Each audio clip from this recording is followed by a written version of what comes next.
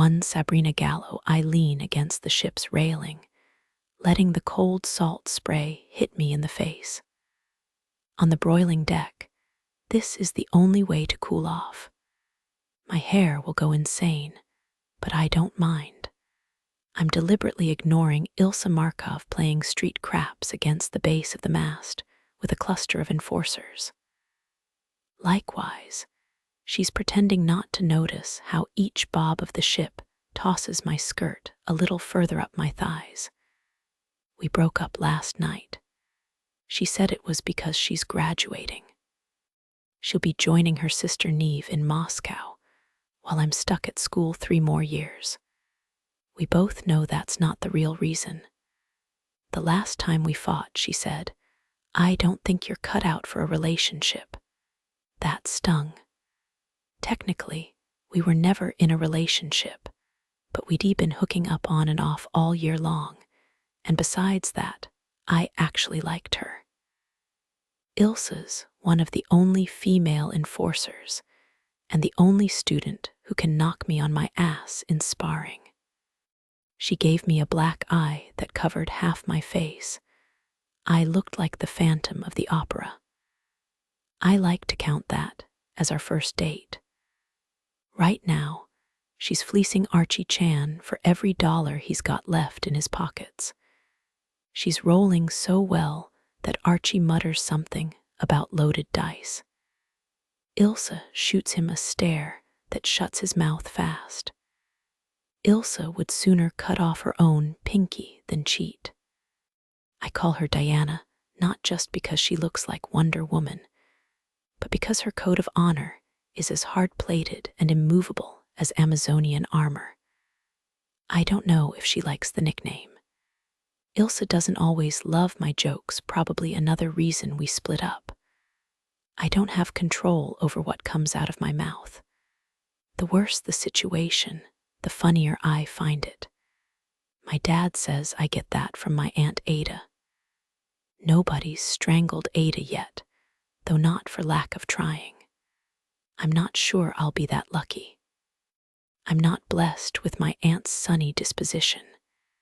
In fact, at the moment I'm in a foul fucking mood. Half my cousins are graduating along with Ilsa, or already have. Miles is gone, Leo and Anna are leaving. I hate being younger. I was excited to come to Kingmakers, but it's impossible to catch up to the cousins who are already moving on again, starting their lives in the real world. I'm hot with jealousy. The strict rules of the island grate on me, not to mention the humiliating homework and the relentless exams. The best part of the year was when we stole the Chancellor's boat for an unauthorized field trip to Kazakhstan. I hitch half a smile, remembering the one night I wholeheartedly enjoyed. The night I met Adrik Petrov. I already knew him by reputation. Adrik is legend at Kingmakers. He was forming his wolf pack before he ever graduated, a clique of students so ruthless that even the professors were afraid of them. He had my back on that little adventure. Don't think that means I owe him when I helped break his uncle out of a prison fortress, so we're more than square. Adrik ordered me to meet him on the dock in Dubrovnik on the last day of school. I can't decide whether it would be more fun to take a spin with Russia's bad boy or to disappoint him. Unfortunately, the ship only goes one place, so I don't have much choice unless I fancy jumping the rail and swimming the last mile to shore. He might not even be waiting. Men don't keep their promises when they live in the same house as you. I'm not arrogant enough to think he's been mooning over me the last 4 months, while I've been trapped on a tiny island in the middle of nowhere. He might not even remember gripping my wrist so hard it left a bruise in the shape of his thumb. I will see you again. I was simply offering you the courtesy of choosing the time and place, like I was one of his wolf pack, like I had to obey. He doesn't know me very well. I don't even like men. Is a Drick a man or an animal? I grin, wondering how to test him.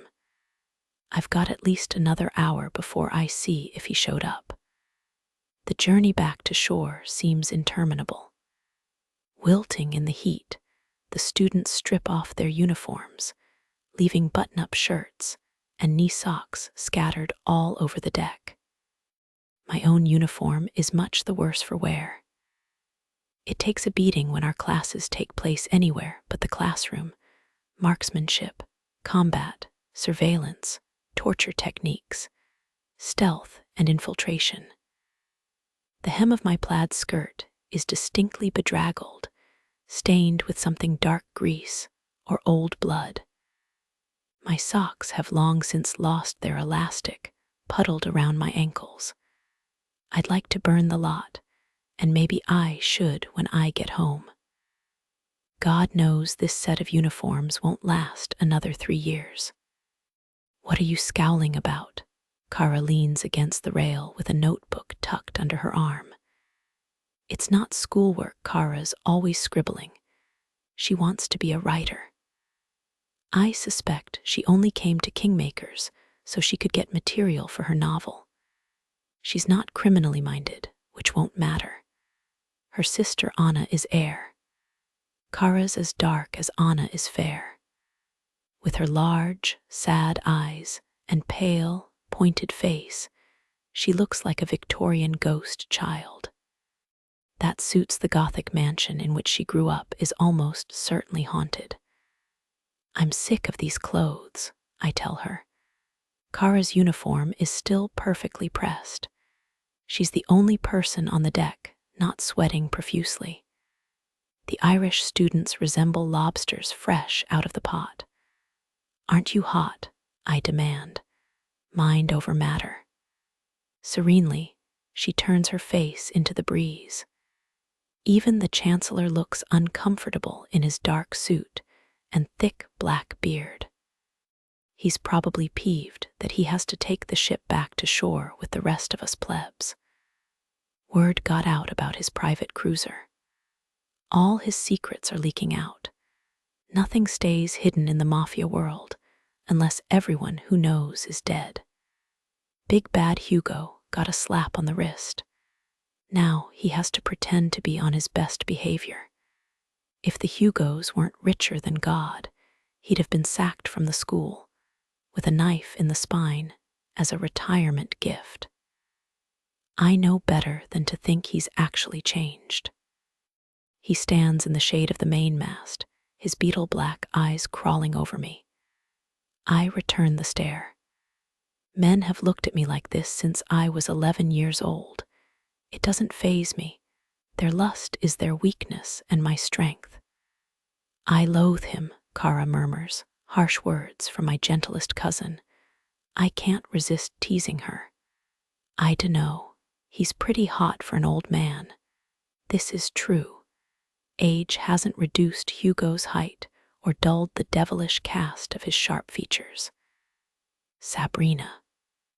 Kara turns on me, disgusted. That's Hedion's father. So, he's not my father. He fucked a student. I wish he would. Kara shakes her head, refusing to smile. Switching tactics, I nod toward Hedion Gray, pitching my voice low and insinuating. If you're so worried about poor illegitimate Hedion, how come you're not sitting with him? Hedion is already surrounded by Anna, Leo, and our cousin Caleb. The only place to sit would be directly on his lap. Kara catches my drift. Her cheeks glow pink as a china lamp. Don't call him illegitimate. Sorry, I dip my head in apology. I meant bastard. Now she's genuinely angry, knuckles whitening on the spine of her notebook. Ever the wordsmith, Kara fashions her retort like a dart and hurls it straight at my heart. Don't take it out on me just because Ilsa dumped you. Sometimes you want to get punched in the face. Sometimes you'll goad anybody to do it. I laugh at my own success. You're a feisty little bitch today, aren't you? You must really like Hedian. Oh, fuck off. Kara walks away. She's had enough of me, just like Ilsa. Everybody thinks they want Sabrina. The dose is the poison. Kara drops down next to Anna, her cheeks still stained with pink. Anna shoots me a sharp look from under the encircling comfort of Leo's arm. I wink at her.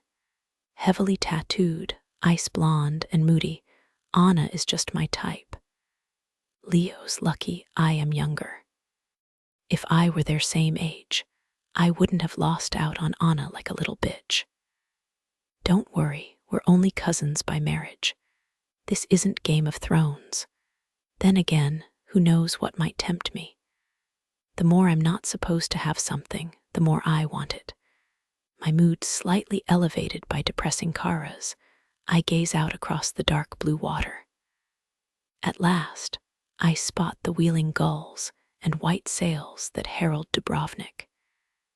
In another 10 minutes, the distinctive rust-colored roofs of Old Town rise into view. The crowded dock gives no hint if a Drik Petrov is waiting.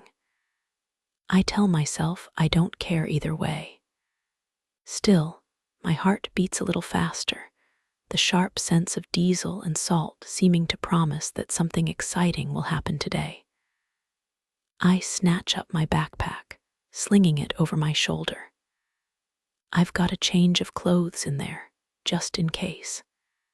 As we queue up to descend the gangplank, Ilsa approaches me, tossing back her mane of black hair, saying in her forthright way, "No hard feelings. Look me up if you're ever in Moscow."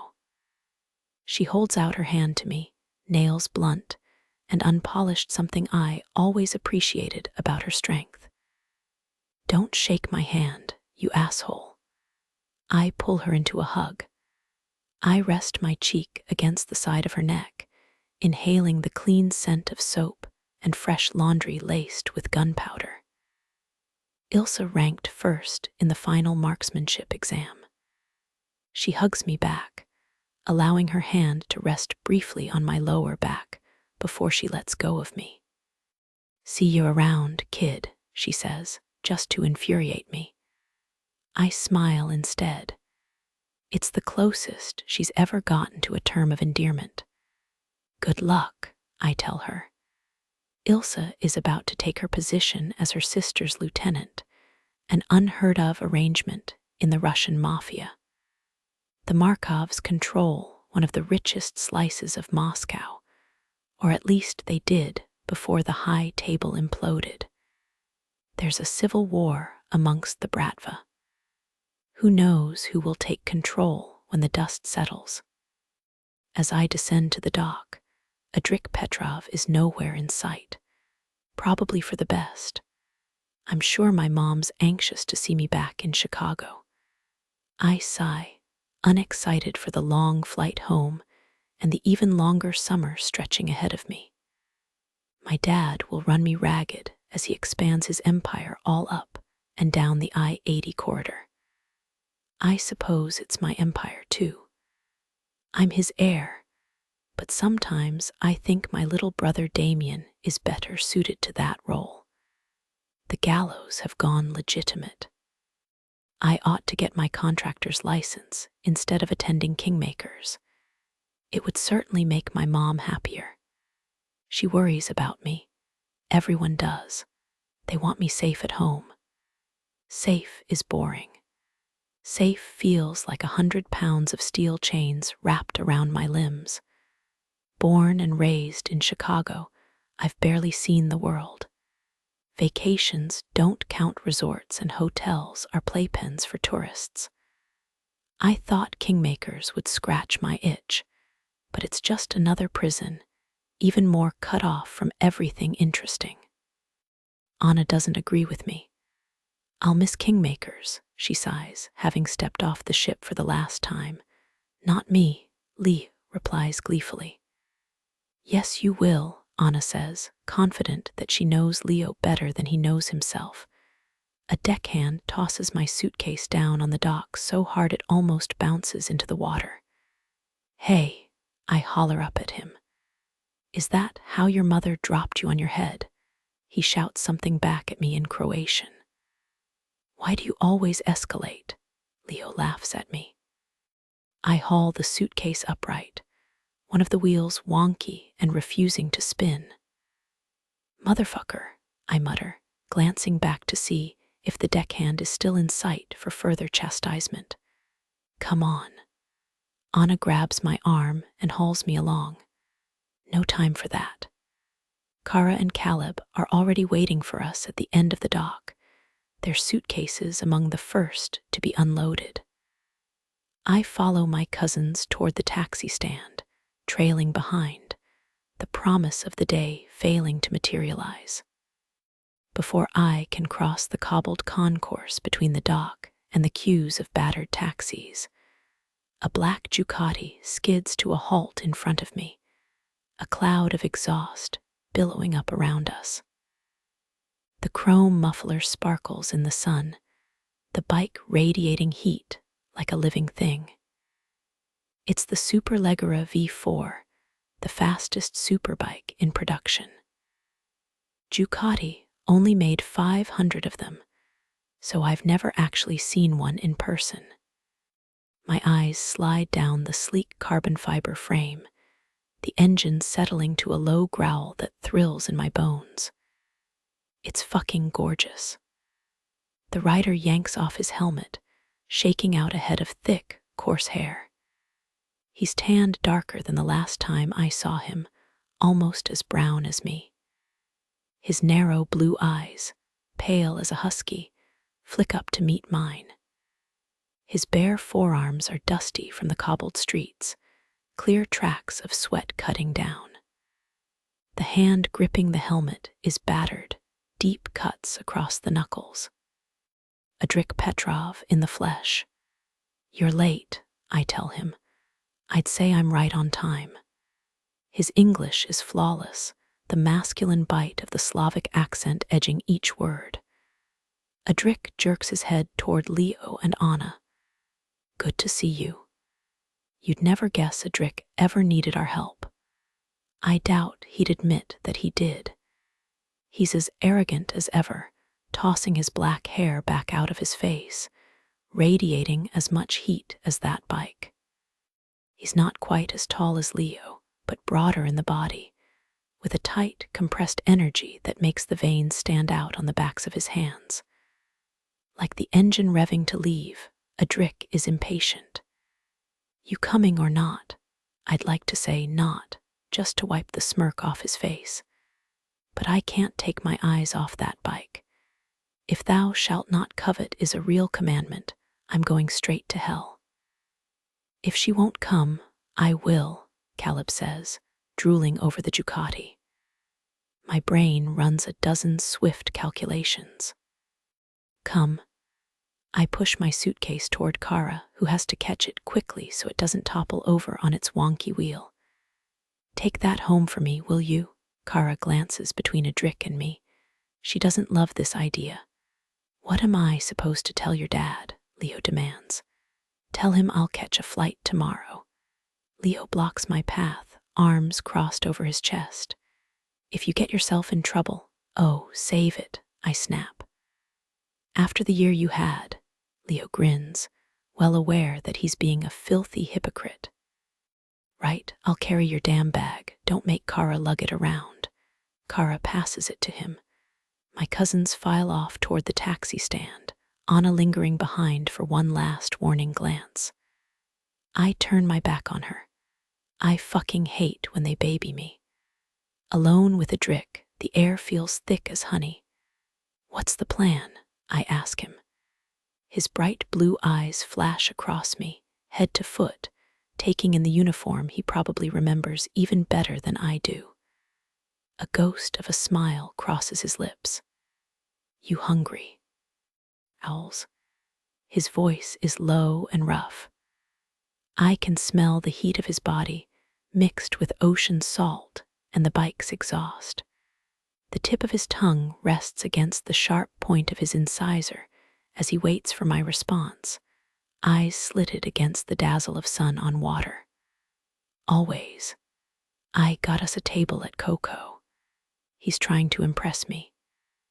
Coco is the bougiest joint in Southeast Europe, fancy enough that even the mafia brats have a tough time getting a table. Get on, Adric says, holding out his helmet to me. God, I'd love to throw my leg over that seat, but even rule breakers have lines they won't cross. I don't ride bitch on bikes, he scoffs. Then have fun walking. I turn on the heel of my sneaker, marching off in the direction of the Artemis Hotel. Adric stares after me, clearly thinking he was calling my bluff. I don't bluff. A line of mopeds and motorcycles park against the curb. I scan the rank, looking for the best option. A candy-red Kawasaki stands out like a racehorse amongst ponies. It's nowhere near as boss as Adric's bike, but it's leaner and potentially faster in the narrow medieval streets of Old Town. As long as it has the right rider. I grab my knife from my pocket, flicking out the blade. In seconds, I've popped the ignition cap and spliced the wires beneath. Clenching the clutch, I spark the wires until the engine roars to life. Without glancing back at Adric, I roar off down the street. The wind whips my hair back. The throbbing engine sends vibrations through me. I fucking love this feeling. It's been 8 long months since I rode a bike worse than celibacy. The motorcycle brings me alive, sending blood rushing through my veins. It sparks every neuron until the cobblestones stand out in high definition, until I hear the shouts of fishmongers in the open-air market of Gunjulis Vipuljana and smell the tantalizing scents of homegrown truffles and olive oil as I whip past the Gligora wine and cheese shop. I only spent a day in Dubrovnik back in September, but if my father and I have one thing in common, it's an eye for detail. I'm not just a pretty face. Everything I see, I memorize. I remember every street I walked and every shop I passed the night before I caught the ship to Kingmakers. I know exactly where Coco is located and how to get there. In fact, I might know a faster route than Adric. Avoiding the crowded thoroughfare of Placa Stradon, congested with tourists, sidewalk cafes, and overburdened carts of kitsch. I take a hard right through an alleyway, then several more twists and turns through narrow residential streets. Adric's bike howls as he speeds after me. He's trying to catch me. His bike is faster, no question. If this were a track, he'd blow past me in a single lap. But we're not on a track. The more we have to stop and start, and the sharper the corners we navigate, the more I can make use of the light frame and zippy 650 engine on the Ninja. I expect to leave him in the dust. Tossing a look back over my shoulder, I see Adric bent low on the bike, cutting the space between us. He handles the machine like a pro, slicing through turns with surgical precision, slowly gaining ground on me. Adric doesn't just know how to ride. He knows how to race. Racing is all about taking lines. It's strategy. That's why the best brain wins over hundreds of laps. You have to shave off fractions of a second each turn, each lap more perfect than the last. I'm taking my turns at maximum speed, coming in hot, turning as tightly as possible. Adric's bike is bigger. He has to slow at the corners. But he's calculating his angles like fucking Pythagoras, flattening the curve, bringing the bike to a straight line as soon as possible so the Ducati can make full use of its monstrous 998 engine. A drick is sacrificing entry velocity for exit speed. It's a math equation. I know that, and apparently he does too. I speed through a tight roundabout, leaning so hard that my bare knee almost scrapes the road and my hair trails in the dust. I started this race, and I'm damn sure gonna win it. My bike sounds like a lawnmower compared to the leonine roar of the Ducati. I rise up off the seat, fainting like I'm gonna turn right out of the roundabout, then juking left instead, shooting the gap between a delivery van and a Fiat. The delivery driver lays on his horn, and the Fiat's owner shouts furiously out his window. I cackle with triumph, pulling away from a drick. Not being entirely familiar with the area, I fetch up against a stone staircase so tight that the handlebars of my bike scrape the plaster walls on either side as I bump down. Terrible on the shocks, but who cares? It's not my bike. I almost collide with an old woman in a flowered headscarf who gives a startled squawk. "Oprosti," I call to her cheerfully. She shakes a fist at me, then begins her shaky ascent of the stairs, a basket of bread, jam, and fresh-cut flowers tucked over her arm. A drick is forced to stop at the top of the stairs, watching as she painstakingly makes the climb. Laughing madly, I zip through the Buza gate, while a furious uniformed attendant shouts something in Croatian. A drick will never catch me now. I pass under the bright orange cable cars, ascending to the top of SRD Hill. We could have ridden the cars, but I'd much rather take this winding road on the bike, roaring up the Mediterranean hillside, the ocean flat and glittering below me. Clouds of dust billow up behind me like smoke. I speed faster and faster, reckless and thrilled, chasing the swallows that dart and swoop across my path. I'm not racing a drick anymore. I'm challenging the voice that tells me to slow down before I take a curve too hard and tumble off the cliff, or collide with a tour bus driving the opposite direction. Sense is never as strong as the impulse for more. There's no angel on my shoulder, only a devil that whispers, "Faster, faster, fucking fly." I'm reaching the peak. There's no more road ahead of me, only the dazzling view of the harbor and the ancient crescent of Old Town far below. My all-time favorite movie scene is when Thelma and Louise drive their '66 Thunderbird off the rim of the Grand Canyon. I've never seen anything more beautiful than that baby blue car soaring into space. I'll never die an old woman in bed. My last memory will be something so beautiful it will echo through eternity. Someday, not today. I turn the bike into a shaded courtyard, at the end of which stands the entryway to the restaurant, the double doors topped by an old-fashioned awning on which the ornate scroll of Coco is painted in gold script. I stop short in front of the valet. "I'll park it myself," I tell him, hoping he won't notice the gaping hole that ought to be an ignition switch. As I pull the bike into its berth, I hesitate. I look at the twisted wires, the ends spliced together. Taking my knife from my pocket, I cut them off short. Then, dusty and sweating, I march up to host, already planning how I'll get a table. To Adrik Petrov, I came all the way to Croatia for Sabrina Gallo. This might seem like madness, having met her only once before. I guess you could say she made an impression on me. She haunted me like a piece of music that wouldn't stop playing in my head.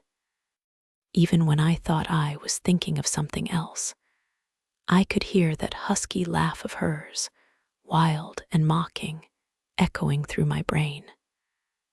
I'm used to being the most outrageous person in the room, the one who will go the furthest and do the most.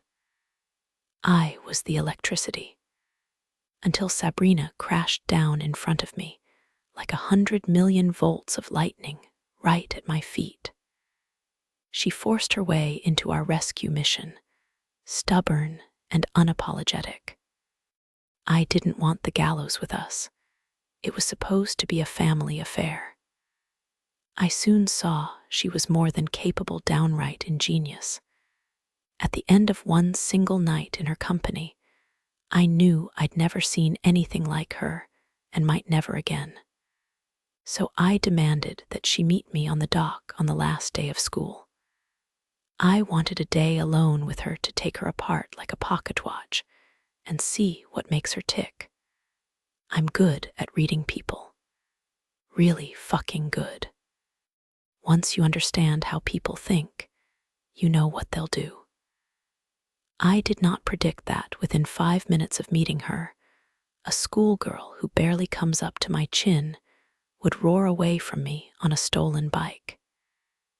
Even less did I guess that Sabrina would beat me to the restaurant, securing her own table right by the window without even accessing my reservation. How did you get in here? I demand, dropping down on the empty seat next to hers. I'd rather not give her the satisfaction of seeing how sweaty and dirty I became chasing her up here. But without the benefit of a helmet, Sabrina is even worse. She's halfway to a chimney sweep, her face streaked with dust, and her button-up blouse the color of weak tea. Nobody turns me away at the door, she says, conceited, but probably true. Sabrina Gallo is the most beautiful woman I've ever seen. She has the kind of beauty that's almost upsetting because it jolts you every single time. You keep waiting for something to humanize her, an unflattering angle, or an ugly expression. It never comes. Even the dirt only serves to highlight the brilliant whites of her eyes and the flash of her teeth as she grins. Her skin looks toasted, as if she's been singed over a fire. She licks the dust off her lips, their dusky pink the color of Himalayan salt. Sabrina crackles with energy, the tiny hairs all around her head glowing gold in the sunshine like filaments. If I touch her, she might electrocute me. And yet I'm aching to get my hands all on her. I've never chased down a woman before. I don't give a fuck about dinner. I want her back on that bike. This time I'm going to catch her. Sabrina has other plans. She pores over the menu, declaring, "I'm fucking starving. They don't feed us on the ship. What's good here?" "Everything," I say, plucking the menu from her hands. "But we're not sitting here." A tiny line forms between her eyebrows as she frowns. This only increases her attractiveness, like a vein of gold in kintsugi pottery. "Why not?" "Because my table is better," I say, taking her arm and pulling her to her feet. This is an excuse to touch her. Her flesh burns against my palm, warm from the sun and the exertion of operating the bike. People who have never ridden a motorcycle have no idea how much strength it requires. I'm not surprised to feel hard muscle beneath the smooth skin of her forearm. "Why don't you clean up first?" I say. "The bathroom's over there." "I will after I order." "I told you I'm starving," she says, obstinate and perfectly satisfied with her current appearance. She likes opposing me. She'll learn soon enough that I get what I want. There are 100 ways to bend a person to your will. Not only brute force, which is the crudest tool. I'm infinitely adaptable and fucking relentless. So I smile at Sabrina and say, "I love a woman with an appetite." Her thick lashes flick up at me like a fan, exposing the direct stare of those smoky eyes. A smile tugs at the edge of her lips. I bet you do. Because she doesn't know where my table is located, and she really is hungry. I have the pleasure of watching her follow me upstairs, docile as a kitten for the moment, at least.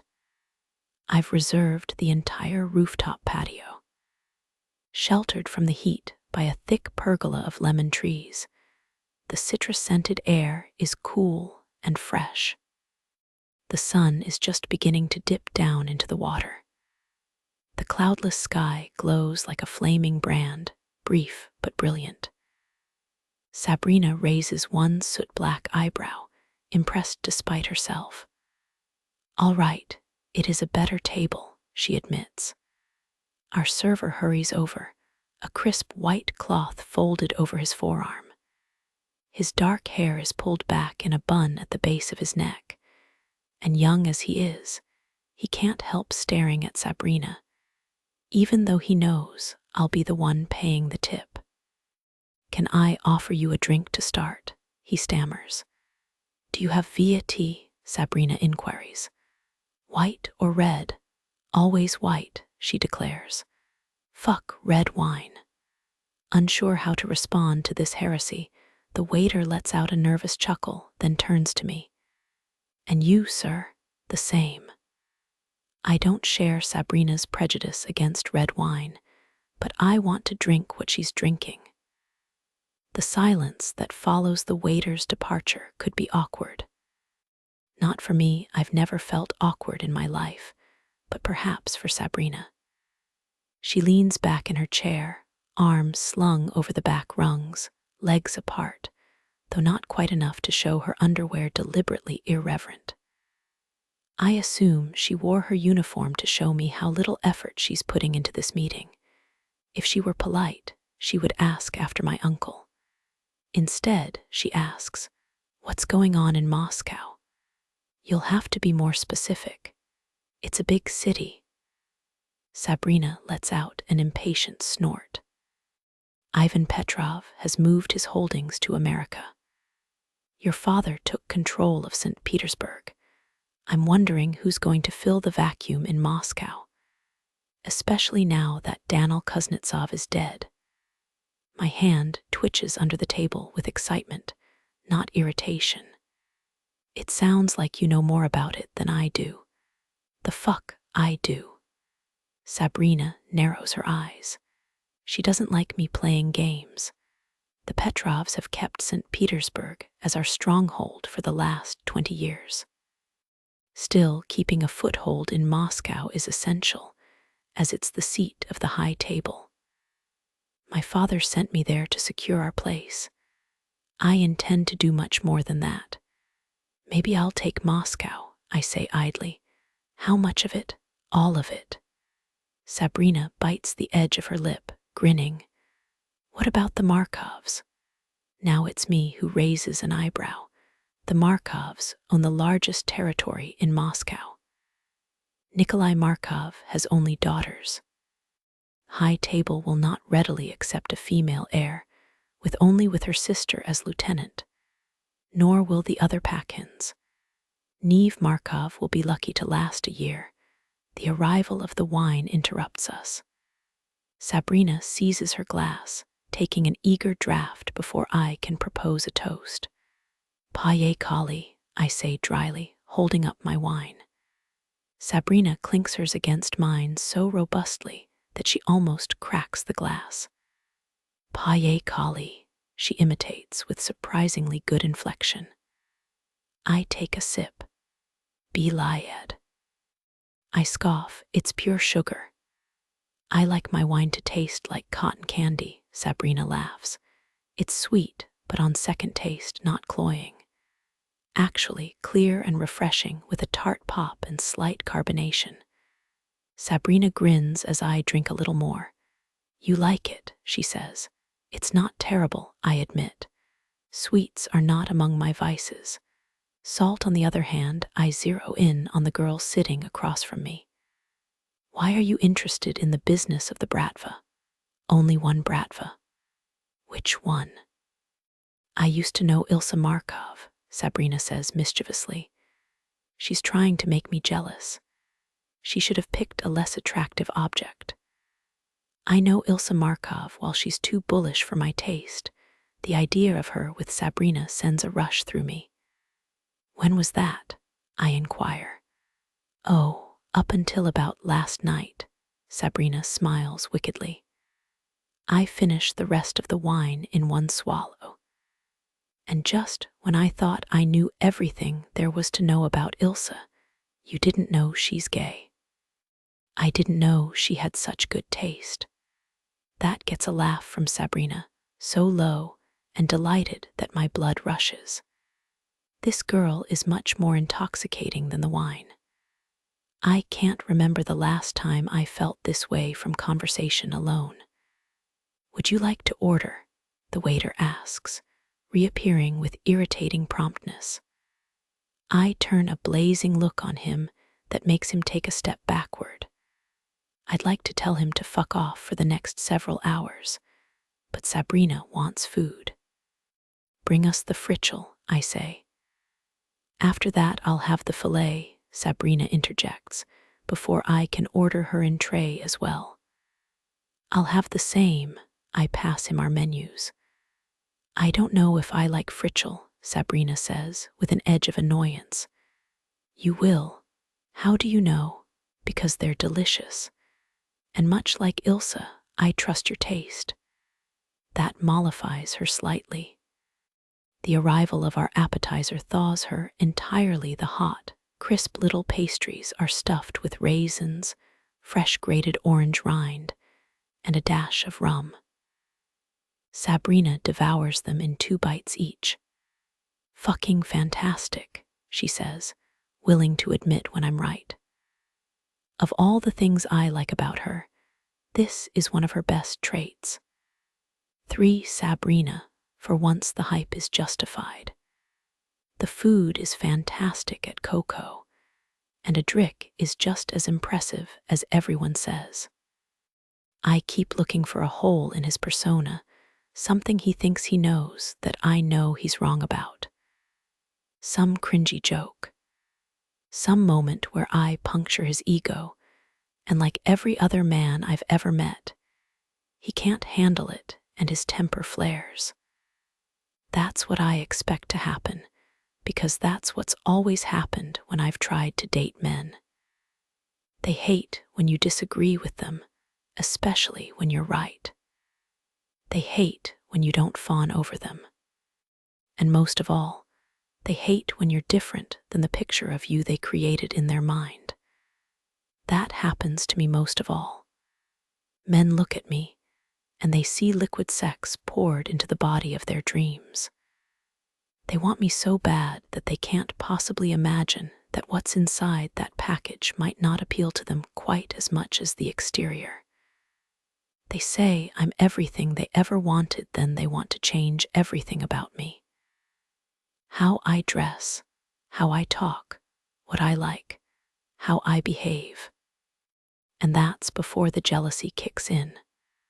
The more they want you, the less they can stand for anyone else to look at you.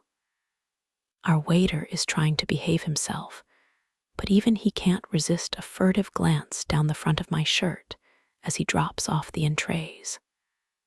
I check to see if Adric noticed. Adric leans back in his chair, his wineglass balancing lightly between his middle and ring fingers. His expression is as relaxed as ever, no hint of irritation drawing those thick black brows together.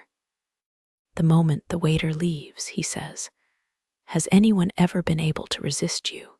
I smile. Not yet. Adric pours a little more Via-Tea into my glass, keeping his eyes locked on mine. No need to watch what he's doing. Then, I guess I'm just like everyone else. Of all the things I expected from Adric Petrov, self-deprecation wasn't one of them. He throws me off balance. Those ice chip eyes narrowed in on me, that rough growl, but the words themselves flirtatious and complimentary. The man has layers to him. He sparks my curiosity, also my impulse for mischief. I ignore the freshly filled wineglass, wanting to keep my senses sharp. I've got plans for about 30 minutes from now. I can't get tipsy. Adric picks up his steak knife, tendons standing out on his bare forearm, the bicep above as round as a softball. His hands are large, the fingers gripping the handle thick and square-tipped. "Have you ever been to Russia?" he asks me. "No, would you like to?" I take my time cutting into the perfectly grilled fillet, so I can measure how serious an invitation he's offering. I thought Adric was here for a connection, but he's already put more effort into the hunt than I expected. He didn't get that bike in Croatia, he rode it here, or shipped it. He knew it would impress me. He knows how I feel about anything on wheels. And not because I told him. He's done his research. I don't know how I feel about that. Adric wants something, not just my company, something else. I look up at him. He's waiting and watching, his own steak untouched. "What's Moscow like?" I ask him. "Well, you know, when 1,000 kinds of people poured into America, and it was chaotic and lawless, and fortunes could be made and lost in a day. Yes, that's what it's like. It's the wild, wild East." I take a bite of the fillet, licking the juice from my lips. That sounds intriguing. Adric grins back at me, his teeth white and strong. He has a wicked smile and a stare that makes you feel exposed. There's nothing sweet about him, nothing gentle. I could see him in a fur coat and boots in a Siberian castle. Snow howling all around, he was made for a harsher climate than this. The leather jacket slung over the back of his chair is heavy and battered. The body it revealed is tight, sleek, and flawlessly maintained. I admire when a man takes care of himself. I can tell a lot about Adric from the way he treats his body and his bike. He's less tattooed than the average Bratva. Out of school for several years, I would have expected his arms and hands to already bear record of his accomplishments. One of the only tattoos I can see is a large patch on his right arm, the head of a black wolf in woodcut style. I've heard all his wolf pack wear the brand, more reminiscent of a military group than Bratva. Still, I suspect that if I could see Adric without his shirt on, I'd find his shoulders stamped with the traditional stars of his organization. I saw what Adric was willing to do to save his uncle.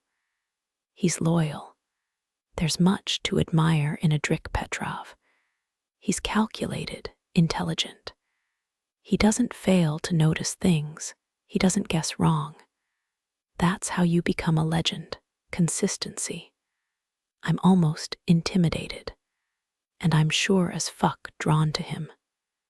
Every time he shifts in his seat, I catch a waft of his cologne, mixed with his own wild scent. It makes my stomach clench up in a knot. I've never felt this kind of pull toward a man. Men are inherently flawed. They have so many weaknesses overcome by ruthlessness and brute power. There are exceptions. My father is an exception. My brother, my cousins. You'd think with all these good examples, I'd have a positive view of men. But I'm talking about the mass of men, the balance of them. It's a simple equation. Men have the power. If men were good, the world would be good. "What's running around in that head?" Adric asks me. He's examining me like one of those puzzles you have to turn over and over to find the right angle of attack. "I was wondering if you wanted dessert." "I don't eat sweets." "I bet you don't." Adric gives a shrug of his shoulders, no doubt intended to shift the slabs of muscle beneath his tight black t-shirt. "I don't want to overeat, in case I need to exert myself later." Unlike the waiter, His eyes stay fixed on mine, no crude up and down over my body. But the hunger is all over his face. He wants my attention. I'll admit I'm tempted too. Adric and that Ducati sitting outside have a lot in common. Both exotic and powerful, with enough octane to blast me into space. A ride like no other. Let's get out of here, I say, no longer interested in my steak. Like Adric, I don't want anything weighing me down. I stand up from the table, the cool ocean breeze lifting the hem of my skirt, dancing it around my thighs. This time, Adric can't help looking. While he's distracted, I take a quick glance over the outline of his jeans. I see plenty to catch my interest, but not what I'm looking for. It's getting cold, I say. The sun has long since sunk below the ocean, plunging Old Town into a deep, purplish twilight. The lamps along the sea wall glow like 100 golden globes strung on a long, thin wire. Adric lifts his jacket off the back of his chair, throwing it over my shoulders. Its weight surprises me. I'm enveloped in the rich, wild scent of him, mingled with gasoline fumes from his bike. Like the gasoline, Adric's aroma carries a wicked edge, head spinning, heart racing, incendiary. I slip my hands in the pockets of his jacket, searching. My fingertips find only air. Where are we headed now? I ask Adric. Culture Club. Have you been there? I nod. Before I boarded the ship to Kingmakers, I spent my last night in Dubrovnik dancing at Culture Club until 4 a.m. Adric throws down cash on the table, not waiting for our server to return. I stride ahead of him, down the stairs, out to the courtyard, where the strings of lights suspended over the cobblestones glitter off the windshields of the many expensive cars parked by the valets, and the long berth of bikes and mopeds capped by the Ducati that outshines them all. Dangling from the ignition, I spy what I was looking for. Motherfucker left the keys in it. Fucking tempting someone to try to handle this bike. I hear Adric's heavy tread behind me. Turning, I say, "You just leave the keys." Adric smirks. I'd like to see someone try to steal that bike. He's not wrong. There's a saying for the young bucks that think they're gonna hop on the biggest engine they can find. Too much bike. You have to practice on the old mare before you can ride the bronco. If this particular bronco bucks you off, you'll be nothing but a smear on the pavement. I saunter over to the bike, running my fingertip lightly down the frame. Adric watches me, hands in his pockets, chin upraised. I throw him a flirtatious look. You're not worried someone's gonna see this gorgeous, gleaming piece of machinery glowing in the moonlight and feel an irresistible urge to swing her leg over the seat. I do exactly that, straddling the plush leather of the bike, skirt riding all the way up on my thighs. Tossing my hair back over my shoulder, I settle my hips in place on the seat, leaning forward, arching my back, really letting him see how much I'm enjoying mounting this monster. Adric knows exactly what I'm doing. He can't keep the grin off his face. He loves that I'm shameless. You like the way that feels, he growls. Almost, I say, leaning forward and twisting the keys. The engine roars to life, instantly awake, instantly warming. Ah, I sigh, much better. The vibration drums through my bones. I press against it until every cell in my body thrums at the same frequency. I'm perfectly in tune, a note suspended in the air. I sit up, silhouetted against the sky, fully aware of how stunning I look to Adric in this moment, a prize he'll do anything to obtain. I twist the throttle, revving the engine, smiling at him over my shoulder. He starts to grin back, so happy he could die. Until dawning, horror wipes the smirk off his face. I haven't squeezed the clutch, yet haven't even begun to make my move. But Adric knows exactly what I'm about to do. He takes a step forward, his expression dark enough to stop a coward's heart dead in their chest. Low and savage, he whispers, "Sabrina, don't you fucking do it." I don't even hesitate. I pull in the clutch and put the bike into gear. Exhaust fills my mouth, coating my tongue. I'm tasting it now. I want it. I fucking need it. Still, I know better than to roar off like Evil Knievel. I just threw a rope around the neck of a stampeding bull, no need to apply the cattle prod. Gently, I let out the clutch, easing down the accelerator at half the speed I would usually use. The engine responds like I blew in a gust of pure octane. The asphalt beneath the back tire seems to melt away into black glass as the wheel fishtails, slick and frictionless. I'm not heavy enough. I'm not holding it down. I drop my ass as low as I can to counterbalance, the bike surging forward with shocking speed, an animal released from its pen. I thought it would run its already at a gallop. Adric is sprinting toward me, much too late. The bike tears out of the lot, almost flattening a uniformed valet who has to leap into the bushes to save his skin. Adric shouts something after me, his words whipped away by the wind and drowned in the howl of the engine. With my weight shifted back, the front wheel rears up wild, trying to flip me off its back. I throw myself forward, laying down on it, hugging it with all my might, determined that no matter what happens, I won't be thrown off. I've got to get low, cover the whole thing. This particular someone is a hell of a lot stronger than me. I am barely holding it together, coming toward the first curve of the mountain. I take that turn on the widest possible line, and still I'm riding the edge of the cliff, a dizzying drop inches to the right of my wheel.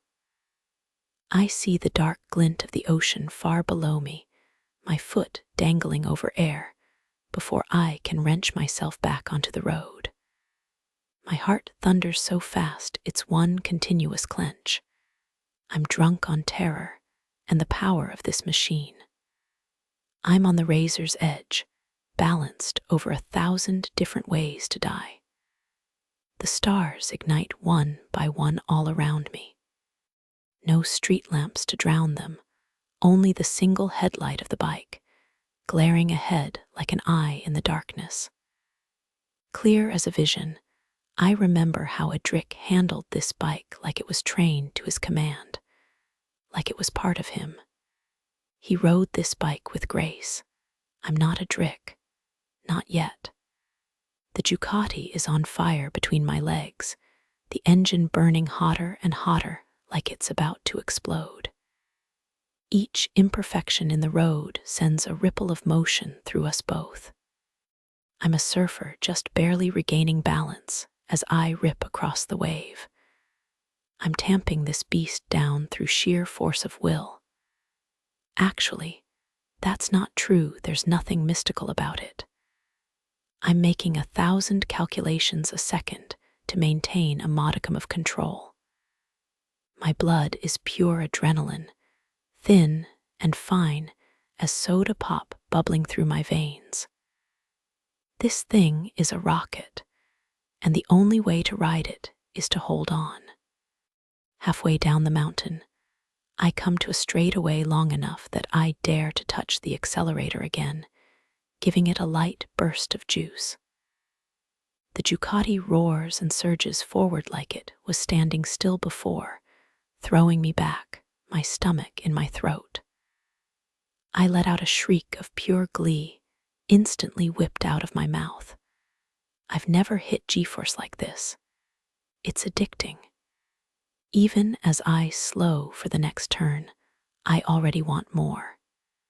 I spare 1 second's thought for poor Adrik Petrov, left standing in the courtyard of the restaurant. I wonder if he's found a ride yet. For Adrik, I need to adjust my calculations with this woman. I keep looking for boundaries. I don't think she has any, which means the possibilities are limitless. I grin to myself, glad to know this little excursion won't be a waste. Sabrina is just what I hoped. She's clever and tricky, with balls of steel.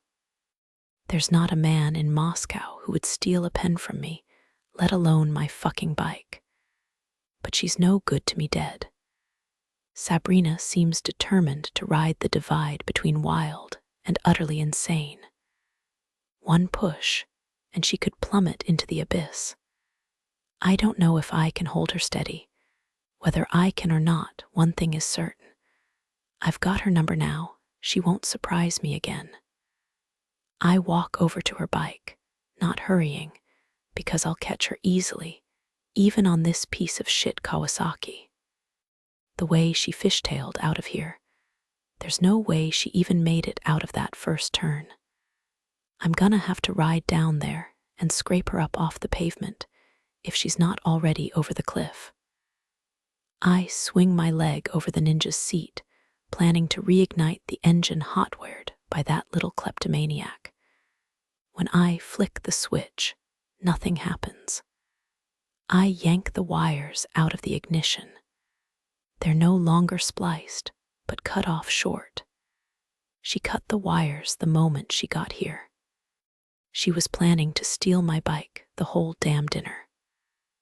All the time we were laughing and talking, drinking that cotton candy wine, and eating those $80 steaks. She was fantasizing about flying down the mountain on my Ducati. I've never been fooled by a woman. Sabrina Gallo has done it to me 3 times in one night. I don't know whether to congratulate her or tie her up and throw her in my trunk. 22 minutes later, I roll up next to Sabrina at the red light at the bottom of SRD Hill. Her arms are shaking, sweat streaming down her face, her hair in ropes, and her tattered schoolgirl uniform more gray than any of its former colors. Her body looks like it was made for that bike. Her expression tells me the bike was made for her. Eyes shining like silver, her chest rises and falls with hectic happiness. I'm never giving it back, she pants. Steam rises off my shoulders in the cold night air. Taking a man's bike is one thing, stealing his jacket, along with it, is pure evil. I ought to put you over my knee and whip your fucking ass, I tell her. She grins, utterly unrepentant, twisting her wrist, revving the engine of the bike as a deliberate provocation. You'll have to catch me first. The rickety Honda I'm riding coughs and sputters next to the low purr of the Ducati. Sabrina eyes my bike, unable to contain her glee. Where'd you get that thing? Barely reining in my urge to throttle her, I hiss. I had to fucking buy it. Her lips split into a smile so irresistible that I can't help but enjoy it, even when it's at my expense. How much did you pay for it? $7,000, you fucking asshole. She can't stop laughing. For that piece of shit. I wasn't negotiating, I was trying to catch you before you incinerated yourself. She shrugs, remarking, for $7,000, I would have bought the BMW, or at least the Yamaha. It wasn't a fucking bazaar. I explode. I had to take what I could get. Sabrina looks me up and down, eyebrow cocked. Well, if that means you only have $3,000 left in your pocket, I guess we're not gonna have the kind of night I thought we'd have. The fucking audacity. I shake my head at her, letting her think what she wants to think. I'm not the kind of bitch that pulls out his bankroll. The cross light turns yellow. With moments until we see our green, I jerk my head at the girl still mounted proudly on my bike. All right, let's see what you got. I gave her permission, but Sabrina isn't waiting for it. She's already crouched low over the handlebars, staring forward, a cat with its eye on the bird. The light goes green and she pounces. This time she's ready for the power of the clutch. She holds it tight so it can't pop back, turning her wrist for a smooth, steady increase in speed. Barely, just barely, she manages to hold the back end steady as she pulls away at 70% speed, with only a tiny wobble of the back tire. Not perfect, but pretty fucking impressive. She's a fast learner. I hang back so I can watch her ride. I'm not racing anymore, just admiring. I pull up to the Culture Club, 1 minute behind Sabrina. The Ducati is still blazing, almost panting as it rests on its stand, the engine giving off light ticks as slowly calms. The keys dangle from the ignition. Sabrina has already disappeared inside, neatly hopping the line that snakes down the massive stone staircase. I pass the bouncer a folded $100 bill to do the same. I assume she's headed to the bathrooms to clean up. I wash my own face and hands, then dunk my head under the faucet to get all the dust out of my hair. My hair looks almost the same wet or dry, thick and black as fur, springing up in unruly directions. I shake it out, spattering the mirror with water droplets. It takes Sabrina longer to emerge. I wait under the stone archway leading to the dance floor, the show from the DJ booth sending patterns of shadow and light shooting across the opposite wall, tinting the white stone violet. Sabrina steps out of the bathroom like Venus rising from the sea, hair brushed to a glossy sheen, skin washed and glowing like amber, skin-tight dress hugging, curves a surgeon couldn't dream of creating. She's traded her sneakers for 6-inch heels and lined her eyes with smoky coal. Whatever she brought in that little backpack is nothing less than transformative. She looks like she flew in here on a private jet instead of riding a rocket. I guess she cares after all. Heads turn in her direction, men and women alike staring with their mouths open. I have the distinct pleasure of witnessing their disappointment as Sabrina strides up to me instead. "You ready to party?" she says. "Who am I partying with? This can't be the girl who just stole my bike." Sabrina shrugs. Why be one thing when you can be everything? When you can manipulate reality, life is a game. I know this game. I play it all the time. I've just never played it with anyone else. "I can't get used to you," I tell her. "Every time I see you, it's a slap in the face." Sabrina smiles. "You like getting slapped?" I bring my hand down hard on her backside, giving it a sharp smack.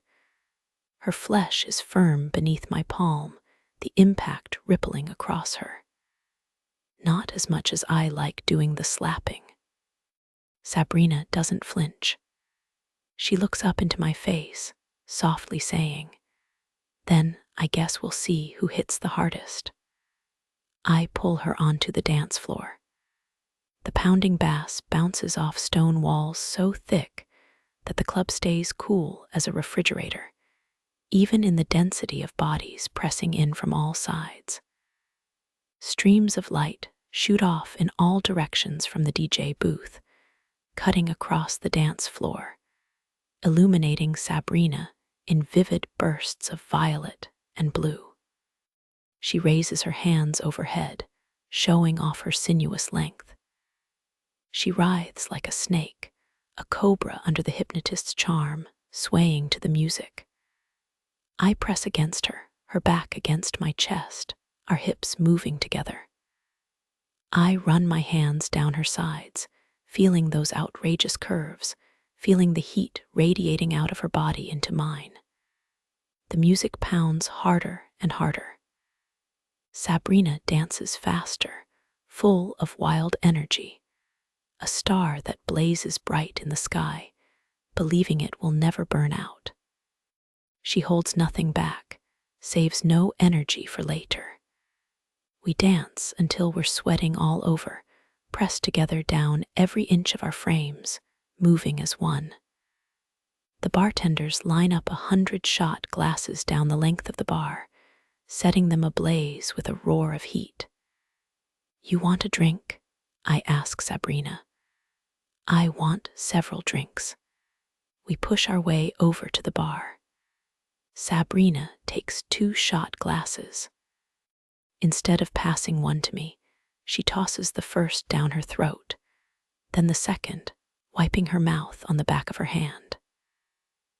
I grab my own drink, swallowing the liquor that burns all the way down my throat as if it were still aflame. Then I see Sabrina, gripping a handful of her hair and yanking her toward me, kissing her ferociously, tasting the liquor in her mouth. Her lips are full and lush beneath mine. She doesn't shrink beneath the kiss, but opens her mouth, taking my tongue all the way inside. I love the way she leans into me. I want her, and she wants more. When we break apart, she says, "Gimme another shot." I motion to the bartender.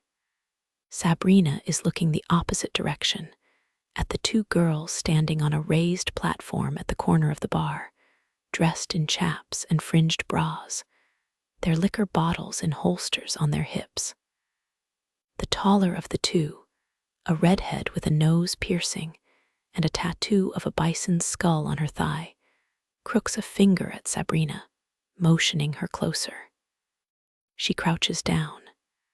Sabrina bends backward over the girl's knee, the back of her neck resting against the tattoo. The girl pours the shot directly into Sabrina's mouth, then passes a slice of lime from her lips to Sabrina's. Sabrina whispers something in the redhead's ear while she slips a folded bill into the girl's bikini top. When Sabrina returns, she's flushed and giddy, her lips swollen as she sucks on the lime. "You like that?" I ask her. "Who wouldn't?" Sabrina casts an appreciative look back at the redhead. "Have you been to the private rooms upstairs?" "No." She glances toward the back staircase, blocked by 2 bouncers and a velvet rope. "What's up there?" "The best part of the club." Taking her hand, I pull her toward the staircase. I peel a thick wad of bills off my roll, passing a couple grand to the bouncer, saying, "We need a table and bottle service." The bouncer unhooks the rope to let us pass. "Upstairs and to the right," he grunts. Sabrina follows me up, all eyes and ears, looking everywhere at once. Turquoise light shimmers across the domed ceiling overhead, as if we've plunged underwater. Up here, the private tables are surrounded by high-backed booths. Each booth faces a shower, enclosed in glass, in which dancers undulate beneath the pounding spray. "Which table?" I say to Sabrina. What I really mean is, which girl? Sabrina examines her choices before pointing. "That one." We sit at the table facing a blonde girl in a white bikini, the straps of her bathing suit wrapped around her waist, crisscrossing her body. The girl's hair is pulled up in a high ponytail, her sharp cheekbones and narrow green eyes giving her an almost alien appearance. I put my arm around Sabrina's shoulders, watching her watch the girl dance. The pane separating us is tinted a smoky gray, the transparent box filled with steam, but the girl can see us just like we can see her. She leans against the glass wall, letting the shower pour down on her chest, the white material of her bikini top turning translucent as it soaks through. She looks over at Sabrina, biting her lip. Sabrina's cheeks flush.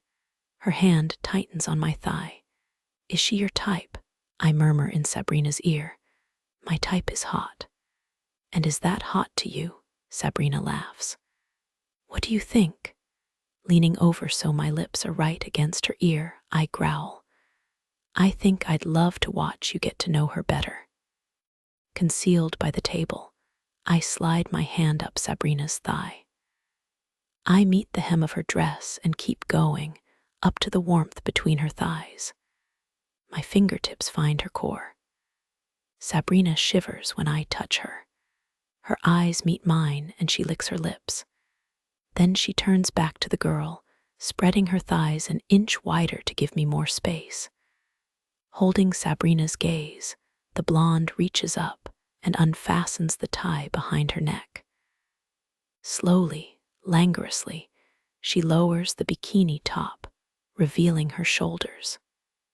She shakes her hair lightly, letting it sway and then settle back into place. Sabrina is hypnotized. I slide my fingers up and down her inner thigh. She's trembling. I slip one finger inside her dress. Sabrina groans, her eyes locked on the girl. The blonde presses her palms against the glass, running her tongue through the condensation in one long lick. With my arm around Sabrina's shoulders, my right hand hangs above her breast. I let my fingertips brush against the material of her dress. Sabrina's nipple stiffens, her chest rising and falling as if she's running. I trace the outline of her nipple with my middle finger, watching as it stands upright in a hard point, straining against the tight black dress. Sabrina breathes faster and faster, almost panting. I caress her shoulder, pulling and squeezing gently through the dress. Sabrina arches her back, moaning softly. The blonde dances directly against the glass, swaying her hips, watching us. She runs her hands over her arms, lifting and dropping them, pinching her shoulders in imitation of what I'm doing to Sabrina. Sabrina can't tear her eyes off the girl. She darts a few quick looks in my direction, cheeks burning, embarrassed that I'm seeing her in this state. She can't hide her arousal. She knows I can see it. She knows how vulnerable it makes her. Sure enough, she doesn't even flinch as I adjust the front of her dress, exposing her shoulders to the blonde.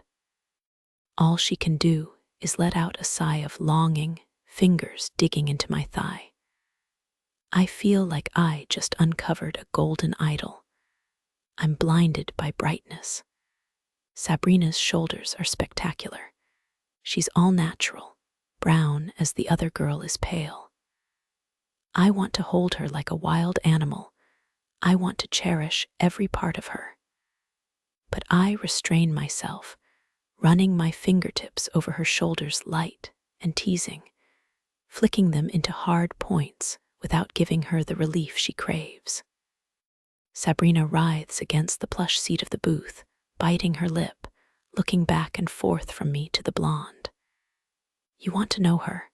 I whisper in her ear, pushing 2 fingers inside her dress. "Ugh," Sabrina moans, her eyes rolling back. "Answer me." "Maybe," she hisses, stubborn as ever. "Take her home, then."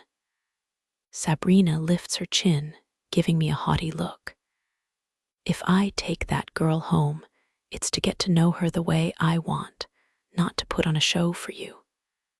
I pinch Sabrina's shoulder hard, making her gasp. "One thing you need to learn about me, I make everything better. If you want to know that girl and you bring me along, you're gonna have the best night of your life." I slide my thumb across her back, up and down, with just the right pressure to bring her up to the edge, to make her clamp her thighs around my hand and press desperately against me. Her breath comes in ragged gasps. She's dying for more. Still, Sabrina hesitates, glancing between me and the blonde. I know she wants that girl, and I know she wants me too, but she's torn. You've never had a threesome, I ask her. Sabrina narrows her eyes at me, annoyed that I guessed right. I never wanted to. You like women. Yes, and you like men, occasionally. Then what are you waiting for? Sabrina swallows, her throat tightening. I pull her against my side, murmuring in her ear, all I want to do is give you what you want. She looks up at me, our faces inches apart. I want it all. My arm tightens around her. Go and get it then. I see the decision on her face before she speaks. All right, I'll ask her. I laugh, watching the blonde press against the glass like a puppy at the pound. I think she's already saying yes. An hour later, when the blonde has finished her shift in the showers, and I've sent her a hefty tip via the bouncers, she emerges from the staff room, dressed in a pale blue sheath and sky-high heels, her hair loose down her back, large diamond hoops dangling from her ears. She perches herself on a stool over by the bar, crossing her legs in front of her, casting a furtive glance in our direction as she orders her drink. You want me to pick her up for you? I tease Sabrina.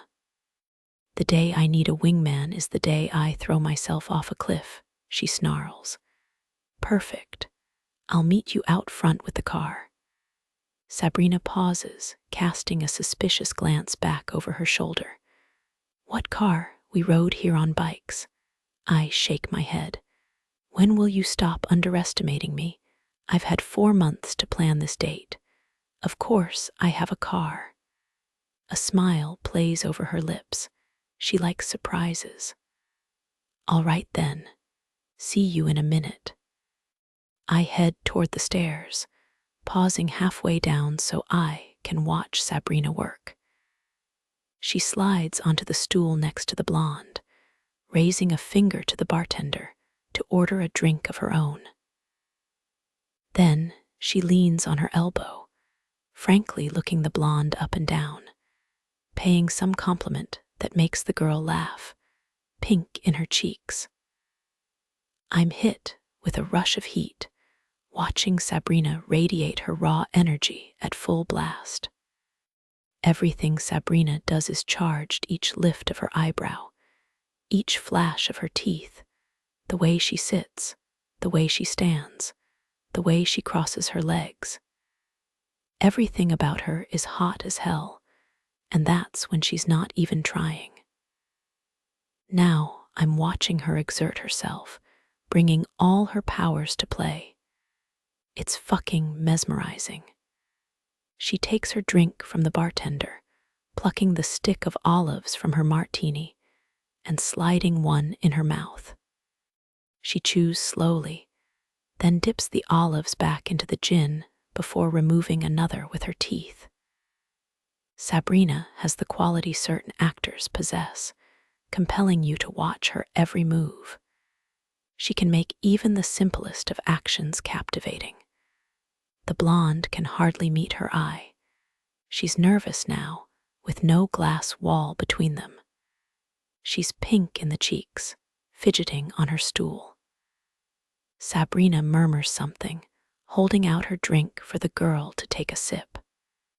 Obediently, the blonde bends her head and drinks from Sabrina's glass. When a little vodka clings to her lower lip, Sabrina catches it with the ball of her thumb. Their faces are close together, their mouths inches apart. Sabrina licks the vodka off her thumb, slowly, sensuously, holding the girl's gaze. She lowers her hand, letting it rest on the blonde's bare thigh. The women mirror each other down the length of their bodies, leaning in close, eyes locked. I can't hear what they're saying, but from the expression on Sabrina's face, it's something naughty. The blonde blushes harder than ever, giggling. She nods. I head down the stairs, smiling to myself. 5 Sabrina, the dancer's name is Kylie, and she's from Australia. She's been working in clubs across Europe, in Ibiza at first, then Cannes, now Dubrovnik. I'll work through the summer, then head home in the fall. She downs the last of her drink. Well, it won't be fall in Melbourne. I guess I'll have 2 summers in a row. Order us another round for the road, since Adric will be the one driving. It's on me, I tell Kylie as she reaches for her purse. My God, you're gorgeous, Kylie remarks. You should be a model. I tried when I came to Spain, but I wasn't tall enough. You look pretty fucking perfect to me, I tell her. Kylie blushes, pleased and already a little tipsy. I don't think I was the first person to buy her a drink tonight. That guy you were with, Adric, is he your boyfriend? It's our first date. Lee laughs. You're a wild one. You have no idea. The music thuds around us. I'm enveloped in her sweet floral scent. What's that perfume? Very irresistible. It certainly is, she giggles, covering her mouth with her hand. Her teeth are crooked, the incisors overlapping the ones in front. I think it's adorable. I lean forward. Why don't you come home with me so we can get to know each other better? Kylie blushes, redder than ever. Is your hotel close by? She murmurs. Fuck if I know. Seizing her by the hand, I pull her to her feet. Her heels are even taller than mine, putting us at almost the same height. The blue dress clings to her body. All I can think is how badly I want to get to know her again and press her against mine. Come on, I say, pulling her toward the stairs. Adric is already waiting when we exit the club, pulled up to the curb in a vintage Alfa Romeo, black with cream interior. I stare at the car, more startled than impressed. 65 Alfa Romeo Giulia Spider is one of my all-time favorite cars. My father used to have one. I don't believe for a second this is a coincidence. Adric did his homework. The man has gone all out for our date. I brought an outfit in a backpack. He shipped 2 vehicles halfway around the world. I researched the Petrovs.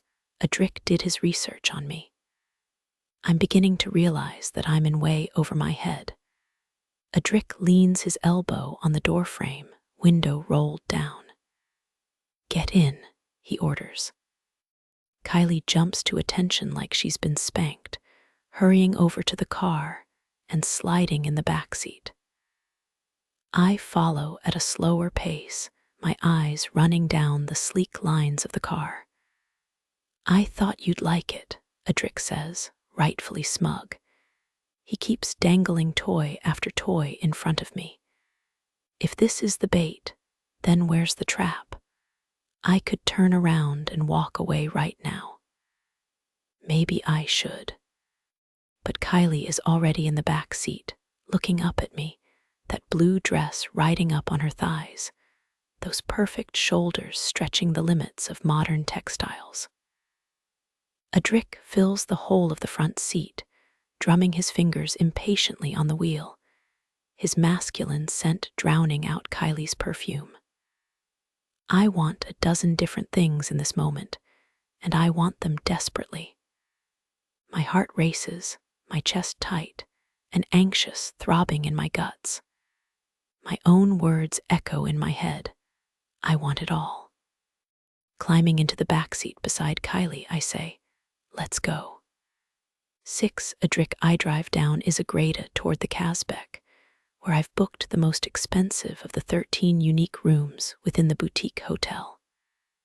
I plan to come back here with Sabrina alone, but I can't say I'm disappointed with the turn the night is taking. I want Sabrina at maximum arousal, and I don't give a fuck what's turning her on. It could be me, the car, or the girl. I don't give a shit, so long as I have her at level 1000. I watch in the rearview mirror as she starts kissing the Australian dancer. Sabrina has the fullest lips I've ever touched. Watching them entwine with lips almost just as full, almost as soft, watching delicate pink tongues lapping at each other, and slim, feminine hands running over skin smooth as butter, curves like a Botticelli painting. I've never seen anything so right. They kiss for a long time, longer than a man would have patience for. Their soft moans and giggles sound like every cheerleader's locker room, every slumber party of male fantasy. Sabrina pulls down the front of Kylie's dress, taking her shoulder in her mouth. Kylie leans against the car door, head thrown back, moaning as she thrusts her hands into Sabrina's thick, dark hair, pressing Sabrina's face against her chest. Neither of the girls are buckled. Nor am I if we crash. We're all going down in flames together. What a way to die, watching the hottest thing I've ever seen unfold behind me in little snippets via the mirror. Sabrina is aggressive, and she knows what she's doing. She's putting on a masterclass back there, alternately licking and sucking on Kylie's neck, playing with her shoulders, all while sliding her smooth thigh between Kylie's so she can grind her core against Sabrina's leg. When she has the blonde panting and moaning, Sabrina slides down the leather seat, putting her head under Kylie's skirt, pulling her underwear to the side, licking that soaking core until Kylie makes frantic whimpering sounds, a steady ha ha ha ha ha that melts into a long, drawn-out ooh as she starts to climax. She's got a quick trigger, or Sabrina has a talented tongue. The moans of the two girls is a symphony in the backseat. It draws me back irresistibly until I'm hardly sparing a glance for the road. The long, winding highway is dimly lit. I really should pay attention to the cars that fly by with no respect for the speed limit. But there's no fucking way I can tear my eyes off what's happening directly behind me. The sweet scent of the girl's perfume fills the car, and the even sweeter scent of their arousal. Sabrina's eyes flash up, meeting mine in the mirror. She gives me a wicked smile, her lips swollen, her mouth shining with Kylie's wetness. She leans between the two front seats, seizing me by the face and kissing me so I can taste Kylie's core in her mouth. She holds me in place, kissing me wildly, while the car whips through the night. I grab her with my right hand, growling in her ear, "You taste like a wild one. And you fucking love it." Sabrina swipes her tongue in one long lick up the side of my neck, seizing my ear lobe between her teeth and biting down hard. I stomp the accelerator, more motivated to get this fucking hotel than I've ever been to arrive anywhere. I'm gonna rip that dress off Sabrina and throw her down on the bed hard enough to leave a dent in the mattress. Sabrina's still nibbling on the side of my neck like she did to Kylie. She's running her tongue around the rim of my ear, then plunging it inside. She's an animal, a cat in heat, more feral by the minute. Kylie gets on her knees behind Sabrina, pulling her skirt up around her waist. I already know Sabrina isn't wearing underwear. Kylie grips Sabrina by the hips and starts eating her core from behind. Sabrina lets out a moan right into my ear, so sensual and aching that goosebumps erupt across every inch of my skin. My body is hard enough to punch through cement. I've got half a mind to pull over right now and leap over the seat. I'd do it if the hotel were even a mile further away. But I need a private room and a bed and a shit ton of drinks to enact my plans. Sabrina is going to scream my name over and over and over until she forgets how to say any other word.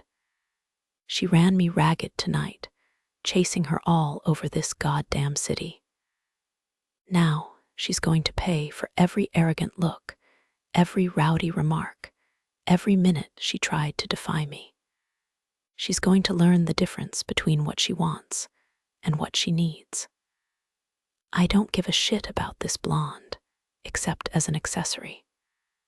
I'll use her to give Sabrina an experience like none she's had before. Sabrina thinks she can get whatever she wants. I'll show her that I can give her more. After what feels like an eternity, we pull up to the wrought iron gates of the sprawling Baroque hotel. The Kazbek was built in 1573 as a summer residence for nobility. Ivy swarms the ancient stone walls, the ranks of windows positioned to overlook the private beach. Thickets of citrus trees perfume the air, and cascades of hot pink bougainvillea drop their petals in a carpet on the cobblestones. I toss the keys to the valet, who can only stare open-mouthed as Sabrina and Kylie tumble out of the backseat, flushed and disheveled, their arms around each other's waists. I already checked in this morning, the brass key to our suite safe in my pocket. I lead the girls up the grand staircase to the upper level, then down the long hallway to our room. Kylie looks around in wonder. This is a hotel. It looks like a castle. Everything looks like a castle in this city, Sabrina laughs. I don't think they've built anything new in 500 years. But they know how to decorate, I say, throwing open the double doors. The sumptuous suite is adorned in dark wood, burgundy, and pale gold, the drapes falling 20 feet from the exposed beams of the ceiling all the way to the floor. A massive fireplace takes up the majority of the far wall, with a sitting room and a full bar in between the entryway and the master suite. The bedroom leads out to a private deck with an infinity pool that seems to connect to the endless expanse of ocean beyond. It's all gorgeous, but at this moment, I have eyes for one thing only: Sabrina Gallo. Get those fucking clothes off your body, I order, ready to tear her dress to shreds if she hesitates. You want to watch me take my clothes off? Sabrina teases me, one black brow raised like a question mark. I do, Kylie assures her. Sabrina grabs a chair and drags it into the center of the room. You sit here, she says to Kylie. Then to me, pour us a drink and I'll get some music playing. She saunters over to the stereo system, scrolling through her phone for a playlist. She's moving deliberately slow, throwing me a saucy glance over her shoulder. Everything is a game to her, a test to see how far she can push me before I snap. I pour the drinks impatiently, shoveling ice into the glasses, a double shot of Belvedere for each of us, a splash of soda and lime for the girls, straight up for me. Vodka needs no augmentation, it goes down easy as water as long as it's chilled. I press the drink into Sabrina's palm, gripping her hip with my free hand, letting my fingers sink into her flesh to let her know I'm displeased, that she's keeping me waiting. Sabrina drains her glass in 3 gulps, setting it down hard on the windowsill. Then she starts the music. She turns her attention on Kylie, who freezes in place on the chair, caught in Sabrina's gaze. When Sabrina fixes you with that steely stare, your heart rate triples. She's not even looking at me, and I'm still baking in reflected heat. I lean up against the wall, sipping my vodka, watching Sabrina sway to the music. She prowls around the chair, never taking her eyes off Kylie, letting her fingertips trail along the seat back. As she comes around the front again, she whips her hair so the wild dark waves flow like a waterfall down her back, dropping to the carpet, crawling over on hands and knees. There's nothing subservient about this movement. Sabrina's stalking like a tiger. Kylie sits back in the chair, breathing heavily, her eyes fixed on Sabrina's face. I can see Sabrina's curves exposed beneath the short skirt, and the shape of her neat little core glistening in the lamplight. Like her nipples, her core is darker than her skin, which strikes me as undeniably womanly and erotic, especially when contrasted with the baby pink paleness of the blonde in the chair. Sabrina reaches Kylie. She sits back on her haunches, pushing up Kylie's skirt. She seizes the band of Kylie's thong in her teeth and pulls it down the length of her legs, spitting it aside. Then she stands once more, pulling her own dress overhead, baring her body. My jaw drops.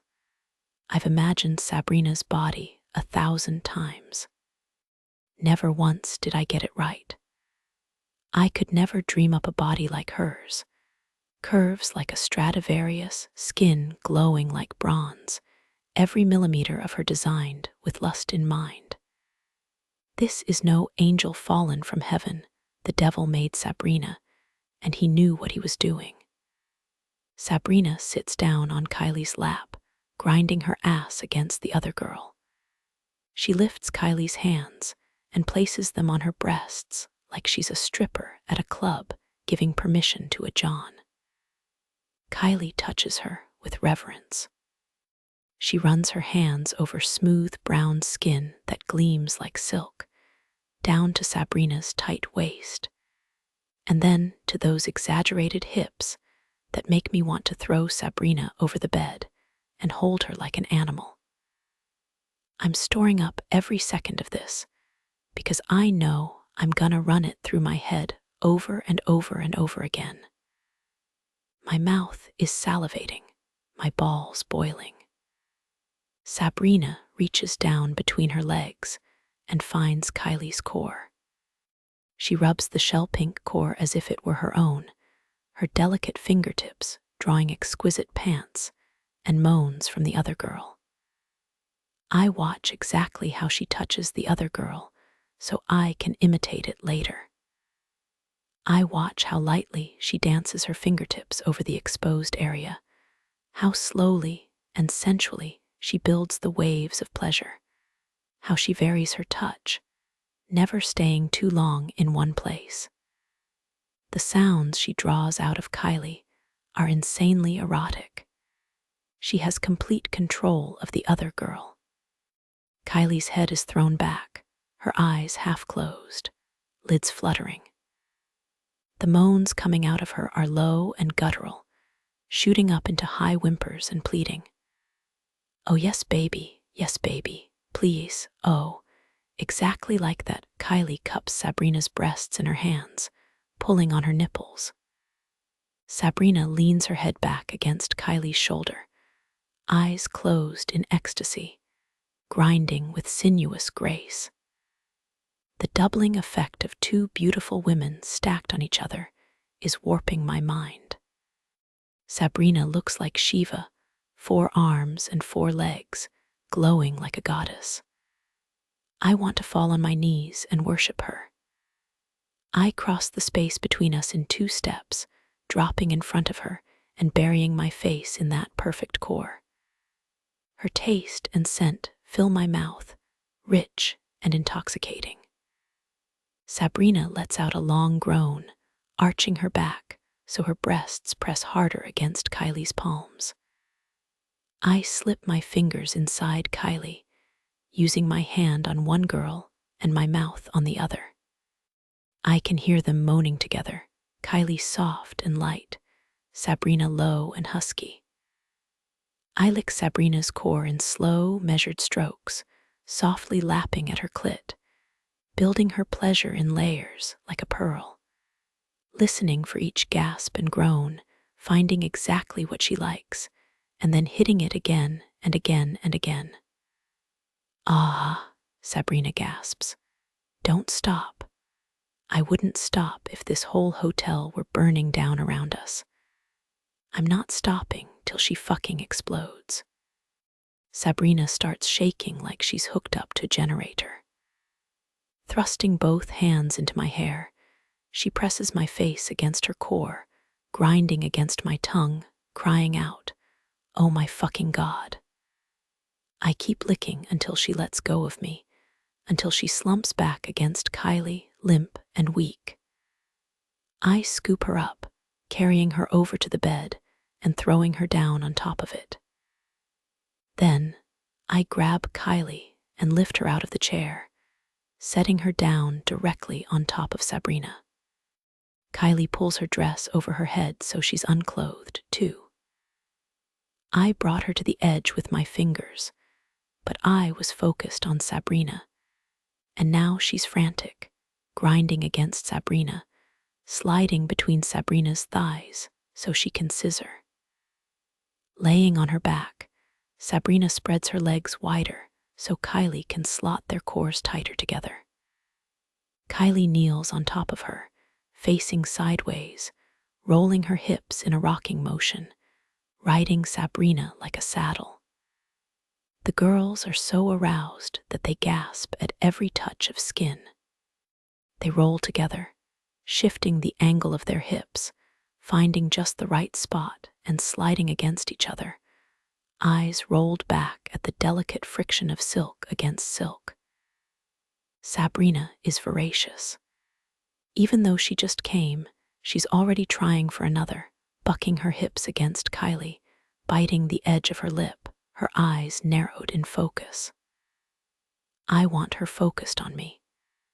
Coming around to her head, I stand next to the bed and unzip my jeans, letting my body spring free.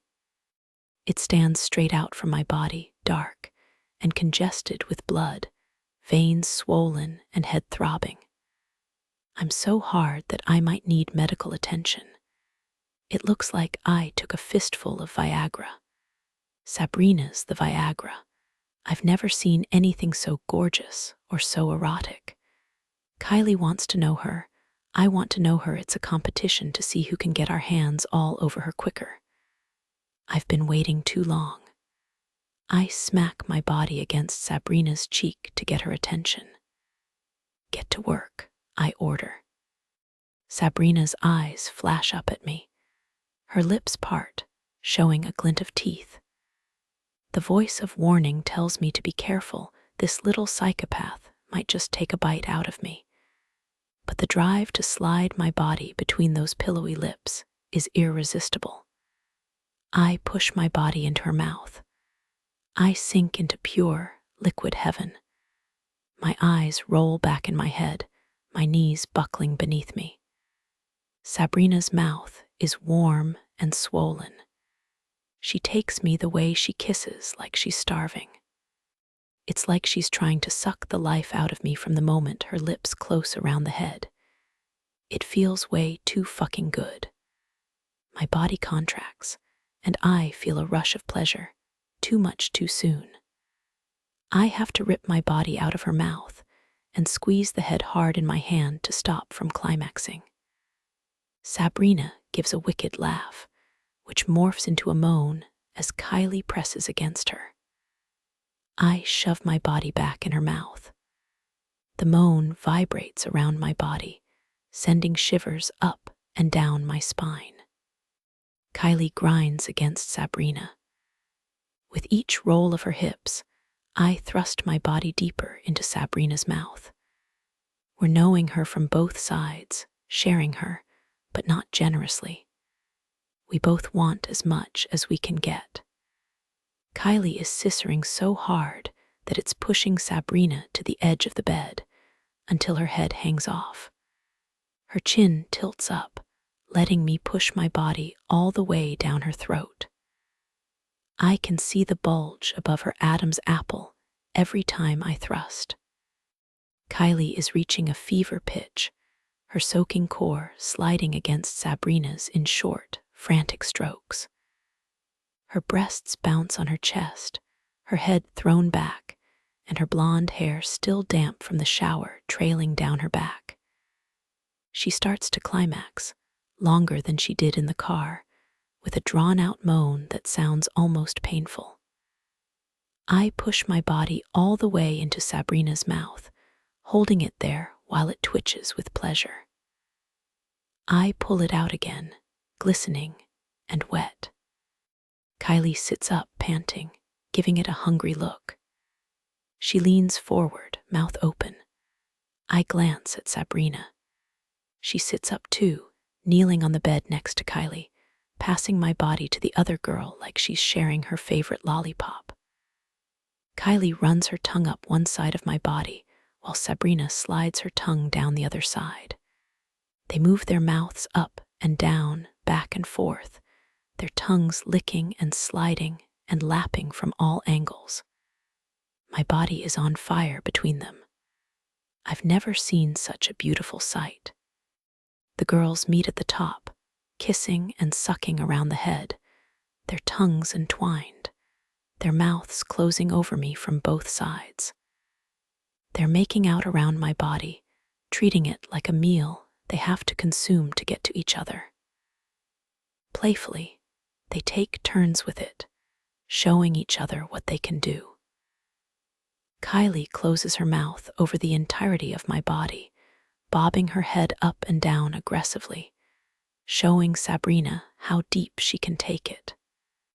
When it's Sabrina's turn, she dances her tongue around the head, swirling it around and around, then licking the underside with the flat of her tongue over and over, until I can't help but groan, my knees shaking beneath me. The girls laugh, determined to torture me, determined to make me blow. They team up against me, Sabrina sucking the head while Kylie licks the shaft and strokes my body with her hand. They work together, vigorous and intent. I close my eyes, letting the sensation of their individual hands and mouths blend into one. The girls swap positions several times. Even blind, I can tell when Sabrina's mouth envelops the head of my body. Her lips are so warm and lush that there's no mistaking them. My body is aching, throbbing, dying to explode directly into her mouth. I let each wave of pleasure hit me like a blast from a fire hose, refusing to let go, clinging to my last shred of control. Sabrina Adric pushes Kylie down on the bed and sets me on top of her. He's stronger than both of us put together. He can lift and move us effortlessly. Kylie is slim and soft beneath me, her blonde hair still smelling slightly of chlorine, her skin fresh and sweet. By contrast, Adric is hard as mahogany, aggressive and demanding, salty with sweat. The combination of masculine and feminine, dominant and delicate, is almost more than I can handle. It's an all-you-can-eat buffet, and I'm gorging myself sick. I kiss Kylie, her mouth tasting of Adric's body, her breasts pressed against mine, her hands light and soft on either side of my face. Adric grabs my throat from behind, pulling me upright, growling in my ear, "I know you like women, but don't you even try to lie and tell me you don't like men." I can feel his erection against the small of my back, burning hot and throbbing hard. He grips the base of his body, bending it down, thrusting it inside me from behind. The sound that comes out of me is no sound I've made before. I'm impaled, filled all the way up in a single stroke. Adric releases his grip on my throat, letting me collapse on top of Kylie, but that barely helps. I turn my face against her, nibbling and sucking the side of her neck, letting out helpless moans every time Adric thrusts into me. I've never seen a body like his, let alone known one. It's stretching and filling and tearing me apart, way too much to handle if I believed in the concept of too much. The combination of Kylie's scent and Adric's body is brain-bending. I'm kissing her and knowing him, a woman's lips and a man's body, the best of both worlds. Kylie has her legs wrapped around my waist. Each of Adric's thrusts pushes me against her, grinding me against her clit. I imagine it's her body I'm riding. I imagine her and Adric blended together as one person, everything I like and everything I want in one package. Then, I imagine that I have a body like Adric's, that I can know a pretty girl as hard, and as long as I want. I love giving girls pleasure. I'd love to have another tool to do it. I imagine I can climax like a man can, exploding everywhere, cum pouring out of me. I start to climax in a way I never have before, each stroke of Adric's body a mini orgasm, one after another. Every time he thrusts into me, I moan, helplessly limp on top of the other girl, clinging to her, groaning against her neck. Kylie is flushed deeply pink all over her body, across her chest, down her thighs. Her eyes are glazed, her lids heavy. "That sounds fun," she whispers in my ear. "You mind if I take a ride on that? Help yourself. I'm not a jealous person. Knowing is recreation as far as I'm concerned, and I'm happy to share." Besides, Kylie is gorgeous. The thought of her on top of Adric turns me the fuck on. Obligingly, Adric lays down on the bed. Kylie straddles him, lowering herself down on his body. "Holy shit," she groans as it slides inside her. "God, you're thick." Adric is a specimen, no question. His body is inhumanly hard, with slabs of muscle on his chest, back, and thighs. His legs are powerful, twice as thick as mine. Yet there's a beauty to his proportions, a cleanness to his lines, like a dancer. Kylie looks slim and willowy on top of him, pale next to his tan. She starts to ride him, her body rolling on his, her lips parted, mouth open. Her waist looks impossibly small with his large hands gripped around it. I could watch this forever, but Adric isn't looking at Kylie. His eyes are fixed on me. "Get over here," he orders, grabbing my wrist and pulling me toward him. He makes me straddle his face. I'm facing Kylie now, her on Adric's body and me on his lips. She leans forward to kiss me, moaning into my mouth. Sitting on someone's face can be uncomfortable if you're scared of smothering them.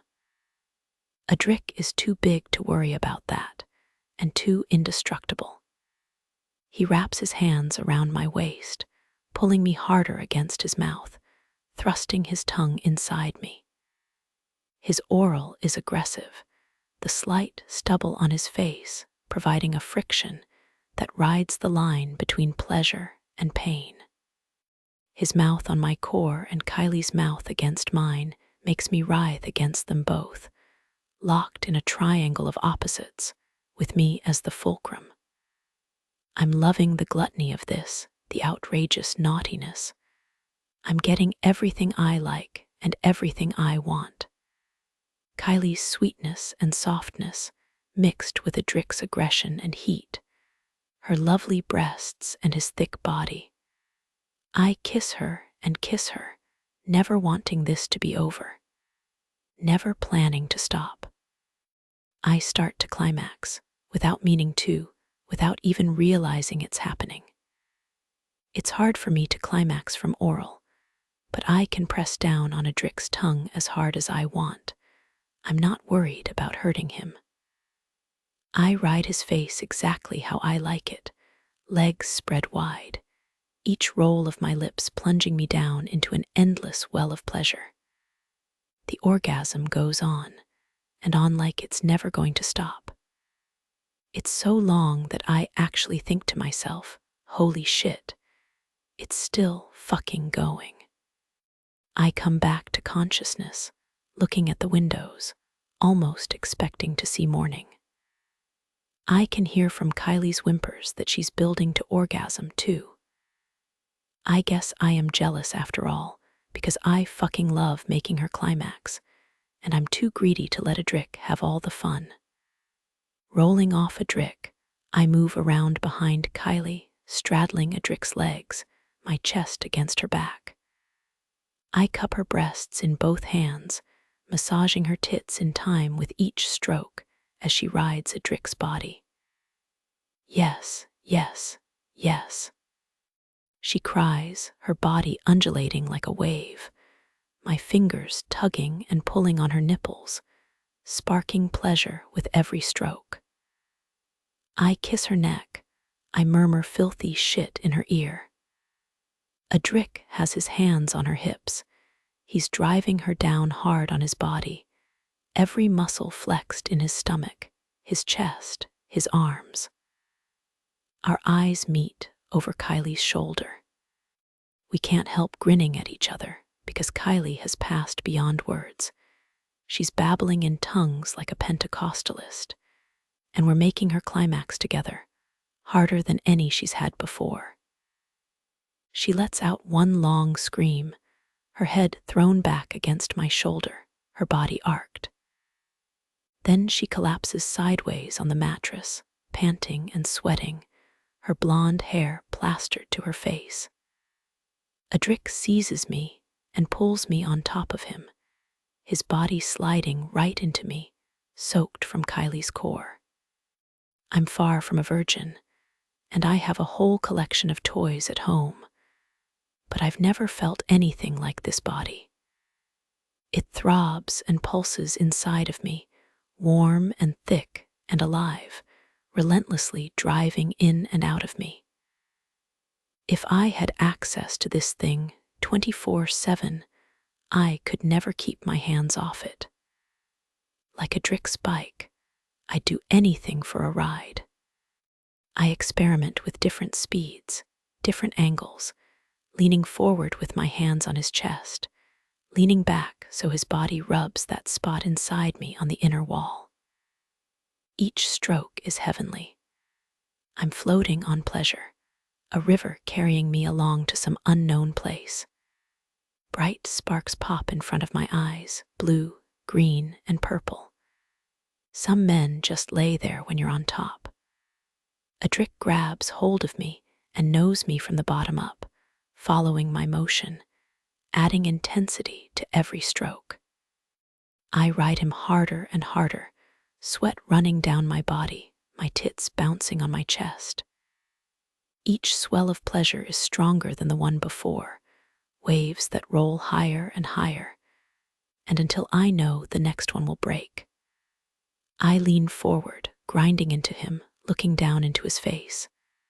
A Drick looks up at me, hands locked on my hips, teeth bared.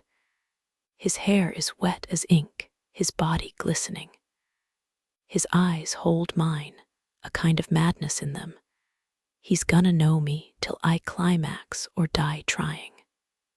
A part of me wants to hold back, to refuse to give him what he wants so desperately. As if he can read my mind, he hisses, "Give it to me. You climax on that body right fucking now."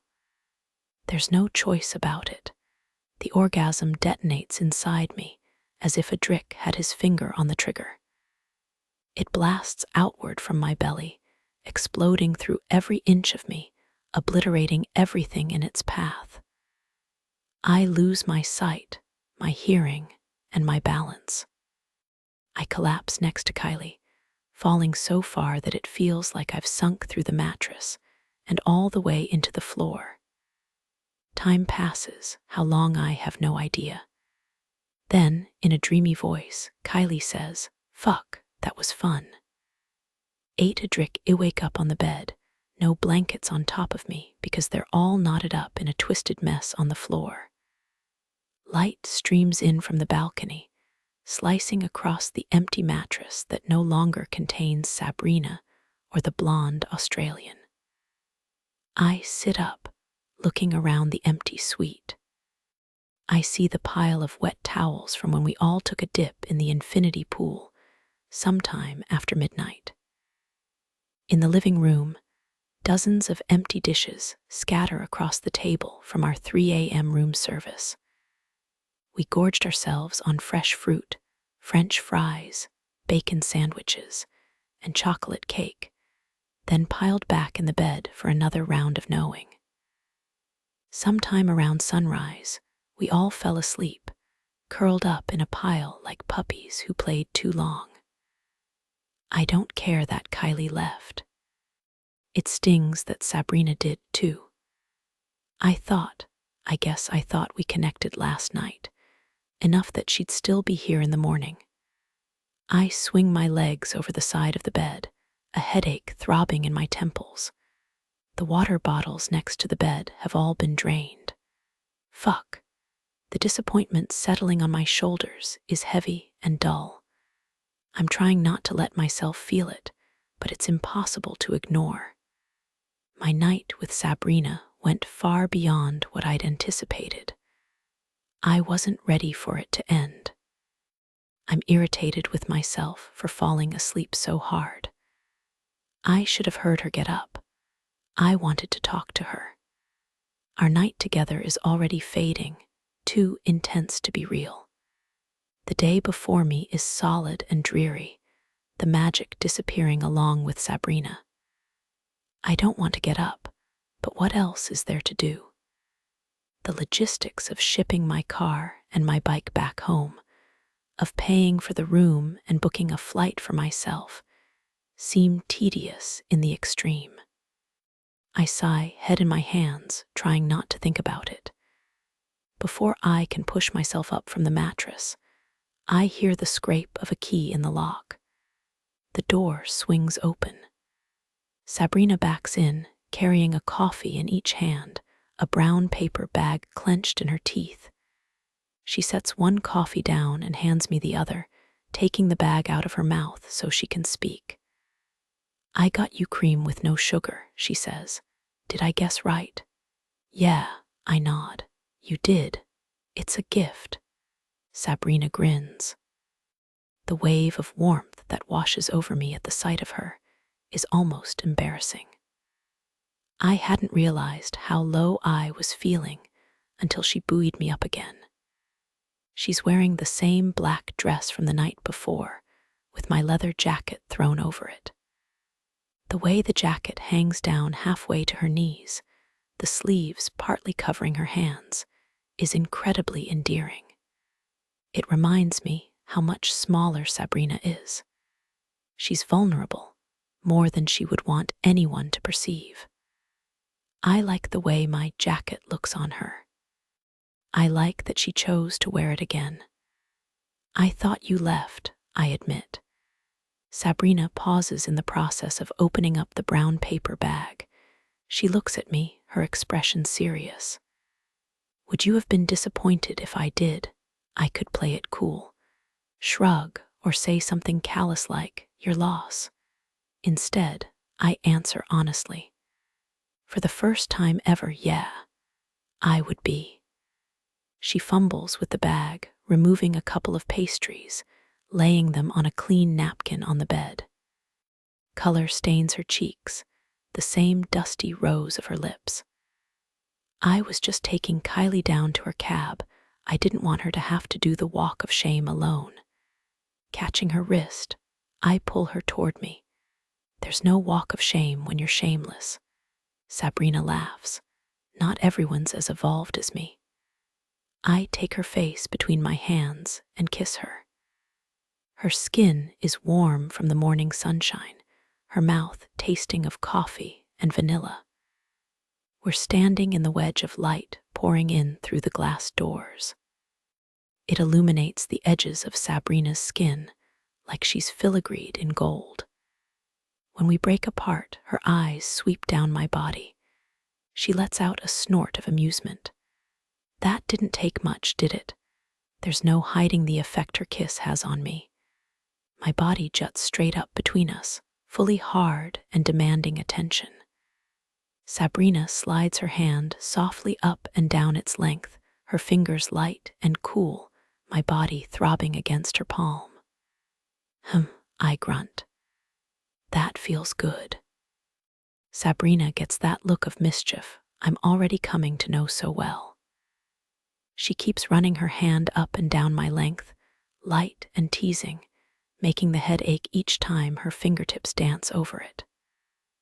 What feels better, she says.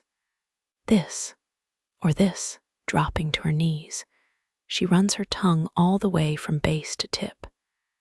She lightly mouths the head, enclosing it within those pillowy lips, flicking at it with her wet, soft tongue. The groan that wrenches out of me is all the answer she needs.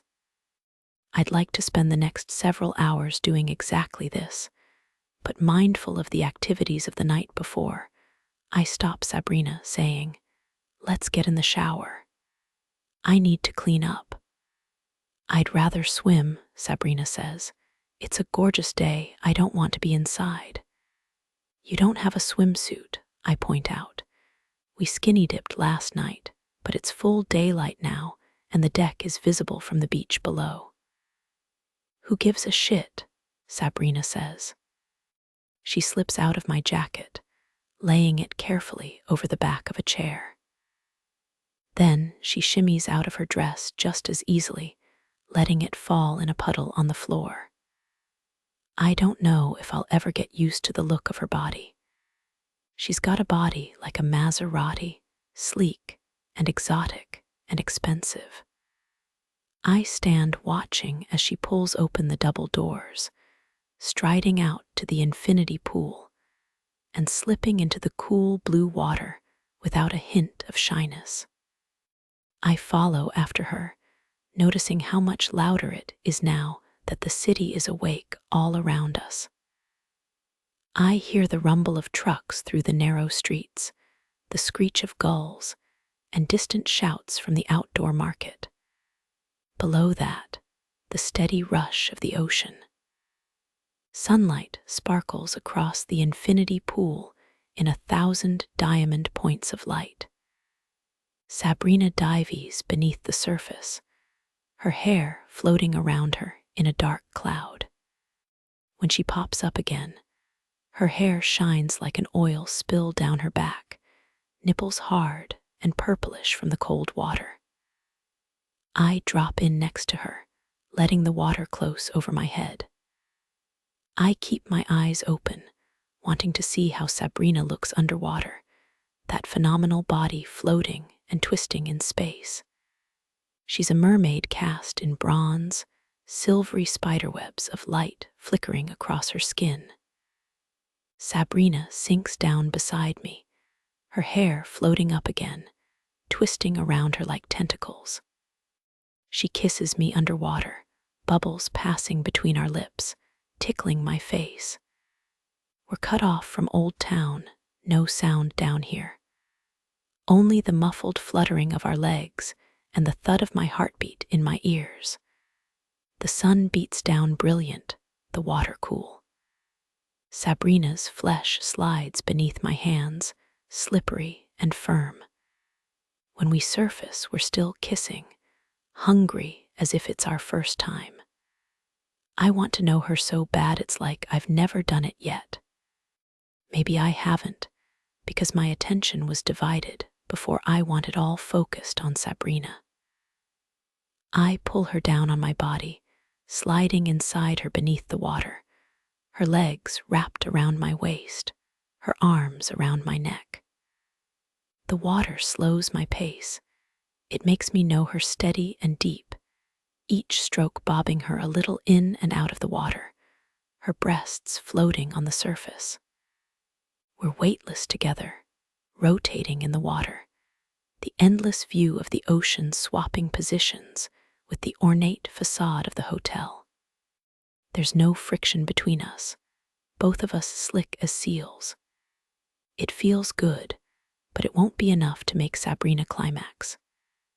Carrying her over to the steps out of the pool, I sit on the lowest stair, turning Sabrina around so she's sitting on my lap with her back against my chest. I grip my body and slide it back inside her, parting her legs so her calves are hooked around the outside of my thighs.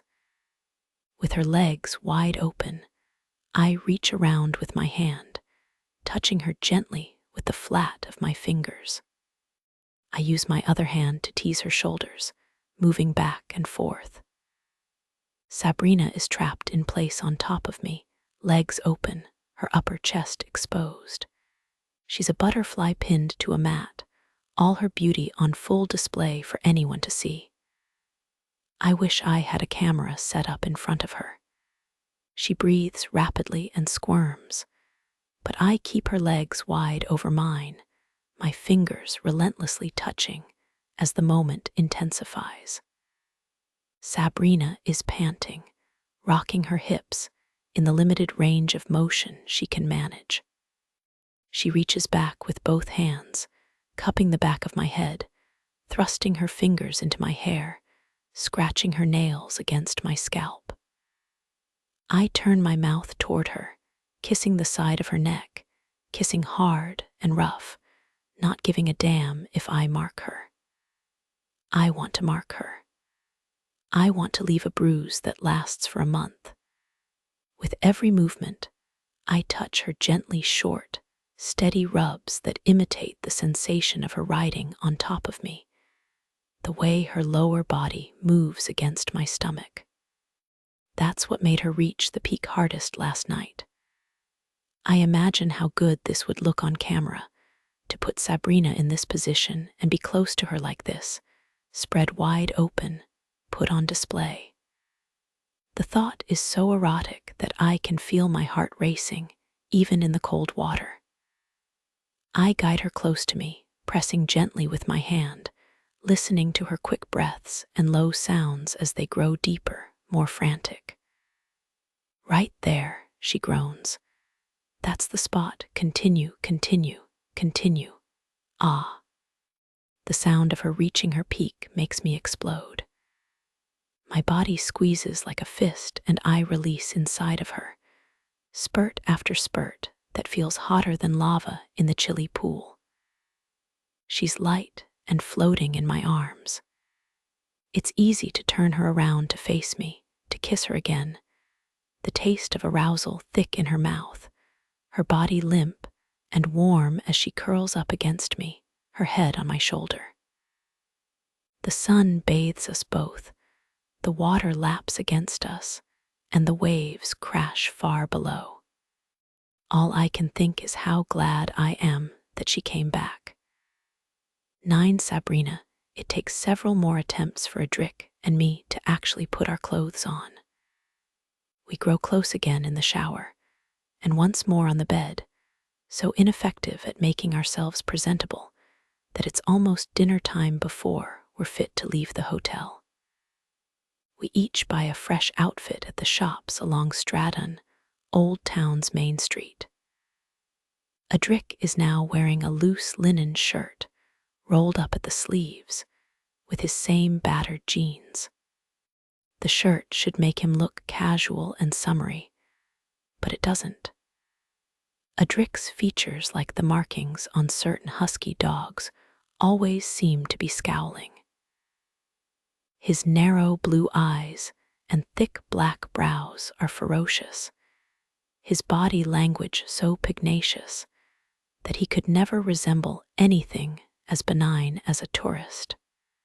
His charm can be disarming, but the moment he's not smiling at me or turning me into putty with those dangerously talented hands of his, I remember that he's Bratva, and that he was dominant at Kingmakers long before any of my cousins showed up. There's a ferocity to him, an edge of viciousness I like.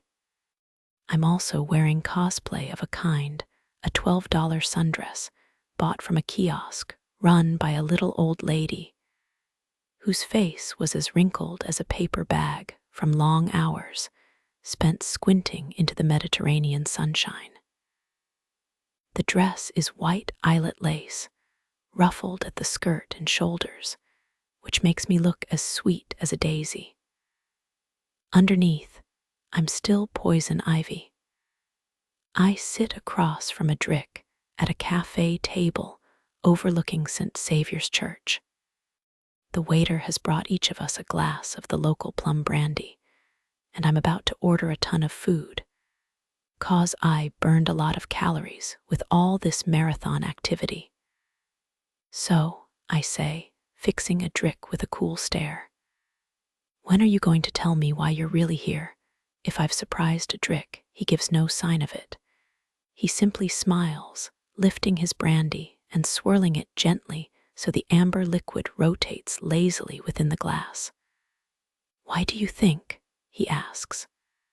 I consider the options. At first I assumed he was here to grow closer to me, but he's put in too much effort.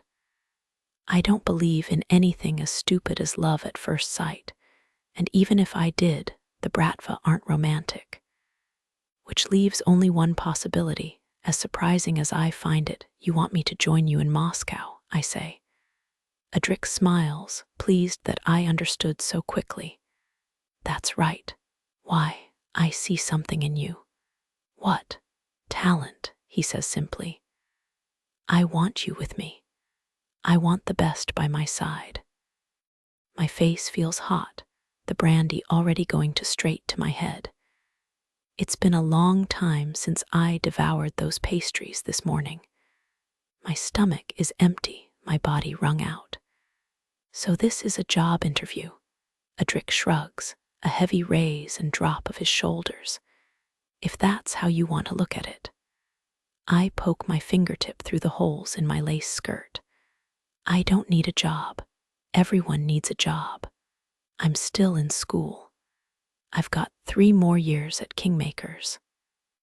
We're interrupted by the waiter, who deposits a basket of fresh-baked flatbread directly between us. Adric and I reach for the bread at the same time, our knuckles brushing together with a static spark. Every time he touches me, even as casually as this, it upsets my heart rate. I take an enormous bite out of the bread, chewing hard. Adric holds his in his hand, eyes fixed on my face. In 3 years' time, I'll own half of Moscow. The time to get in is on the ground floor, like a startup. He smiles, enjoying his comparison. That's the American dream, isn't it? It's no good buying Apple stock now you want to be Jobs and Wozniak, building circuit boards in a garage. I swallow my mouthful, only half chewed. The bread scrapes its way down my throat. I don't need to work in a garage. I'm an heir, in case you forgot. I've got an empire waiting for me, already built. Sure, Adric says carelessly, if you want to be a realtor. I'd like to throw my drink in his face. He's being deliberately insulting, trying to goad me. That's what he wants to make me lose my temper. So I keep an iron grip on my calm. I think you know better than that. Adric sets his bread on his plate and leans forward, eyes burning into mine. I know exactly what your father is up to. He bought dozens of distressed retail spaces in the so-called Magnificent Mile in the aftermath of the pandemic. Now he's buying up property along the 180 and 155 corridors, building warehouses, filling the need for supply chain distribution. In another 5 years, he'll be the single largest holder of commercial real estate in all of Chicago. My mouth is open, no words coming out. Adric is describing my father's operations as accurately as I could myself. Your Uncle Callum is gearing up for another run at the governor's mansion. Dante lives in Paris with his wife and children, and your Uncle Sebastian handles the less legal side of the Gallo Empire. Adric ticks off my relatives on his fingers. Your younger brother is only 16, and technically not your father's heir, but by all accounts, He's more deeply involved in the family business than you've ever been. Now my face is flaming, because that's also true. Damien may appear quiet and reserved, but he has a brilliant criminal mind. He's been running my father's books since his 12th birthday. They spend hours together analyzing potential acquisitions, running the numbers on the properties for which my father negotiates with ruthless aggression. I'm always invited to these meetings, but they don't interest me the same way they do Damien. Truth be told, I'd rather work with Uncle Seb. But even there, the Gallos have been divesting our most egregious illegal activities. Each year that passes, we clean up our books, a larger percentage of our income coming from legitimate sources. What's your point? I snap. My point is this, Adric says patiently. I don't think you want to be Nero's heir. I think you want to be a powerful player. You don't want to inherit an empire, you want to build one. I lift my brandy, taking several swift swallows. Even though the sun is sinking, the stone walls of Old Town still reflect the heat of the day. The air is still and muggy, no breeze off the ocean. I'm hot and flustered. I feel cornered by Adric, attacked by him, but also flattered. He came a long way to make this pitch. He pulled out all the stops. It feels good to be courted professionally, not just romantically. I set down my glass. If I was going to build an empire, it would be for me, not you. No one builds an empire alone, Adric says. Not even you or me. I'm not exactly a team player. I barely get along with my own family. They think they know my strengths and weaknesses better than I do. They think I need their caution and their advice. I don't. I'm the smartest of any of them, not just some pretty face, not just some mere kid. Adric met me once, and he saw me for what I am, valuable. He came to scout me, like a VP of the Cubs who just saw a kid with a 98-mile-per-hour fastball. I don't know anything about Russia, I say. I've never even been there. So come visit. I pick up my drink, taking a long, slow sip. I'll think about it. Adric drives me to the airport in Barcelona, a journey that takes us 3 days in the open-top Alfa Romeo, stopping in Turin to walk the sea wall, in Milan to shop in the Piazza del Duomo, and in Monaco to bet the last of our cash on black.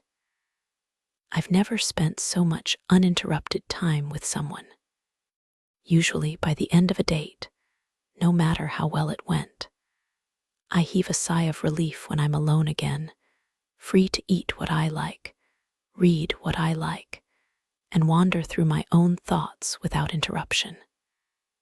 Even with Ilse, spending too much time together was sure to end in an argument. Every one of our fights occurred because I was bored and started acting like a jackass, teasing her about things she takes too seriously, or challenging her in a way I knew was sure to wind her up, or just flirting right in front of her. Adric has a thick skin. It's hard to offend him. He has a level of confidence impervious to minor slights like me turning my head to get a better look at a stunning redhead sauntering by. You want to go talk to her? He inquires without a hint of jealousy. Maybe, I say. I love gingers. I know, he laughs. I've met Nyx. I don't think you offered to room with her out of the goodness of your heart. I don't watch my roommates in that way, I inform him. I only watched her change at most 3 or 4 times, maybe 5, but not more than 6. Adric chuckles. If we're not drawn to beauty, then why have eyes? My thoughts exactly. Good food is for eating, fast cars are for driving, and beautiful women deserve to be admired. Life is for living, Adric concurs. Take all you can get while there's breath in your lungs. We're in agreement on this topic, and many others. The only point on which we differ is whether I should join my fate to Adrix for the foreseeable future. He hasn't brought it up again since our last dinner in Dubrovnik. Yet I know his offer is on both our minds, all the time. Nix isn't my roommate anymore. She left Kingmakers to move to Oregon, to be with Adric's cousin Rafe. Adric wants me to do the same, abandon my schooling and my ambitions in favor of his. Everything within me rebels against the idea. And yet, when he drops me off at the Barcelona airport, and I turn to see him standing by the Alpha, arms crossed over his chest, dark hair blowing in the breeze, for the first time, there's no relief in the feeling of being alone again. 10 Adric 3 months later, I've come to Cannon Beach, ostensibly to visit my uncle and cousins, but really to see Sabrina. We've kept in touch over the summer. She's been working with her father and brother during the day. At night, rebuilding a vintage Indian motorcycle with her mother. She sent me photos of the bike, and one or two of herself, though not the kind of pictures I'd request if I had my way. I'm kicking myself for not filming any part of our 3 days together. I'd give a kidney to be able to watch Sabrina's breathtaking body participating in those activities at which she is so phenomenally talented. I've run through my own memories so many times that I hardly know if I can believe them anymore. They seem dreamlike and too fantastical to possibly be real. After our trip, I went through withdrawal. My first 2 weeks back in Moscow were miserable. I snapped at Jasper and Vlad, drank too much, and felt bored of my own plans, the ones I'd been formulating before I ever went to Dubrovnik. Then Sabrina sent me the first picture of herself. Nothing sexy or posed, in fact. She was dressed in a steel blue coverall and work boots, grease up to her elbows, and a smear across one cheek. She was crouched down at the wheel of the bike, working a wrench, her forearm taut and tendons standing out on the back of her hand. She glanced back over her shoulder, probably as someone called her name that's when the photo was taken. The fact that she sent me this picture over any other pleased me in a way I can hardly explain. It was a photo of her in her favorite place, doing what she loves. She sent me a picture of the real Sabrina, which is who I most want to know. And yes, I have found satisfaction with that picture, though it isn't a nude. Because that's how attracted I am to this girl. That's how badly I want her. I'm more aroused by a candid shot of her than the raunchiest films. The flight to America felt like it took years. We flew commercial. Even though we had those Delta One seats where you can lay down entirely in an enclosed pod like you're having an MRI taken, I still couldn't sleep a minute. I wanted to see Sabrina with a hunger that kept me awake all through the night. We had been texting more and more frequently. She kept me updated on her activities, and I told her how I'd found a house for me and the wolf pack, a base of operations to begin our business in Moscow. Sabrina pretended only a casual level of interest, but her questions were probing enough for me to assume that she hadn't forgotten my offer, nor entirely dismissed it. We each have our excuse for this visit. She's here to see Nix, her old roommate. Nix is living in a mansion on the cliffs above a cold northern beach, the mansion that now houses my uncle Ivan and his wife, my cousins Rafe and Freya, and several of my uncle's men. My own mother and father have come along with me, and also my brother Cade. To have the Petrov family whole again is so deeply satisfying that we've taken every opportunity to visit. I'm relieved to see Ivan and Sloane looking something like themselves again. Though Ivan was the one trapped in a windowless cell in the bottom of a mine, the physical toll on his wife was almost as severe. She grew thin and worn with every day that passed, until she became a shadow of herself.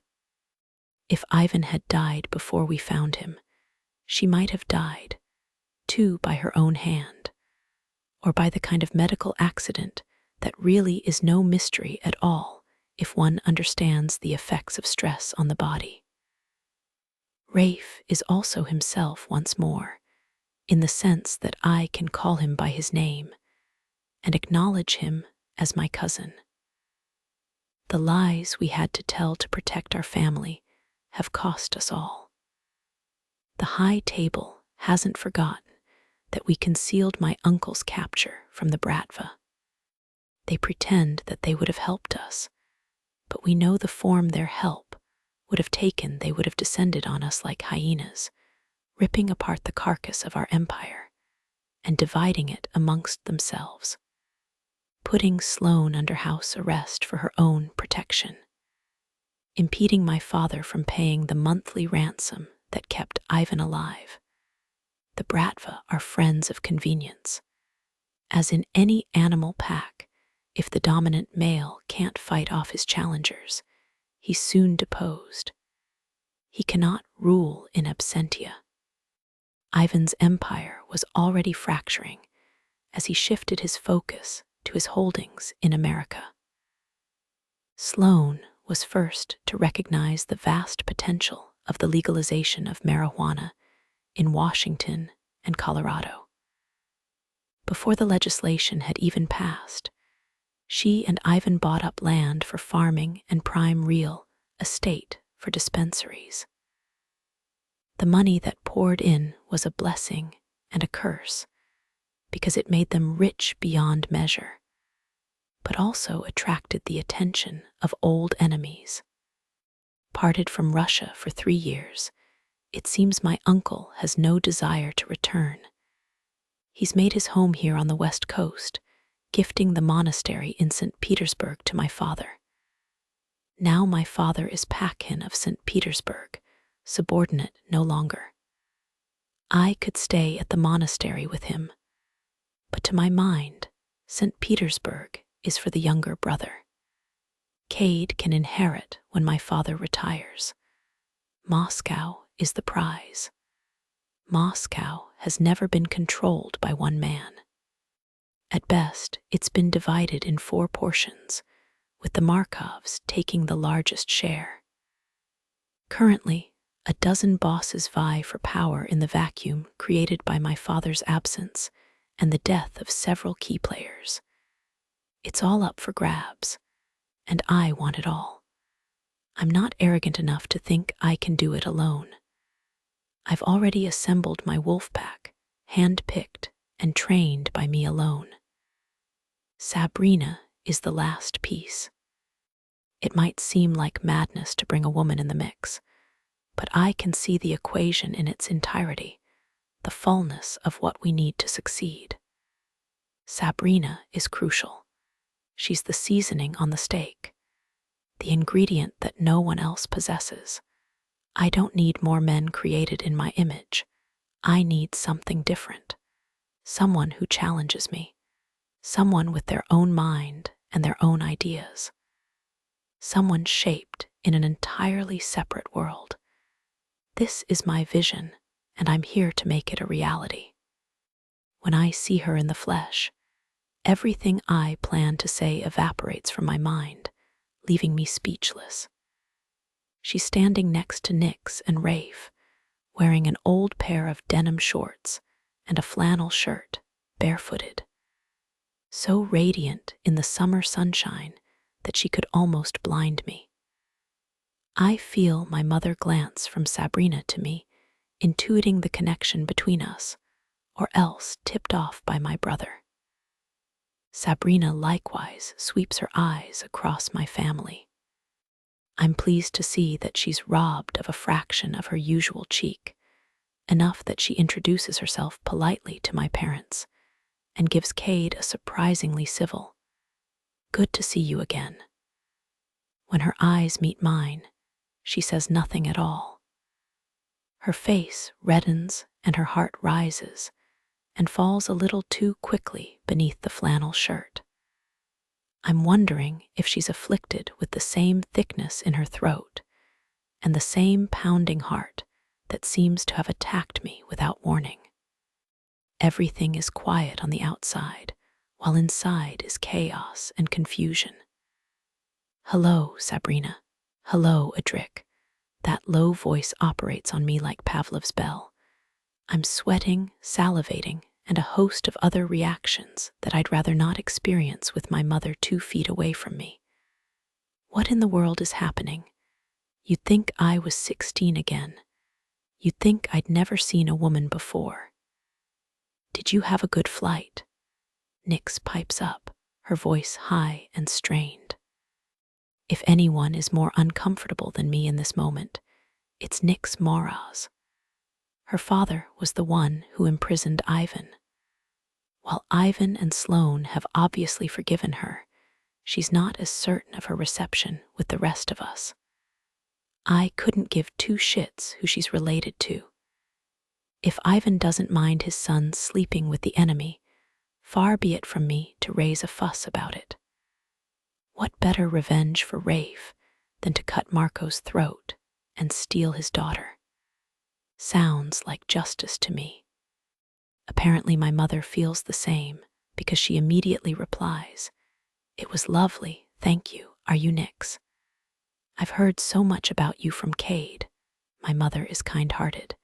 In this instance, she probably feels especially charitable her own father was a sadistic piece of work who threw her mother out a window. So she knows a little something about family drama. "She hasn't heard so much about you," Cade assures Nyx. "Just a normal amount.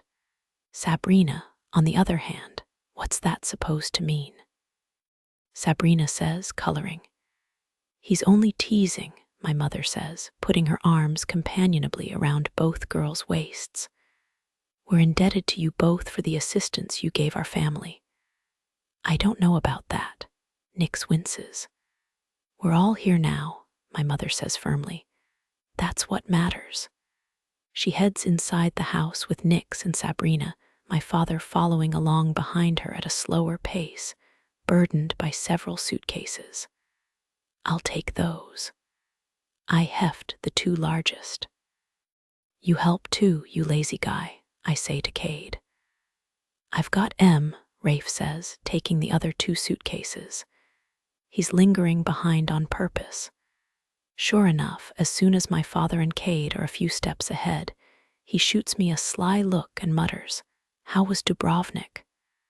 Not knowing what Sabrina told them, I respond with Sonny. Rafe snorts. "All right, keep your secrets. Don't quote that dumb movie at me." Since we were kids, Rafe has honed in with unerring precision on the most irritating lines from every film we've watched together, then deployed them relentlessly. "What movie?" he says innocently. "I liked you better when you were depressed," I tell him. "Then you shouldn't have brought Dad home, should you? Next time, think ahead. Don't think 'cause we're the same height now I won't beat you up." Rafe cocks an eyebrow at me. "Same height. I've got an inch on you at least." "Just come on and try me," I snarl. It was a long flight. I'm dying for some exercise. "No thanks," Rafe says. "I got enough of that at Kingmakers." I sigh. Those were the days. You were always sure of knocking someone out in the course of a week. Sometimes several people. Almost makes me miss it. Don't worry, I'm sure there'll be plenty of opportunities for mayhem in Moscow. "He's not going there for mayhem," my father calls back over his shoulder. "He's got the ears of a bat, always has." Conch no net, atets, I say. Of course not, father. I'll follow all your orders to the letter, just like you did at my age. Fully cognizant of his own bad behavior, my father turns around and fixes me with a steely stare. Now is not the time for levity, boys. We have many more enemies than friends, especially in Moscow. I know. There's a lot of people trying to kill us, I say. And then, so quietly that not even my father can hear, I mutter to Rafe, and some of us keep getting close to those people. Struggling to keep a straight face, Rafe whispers back, Nix was never trying to kill us, just her dad. Well, give her time, she doesn't know you as well as I do. Rafe grins. When has a Petrov married someone safe? My gaze fixes on Sabrina, stepping through the front doors of the mansion. She pauses, looking back over her shoulder. In the gloom of the house, her face is in shadow, her eyes glinting like a jungle cat. Who would want to be safe? I say. It takes an excruciating 14 minutes of chit-chat to finish greeting every single person I'm here to visit before I can isolate Sabrina from the group. We don't have enough rooms, Sloane says to me without apology. You'll have to bunk with Rafe. That's fine. I lift my bag again. Sabrina can show me the way. No one remarks upon my choice of escort, though I catch the twitch of my aunt's lips that tells me she understands perfectly well what I'm up to. You have to be pretty clever to get anything past Sloane. My aunt has always been my favorite relative because she's blunt and unsentimental, as ruthless as a man and as calculated as myself. She taught me how to shoot in the woods behind the monastery. Marksmanship is meditation, she told me. You have to clear your mind of everything but the shot. A sniper is a monk. He separates his mind from his body. Cold can't touch him, nor wind, nor time. He'll wait 3 days with no food or water, if that's how long it takes for the target to enter the kill zone. When you pull the trigger, it's your mind that moves, not your finger. Ivan's lucky you chose poison and not a rifle when you came for his head. Even at 10 years old, I already knew the story of how my uncle and aunt first met. Sloane looked at me, no trace of amusement on her face. I would have destroyed all my happiness in a moment without ever knowing what I'd done. Maybe you would have been happy either way. No, she said, still unsmiling. I would have been nothing at all. I didn't quite understand her. I didn't understand what nothing meant. Sabrina leads me up the stairs to Rafe's room. I'm close enough to touch her, though I haven't yet. I'm simply admiring the way her bare calves flex as she ascends the stairs and the pleasing tension in the arches of her bare feet. She bounds up like she's made of springs, full of restless energy.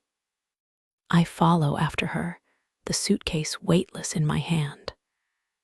The moment we're inside Rafe's room, I toss it aside and push the door shut. Sabrina turns to face me, cheeks glowing, lips parted. Before she can speak, before she can even take a breath, I seize her face in both hands and kiss her like I haven't seen her in 100 years. My hands are all over her body, undoing her shirt, pulling down her shorts, lifting her up and pressing her against the wall without one thought for the noise that might be overheard by the people downstairs.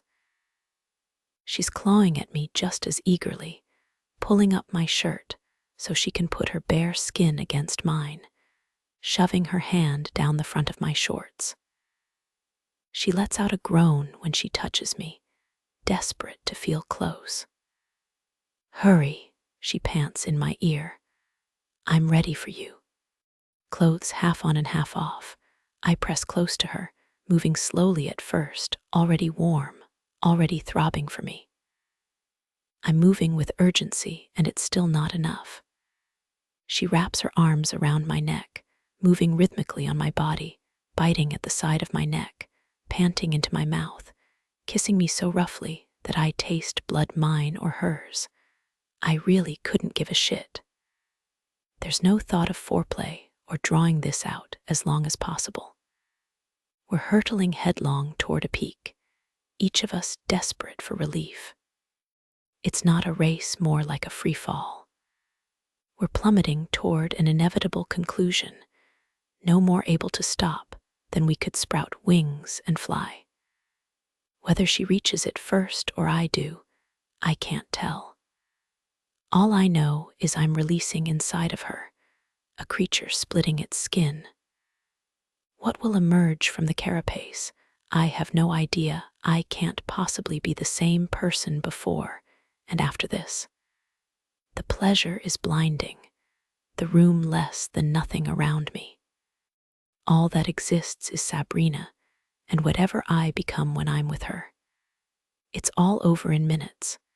She collapses against me, no longer able to hold herself up. I have to set her down because I'm shaking, but I won't let go of her, not for a second. We look at each other, frightened of this thing between us, over which neither of us has any control. When she can speak again, Sabrina says, "I needed that. Me too. I thought I knew how bad I wanted it, but it was more." We're staring at each other, still breathing heavily. Only minutes have passed, but everything feels different between us. Whatever separation of time and distance existed, we blasted it apart. The intensity of the moment connects us in a way I've never felt before. "How have you been liking it here?" I ask her. She's been staying with my aunt and uncle for 3 days already. What I really mean is, how do you like my family? "Sloane is intense," Sabrina says. "Ivan too, but I expected that." I knew Sloane as Miss Robin at Kingmakers. She was our librarian. I know her, but I don't know her same with Rafe, actually. It's a little disorienting. Worse for Nix, I'm sure. Sloane is hard to know under any circumstance. Her father was insane. He raised her like a child soldier. Nix told me. Sabrina nods. She was a killer for hire, one of the best. 200 commissions, only missed once. Ivan, that's right. Sabrina squints at me, slowly buttoning her shirt. Petrovs are forgiving. You know how it is in our world. Everyone is a rival, ally or not. Your only true friends are your family. And the inverse is true, family are friends, whatever they might have been before. The last 2 buttons ripped off and bounced somewhere under the bed. Sabrina ties the bottom of her shirt in a knot instead. Family can hurt you. My father was shot 7 times at my uncle's wedding. But not by your uncle. No, she smiles, though I'm sure he thought about it a time or two. None of us know the span of our life. You have to trust somebody. I'd rather be stabbed in the back by a friend than have no friends at all. Sabrina is quiet a moment. I'm not sure I agree. I hold her gaze. Then you've never had a friend like me. Is that what we are? She says softly. We're going to be something. I can promise you that. The corner of her mouth tilts up. Whether I want it or not. There's no choice about it. From the moment I saw you, I knew our paths would converge. Sabrina smooths her hair down with both hands, an action that does little because her hair seems as intent on insubordination as my own, especially this close to the ocean. You fascinated me before we ever met, she admits. I heard about you too. From who? Cade, the first week of school. He told me he'd never seen a girl so beautiful. Sabrina says. He's not very observant, she laughs. What does that mean? Your looks are the least interesting thing about you. Color comes into her cheeks. I understand that this is the compliment Sabrina most wants to hear. She's been told she's beautiful all her life. You might as well observe that the sky is blue or water is wet. I grip her upper arm and pull her close. If he took 5 minutes to look closer, he'd have told me that you're brilliant and bold, and that you were made for me in every possible way. She tilts her face up to me, but she doesn't kiss me, only looking straight into my eyes. You won't like everything about me, she warns. I kiss her long and deep. Yes, I will. I want all of you, Sabrina, every single part. 11, Sabrina, I've got a serious problem. I'm only supposed to stay in Oregon for a week, then I'm headed back to Kingmakers, catching the ship in Dubrovnik on September 1st, trapped on Isla Dvorka until the 15th of May. No laptops, no cell phones, and no visitors.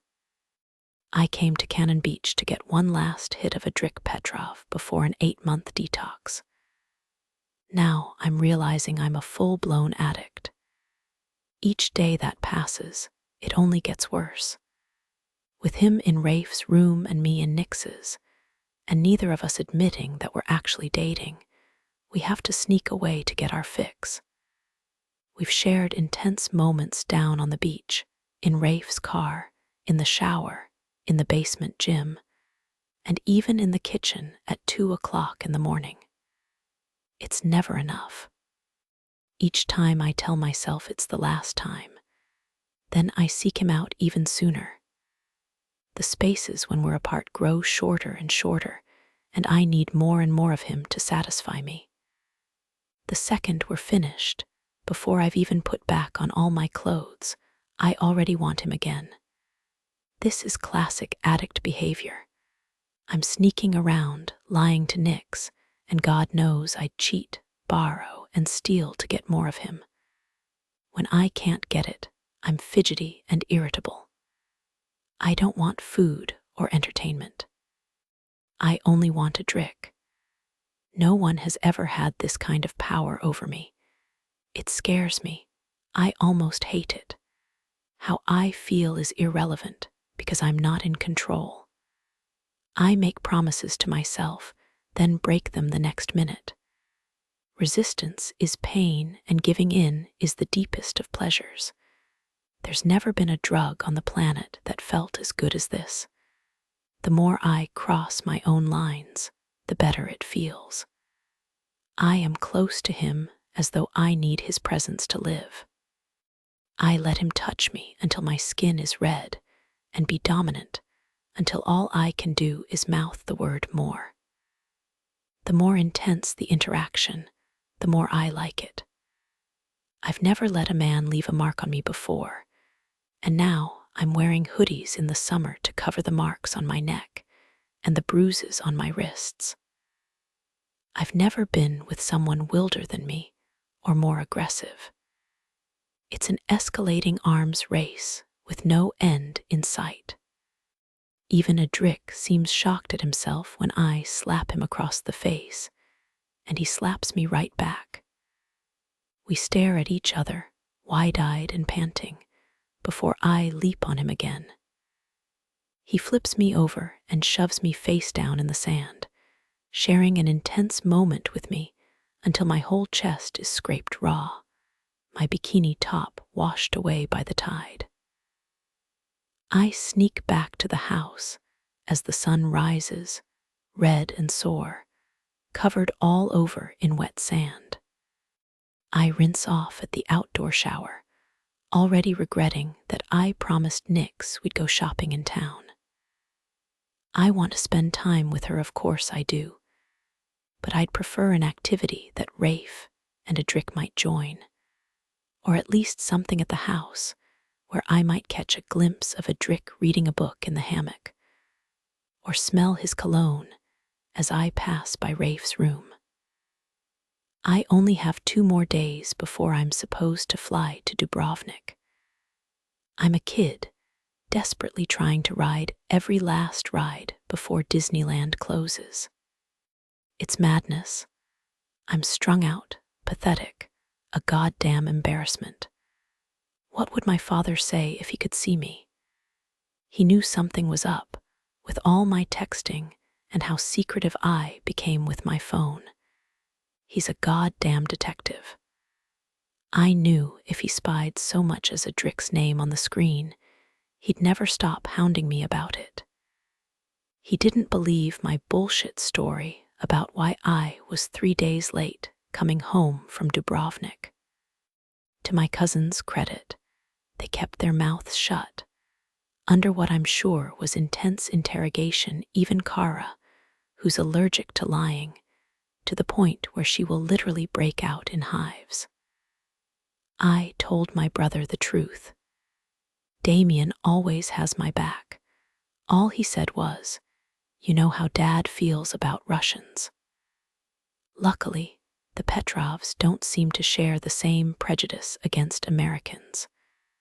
Adrik's mother has been nothing but warm to me. She has the thickest accent of any of the Petrovs, and unlike Sloane, she doesn't seem to take part in the family business. She has Adrik's coloring olive skin, blue-black hair, but her features are softer, her voice gentler, her movements slow and almost dreamlike. She goes for long walks down on the beach in the mornings, carrying a little sketchbook with a nub of a pencil tucked in the spine. The pages are already filling up with drawings of the view off the cliffs, the black and white oyster catchers that pick their way down the beach, and the seals that roll out of the waves to sun themselves on the rocks. She's immensely affectionate to her boys, rarely passing Cade or Adrik without ruffling a hand through their hair, dropping down on her husband's lap on the sofa instead of sitting beside him, curled up against him in a little ball, as if she were still a kid herself. She reminds me of my own mom, steady and calm. Dominik Petrov is nothing like my dad. He strikes me as someone who never would have chosen this life at all if he hadn't been born a Petrov. His respect for Ivan is obvious. I suppose loyalty to his brother has been his motivation all this time. The jagged scar down his cheek is one of the many evidences of the cost of this service. The lines of exhaustion on his face in moments of repose make me think he would rather rest than rule. But maybe the people best suited to lead are always the most reluctant. Neither of them has Adrik's ferocity. There's an extremism in Adrik that draws me. We share the same abhorrence for rules and restrictions, or even reasonable restraints. I want to find the edge, even if I risk flying over it. I'll never trust what can and can't be done until I try for myself. I head upstairs for a proper shower, then dress in shorts and an old cubby's jersey that only partly covers the scrapes on my chest and arms. Nix eyes the marks when she comes in from her own shower, but doesn't say anything, roughly drying her flaming hair with one of the faded beach towels from the linen closet. She steps into a pair of ragged cutoffs, the long muscles of her thighs flexing. Nix is built like an Olympian. I'm jealous of her athleticism. Physical disadvantage is the one aspect of femininity I loathe. Nix is the only woman I know as strong as most men. Well, maybe Ilsa too. She certainly held her own amongst the enforcers at Kingmakers. I don't know how she stood living in the guardhouse with all those overgrown frat boys. I would have perished from the smell alone. You'll like the shopping on Hemlock Street, Nick says. They've got some cool little boutiques. Lots of coastal shit knit bikinis and straw visors and jewelry made out of shark's teeth. Sounds great, I say. Catching the lack of enthusiasm, Nix glances up from the floor where she sat down to pull on her sneakers. What's wrong? I thought you liked shopping. I do. Well, God knows I'm not doing it for me. If you'd rather go somewhere else, none of that bougie shit's gonna fit me anyway. I shrug. I just wanna hang out with you. Doesn't matter to me what we do. Yeah. Nix looks up at me from under the cloud of her already frizzing hair. Nix's hair is the texture of cable yarn, with each strand curling in a different direction. This close to the ocean, she gets Diana Ross volume in a shade somewhere between Fanta and a fresh tangerine. You don't want to ask the guys if they want to come with us. I keep my face expressionless and my voice casual. I dunno. I guess we could if you want. Only if you want, Nix imitates my blasé attitude.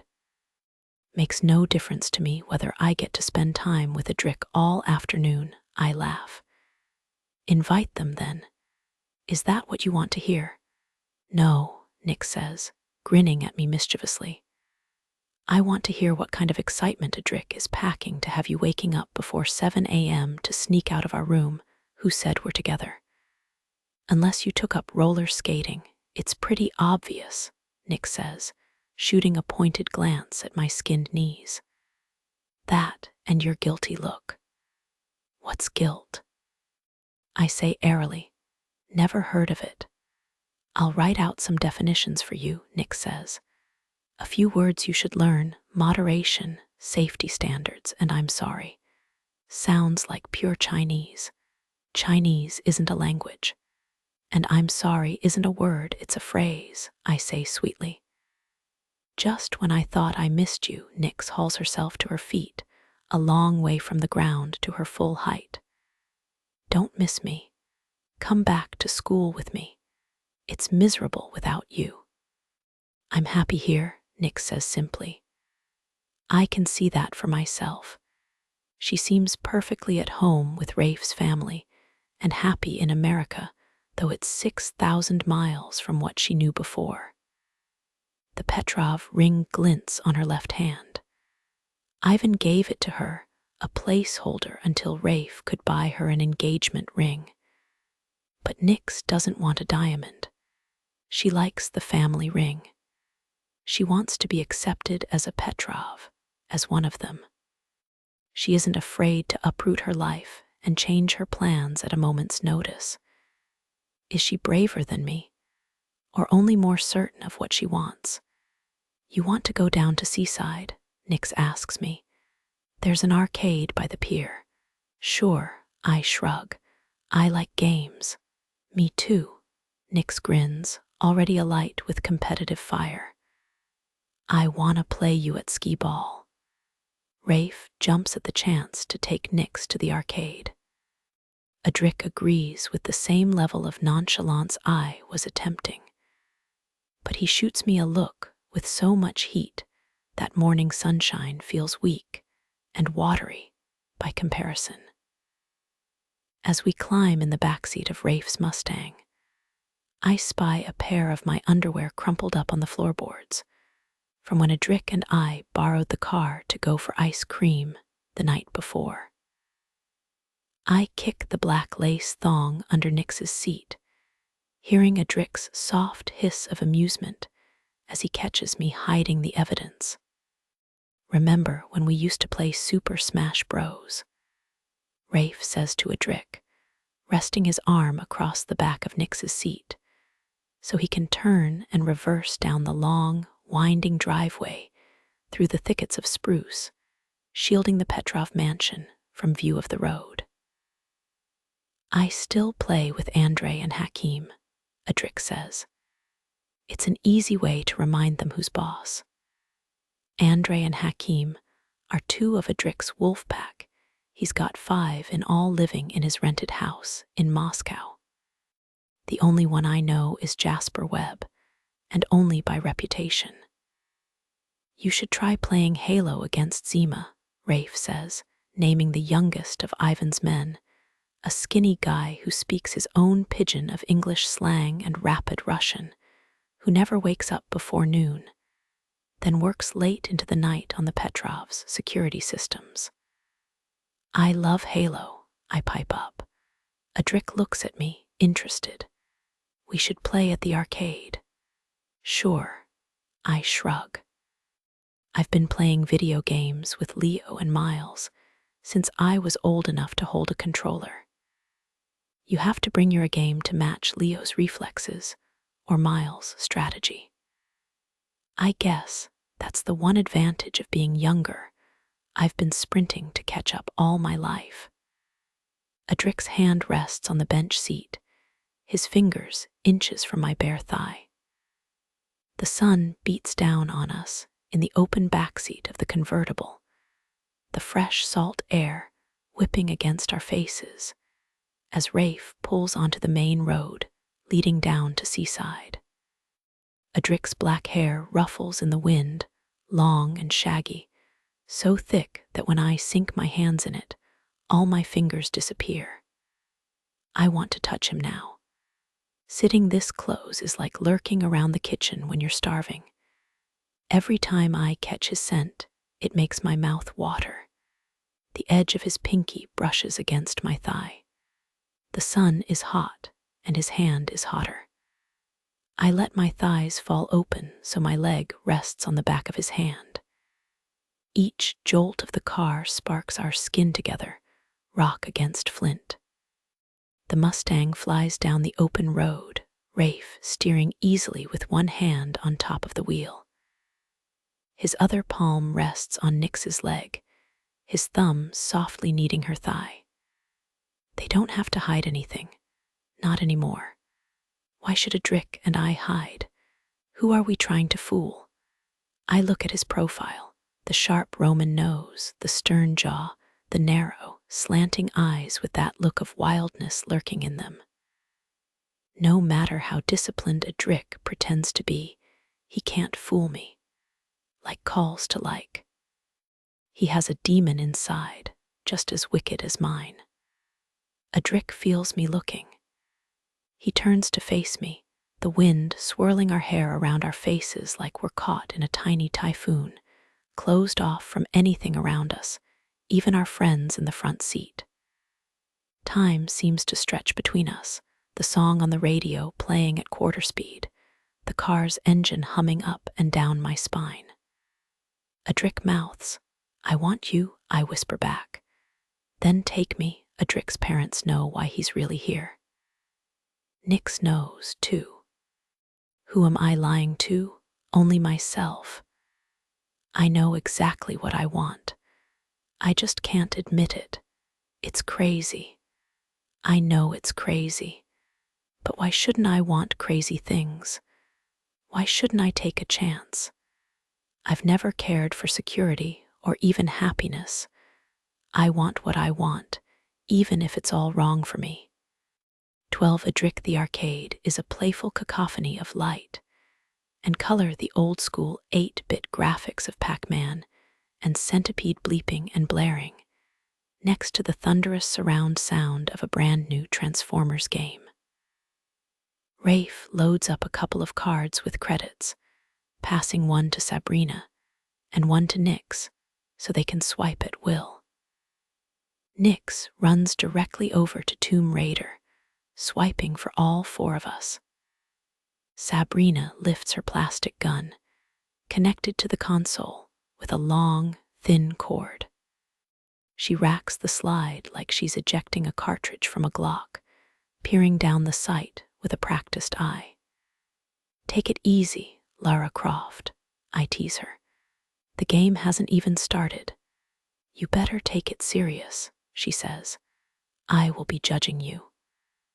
I already know Sabrina well enough to recognize that most things that come out of her mouth sounding like jokes are nothing less than the absolute truth. She watches every move I make. There's a tally in her head where she scores what she thinks of me. I'm not afraid to perform under pressure. I rack my own slide, gun pointed at the screen, counting down the seconds until the game starts. It's a melee from the moment we begin. Rafe, Nyx, and Sabrina are fresh out of marksmanship class, and I hit the range 3 times a week. We're obliterating bad guys before they've halfway popped their heads up on screen, the scores tallying so rapidly that the numbers flow by like a ticker tape. Rafe is steady and relentless, Nyx aggressive and utterly locked in.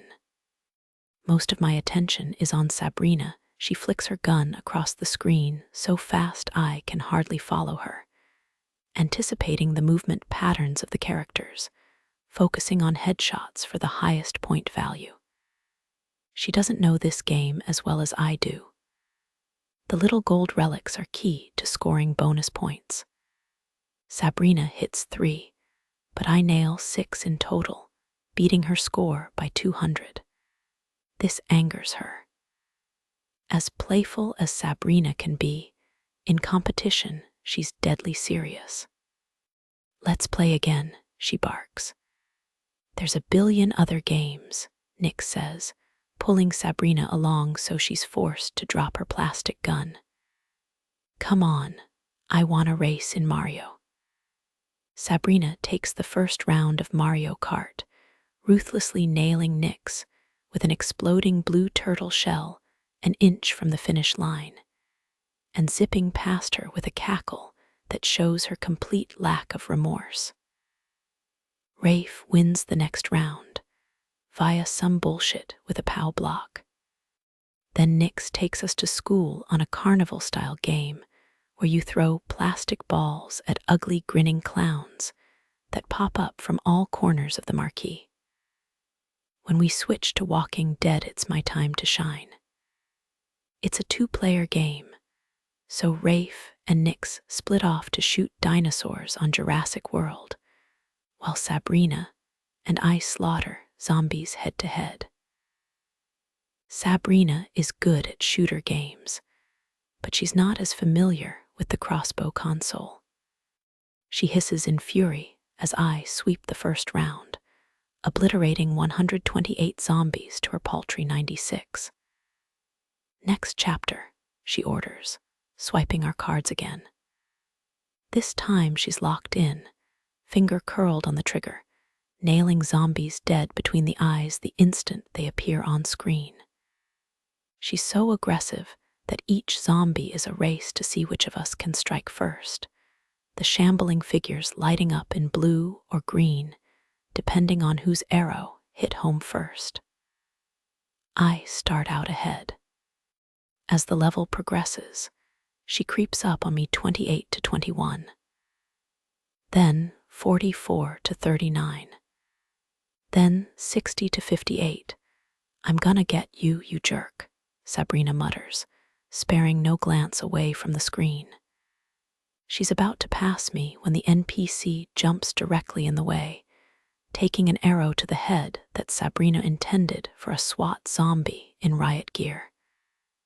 "You dumb bitch," Sabrina shrieks at the hapless avatar. The game deducts points for executing a human, and I get the credit for the SWAT zombie instead. "Oh, so close," I say, as our round ends 132 to 131. Sabrina is pissed. She wants to win every minute, all the time, and she particularly wants to beat me. I really love it. There's no on and off switch in my head, either I'm full throttle. I'd never take it easy on her. I'd never let her win. I couldn't be with someone who would expect that of me. "Halo," I say.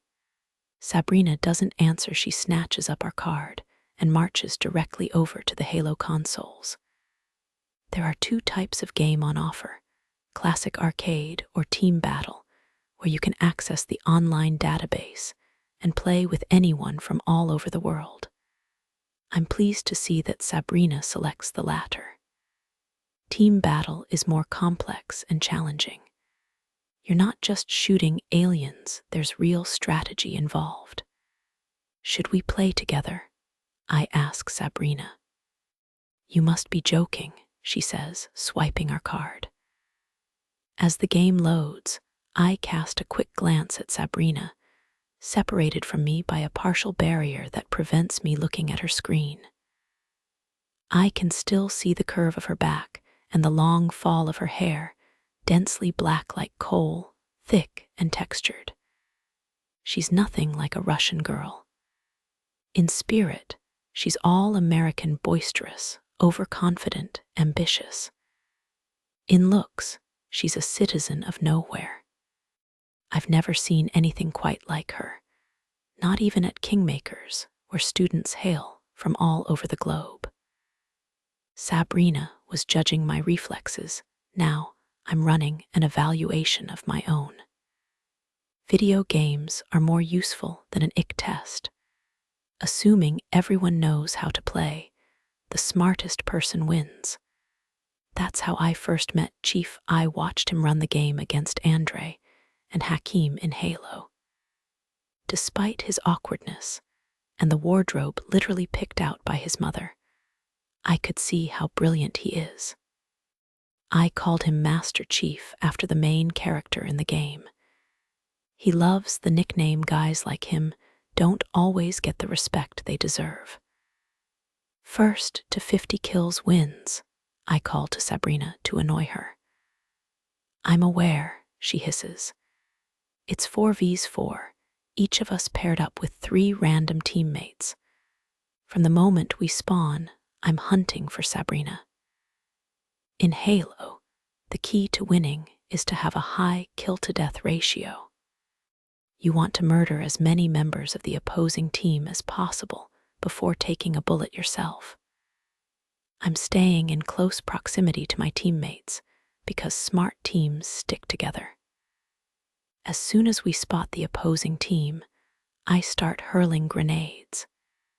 You can chuck them before you get close enough to shoot, and if you're precise enough, you can bounce grenades off objects and even around corners. I hear Sabrina curse, and I know I must have hit her shield. She's not dead, though. Before I can close in and shoot her with my pistol, she bolts and disappears. Sneaky little fighter, she knows it's a battle she can't win. 2 against 1 with my teammate close by. She's a shadow, not sticking with her team at all, but running across the map solo, constantly changing positions, picking off stragglers, then melting away again. My team is still winning. We're up 24-20 because I'm leading the group like a phalanx. I get the gravity hammer and rack up 6 kills in a row, though none are the person I most want to smash. Where are you hiding? I mutter. Sabrina can hear me. We're only 2 feet apart, but she stays silent, only the clicks of her sticks telling me that she's in motion, not hunkered down somewhere. I see a shimmer of red out of the corner of my eye. Sabrina bursts from cover, ambushing me under the protection of an overshield. Impervious to my hammer blast, she shoots me twice in the face. I'm out for 10 seconds, the longest 10 seconds of my life. Sabrina uses my absence to go on a rampage. She kills 2 of my teammates in the first 3 seconds, an achievement the game commemorates by declaring double kill at top volume. You hear that? Sabrina calls. I grit my teeth, watching the seconds count down until I'm back in the game. Triple kill, the game announces, as Sabrina murders my last remaining teammate. I think that was all of you, Sabrina says, so smugly that I have to restrain myself from karate kicking the barrier between us. The moment I'm back in the game, I sprint for Sabrina. I'm determined to blast her shield off and send her to purgatory in revenge. Catching sight of her, I lob the most beautiful grenade right at her feet, bouncing it straight into her shield, cracking it off like a cantaloupe. Now she's back to normal, unprotected, me against her. I'd planned to follow up that grenade with a pistol shot to the face, but Sabrina is a jumping bean. She won't stay still for even an instant, leaping and darting through 3D space, up and backward and around, using her grappling hook to yank herself around like Spider-Man. "What the fuck are you doing?" I laugh, trying to blast her. Sabrina responds by grappling directly over me and shooting me in the back. I can't believe it. I'm out again. Sabrina celebrates by raining terror on my hapless team for 10 excruciating seconds. This time when I respawn, I'm determined to get the overshield myself. It's due to regenerate in 20 seconds, and I know exactly where to find it. I jog to the spot, arriving precisely when the game announces, "Overshield incoming." I crouch under cover, knowing better than to run out in the open before it appears, counting down silently in my head. With 2 seconds remaining, I break cover, only for Sabrina to catapult down from the ramparts and land right on top of me, smashing me in the back of the head with her rifle. Instant kill. From behind the barrier, I hear her soft chuckle. "I knew you'd go for that shield. I could kill her right now, not in Halo in real life. When I spawn again, I hunt for Sabrina with a fury I've never known.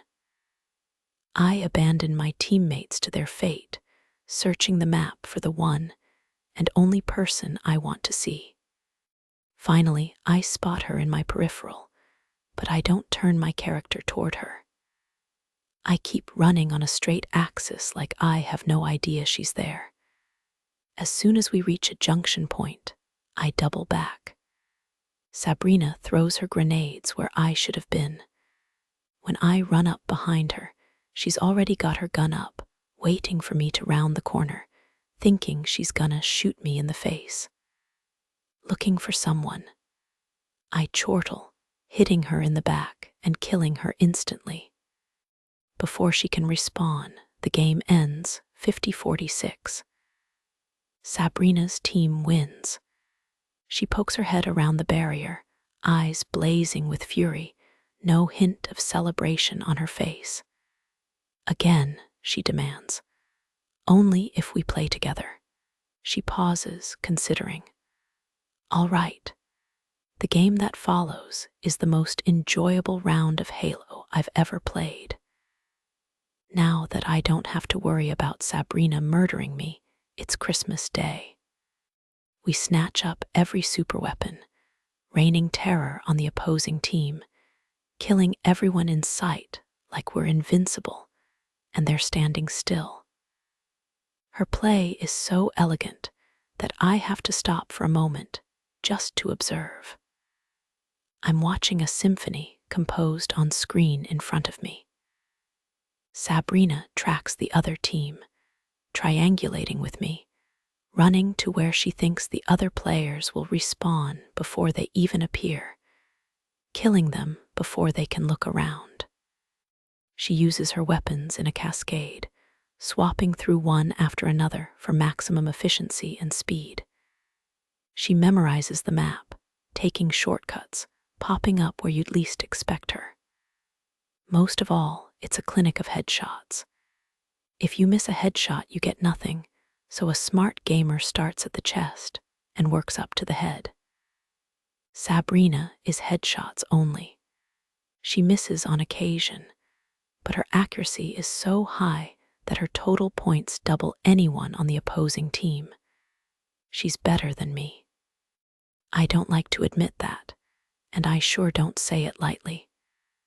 But she's a little more talented at Halo, and maybe even just a little bit smarter than me. When we lay our controllers down, Sabrina turns, face flushed in triumph. "So," she says, "what do you think?" "I think I always want you on my team." 13 Sabrina were eating dinner on the Petrov's back deck, the only dinner we've all eaten together, and probably the only one we will. Someone or other is always absent at mealtimes, and soon I leave. Adric generally contrives to sit near me. Tonight, through Freya's insistence on an immediate refill of ice, I've ended up next to Ivan, with Adric across the table and 2 seats down. The table groans under the weight of a feast cooked by Timo, who used to be one of Ivan's brattocks, but has graduated to the position of head chef via an extensive education culled from pitmasters and the Great British Bake-Off. Tonight he's dazzling us with smoked tri-tip and a salad made of ripe peaches and candied hazelnuts. Dominic fills our glasses with Shiraz. Freya carries in a browned and braided loaf of challah, which Seema seizes before she's even set down the platter. "You made this?" he asks Freya, tearing off a chunk of bread. "Cade helped." "Oh," he says with much less enthusiasm. "You live off zoodles," Cade scoffs. "I could crack an egg in your mouth, and it would be high cuisine compared to the shit you eat." "Crack an egg in my mouth," Seema makes a disgusted face. "What kind of porn are you watching? Never mind, I'll check your browser history." Cade laughs, while looking alarmed that Seema might follow through on that threat. Ivan clears his throat, throwing a quelling look down the table. "Manners," he says. "Dad's right," Rafe agrees. It's 10 minutes into dinner, and we're already discussing Cade's taste in pornography. Have some class save it for dessert. I can't help laughing, and I'm relieved that Sloane smiles as well. She's sitting at the other end of the table, wearing a black blouse and cigarette pants, her hair twisted up in a loose chignon. It's strange to see her with her natural dark hair color, and even stranger to see her real expression, wicked and sly as a fox. I had no idea how much she was acting as Miss Robin. The real Sloane is sharp and sarcastic, and frankly terrifying. I'm keyed up, talking hectically to Nix, laughing too loud. I'm full of nervous energy, building up inside me like a pressure cooker with no release. Across the table, Adric sits silently, not joining in the conversation. I've tried to catch his eye several times without success. Then, as soon as I speak to anyone else, I feel his stare burning into me. Ivan is an intimidating presence on my other side. He's a beast of a man with a brutal-looking face, a rough, rasping voice, and a gravity only occasionally punctured by his wife. Even when he addresses me politely, it sends shivers down my spine. "You have only 2 more days with us." I wish I hadn't just taken a massive bite of tri-tip. I chew and swallow as quickly as possible, half choking myself. "Yes," I gasp. "I fly out Friday morning." "You'll be missed," he says with a polite nod. There's something courtly in his manners. I know he must have been barbarous beyond belief to claw his way to the top of the heap in St. Petersburg, but Ivan Petrov has a formality and a dignity that reminds me more of a king than a mafia boss. There's a reason this family follows him, a reason they were willing to risk everything to bring him home. Ivan says, "I hope you have an excellent second year without any interruptions." He means this as an apology of sorts, or a thank you. With full honesty, I reply, the interruption was the best part of the year. "If we don't make trouble for Sabrina, she'll make her own," Rafe says from the other side of Nix. "She's probably already plotting how she'll land herself right back in the Chancellor's office on the first day of school. That's why she's so extra tonight." This reference to my first ship ride over to the island is not as cheering as Rafe intended. It only reminds me that Nix won't be with me this time. "Yeah," I say, guess that's why I'm so lively. You're happy to be going back, Adric states, his voice cutting across the table. I didn't say happy. Lively, happy, what's the difference? Well, lively isn't the same as happy, is it? Sloane says. She's looking at me, not Adric. And even though she's smiling, there's a stillness in her eyes that makes me think she understands exactly what I mean. Happy is harder to attain, I say. Impossible for some, Sloane remarks. This doesn't feel directed at me, not exactly. But it might be for my benefit. I wish she weren't sitting so far away. I'd like to ask her what she means. Instead, I have to say what can be said in front of all the group. Impossible hardly seems like a barrier in this house. Can I ask you all something? Of course, Ivan inclines his head, listening. What was the code you used over the phone to tell Dominic and the others where to find you? Ivan smiles. A simple cipher, one Dom and I used when we were boys, avoiding trouble with our father. The first letter of each word forms the message. So nobody expected any kamikaze youngsters. I say, composing my own example on the fly. I'm showing off for Adric. He rewards me with a small smile, the first of the night. The real message is, so nobody expected any kamikaze youngster. Sloane catches the code just as quickly. And so does Zima, sitting at the far end of the table. Mouth full of bread, he lets out a snort that spews crumbs across Freya's plate. It took me a lot longer to come up with them, Ivan says gravely. Sloane teases him. I see snow was not your best work. How about some coordinates next time? Ivan is too used to his wife's ribbing to rise to the bait. I wanted to make sure you weren't looking for me in the desert, my love. I know how you hate sand, Dom scoffs. Yeah, it was super helpful. We crossed Fiji off the map. Ivan is unperturbed. You did find me in the end. It was a dark time, Lara says quietly. We're in brighter days now. She casts a quick smile at Nyx, letting her know she's part of those brighter days and not blamed for what came before. Nyx has fallen silent beside me. I want to smack myself for bringing this up. I was curious and not considering how it would make her feel. Sorry, I whisper, squeezing her leg under the table. Nyx takes a slow breath, lips pale but face composed. The sun sets on one life and rises on another. For all of us, Freya agrees. Ivan's return marks a turning point for everyone. Freya won't have to run the Petrovs' dispensaries anymore. She's headed off to Cambridge to complete her long-postponed economics degree. Dominic is Paquin in St. Petersburg. Adric is free to pursue his own goals with the Wolfpack. Rafe can be himself again. He'll marry Nyx in the spring. And he's already confided to me that he's been scouting houses to surprise her. You have to literally chain a Petrov in a cell to stop them chasing what they want. I envy them all. 14 Adric after dinner, everyone helps carry the dishes back into the kitchen. Sloane and I linger at the table the longest, me gathering up the empty wine glasses, and her folding the tablecloth with all of its crumbs so she can shake it out over the railing of the deck. The sun is going down.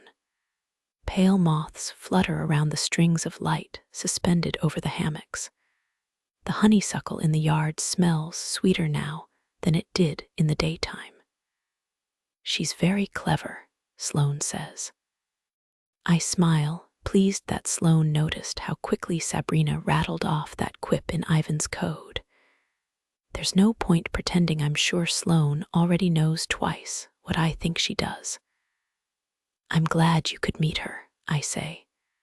Sloane is not maternal, not in the usual way. She's my aunt, but she's been more like an older sister to me, or a friend. I want her approval, hers and Ivan's. I always have. Sloane gives the tablecloth a brisk snap, tossing the crumbs across the lawn for the delight of all the robins and sparrows in the morning. I knew you'd never pick some pretty little idiot, she says. I shake my head. That would bore me. Sloane refolds the tablecloth, crisply, intricately, like a flag, even though she's only taking it to be washed. She'll be an asset to you, she acknowledges. I'm not sure I like the term asset. It's a word Sloane's father would have used. Sabrina is valuable to me and potentially useful, but she's much more than a tool or a means to an end. Sloane continues, and a liability too. I pause, a bouquet of wine glasses in each hand, the dregs of Shiraz streaky and dark. What do you mean, she's unstable? How do you know? Because it takes one to know one. I frown, irritated that Sloane is passing judgment on Sabrina when she hardly knows her at all. She's young, that's all. Some people form at an early age. That was you, a Drick. You've been the same practically since you were a baby. I taught you, but I never changed you. You are who you are. Other people are more malleable. You can shape them and hone them like a sword. You can wield them for your own purpose. And some people are bombs. When they go off, they tear everything apart, including themselves. Which one are you? I demand. I've been a sword and a bomb. Then you grew up. No, Sloane says sharply. I changed. It's not the same thing. Do you like her or not? I say coldly. I can't really tell. Of course I like her, but you're my nephew. I have a responsibility to you. And you think you need to warn me. Yes, I do. Of what exactly? You think you're invincible. You think you're in control. But you've never been in love before. Love makes fools of us all. I thought love saved you. I'm hot in the face. Didn't you say that? That all your happiness came from Ivan? It did, Sloane agrees. It still does. But don't think that's the only way it can go. I appreciate the concern. I pick up the last glass. But I can handle myself, and I can definitely handle Sabrina. Sloane gives her maddening smile, smoothing out the last wrinkle in the tight packet of the tablecloth. Sure, a Drick, she says, light and calm. Just remember, when a bomb explodes, it destroys whoever stands closest. 15 Sabrina, I'm supposed to fly to Dubrovnik tomorrow. I have my suitcase with me, full of a fresh batch of uniforms, and I already said goodbye to my parents and Damien back in Chicago. Nix can tell I'm in a funk about leaving. She's so honest that she ignores social niceties and the bullshit people say, cutting right to the heart of what she sees. You don't want to go back to school. We're laying on the back deck of the Petrovs' house. The wooden beams are warped and graying from the constant salt spray tossed up from the beach below. In the large hammock, we can lay side by side, head to foot. Nix's red hair sprawls across my brown arm, my dark hair across her pale one. From above, we must look like a yin-yang. The breeze is strong enough to keep us rocking, though neither of us is pushing. A Drick has gone on some errand with Cade and Rafe's sister Freya, something to do with the dispensaries. I didn't ask a Drick for details, because there've been people all around us today, and the things we actually want to talk about can only be said in private. I like school, I say to Nix. That's mostly true. I spent years yearning to go to Kingmakers. Once I arrived, the classes and training and ferocious competition were everything I'd dreamed.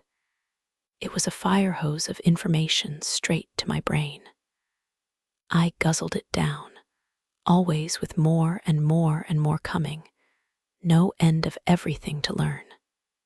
But the rules, the strictures, the monotony of it, I don't want to be on someone else's schedule.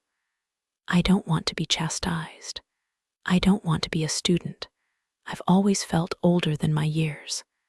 I like Cade and Kara and most of my classmates. But the one who feels like my equal is a Drick. I want to be 8 years ahead. My mind is already there. I'm ready. That's not what I said.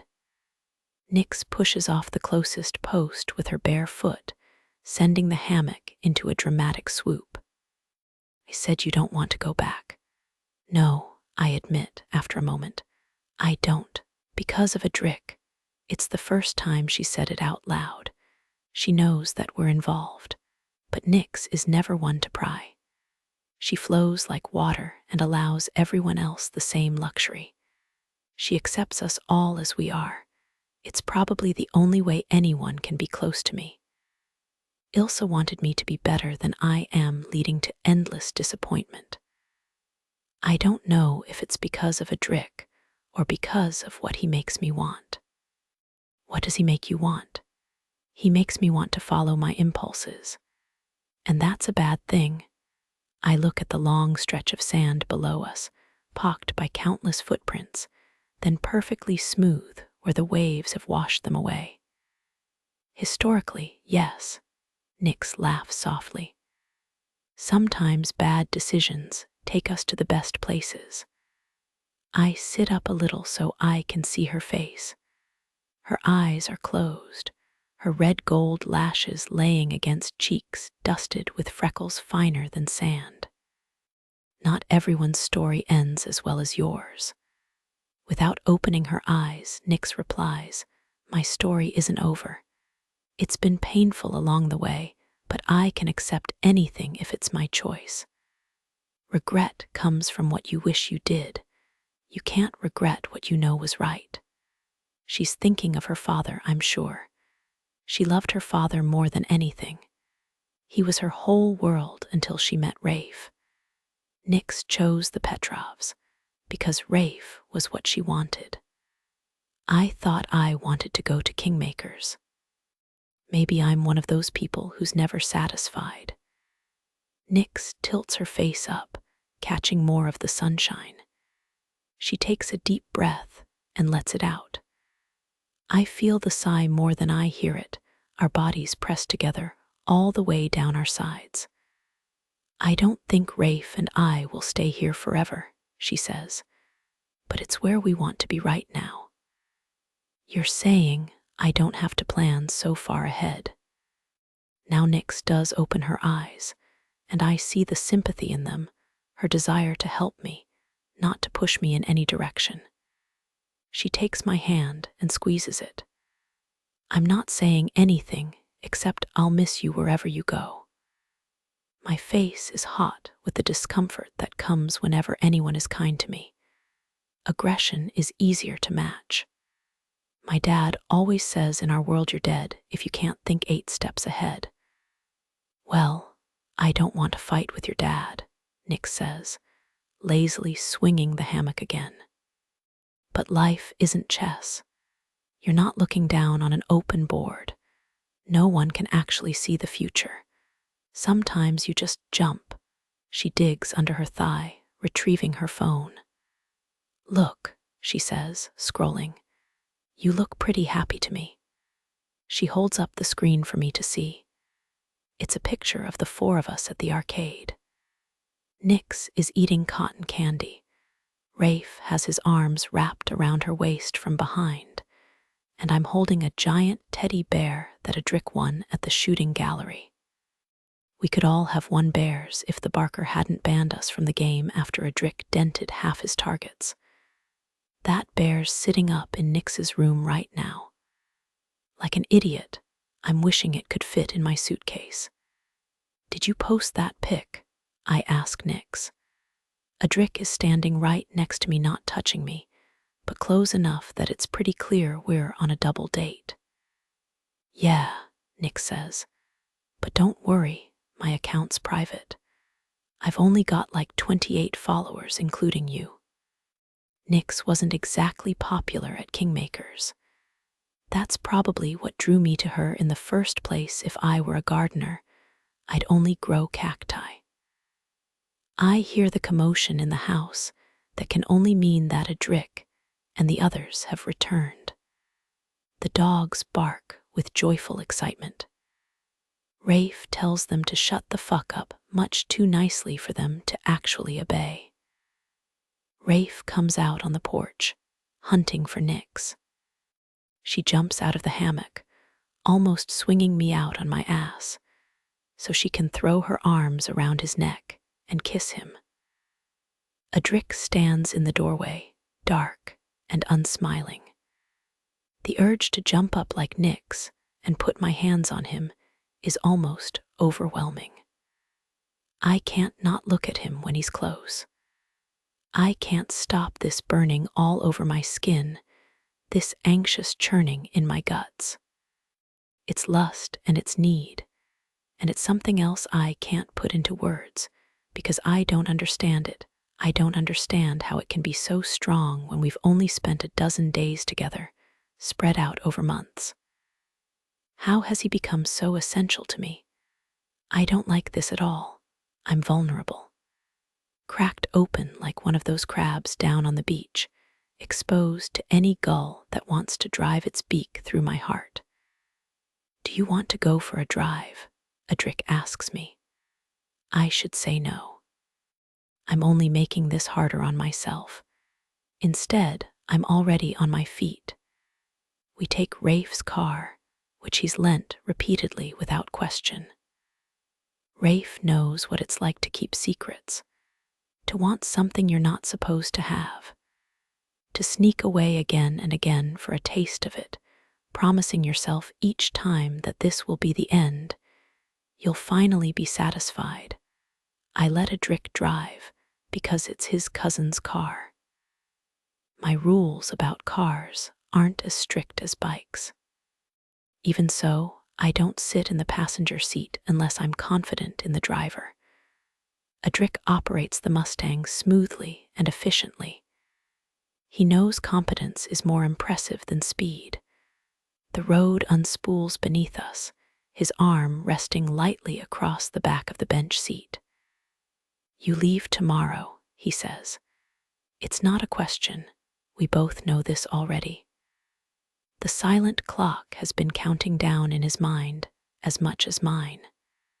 7 a.m. I'll drive you to the airport.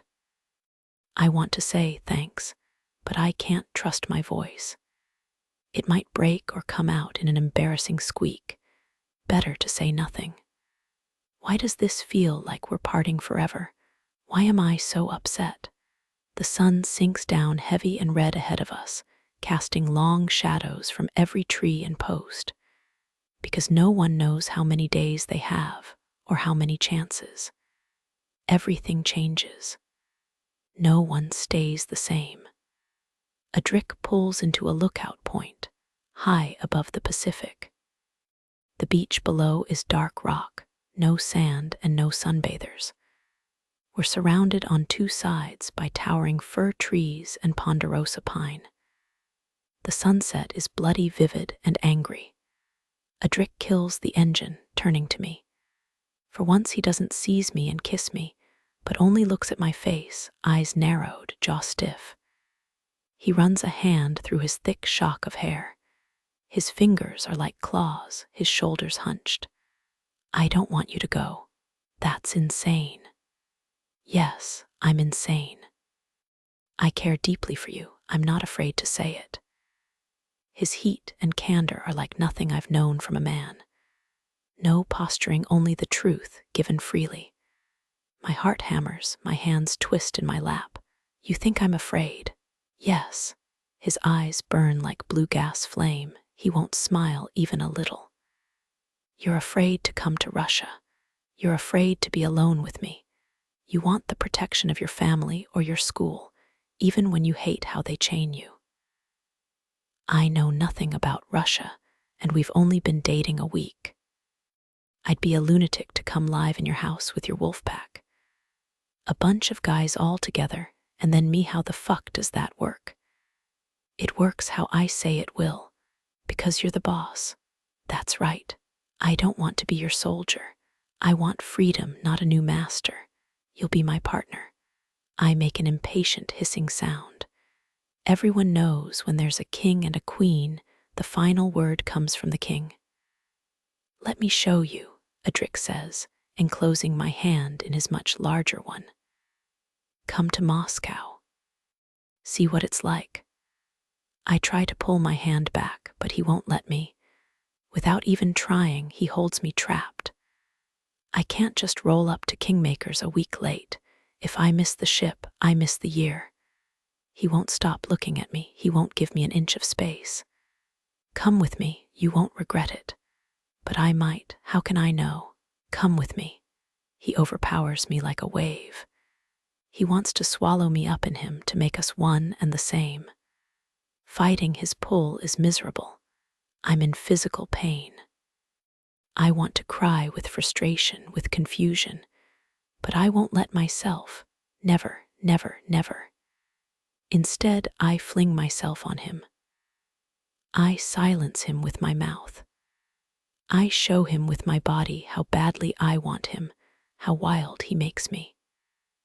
I straddle his lap, pressing close to him in the scent of leather and gasoline, the blood-red sun beating on the dashboard, glinting off the chrome dials and the sparkling glass. This is where I want to be. I'd trade my whole life for this moment, and I'd trade this for nothing, not anything that exists. In this moment, we are one person, we are one thought. And the thought is this: this is right, I'm supposed to be with you. I don't care about anything else. I don't care what I believed before I met you or what I planned. You smashed what I was and you made me something new. Is it love or is it madness? I accept either one. We cling to each other for hours, until the sun sinks all the way down, the air cold, my fingers chilly against his warm neck. I curl up against him like a child. All I want is his arms around me forever. We drive home slowly, trying to stretch out each moment. I haven't given him my promise, but I want to. The words are in my throat, waiting to be spoken aloud. As we near the entrance to the long, winding driveway up to the Petrov house, I see a car parked at the side of the road, right where the mailbox would be if it weren't blocked by the front wing. My heart stops in my chest. The street lamps are far apart on this lonely stretch of road. The man stands in shadow, his face indistinguishable. Still, the lean body is all too familiar to me. Even if I could see nothing of him, the vehicle itself is too distinct to mistake. My father is waiting. 16 Adric Sabrina's voice is tight as she orders, "Pull over here." It only takes a glance for me to understand what's happening. In the glare of our headlights, I see a spare figure dressed all in black, arms crossed over his chest, leaning against the boot of a Hellcat. We pull up behind him. He stands and ambles toward us, moving slowly, gingerly. Old scars, old injuries. His body is as battered as the boots on his feet, his face much the same. Still, you can see the traces of a powerful beauty. Like an aged rock star, he retains a dark glamour that time can't erase. Sabrina steps from the car, her sneakers crunching across gravel. I exit as well, unwilling to lurk in the driver's seat. "Hi, Dad." "Hello, Sabrina." I would give a great deal to be able to smooth down Sabrina's hair without him noticing, or rebutton her shirt the right way. His eyes pass over the evidence of what I've done to his daughter, then fix on my face. It seems feeble to introduce myself if Nero is here. He already knows who I am. Instead, I nod my head toward the Hellcat, its engine long cooled, its black body gleaming in the night. Nice car, Nero says. Would you like a drive in it? I can feel Sabrina's tension. If I look at her, she might shake her head. Nothing will prevent me from accepting the invitation. I'm no coward, sure. Wait in the Mustang, Nero orders his daughter. He wants to keep this confrontation out here on the road, away from Ivan's property. Sabrina opens her mouth to give a fiery retort. It's me who shoots her a look, asking her for once in her life not to argue. We'll be back in a minute, I say. I hope that's true. I slip in the passenger seat of Nero's car, leaving the seatbelt unbuckled. I don't want to be restrained, not on this ride. Nero climbs in behind the wheel slower, stiffer. His face gives no hint of pain, but he must feel it every day. He pulls away from the curb smoothly, one hand on the wheel. He drives like a professional, with a precision that can only be obtained by years of focused practice. In the dark and silent car, I ponder how to begin this conversation. Nero's presence means he already knows some of what is passing between me and Sabrina. Maybe all of it. I don't know what she's told him, or what he's discovered. Nero suffers no such hesitation. He's as quick as his daughter. He says, "Why do they call you the legend?" Sabrina told me the Gallos love to play chess. I suppose we could call this the King's Gambit. Nero offers a benign, even generous opening. If I take it, he's sure to spring a trap. I try to deflect. It's just an old nickname from school. We were the first class to win 3 years of the Quartum Bellum. I doubt anyone would use it anymore, not since your nephew won all 4. People absolutely still say it, but I'm downplaying what now sounds ridiculous and immature in the small space of the car, coming out of the mouth of the man known as the Moriarty of Chicago. Hoping to disarm him, I end with a statement, not a question, volleying the conversation back at him. Nero is far from disarmed. In a silky tone of politeness, he says, "That's right. I forgot that you knew Leo. Well enough that you convinced him and my daughter to leave school in the middle of the night and attack an armed fortress of Melina. Fuck me. Nero knows everything, and he's not pleased. I appeal to common ground. Leo and Sabrina were never supposed to be a part of that. I'm sure you can understand how far I would go to bring a family member home, and how impossible it is to prevent your daughter doing anything she's set her mind to. The ties of family loyalty are as powerful to the Gallos as they are to the Petrovs. And Nero knows Sabrina better than I do, for better or for worse. Nero turns into the canyon, a drive I would hesitate to take at night, especially with no reduction in speed. He's accelerating, the car flying down the dark and winding road cut deep through the mountain peaks. I understand, he says, his voice cool and rational. But understand me now, you are a gravitational pull toward danger and chaos, and you are pulling on my daughter. Starting with the night she met you. In fact, I'll wager that you've already planted the idea of her coming to Russia once she's finished school. Nero sees inside my head. He has the right idea, wrong timeline. I haven't planted a seed, I've grown a tree. Sabrina wants to come. I know she does. But Nero's influence is powerful. He's here to chop that tree to the ground. As I remain silent, the speedometer creeps up 85, then 90. There's no jerk of the wheels under Nero's steady hand, and no hint of emotion on his face. In Russia, we have a saying, "In the still water, the devil dwells." I've never met a man with water stiller than this.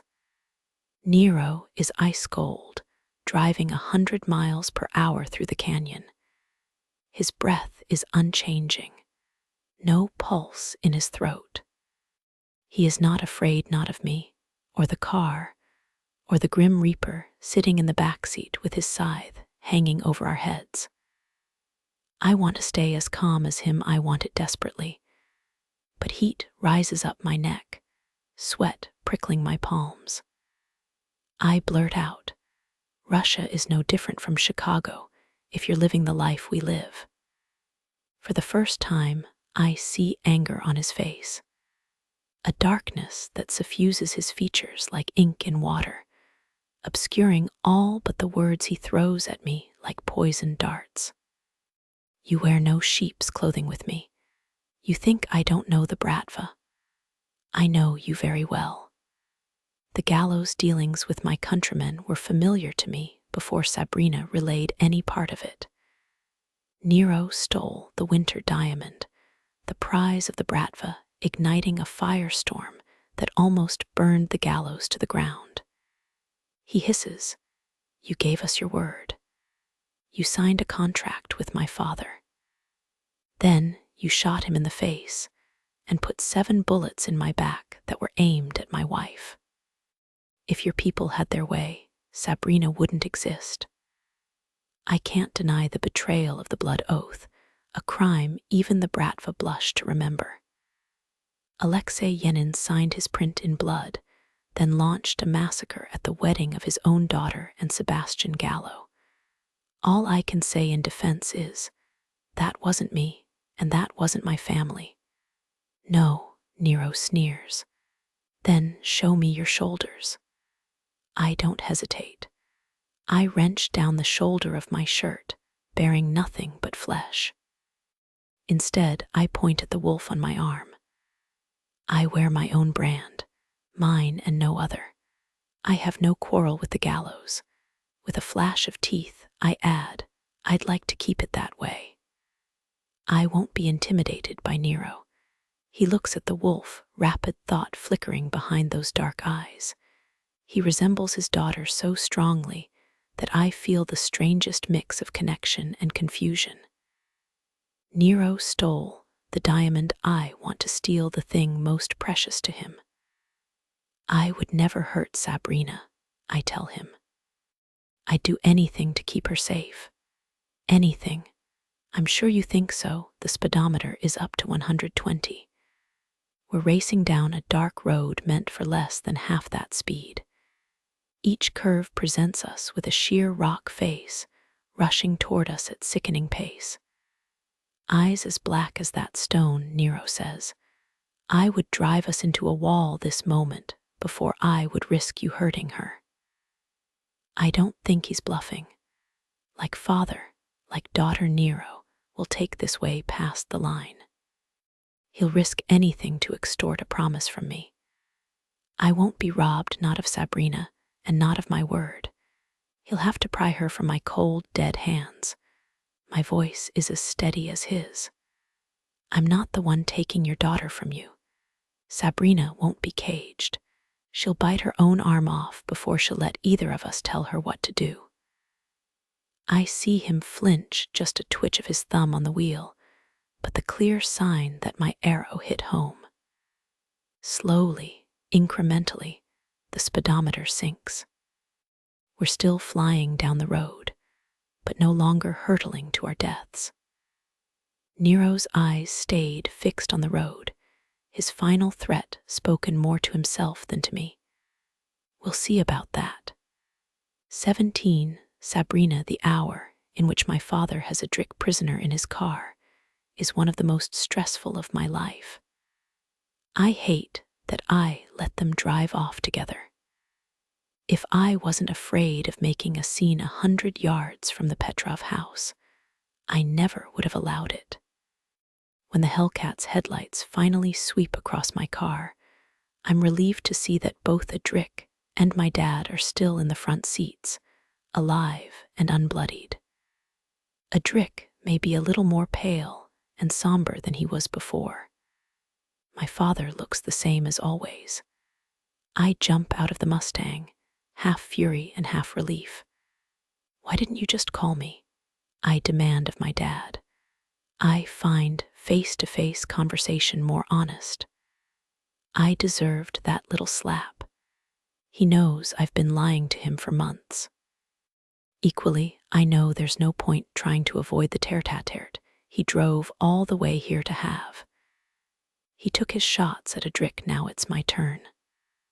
I'll meet you back at the house, I say to Adric.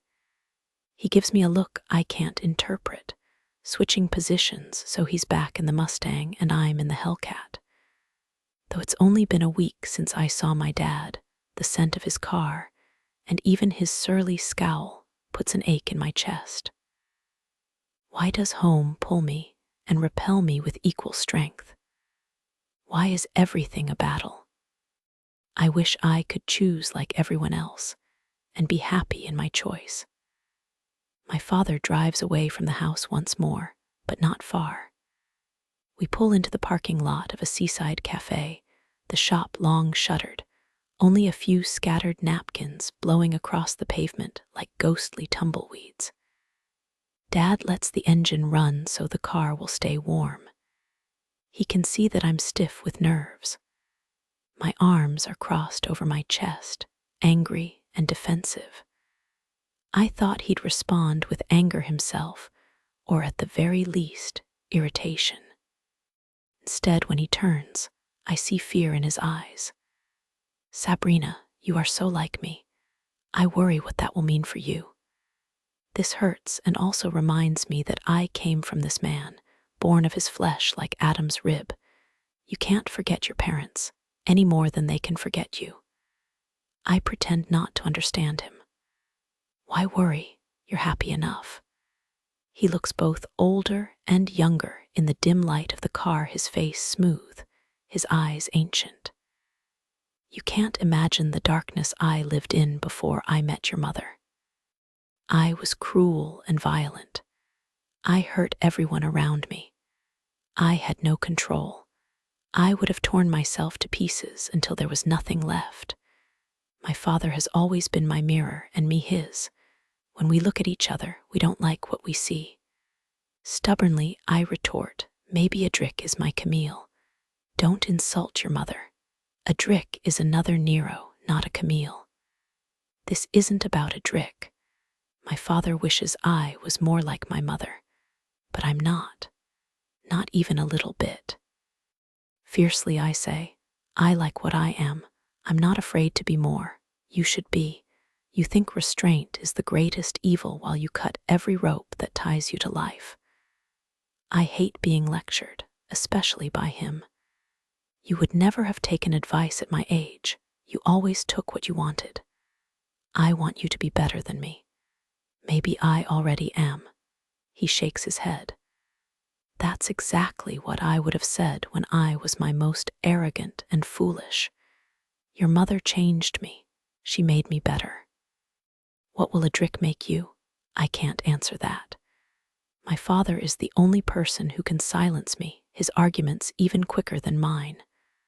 All I can tell him is the truth. I want to find out. I've been angry. I've been frustrated. He stays as calm as the night around us. He looks in my eyes, steady and sad. You won't survive every lesson. He's not here out of pride or hatred of the Russians, I know that. He's here for my sake, not threatening, but trying to reason with me. I attempt to meet him on the same ground. Dad, I'm not exactly like you. We're similar. It's true I struggle to be happy, really happy. You can understand that. You needed a Camille, maybe I need someone more like me. Adric sees me how I see myself. He's not another Nero. He's not my mother either, but he's not dark. He's not isolated. He commands friendship and loyalty. He grounds me more than you think. This is the first time I've told anyone how I feel about Adric. I haven't said it to Adric, or admitted it to myself. My father is unconvinced. You're saying what you want to be true, not what you could actually know. You have a dream of what you think life would be like with him, so did Sebastian with Yelena. Reality is much more cruel. I hate when he uses that as a weapon against me. His own worst mistake, and our family's an anvil around my neck that was forged before I was ever born. My dad pushes on. I see you for who you are, Sabrina. I know your intelligence, your passion, your potential. It won't flicker out like a candle. It will burn all your life. You have time, you don't have to rush. Get your schooling. Grow up a little more. Then I won't oppose you seeing a Drick. This is a heavy compromise from him, more than I could have expected. It has an effect on me. I hug him, something we don't do often. His arms are warmer than you'd think, not unlike my mom's. I feel safe with him. I feel loved. I know how powerfully he needs to protect me, and for once that doesn't feel like chains. Thank you for coming out here, Dad. I'm glad I got to see you again before I leave. He kisses the top of my head, stroking his palm gently against my back. You'll understand someday how much I love you. I'm torn in half, between the family I love and the man I want more than anything. I turn my face against his shoulder to keep the tears back, because even with my father, I won't allow myself to cry. 18 a Drick, because Sabrina has to leave so early in the morning. Only Nix is up to say goodbye to her. Sabrina trundles her suitcase down the front steps, looking ashen in the diluted light. I take the suitcase from her, hoisting it into the backseat of Rafe's car. Sabrina follows in uncharacteristic silence. She's barely spoken to me since her drive with her father. Nero left directly afterward, his work done. She's going back to school.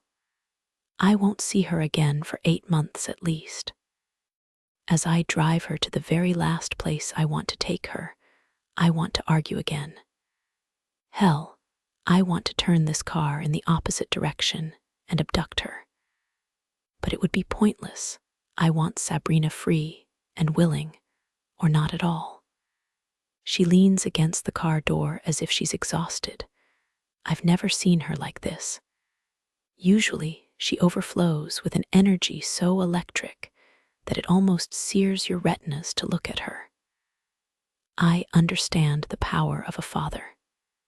I've had my conflicts with my own dad, times when I've bristled at his conservatism, his caution that can feel like wet mud I have to wade through on my way to anything new.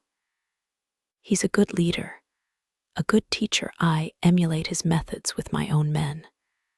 But he's always been willing to follow Ivan, while I refuse to be second to anyone. Sabrina shares my hunger for independence. I know she does. That's why she's so tormented returning to Kingmakers. But she's younger than me. She's not ready to shake off the weight of everyone else's expectations and advice. There's no point in trying to pile my own desires on the burden threatening to break her back. Or maybe she simply doesn't feel the way I do. She's unhappy. I can see that, but actions tell the truth. She's leaving. What more do I need to know? We pull up outside the airport in Portland. I lift her suitcase out of the car, hating every part of that motion. I want to say something to her, and I consider several options, discarding each one in turn. I'll miss you, pithy, insufficient. I don't want you to go, already been said. This was the best week of my life, true, but still not enough. I'd give anything for more time, fucking pathetic. I wrap my arms around her, crushing her against my chest, angry at her and at myself. I've never been like this before. I've always known what to do. The impulse to snatch her up and throw her back in the car is overwhelming. Instead, I let go, regretting it the moment I feel the cold emptiness between my arms. Sabrina gives me one last look, her eyes huge and dark in her stiff face. She pulls her suitcase away without either of us saying anything at all. I stand by the car like a fucking fool, wondering how I got so attached. I'm not some weak-willed romantic. Before I met Sabrina, I couldn't give a shit about women. All I cared about was building my business. All I needed was my brothers. Then I saw her, and everything changed. I came to Croatia to win her over, telling myself she could be an asset, just like Sloane said. And I still believe I was right about that. But that's not why I'm here. That's not why I want her to come with me. All I want is Sabrina beside me. I want that wild look in her eye, that quick wit, that fucking fire. The only flame I've encountered that burns hotter than mine.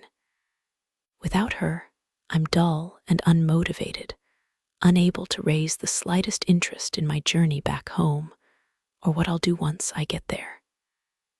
I stand by the car so long that the parking attendant passes by twice to chastise me. Still I stay, a fool till the end. A jumbo jet rises in the air, Sabrina's airline, probably her plane. It soars up like a bird, glinting in the sun, hateful to me in every way. Watching it shrink in size and fly away from me is one of the most painful things I've experienced. I didn't think it would hurt this much. I thought I was ready. I take several deep breaths, knowing I have to return to the house. I'll have to mask this sick churning in my guts while Rafe tries to rib me and my mother scans my face for the evidence of what she senses, but is too kind to say out loud. I should have hidden it better all along. I shouldn't have exposed myself like this. It was impossible. I fell for Sabrina like a boulder tumbling off a cliff. The boulder was the size of a house. Now it's landed on my chest. When the plane disappears in the clouds, I finally turn back to the car, only to hear my name screamed at top volume. Adric. If I could bottle that joy that bubbles up in me like pure, liquid sunshine, I'd be the richest man in the world. Before I can even turn, she's leaping into my arms. She's breathtaking. She literally steals the breath from my lungs, hair streaming behind her like a banner, face illuminated with radiant light, hands outstretched to me, skin flushed with sprinting. Her scent hits me heady and warm, mocha and almond. I gulp it down, my whole head floating, high as a kite. Nothing has ever felt better than her trembling body clasped tight in my arms. She's shaking against me, clinging to me with all her strength, her arms around my neck, legs around my waist. She kisses me over and over, on my mouth, my cheeks, my forehead, my lips again. I squeeze her too hard. I must be hurting her, but I can't stop. She came back. She came back to me. Sabrina presses her cheek against mine, saying fiercely, "It's crazy and I don't care. I want to be crazy with you." I hold her tight, making a promise I know I won't break. I'm never letting you walk away from me again. 19 Sabrina on September 1st. Instead of boarding the ship in Dubrovnik, I fly to Moscow with Adric.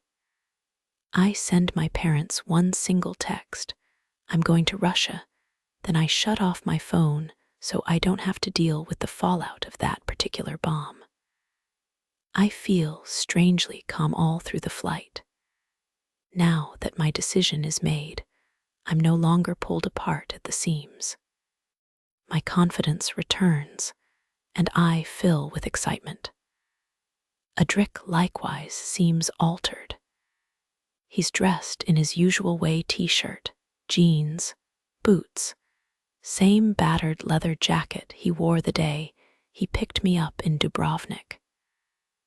And yet he's different here in the Moscow airport, amongst the throngs of people who look somewhat like Americans do, but not quite the same. There's enough dissimilarity in the style of suits and casual wear, amplified by the incomprehensible announcements over the loudspeakers and the Cyrillic signs, to remind me that I'm very much in a foreign country. Eastern Europeans have their own characteristics: high cheekbones, narrow eyes, strong jaws, broad noses. Seeing Adric next to his countrymen seems to emphasize the dark exoticism of his looks. He's never looked more brutish or more Russian. I'm all nerves and anticipation. I wish I could read the signs I'll have to learn. I like learning new things. Where do we go first? I ask Adric once we've retrieved our bags. Home. I want you to meet my brothers. This is the part of the adventure that concerns me most. Adric lives with 5 other men. I know his actual brother Cade, and we get on well. But Cade is headed back to Kingmakers today. The 5 I'll be meeting are strangers to me.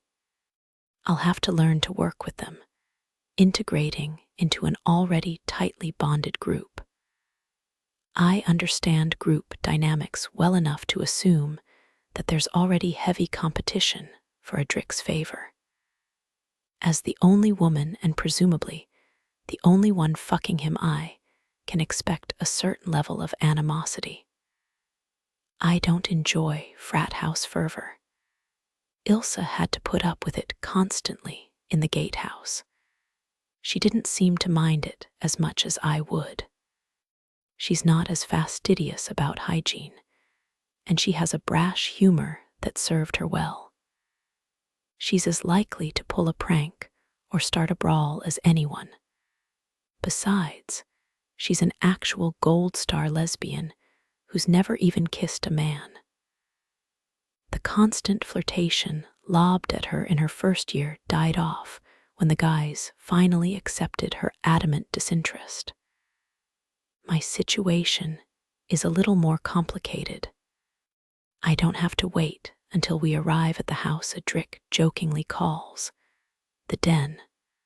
One of his wolf pack is waiting for us at the curb, leaning out the open windowsill of a black SUV. I can deduce his name from the forearm and fist propped up against his jaw, tattoos of skeletal bones superimposed on the flesh. This is Jasper Webb. He graduated before I ever came to Kingmakers, but my cousins described him in detail. He was an enemy to Miles and something of a friend to Leo. I don't know what that makes the 2 of us. Take the front seat, Adric says, throwing our suitcases in the trunk. He doesn't want us both in the back with Jasper as chauffeur, nor does he want to relegate me to the backseat alone. Adric is cognizant of small social cues. Without any obvious effort, he's the oil that keeps the gears running smoothly when people come together.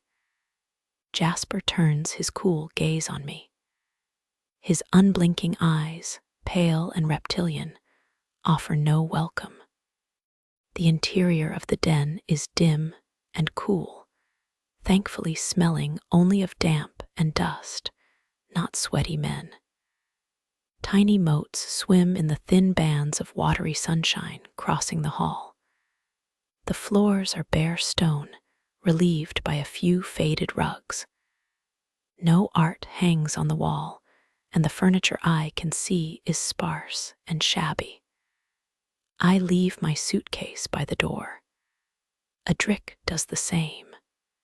He leads me through a warren of narrow passageways, past a kitchen with 2 mismatched refrigerators, and one vast farmhouse table, then down a short set of steps into a large common room.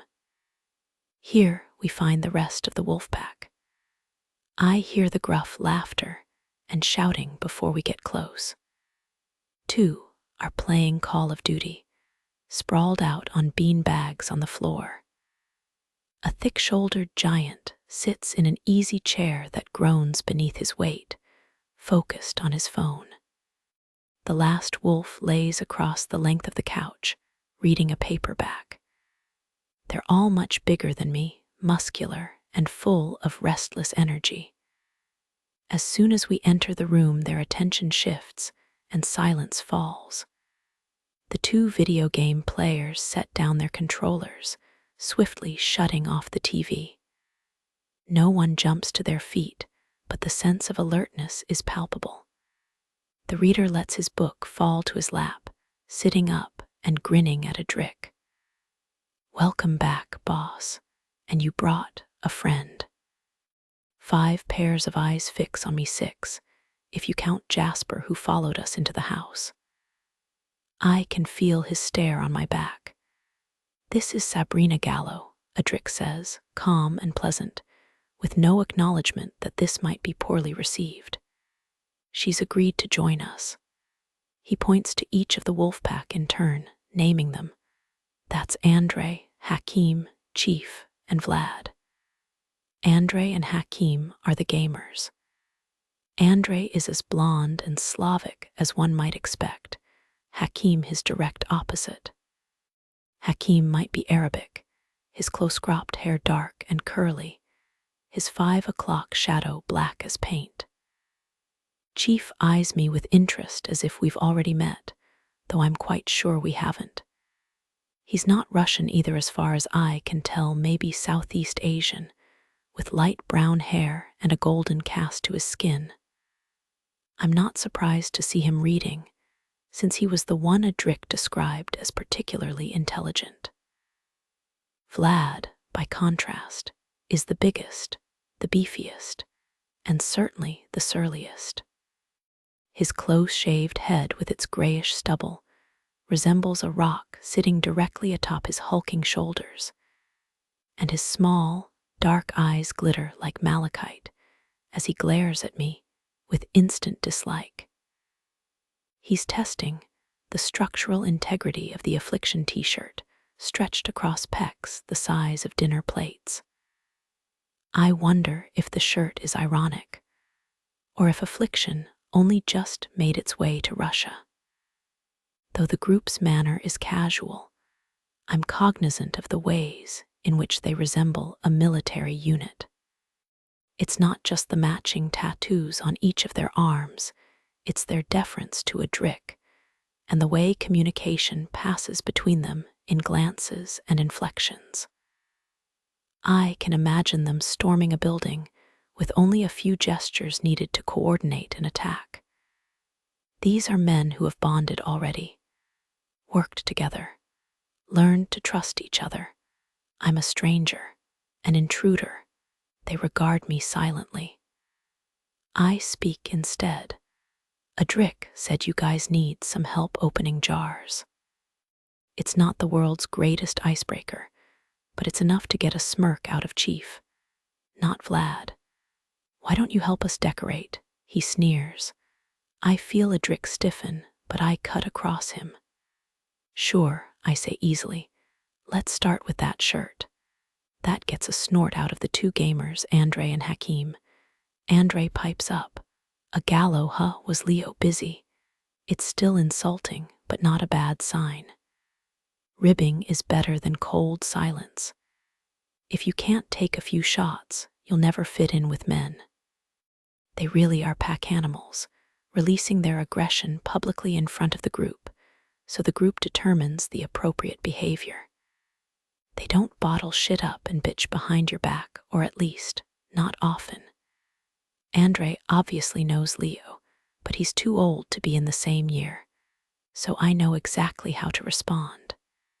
"Yeah," I grin.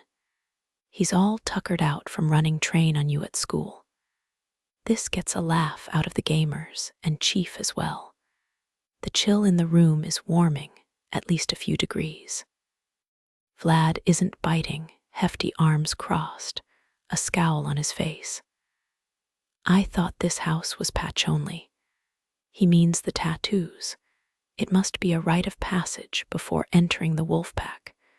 Adric says, this house was supposed to be brains only, but we let you in. Now they're all laughing, and Vlad looks suitably stupid. The tension is broken, as much as it needs to be for now. The real work will take place one-on-one as I get to know them individually. Nobody welcomes change, but if I want you to like me, you're damn well gonna like me.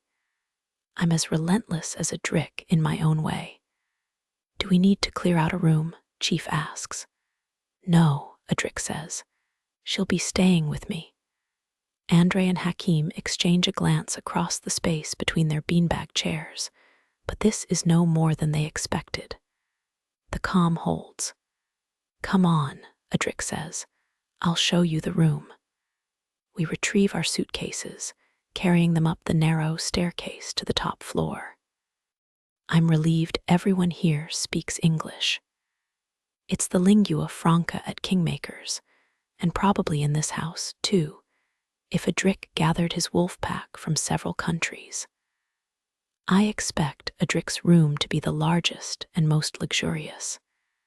In actuality, it looks much like the others we passed on our way. A wide, low bed takes up most of the space, covered with a red cotton comforter in folk print.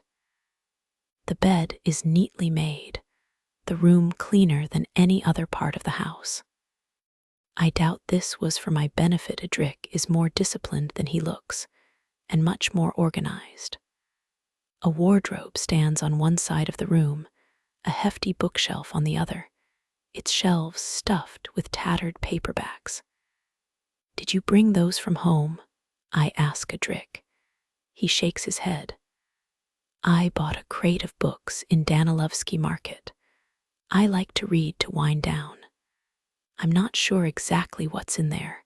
Actually haven't had the chance to go through them all. The singular window looks down over the small back garden. I peer through the bubbled glass, bisected by slender molded mullions, with a pretty pattern of decorative tracery at the top. Garden was perhaps too generous a term. Nobody has tended the jungle of vines and shrubs choking the trees, and half the ornamental plants are dead, while the wildest weeds run rampant. You could hardly walk through to the high stone wall behind. Beyond that, a jigsaw of uneven tenement buildings, rectangular and ugly, with metal fire escapes crisscrossing down their sides. Not the best view, Adric acknowledges. I'm not here for scenery. I set my suitcase down in the corner, turning to face Adric. Then what are you here for? He says, running a hand through his hair in a way that looks like it will smooth it, but really makes it stick up in more directions than ever. Why don't you tell me? On our first date, you said you wanted to recruit me. What did you imagine I would do here? Where do I fit in with everyone else? Adric shrugs, his heavy shoulders lifting and falling with almost audible weight. I told you, Sabrina, I don't plan to be your boss. I want you to run free. We'll see what you come up with. A light heat spreads through my chest, and I let him see my smile. I worried that once I was here, he'd revert to some misogynistic bratva and start barking orders at me. But it seems he really does intend to keep his word. Will you take me out tonight? I ask. Show me the city, of course. Adric gestures to the room. Does this suit you? Would you prefer your own space? I consider. I might like my own space, but I also know I'll be pulled into this bed every night like a magnet. This is good for now. Adric smiles. That wasn't a real offer. I didn't fly you across the world to be roommates. He opens the wardrobe. You can put your clothes in here. There should be plenty of space. I have to speak with some of the others. If you want to rest, there's at least an hour before dinner. He leaves me to unpack, which takes little time since I brought only the single suitcase, mostly containing school uniforms that I toss straight in the trash. Adric wasn't joking when he said there was room for my things. He's got about 6 shirts in the wardrobe and not much else. He lives a minimalist life. That much is clear. I'll have to adjust to all this tidiness. I've been known to toss my clothes on the floor when I roomed with Nix, but I won't do that here. It's time to grow up, like my dad said in more ways than one. We've got our own bathroom, thank God.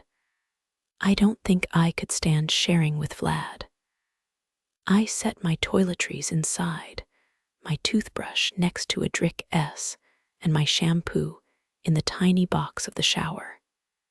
The bathroom has been renovated somewhat more than the rest of the house, but it still looks 30 years out of date. Its pedestal sink cracked on one side, the brass faucets rusted. The tub is made of oxidized copper, so heavy that the floorboards sag beneath it. Unpacking completed, I shove the empty suitcase under the bed, then stand and wait, wondering if I'll feel regret now that I'm settling into the reality of my situation. Regret doesn't come. Only a deep sense of exhaustion. I'd planned to make use of that cramped shower. Instead, I sink onto the bed, burying my face in Adric's pillow. It smells of him, a scent I've tried 100 times to isolate, without ever being able to name it. It comes to me in waves like colors dark, like a deeply steeped tea, with notes of heady sweetness, burgundy wine, or black cherry. Then that head-spinning chemical edge that compels you to inhale again and again, even if you know it might be bad for you, or even toxic testosterone like pure gasoline. It's that scent that makes me feel at home in this room. That chains me to this bed with no desire to ever leave it. I fall asleep breathing him in, over and over and over. I wake to the clanging of a cowbell. It echoes through the house, bringing scuffling feet, scraping chairs, and jumbled conversation into the kitchen below. If I hadn't been woken by the noise, the smell of beef stew might have done it. My gurgling stomach urges me out of the bed. A glance in the mirror reveals smears of mascara under both eyes and a lopsided haystack of hair. I twist my hair up in a top knot and take a couple half-hearted swipes at my face with a damp cloth, too hungry for anything else. By the time I get to the kitchen, everyone else is seated on the dual bench seats of the farmhouse table, including Adric. He throws a look at Hakim, telling him to make room for me. I drop down between Andre and Chief instead. I don't need Adric's protection, not in this house. Chief pushes me a basket of crusty bread, hard enough that it makes a sharp cracking sound when I tear off half a baguette. I dish stew from the tureen in the center of the table, ladling it into an earthenware bowl so heavy that I can hardly hold it in one hand. The stew is beef and vegetables, the broth thick as gravy. We take turns cooking, Adric tells me.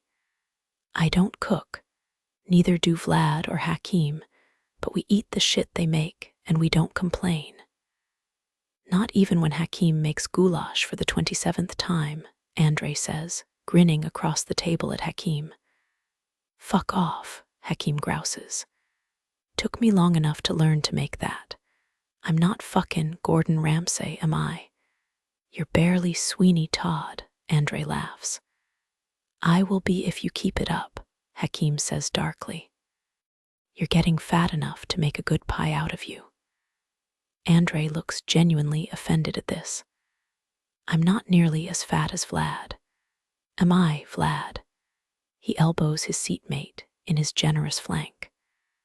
Vlad shoots Andre a look of such malevolence that Andre's grin morphs into a puckered mew, his blue eyes as round and startled as a schoolboy's.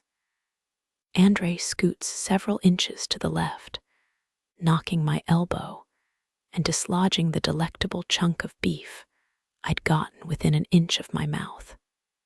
In retaliation, I steal the rest of Andre's baguette. While I loathe the idea of cooking for this pack of hyenas, I have to respect Adric's insistence on family dinners. Eating is a bonding activity, and if we weren't forced to cook proper food, the house would soon become a wasteland of empty fast food bags, with Andre and Vlad as plump as Hakim claimed. In truth, everyone at the table is admirably fit, ranging from Jasper's lean and rangy muscle to Vlad's bulk. There must be a gym close by, maybe at the house. I wonder if Adric makes everyone work out together. It can't be worse than the workouts Ilse used to put me through. I catch Adric's eye as he takes a second helping of stew. He grins, his teeth a flash of white in his tanned face. There is no head or foot to this table, also intentional, I'm sure. Adric calls his men brother. He avoids the appearance of authority. Yet they all wear his brand on their arm. They listen when he talks, and I assume they obey. Will he demand the same from me? Conversation bounces back and forth across the table. Everyone here is younger than 30, full of energy and crudity. Even Jasper smiles once or twice, though his chill is more complete than Vlad's, directed at everyone, not just at me. Adric passes out frosty bottles of Baltica from the fridge, popping their caps on the scarred edge of the table. Does the lady need a Cosmo? Andre smirks at me. Is that what you used to get Hakim in bed? I say, sweetly sipping my beer. He might be getting desperate enough, Hakim snorts. You're on a dry spell, aren't you, Andre? I'd get laid every night if I was willing to take home the dogs you fuck, Andre retorts. Can we talk business? Chief pleads of Adric. Before I have to hear another recital of Hakim's conquests and the lies he has to tell to get them in bed. What lies? Hakim protests. Did you or did you not tell some poor college student that you were Zayn Malik's cousin? Hakim shrugs. I could be. I've got a lot of cousins. We can talk, Adric says, silencing them all. Who wants to tell me what you did while I was gone? I will, Jasper says, composed and ready.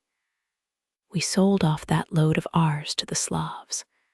They offered us 10 keys coming in fresh from Bolivia, but they're asking 50 per, and I think we can get a better deal from Baldowski.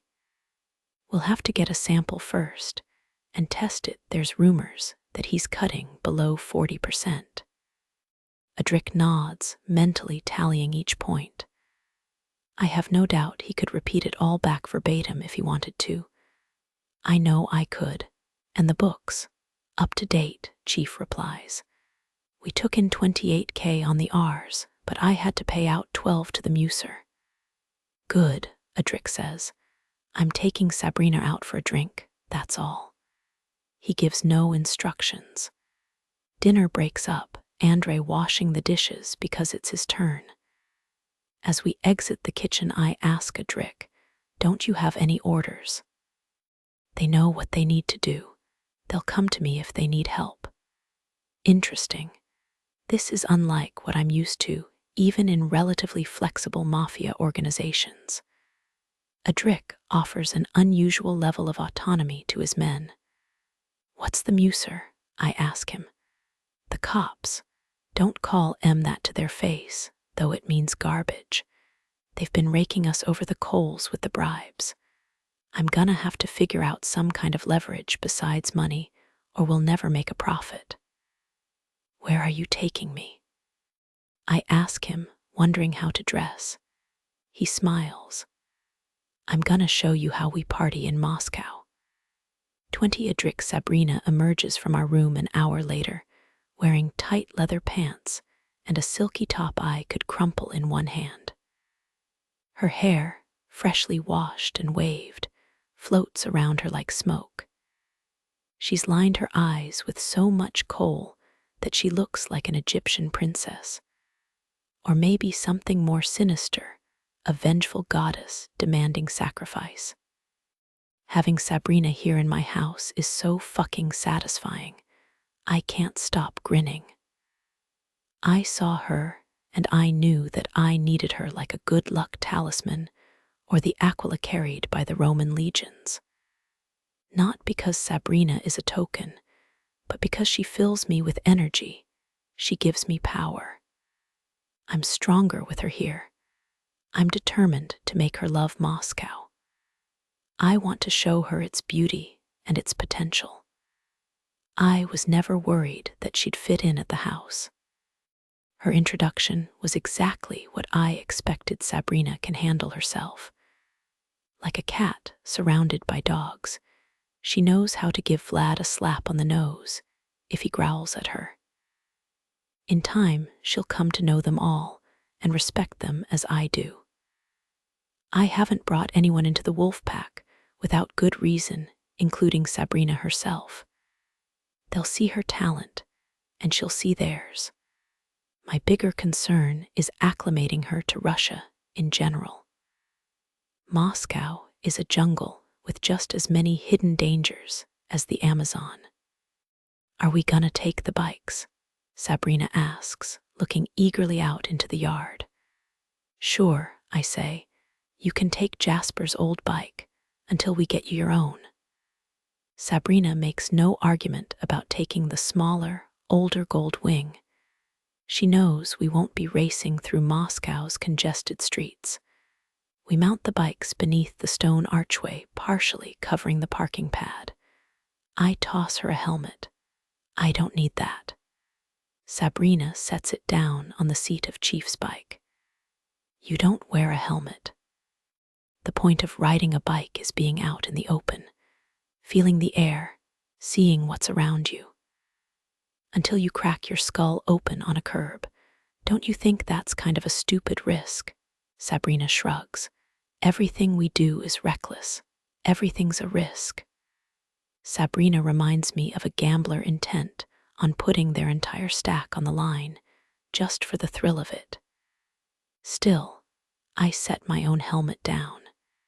It seems ungentlemanly to protect myself more than her. The Ducati fires up with a low purr. I see Sabrina's eyes gleam. She remembers how that engine feels pressed up against her. Keep your mitts to yourself, I warn her. She grins. I will if you keep your keys in your pocket. I pull out through the gates, leaning hard to take the corner. Sabrina follows after me, light, easy, relaxed. We swoop through the dark streets in tandem, two bats released into the night. I like riding with Sabrina close behind me, floating in and out of my peripheral with each curve in the road. The night air feels cool and liquid, ruffling through my hair like fingers. Sabrina's right that it feels good to ride like this, unprotected and unbound. It's easy to call out to her at the lights, to point out Tagansky Park and the Novospassky Monastery as we pass by. I take her to the Soho Rooms, one of the most exclusive nightclubs in Moscow, located right on the Moskva River, so the purplish light pouring out from its windows wriggles across the dark water below. A long line of guests wait outside the door. I don't have to pass a bribe to the face master before he waves Sabrina inside. He glances at the Vacheron on my wrist and allows me to pass along with her. Did you know him? Sabrina asks me. It's face control, I tell her. Beauty is everything here. If you look wealthy, cultured, and gorgeous, you get in the club. If you don't, you won't. The evidence is clear all around us, a mass of disproportionately stunning clubgoers, decked out in glittering mini dresses and tight button-ups and slacks. Those who aren't young and beautiful are clearly wealthy. The older men in bespoke suits and enough gold chains, watches, and rings to attract their pick of the stunning young women flocking around them. I brought Sabrina here because it's where the models and celebrities go. I thought she'd enjoy the glitz and glamour. Dozens of disco balls reflect a flurry of purple speckles over the throng of drunken dancers. Once we've ordered our drinks, I take her up to the summer terrace, where a girl in a transparent bodysuit performs an aerial silks show. She floats through the air, twisted up in a long white swath, heedless of the 50-foot drop to the dance floor below. We take a seat at a small table with a good view of the room. Sabrina looks around at the stylish crowd, unsmiling. What's wrong? I ask her. It's a tourist place. Not just for tourists, she frowns. This isn't where you would go if it was just you or the wolf pack. You don't like it. I want you to show me what you do, how you live. I want to see the real Russia. It's not as posh. She fixes me with that blazing stare, stubborn and demanding. Take me where the bratva go. I smile, not displeased. All right, come on. We leave the club and wind through the darker, dingier roads leading into Danilovsky. Here the luxury cars pulled up to the curb look much more out of place, but no one would dare touch them, even if they were left unlocked. There's no line outside Apothecary, and no sign above the plain brick entryway, other than a painted wooden board, the sort that might hang at an English pub, depicting a shot glass with an eerie green brew within. I tell Sabrina it's neutral ground of sorts. No business here, just networking. She nods, understanding. We pass inside, through a dark and undecorated hallway, raw brick like the exterior. Apothecary is smaller than the Soho rooms and less crowded. It resembles an old speakeasy, with ancient plasterwork on the walls, stained by cigar smoke, and a dark wood bar, carved and scrolled, in which dusty, unlabeled bottles line the shelves. The wrought iron lamps let out a dim golden glow, casting pools of light distinct from the impenetrable gloom. The tables are set far enough apart that conversations are unlikely to be overheard, especially under the steady thud of music pumped into the room. The mostly male patrons are accompanied by women dressed to impress. Sabrina, the only woman in pants, and clearly foreign, draws plenty of eyes. If the Soho rooms differentiate on beauty and wealth, an entirely different principle operates here. Age and ethnicity are diverse, as well as apparel.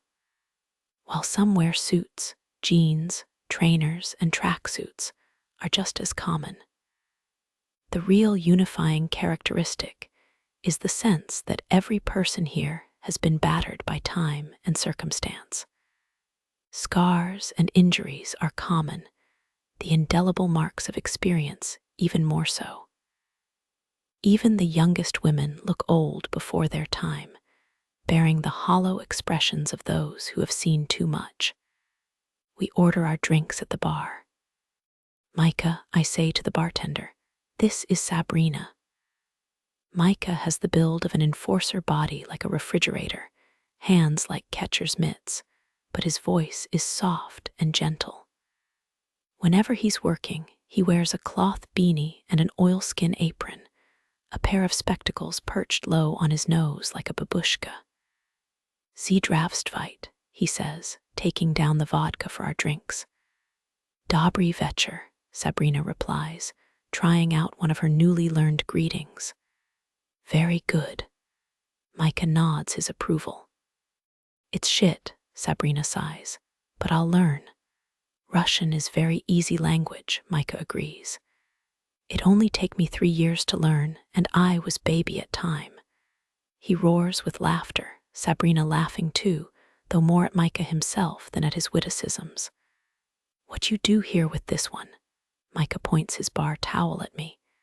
"You know he is very bad guy." "A drick," Sabrina says, eyebrows raised in mock surprise. "He told me he was an Elvis impersonator." "Elvis?" Chortles, spraying my arm with a little bit of spit. "Get me comb, I see it now." He holds up his hands, framing my hair, squinting and picturing me with a pompadour. With his fingers spread, I can easily see the missing fingers on his right hand. "Buy your own comb," I say, throwing down some cash and picking up our drinks. "Privet," Micah says, leaning in before I can leave. "Christian Z des." Christian is here.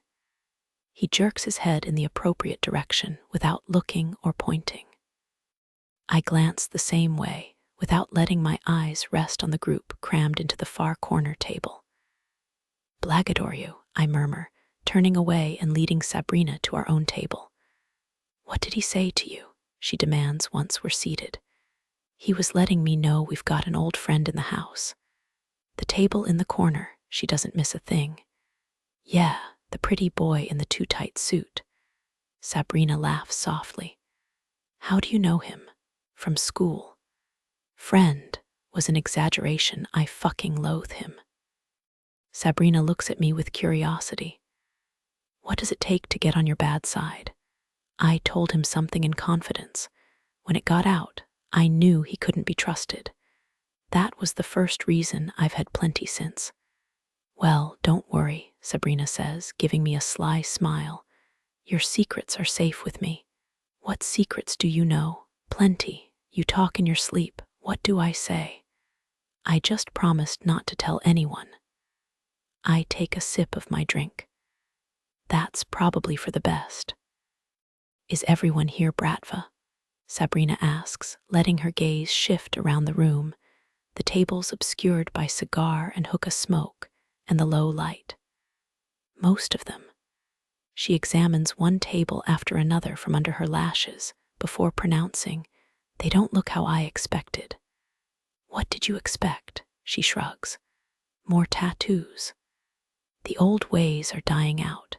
You've got to blend in nowadays. It's better for business. If they have the marks, they keep them where a suit can cover."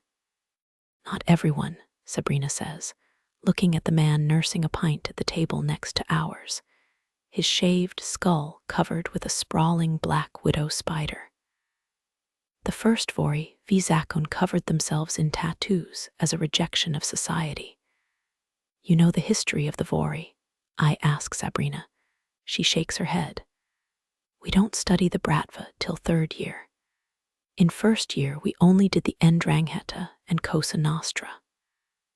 I finish my stoli and set it to the side, wanting both hands free while I explain. In Imperial Russia, virtually everything belonged to the Tsar. The first group who formed the Vorovskoy Mir, the world of thieves, were revolutionaries of a sort. They had a code of honor. They shared their plunder equally, and like Robin Hood, distributed it among the people as well. "How noble," Sabrina says with a saucy grin. She knows as well as I do that spreading wealth is more strategy than altruism, buying the loyalty of those who surround you.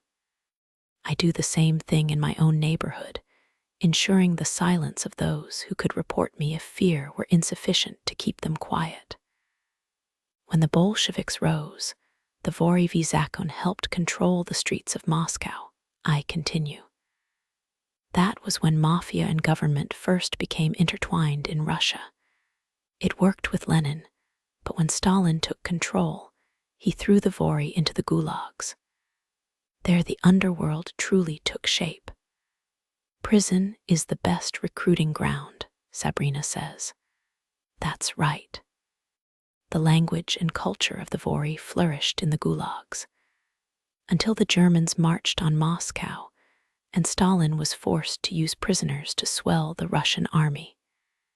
He promised freedom if they would fight for their country.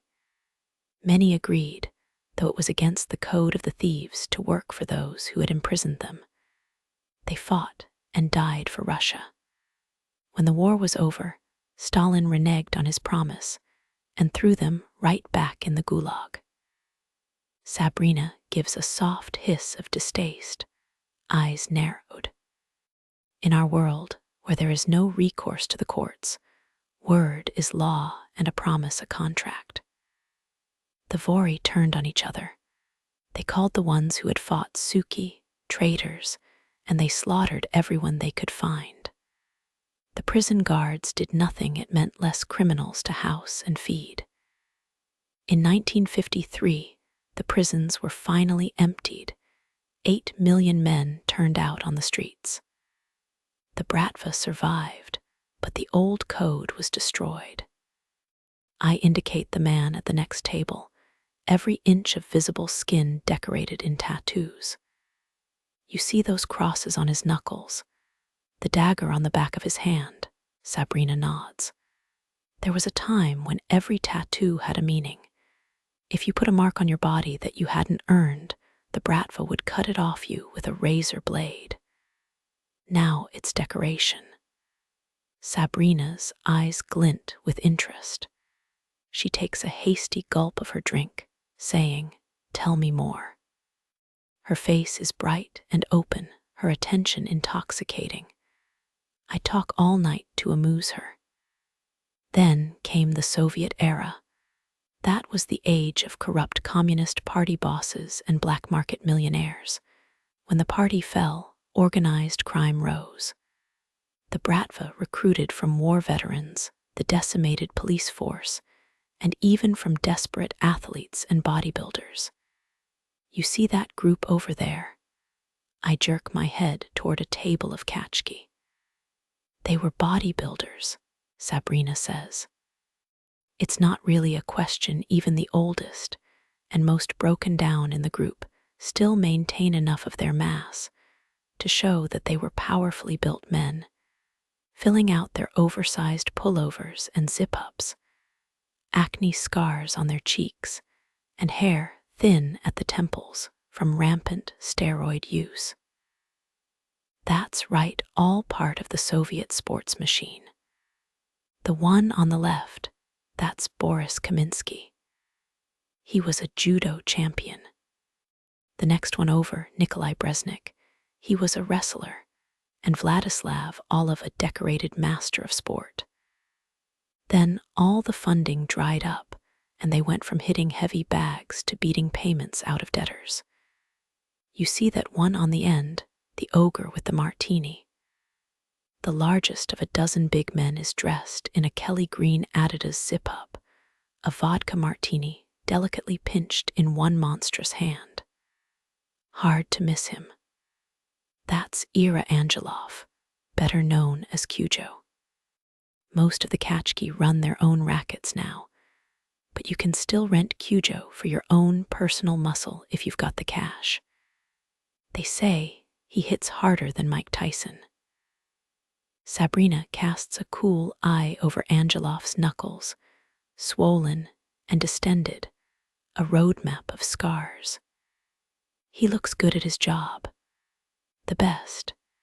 His old boss got rich brokering bribes for oligarchs who wanted to buy the newly privatized state enterprises. The entire economy of Russia was up for grabs, and all the independent businesses popping up were ripe for extortion. Cujo made a lot of money for a lot of people, but I think most of it went up his nose. The house he lives in now is nothing special. Who runs the protection rackets now? Everyone. Krisha is half the economy of Russia. Everyone pays protection money. It's part of business. Are you taking Krisha? Not yet. Most of the territory is already portioned out. We'll have to move in on someone else to take ground. Sabrina scowls, trying to understand the current system. There's a high table, she says, but the Bratva aren't one group. I shake my head. They never have been. There's no centralized authority, no head of the snake you can lop off. The high table represents a half dozen of the biggest bosses in Moscow, but it's a loose alliance, and loyalties change all the time. It's supposed to prevent the outright warfare we had in the 90s. Chaos is bad for business, Sabrina says. That's right. Moscow was madness, then every day it was car bombs, drive-by shootings, boss after boss gunned down, and then buried in monumental tombs that would cost 100 years' wages for a normal Russian. I want to see them, Sabrina says. The tombs. Yes, I laugh. If you're imagining white marble, think again. What do you mean? Russian gangsters aren't exactly known for subtlety. The headstones are massive, glossy black, with life-size portraits of the dons. Sometimes with their favorite cars or their favorite women, dripping in gold chains, drinking wine, and eating lobster. You're lying. I'm not even exaggerating. Whatever you're imaging, picture bigger, uglier, and tackier. Sabrina laughs, delighted at the picture in her head. What stopped the wars? She asks. The cops cracked down. They tried under Yeltsin without much success. Putin is smarter. How so? He turns a blind eye to the Bratva, as long as we remember that the Kremlin is the biggest gang in town. He'll even contract us from time to time. You work with the government, Sabrina frowns. It's not a matter of choice. To use a term you gallows would recognize, they make you an offer you can't refuse. Sabrina considers this, fiddling with the straw in her drink. So you're saying of all the people you don't fuck with in Russia, the politicians are at the top of the heap. It's the underworld and the overworld, and all the normal people caught in the middle. So what's your angle? She asks, her eyes fixed keenly on my face. Where do you intend to stake your claim? I shrug. That's the question, isn't it? Vice is a booming industry, competition everywhere you look. To expand in any particular area risks conflict with those already present. I incline my head toward each table in turn, rattling off the names of gangsters and the territory they control. There's the Chechens over there. They've got a new boss, Ismail Elbrus. Sabrina eyes the fleshy figure in the center of the group. Did he eat the old boss? I let out a soft snort. Don't let him hear you say that. Elbrus is vindictive as they come all the Chechens are. Cross them and they'll burn down your grandma's house and every house on her street. What do they do? Illegal oil deals, bank fraud, counterfeiting. They've got a massive obshak where they pool their funds, and they're connected in government, especially the Regional Department of Organized Crime. Sabrina laughs at that little piece of irony. There's the Slavs on the other side of the room. They despise the Chechens. They're mostly arms dealers, and they've got as much heavy hardware as the Red Army, half of it stolen from the Red Army, actually. They're in local drug production, and they bring in cocaine from South America. Sabrina nods, eyes flicking from table to table as she memorizes each face and each piece of information. You probably know her. I nod toward the table featuring the only other woman in the room not paid to be there. A beautiful brunette with a keen, intelligent face, is speaking intently with a young man in an elegantly fitted suit. They look stylish enough that they would have easily breezed inside the Soho rooms had they chosen to go there instead of here. Neve Markov, Sabrina says softly. See that rock on her finger? She just signed a marriage contract with Simon Severov, youngest son of Sanka Severov. She's engaged, as of this week. Sabrina examines Simon with fresh interest, stirring her straw around in her ice. You're wondering if Ilsa likes him. Sabrina smiles, unembarrassed by the mention of her ex. I don't think she expected her sister to get married any time soon. I shrug. They say it's a love match. Sabrina is already back to the business at hand. You've been dealing R's and blow, she says, remembering what Jasper reported. That's right. We have an agreement with Eben Franco to sell in his strip clubs. But the price of coke has been all over the map, and the molly we get from Amsterdam has been shit. We need a new supplier. Sabrina frowns, thinking hard. Her eyes flick around the room, table to table, understanding that each group represents a center of power with which we will have to contend. At last, she says, what we need is a resource. They're fighting over what already exists. We could make something new. Make what? The thing everyone wants, Sabrina smiles. A good time. The Slavs already make their own molly. They can buy in higher volume than us and undercut our price. If we can't compete on price, then we have to compete on quality. You said the stuff coming in from Amsterdam is shit. Only 1 in 3 shipments tests pure. But you can get the raw materials. I can get anything once I know where to look. Sabrina bites the edge of her thumbnail. I see the wheels turning in her head as she sits across from me, scowling in concentration. We need something no one else can sell, she says softly. Something unique that we cook ourselves. You want to be in charge of it, I ask her. She looks up, eyes large and luminous in her tanned face. I see her excitement, but she plays it cool as always. Could be fun. You should bring Hakim on board. He took 2 years of biochemistry. Oh yeah. His parents wanted him to be a pharmacist like his sisters. Sabrina grins. Then I guess it's time to make his parents proud. 21, Sabrina, after another hour or two of discussion of raw materials and the best place to set up a lab, Adric leans back in his seat, arms slung around my shoulders. How about another drink? So much work, must be time to play. His large hand massages my shoulder, warm and heavy and pleasant. Even in this room of strangers, and criminals, the kind of people who would slip a knife between your ribs, for an insultingly low sum of money, I feel comfortable, even safe.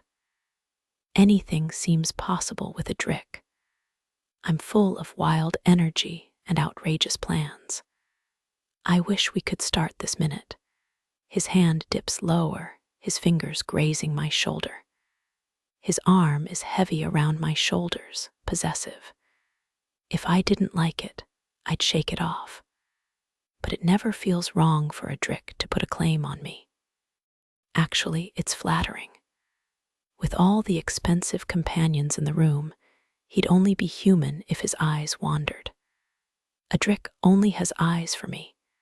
His attention is addictive. The more I get, the more I want. I lean against him, letting my own hand rest on his leg near his knee, feeling the warmth through the denim. I look into his face. He's outrageously handsome, the kind of good looks that are even better up close.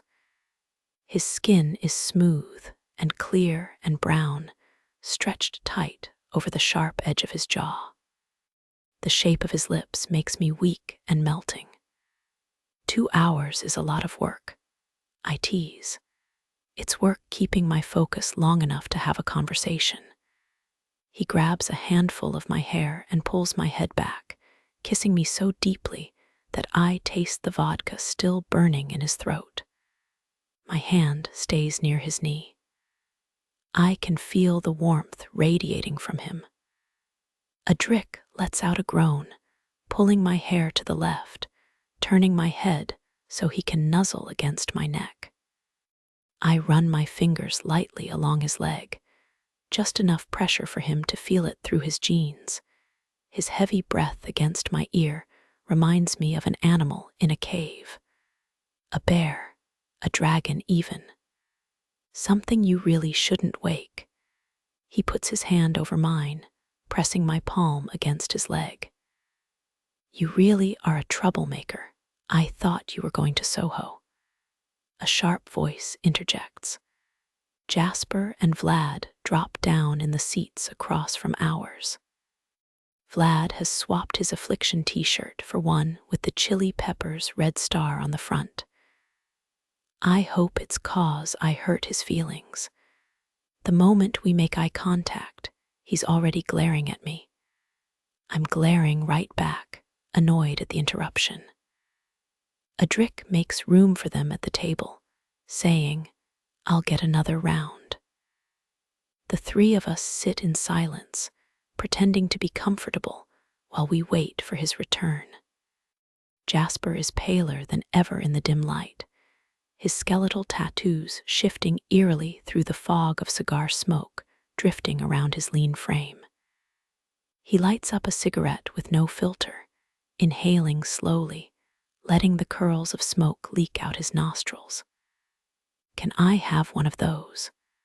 Benjamin Franklin said the best way to make a friend is to ask for a favor. Jasper stares at me silently, then holds out his silver cigarette case. I take a roll-up and let him light it. Jaspers flicks up the lid of his Zippo and creates a flame, all in one movement like a magician. "Thanks," I say, puffing lightly. He's mixed weed in the tobacco. The smoke singes my sinuses, sending a heady warmth through my brain. Settling in, Jasper asks. He's smarter than Vlad, smart enough not to show his animosity openly. But we both know the score. Jasper is Adric's right-hand man. We're in direct competition for his attention. Smiling, I say, I already feel right at home. Oh yeah. Jasper's upper lip curls, showing a glint of incisor. Moscow is just like the suburbs of Chicago. Sure, I shrug. People are the same everywhere. The vodka's a little nicer. I raise my glass to him, half friendly, half mocking, and take a drink. Then, because it's not always my intention to be a dick, I ask him, "Where's home for you?" It's the wrong question. Jasper's eyes narrow, his lips almost disappearing. "This is it," he hisses. I don't have another life waiting for me when I'm tired of playing gangster. I consider quipping, so there's no Mrs. Skeletor. But I keep a lid on it, instead saying to Vlad, "How about you, big boy? You an orphan too?" "No," Vlad grunts. "My mother is alive. My father was killed trying to bring Ivan Petrov home." Fuck me. When will I learn to do the tiniest bit of research before opening my mouth? "Sorry," I say. "Why? You didn't know him." Aggression radiates out of the two of them, dull and heated from Vlad, sharp and cold from Jasper. I'm not getting anywhere with chit-chat. It might be time for some old-fashioned flattery. "Leo told me about the boxing tournament at Kingmakers," I say to Jasper. "He said you almost won the whole thing, that you might have taken down Dean if you didn't have to fight Silas first." Jasper has his roll-up tucked in the corner of his mouth, keeping his hands free so he can crack his knuckles swiftly and systematically. He runs down the fingers one by one, each pop as crisp as if his hands really were made of nothing but bone.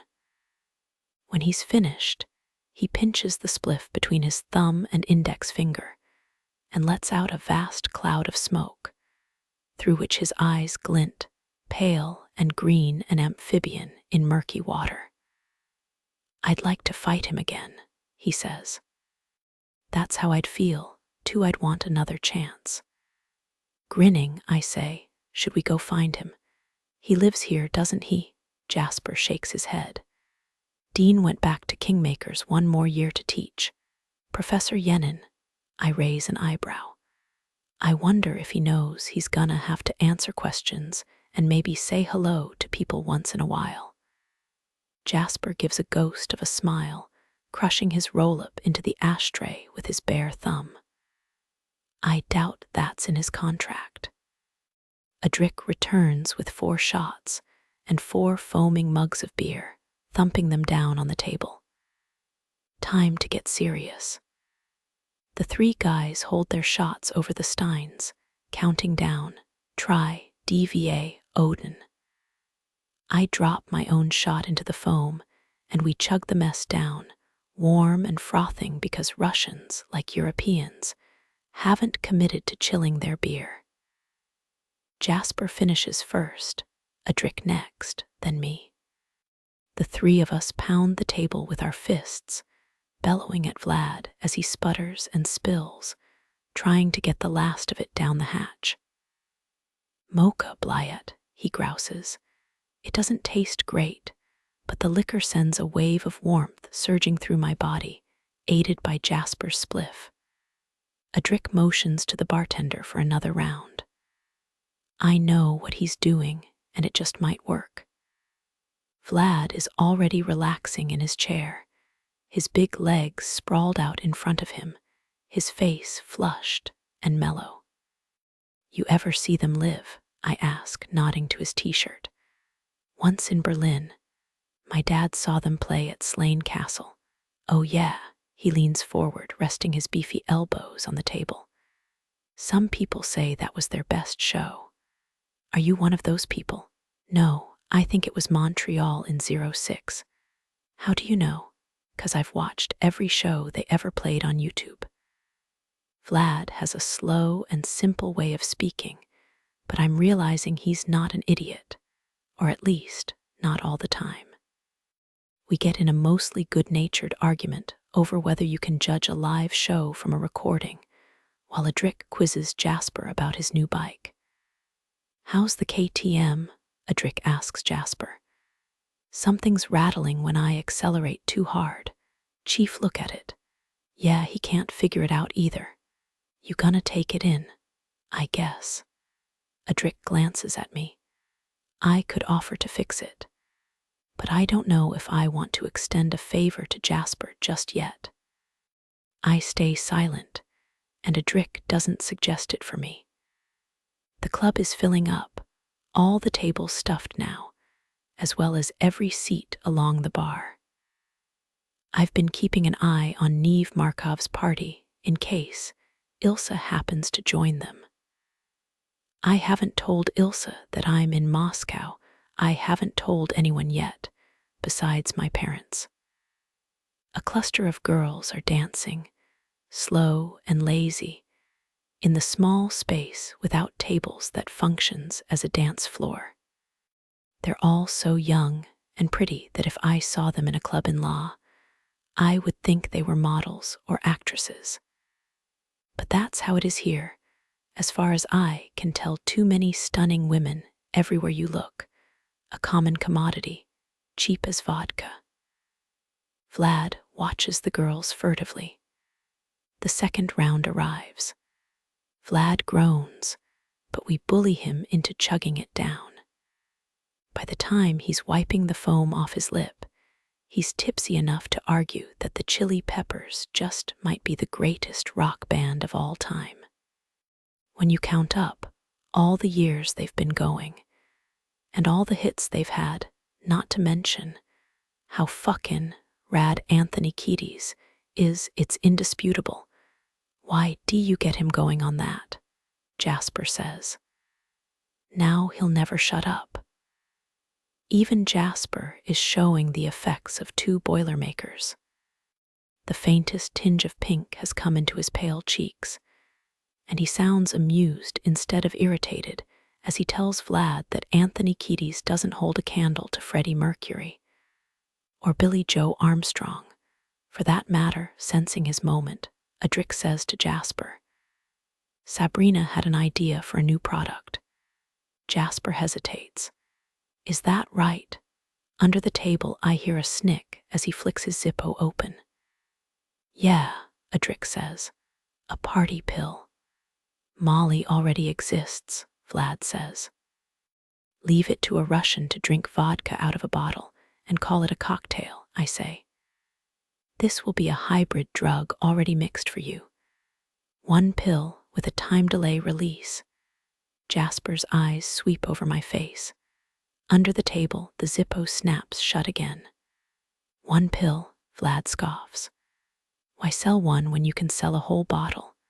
Because, I say, speaking clear and direct across the table, everybody sells the same Coke, the same Molly, the same weed. This will be a custom experience. Exclusive to us.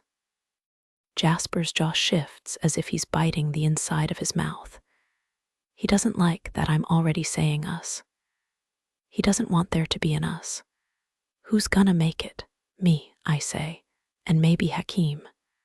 Jasper perceives in a glance that Adric is already on board with the idea, enthusiastic even. So he doesn't argue, though I'm sure he'd like to. He shrugs, saying, we can try it. We can sell it in the strip clubs. No, I shake my head. It's a premium offering. We need to sell it in the Soho rooms, in all the fanciest clubs. We brand it and stamp it, sell it to the models, and the trust fund babies. If they want it, then everyone will want it. This is Jasper's chance to try to make me look stupid. In the tone of an adult forced to explain physics to a toddler, he says, Yuri Koslev sells in Soho. We can't just waltz in and peddle our product anywhere we want. We have agreements in the strip clubs, not in the nightclubs. Then we need new agreements, I say. Jasper throws Adric a look. It means get your partner on a leash. Adric ignores the look, considering the issue at hand, not the squabble. At last he says, we'll start in the strip clubs. Jasper smirks. In the private rooms to the premium clients, Adric says. If it's popular, we'll expand from there. It will be popular, I start, but Adric holds up his hand to cut me off. Make it and test it first. Then we can talk about where to sell it. Sounds good to me, Jasper says, superior and satisfied. He thinks he came out the winner in our first skirmish, and he's half right. I'm boiling with irritation, tossing down the remains of my tepid beer. I'm always going to be outvoted if it's me versus Adric and the rest of the wolf pack. I push my chair away from the table. Where are you going? Adric asks. To dance, I say, stalking off through the thick fog of smoke. I pass the table where the immensely fat Chechen boss is smoking from a 3-foot brass hookah. A pair of gorgeous girls draped on either side of him, each puffing from their own slender pipe. The girls' eyes are glazed, their heads lolling against the Don's beefy arms.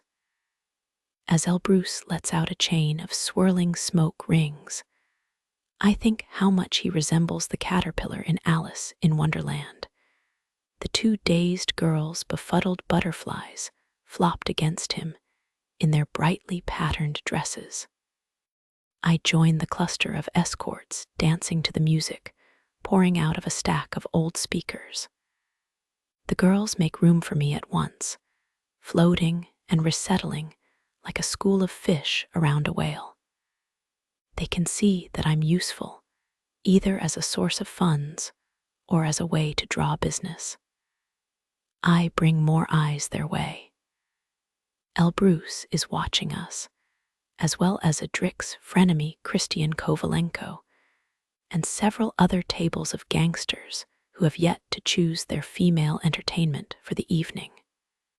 The eyes burning on my back hottest of all are Adric's. I feel him watching while I twine in and out of the girls, sandwiched between them, drawing close to their bodies. I throw him a glance over my shoulder before sliding up behind the prettiest girl of all, her hair cut in blunt bangs and a bob, her lips a crimson bow. I've been here a day, and I'm already getting tired of men so much ego and so much insecurity in one hairy package. I want to be around smooth skin and soft voices. I want to be with the species who knows that when a great song is playing, there's no fucking way you should be sitting in a chair. My annoyance with Jasper leaks away as I sway with the beat, my hands on the other girl's hips, her hip pressed against me. Her perfume is light and sweet. It makes me feel like I'm floating. I've got a temper. It flares up fast and hot, but without fuel to keep it going, it burns out soon enough. Already I'm willing to forgive Adric for taking Jasper's side, and even Jasper for turning it into a conflict in the first place. I give Adric another look, half a smile this time. He's still watching me, while Jasper tries to pull him into conversation. I could lure him over here, show Jasper that he's gonna have to become a whole lot more interesting if he wants to keep Adric's attention. Really rub it in his face. But I remember my mother's favorite saying, "You'll catch more bees with honey than with vinegar. I've got a whole lot of honey right here." I ask the girls, Kationibud is vas govorit po angliski. Any of you speak English? I downloaded Rosetta Stone, but so far I've only memorized a dozen Russian sentences, and I doubt I'd understand the answers. I speak a little, the girl with the bob says. Me too, her blonde friend chirps up. I spend a few songs chatting them up, asking where they live and what they like to do. The brunette is a student at Moscow State University. The blonde lives in Balashika with her mother. Their names are Polina and Olga. You come here often, I ask them. Polina shrugs. Most weekends, the mafiosi tip well. I try to avoid the kachki, though they're too rough. The Slavs want to pay for intimacy and then ask for anal. What are kachki? Adric used that word as well. I thought it was the name of their group, but Polina says it like a descriptor. Olga explains. It means something like pump up the muscles. Oh, I laugh. Makes sense. I've still got about $800 in American bills. I slip the cash to Polina, saying, "Why don't you come sit with us? My friends are behaved. Better than the kachki at least." I nod toward the table where Adric, Jasper, and Vlad lounge in their seats, throwing periodic glances in our direction while pretending not to. Not bad looking, Olga says, giving them a once-over. I don't know about Gospodin Skelet. She wrinkles her nose at Jasper's tattoos. Polina says, I kind of like him, and you'll keep liking him. I grin, as long as he doesn't talk.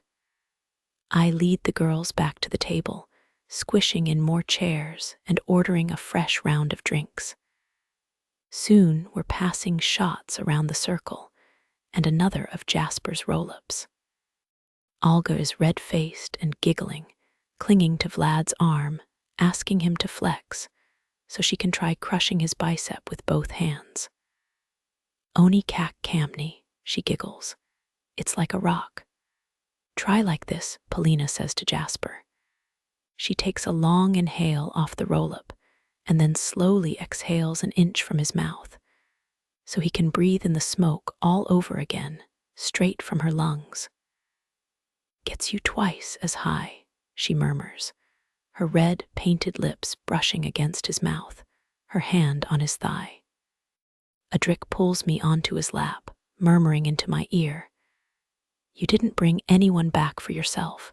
His fingers grip my hips. His closeness presses against me. I shift on his lap, draping my arm around his neck and tickling the side of his face with my fingernails. "I'm being generous," I say. "Sharing with your friends, I'm a Greek bearing gifts the girls are the Trojan horse." Even Jasper can't resist. Soon we're all laughing and drunk, Olga likewise sitting on Vlad's lap, Polina hanging on Jasper's shoulders. We leave the bikes parked outside the club, sharing 2 cabs back to the den. Vlad throws Olga over his shoulder and carries her down to his room because she's too tipsy to navigate the stairs in her stilettos. Jasper and Polina have already disappeared.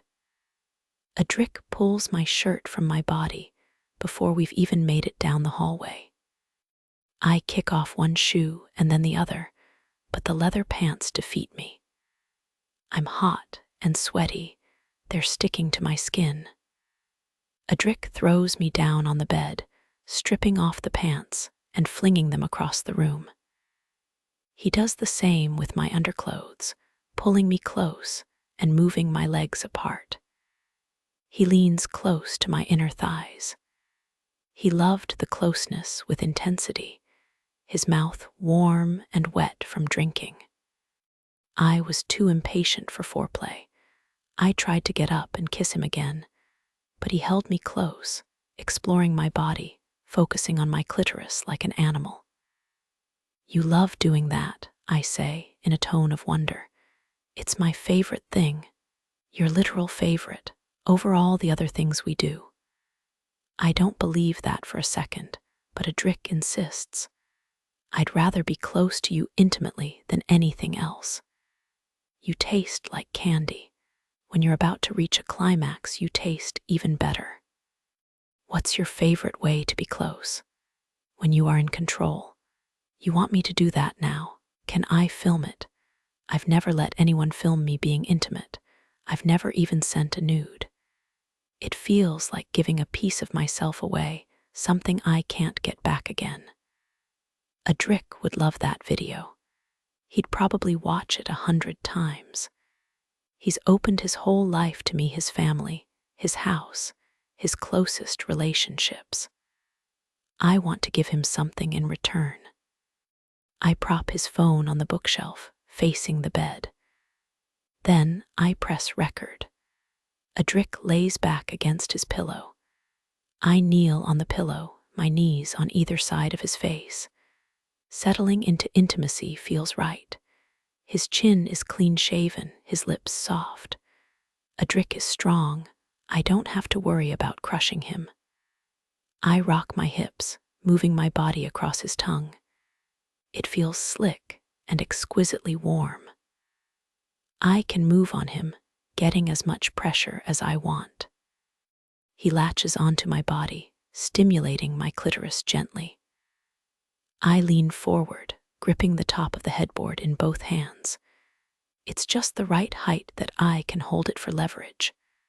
I'm drunk enough to need it. I move on his face lightly at first, then harder. He reaches up, caressing my upper body in both hands. His hands are big and warm. Powerful, too. The way they touch me is like nothing I've known. He can close his hand over my entire upper body, holding and massaging. When he pulls at my nipples, it feels like I'm caught in some kind of machine, something bigger and stronger than myself. I'm locked in place on his face, gripping the headboard, his hands roaming over me. Everywhere he touches me sends warmth and pleasure pulsing through me in irresistible waves. I'm on top, but he's in control. He's making me feel everything he wants. I start to reach a climax, and once I start, I can't stop. I'm clinging to the headboard like it's flotsam, and I'm tossed around in a storm. I was overwhelmed with climax all over his face, not tidy, not ladylike, moving on him with intensity, making a mess. When I flop down on the bed, the whole mattress feels like it's rocking, like it's a raft on the waves. My head won't clear. Adric sits up, wiping his mouth on his arm. See, it's fun. I laugh. Yeah, if you like waterboarding. Send me to Guantanamo, he says, kissing his way down my body again. No, no, I shove him off. It's my turn. Adric lays back once more, me on my stomach between his thighs. His closeness stands up thick and straight, the head mostly uncovered because he's aggressively intimate right now. He's the first guy I've ever been with who isn't circumcised. I like the extra skin, it's soft and clean, providing a little extra friction when he's inside me. I slide my hand down his shaft, moving the last bit of foreskin. The head of his body is slick and ready, slightly purplish, and so warm that I can feel the heat before I close my mouth around it. I love giving intimate attention when I'm drunk. My mouth gets sloppy and wet, and everything tastes twice as good. My throat is so relaxed that I can take him deep right from the start, without warming up. His body slides in so far that it's almost alarming. It glides all the way in like I'm a fucking sword swallower, like I'm the Houdini of intimacy, making this thing disappear and bringing it right back again. I look up at Adric. His eyes are rolling back. He might be having a seizure. I grin and keep going. I run my tongue up and down his shaft. I stimulate his testicles, which are smooth and tight and clean-shaven. I fit them both in my mouth, moving his body with my hand, making him groan like he's being tortured. I tease him for a minute, swirling my tongue around the head, stimulating the underside at that sensitive little notch where the head meets the shaft. Adric clutches at the bed, ripping up handfuls of sheet. When he can't stand it anymore, he grabs my head in both hands, thrusting his body deep into my mouth. I give him what he wants, bobbing my head up and down, using my mouth and hands in tandem. I'm giving this body intimate attention like it's my full-time job, like my Christmas bonus depends on it. After a minute, he can't hold on anymore. He lets out a roar, thrusting upward one last time, his body jammed deep in my throat. I feel it twitching, but it's too far down for me to taste the climax flooding out. I pull back just a little so I can feel it pulse right on the flat of my tongue. His climax is slick and slippery. It fills my mouth, coating my tongue. Before I can finish swallowing, he pulls me up and kisses me deeply. You filthy little partner, he growls. I can taste my climax in your mouth. I've never let a man call me names before. With Adric, it's a compliment. He wants me unrestrained. He wants me misbehaved. He wants the baddest bad girl. It's why he picked me in the first place. Adric can see that I'm thinking. When he's halfway in his right mind again, he asks, "You like when I call you a partner?" Yeah. Why? Because I'm in control. No, I laugh. Because you understand me. I love physical closeness. I always have. I'm not ashamed. Anyone who wants to be with me has to accept that part of me along with everything else. I don't know if I could be monogamous, I say to Adric. I didn't bring a girl home, but I might another night. Bring one home every night, Adric says. I don't care. It doesn't make you jealous. Adric has rolled off the bed to grab hand towels for both of us. He tosses me one, using the other to wipe down his body. He stands in the doorway, sweat gleaming on his body like a sculpture freshly cast in bronze. His body is prominent against his thigh. He's without clothes, powerful, unashamed, taking a break for the moment, but knowing he's going to be intimate with me again. He fixes me with that blazing stare, pale and electric in his tanned face. I don't care who you are intimate with. I want your love and your loyalty.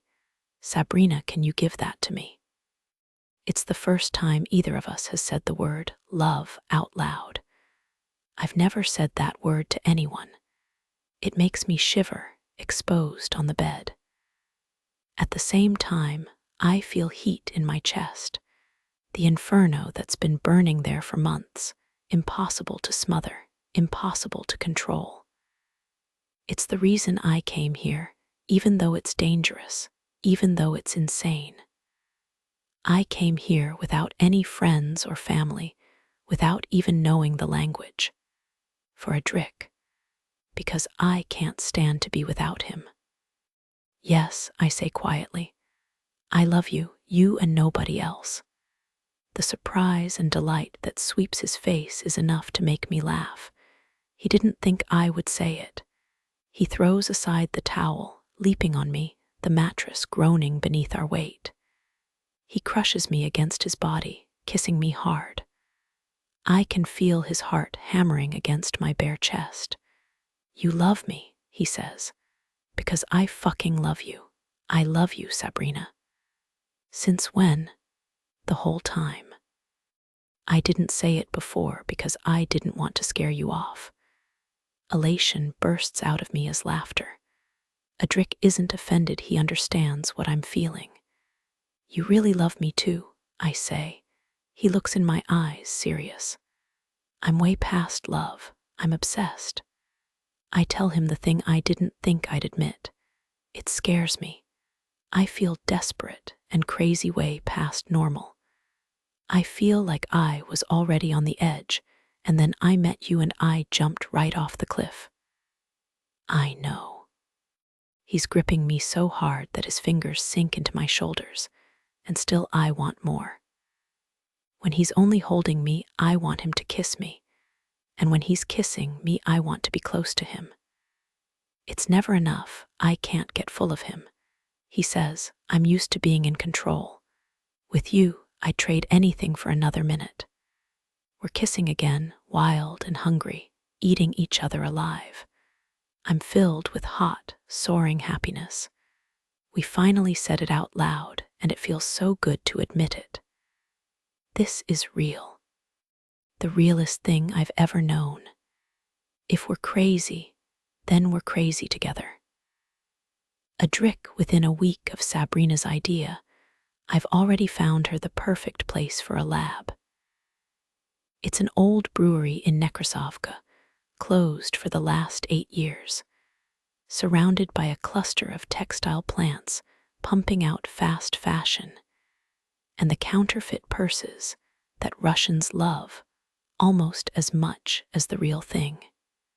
With all the smog pouring out of the plants, and the steam and noise of the dim sum shops and shawarma stands serving the workers, no one will notice if a couple more boilers fire to life in a squat brick building that ought to be empty.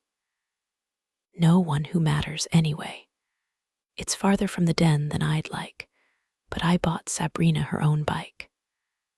I park it right in front of the house, so she sees it the moment she steps out the door.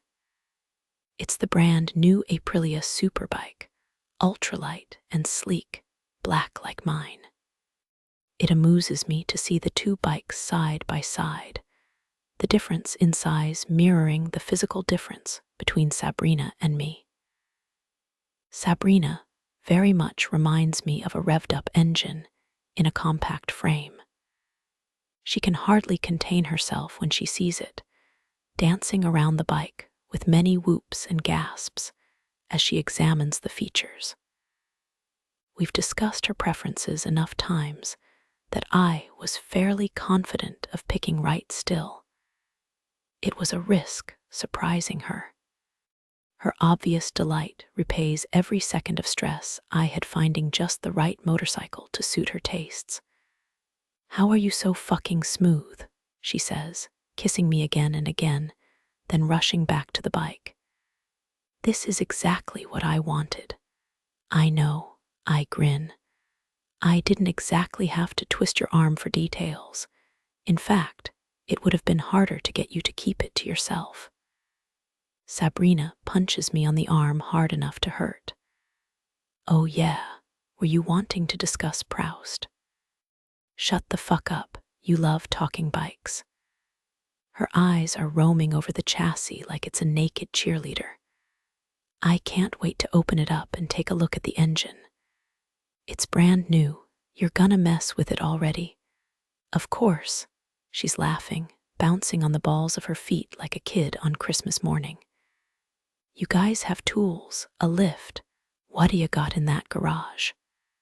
I take her for a tour of what used to be a greenhouse, now functioning as a garage, tool shed, and general storage area. Chief is already inside, working on Jasper's KMT. He's the best at repairs and fixes most things that break at the house. Not because he has any special knowledge of plumbing or air conditioning units, but because he has the patience to puzzle over diagrams online and then cobble together a fix until Vlad or Andre screw it up all over again. Chief was in my year at Kingmakers, though not my dorm. He was an accountant, me an heir. In our finance classes, he was the only one who could calculate projections faster than me, and I was the only heir who could do it faster than the other accountants. We were drawn together immediately because I could see how smart he was, and he could see that I could see it. I brought him into my circle. Some of the others gave him grief at first, especially Vlad. Chief has that vulnerable quality that draws the attention of a bully like Vlad, a wounded chick stumbling around the biggest rooster in the yard. Defending him would only make it worse. I give him chances to shine, to show what he's best at. He makes himself useful around the house to make up for the fact that if we're ever rolling out strapped, he prefers to stay in the driver's seat while the rest of us handle business. His real job is the books. He's a wizard with numbers, which I really fucking need at the moment since we're operating on a razor-fine margin. I only have my own bankroll. I haven't taken a dime from my father or Ivan. Sabrina wheels her bike in so she can show it off to Chief. He looks it over, all smiles and compliments, like he wasn't with me when I bought it. He took to Sabrina at once. He's always ready to like what I like, and she's the prettiest girl who's spoken more than 5 sentences to him. Actually, Sabrina is more than cordial. She's warm and open, especially to anyone she sees as an underdog. Her sense of justice compels her to celebrate the unappreciated, while puncturing the inflated egos of those at the top of the heap like Jasper or Vlad, or sometimes yours truly. Bubbling over with excitement, she's hitting Chief with a full blast of charm. He looks dazed, like he's taken a couple shots to the head. It's good for him Sabrina is so overpowering that he forgets to be nervous, and he talks more like his real self. Once she's borrowed his tools to open up the crankcase, and they've both pored over the engine, she nods to Jasper's KMT, saying, "You working on the rattle?" "Yeah, I dunno what's causing the issue, though." I took the whole engine apart and cleaned it and put it back together again. No fucking dice. Sabrina says, her sharp eyes flicking over Jasper's bike. I'm sure she could fix it if she wanted to, but that's the spiteful side of her. Jasper hasn't exactly been friendly, and Sabrina has too much pride to extend the first olive branch. It doesn't matter, she's finding her way in the house faster than I could have hoped. She's been gaming with Hakim and Andre, and she cooked her first dinner with only a moderate level of misery. She dropped the platter of chicken and veggie skewers triumphantly in the middle of the table, her hair piled in a frazzled mess on top of her head, a streak of charcoal across her forehead from where she'd swiped away sweat with the back of her arm. She looked like she'd been through several world wars, but she was grinning. "So, what do you think?" Andre was brave enough to take the first bite of the singed and strangely solid chicken breast. He said, chewing carefully. "It's edible." Vlad gave his chicken a pained look, but since he wasn't about to miss a meal for the first time in his life, he doused his skewers in hot sauce and shoveled it down. Only Jasper refused to eat. He didn't say anything out loud, and neither did Sabrina, though I saw the color in her cheeks when she scraped his full plate in the trash. It pissed me off, but I stayed out of it 'cause I know that's what Sabrina wants. I finished all my chicken. Nothing bad happened after, which I counted as a victory. Once Sabrina is finished showing off her bike, and Hakim has stumbled out of bed late, as usual, we ride down to the old brewery. Sabrina's already getting used to the vagaries of Moscow traffic. She zips neatly between the lines of cars, leading the way to Nekrasovka, only having to drop behind me once we pass out of the neighborhoods she recognizes. Her ability to learn Cyrillic street signs reminds me of Sherlock Holmes when he bragged that he was the only person ever to memorize the immensely convoluted train schedule of Victorian England. Sabrina's brain is like that she sees something once and downloads it into her head. She's riding faster than she needs to right now, excited to see her new workspace. Hakim can hardly keep up. He's probably still half asleep. When we reach the brewery, Sabrina barely pauses to put the kickstand down on her bike before running inside. The interior of the brewery smells strongly of hops and mold. Inches of thick gray dust that have settled on the old tables and windowsills like the fallout from Chernobyl.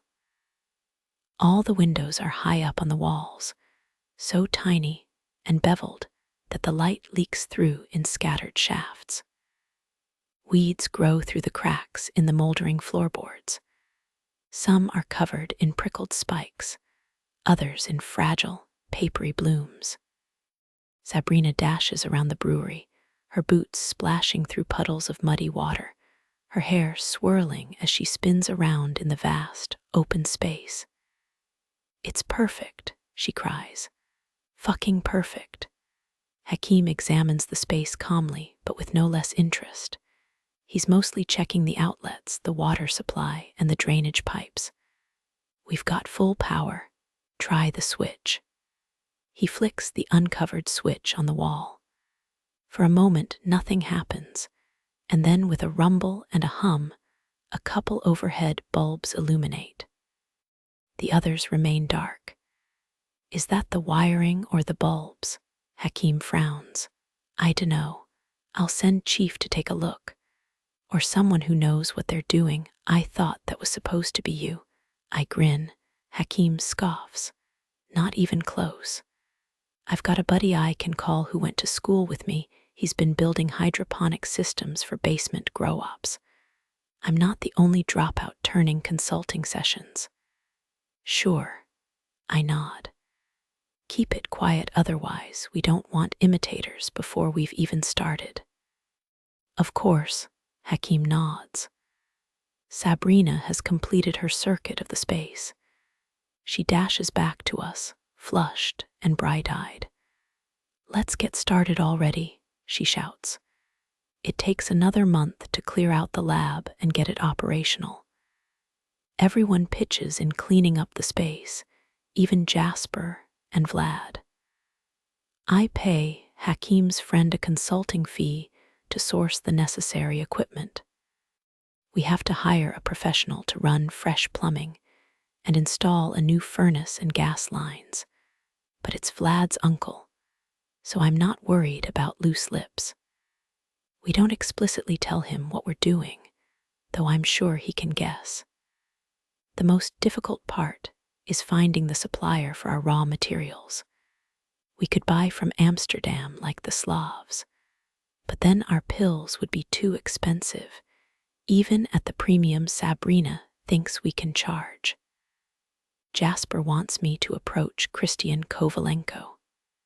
He's got access to the Ukrainians' drug pipeline that runs from Kiev to Lisbon. No fucking way, I tell him flatly. I'm not working with the Melina. Those motherfuckers already stole 3 years of my life. I could own Moscow already if I hadn't been dancing on their puppet strings trying to keep Ivan alive. Christian isn't Melina, technically, Jasper says. He's just related to them. Besides, Marco Moraz is dead. I know, I say coldly. I watched Rafe hack him up like a ham. That doesn't mean I'm ready to buddy up with his second cousin twice removed, or whatever the fuck Christian is. Besides, you knew him at school, he's a fucking snake. What's your brilliant idea then? Jasper says, impatient. I don't have one yet, but I will.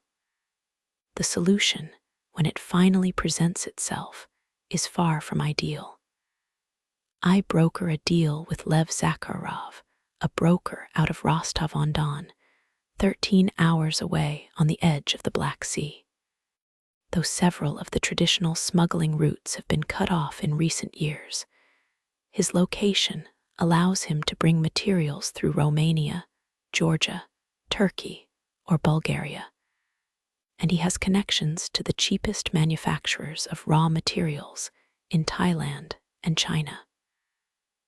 Though he's only a small broker, he's known to be reliable and has no prior commitments in Moscow. He happily agrees to work with us, but our agreement comes with a hell of a tax. He wants a 5% cut, I tell Jasper and Sabrina. He'll give the material so cheap that we won't even notice it.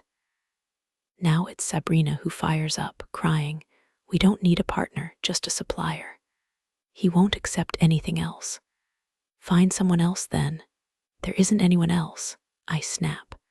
It's not sugar and flour, they don't sell it in the baking aisle. Sabrina narrows her eyes at me, silenced but not at all satisfied. If she had a tail, it would be twitching behind her. She's pissed that I'm overriding her, but there really isn't any other option. None that I'll accept. Getting the worst over with, I inform Jasper he's sending his son to Moscow to protect their interests. Jasper's so angry he stiffened up like a corpse, arms crossed tightly over his chest. Zigor Zakharov is a fucking buffoon, he seethes. I'm aware. Once everything's running smooth, he'll back off, or get bored. He'll be spending time with women at the brothels 5 nights a week. You'll barely see him. Jasper and Sabrina respond with stony silence. I've managed to piss them off equally for different reasons. Even in this shared state of annoyance, they're not looking at each other, their bodies angled in opposite directions. That's the deal for now, I tell them firmly. Once we're rolling, we can reevaluate. Sabrina cooking drugs is a little more complicated than I anticipated, especially since this isn't a simple compound. It's a mix of MDMA, LSD, THC, and a dash of amphetamines. The MDMA is the base, providing the euphoria and the stamina to stay awake all night long. The amphetamines provide a tiny jolt on the front end, so the energy hits right away. The LSD makes music sound heavenly, so our partygoers will want to dance. And the THC acts like nitrous oxide in an engine, juicing the other drugs while mellowing out the jitters from the X and the speed. There's only so much information we can look up online. These are scheduled substances, and they haven't been studied in systemized trials, not to the degree they should have been. In the 60s, MDMA was used in marital therapy, but the hysteria of the anti-drug crackdown in the Reagan era put paid to all that. Only just now is the medical community finally acknowledging the benefits of psychedelics in treating depression and PTSD. Hakeem and I read everything we can, but at the end of the day, we're just a couple of mad scientists using our own bodies as guinea pigs. Or more often, my body Hakeem is paranoid that we're gonna fry our brains. And in any case, he's no use evaluating certain side effects. I want to examine, as he has no girlfriend at the moment. Still, he's just as brilliant as a Drick promised. He's the one who figures out the time delay capsules so everything will hit at the right time.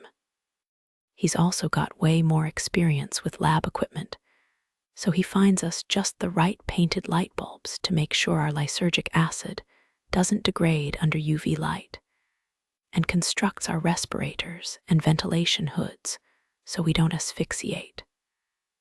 I'm the one who designs the pill itself, a lemon yellow lightning bolt the size of your pinky nail. Can't we just stamp the pills? Hakeem complains when the custom casing proves devilishly tricky. No, I insist. This will be easier to recognize, harder to counterfeit. You're stamping your logo all over a brand that doesn't exist yet. It will soon enough. Hakeem and I spend all day in the lab together, sometimes 12 or 14 hours in a row, both of us sweating heavily inside our protective gear. The lab fills with a witch's brew of steam and smoke, shimmering and toxic. It's a relief when the temperature drops at the end of October, even though it makes the ride to and from the brewery much chillier. Adric buys me a new set of leathers, thick and warm, with a black mink trim around the hood. A helmet would keep you warmer, he urges. It's the only fresh air I get, I say. I spend my whole day inside goggles and a respirator. As we near a finished product, Hakeem and I work late into the night. The textile plants and purse factories run 24/7. We often leave as the haggard workers change shifts, their conversation a babble of languages, their shoulders stooped from long hours hunched over machinery, attaching buttons and stitching straps. Hakeem and I don't eat while we're working. There's too much danger of cross-contamination. Instead, we take breaks at the American diner on the other side of the purse factory. The diner is located inside a chrome trailer shaped like a bullet. The neon sign with its retro script reads, "Shake Burgers in good old English." The spelling accurate even if the syntax is a little jumbled. I made Hakeem come here the first dozen times because I missed American food more than I expected. The thick-cut fries and sizzling burgers with lacy, browned edges are a taste of home, even if they're cooked by a scowling Russian girl who seems to loathe everything about her own establishment. Lately, however, Hakeem has been suggesting shake burgers of his own volition, an alteration I credit to the miserable cook, who will only answer Hakeem's questions in single-syllable grunts. On the other hand, she's got facial piercings and no eyebrows, Sharpie on her fingernails, and hair cut and dyed at home, possibly using the same Kool-Aid packets provided with the kids' meal. In short, she's just Hakim's type. The cook's name is Alla. Her little sister is Misha. Misha perches on a stool at the long Formica countertop, poring over her homework. She has a lot of homework for a 12-year-old. I can't read the covers on her textbooks, but from the thickness of the spines and the complexity of the diagrams inside, I suspect she's in some kind of gifted program. And she's real uppity about it. She likes to fire questions at me like, what was the most expensive war ever fought? And why do you think Venus and Earth developed so differently? I'm not doing your homework for you, I tell her. You just don't know the answers. Your questions are subjective or unknowable. Everything is knowable. Maybe in the future, not today. Not for you, you mean. I tap the cover of her astronomy textbook. If I read that thing, I'd remember everything in it. But guess what? I don't want to fill my head with a bunch of junk about exoplanets. I'm more interested in what I'm doing right here on Earth. Misha narrows her eyes behind the thick lenses of her granny glasses.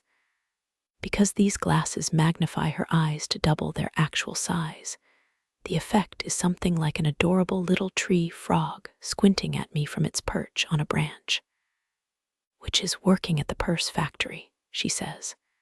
She knows damn well that's not what Hakim and I are doing. I smile blandly. I love purses. You don't even carry a purse. They won't let me when I'm working. I might steal other purses and put them in my purse. Misha rolls her eyes, burying her nose in her textbook again. We always sit at the counter so Hakim can harass Alla while she works. So, what do you do for fun? Alla ignores him. Can I get a chocolate shake? I ask her. Misha, she barks.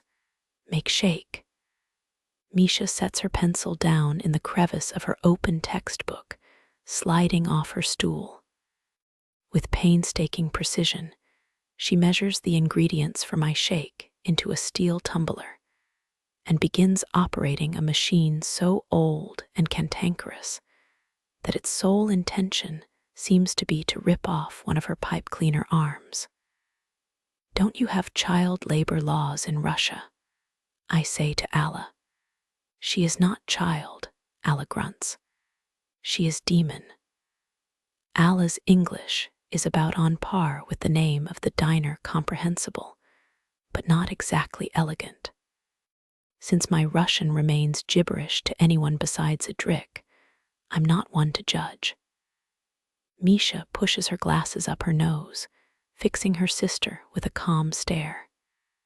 It's not the medieval era. I'm not a demon just because I bathe every day. I bathe, Alla retorts. With soap, Misha demands. She looks like a fussy little schoolteacher with her oversized glasses and mousy braids. As far as I can tell, her family consists only of herself and her sister. She's here all the time because otherwise she'd be alone in whatever tiny apartment they share. Once Misha has set a postcard-worthy shake in front of me, complete with a snowy peak of whipped cream and one garishly bright maraschino cherry. She scoots her stool a little closer. Alla says I read too much and it makes me weird. Something made you weird, I say. I dunno if it was the books. Do you read fiction? She asks me. Yeah, when I can sit still long enough. What's your favorite book? I consider. Well, when I was your age, it was Ender's Game. What's that? It's about a kid, a really smart kid. He's trained by the military. You'd probably like it, I laugh. He's weird, too. Misha nods solemnly. I'll look for it at the library. The bell over the door jingles as a drick pushes his way inside. He comes to see me at the lab at least once a day, and often meets me after work so we can ride home together. Tonight there's a light dusting of rain on the shoulders of his leather jacket, and tiny droplets glinting in his thick black hair. I didn't realize it was raining, I say. He shakes his head like an animal, spattering my arm, then runs his hand through his hair in a rough motion that's become achingly familiar to me. It makes my stomach clench up. It makes my legs draw close together under the counter. Not much, he assures me. Vi golodna, Alla says. You hungry? Adrik is the only person she likes. I'd never say no to your food. He grins. Alla really is an excellent cook, even though she hates her job with the fire of 1,000 suns. Every time she lights the grill, I get the feeling she's about to toss the match on the floor and burn the whole trailer to the ground. In less than 10 minutes, she brings Adrik a plate of piping hot fries and a burger with grilled onions and extra mustard. Despite having just finished a plate of my own, I'm seized by the impulse to take the biggest bite possible out of that burger. Go ahead. Adrik pushes me the plate. You look hungrier than me. I doubt that Adrik is just as busy as Hakim and me, bringing in the first shipments of raw materials, liaising with Eben Franco, setting up our distribution channels, and bribing the appropriate cops. It's not all work and no play, however. Not when we're testing the drugs. I've got a new formula for you, I murmur to Adrik. For tonight. Yup. He touches my knee under the counter firmly, making a low rumble in his throat. Good. Let's get the heck out of here. You haven't eaten. There's only one thing I want to be close to. Gross, Hakim says from Adrik's other side. You better change your attitude, Adrik says, slapping Hakim on the shoulder as he stands. Those are the words of a single man. You coming with us? I ask Hakim. Go ahead. I'll come along when I'm finished. He only has 6 fries left on his plate, but I'm guessing he's gonna stretch them out as long as possible once he's alone with Alla. Well, as alone as you can be with a highly observant 12-year-old 3 stools down. Can I have a box? I ask Alla. I'll eat this for breakfast. She passes me a styrofoam takeout container. I tip Adrik's burger inside, leaving her a wad of folded rubles as a tip. That's too much, Alla says, annoyed instead of gratified. That's how good the food is. Americans love to tip, Adrik says, smoothing over my unwanted generosity. They love to show off, Alla retorts, unsmoothed. Yeah, I shrug. That's about right. Alla doesn't want my charity, but Misha has holes in her shoes. Sometimes there's no right thing to do, just the lesser of 2 wrongs. What should we call it? Adrik asks. Malnia. That's why I shaped it that way it's lightning in a pill. Which version is this? I dunno 6, maybe. I hold up the little yellow bolt to pop in his mouth. How do I know you're getting the doses right? I scowl at him. I don't remember you picking me up at the dock at Mitt. I'm estimating. Adrik laughs. Fair enough. I have one more question, though. What if it makes the customers a little too content? What if they don't want to pay for lap dances? The strippers won't sell it if it doesn't help them make money. I pretend to pout. You don't have faith in me.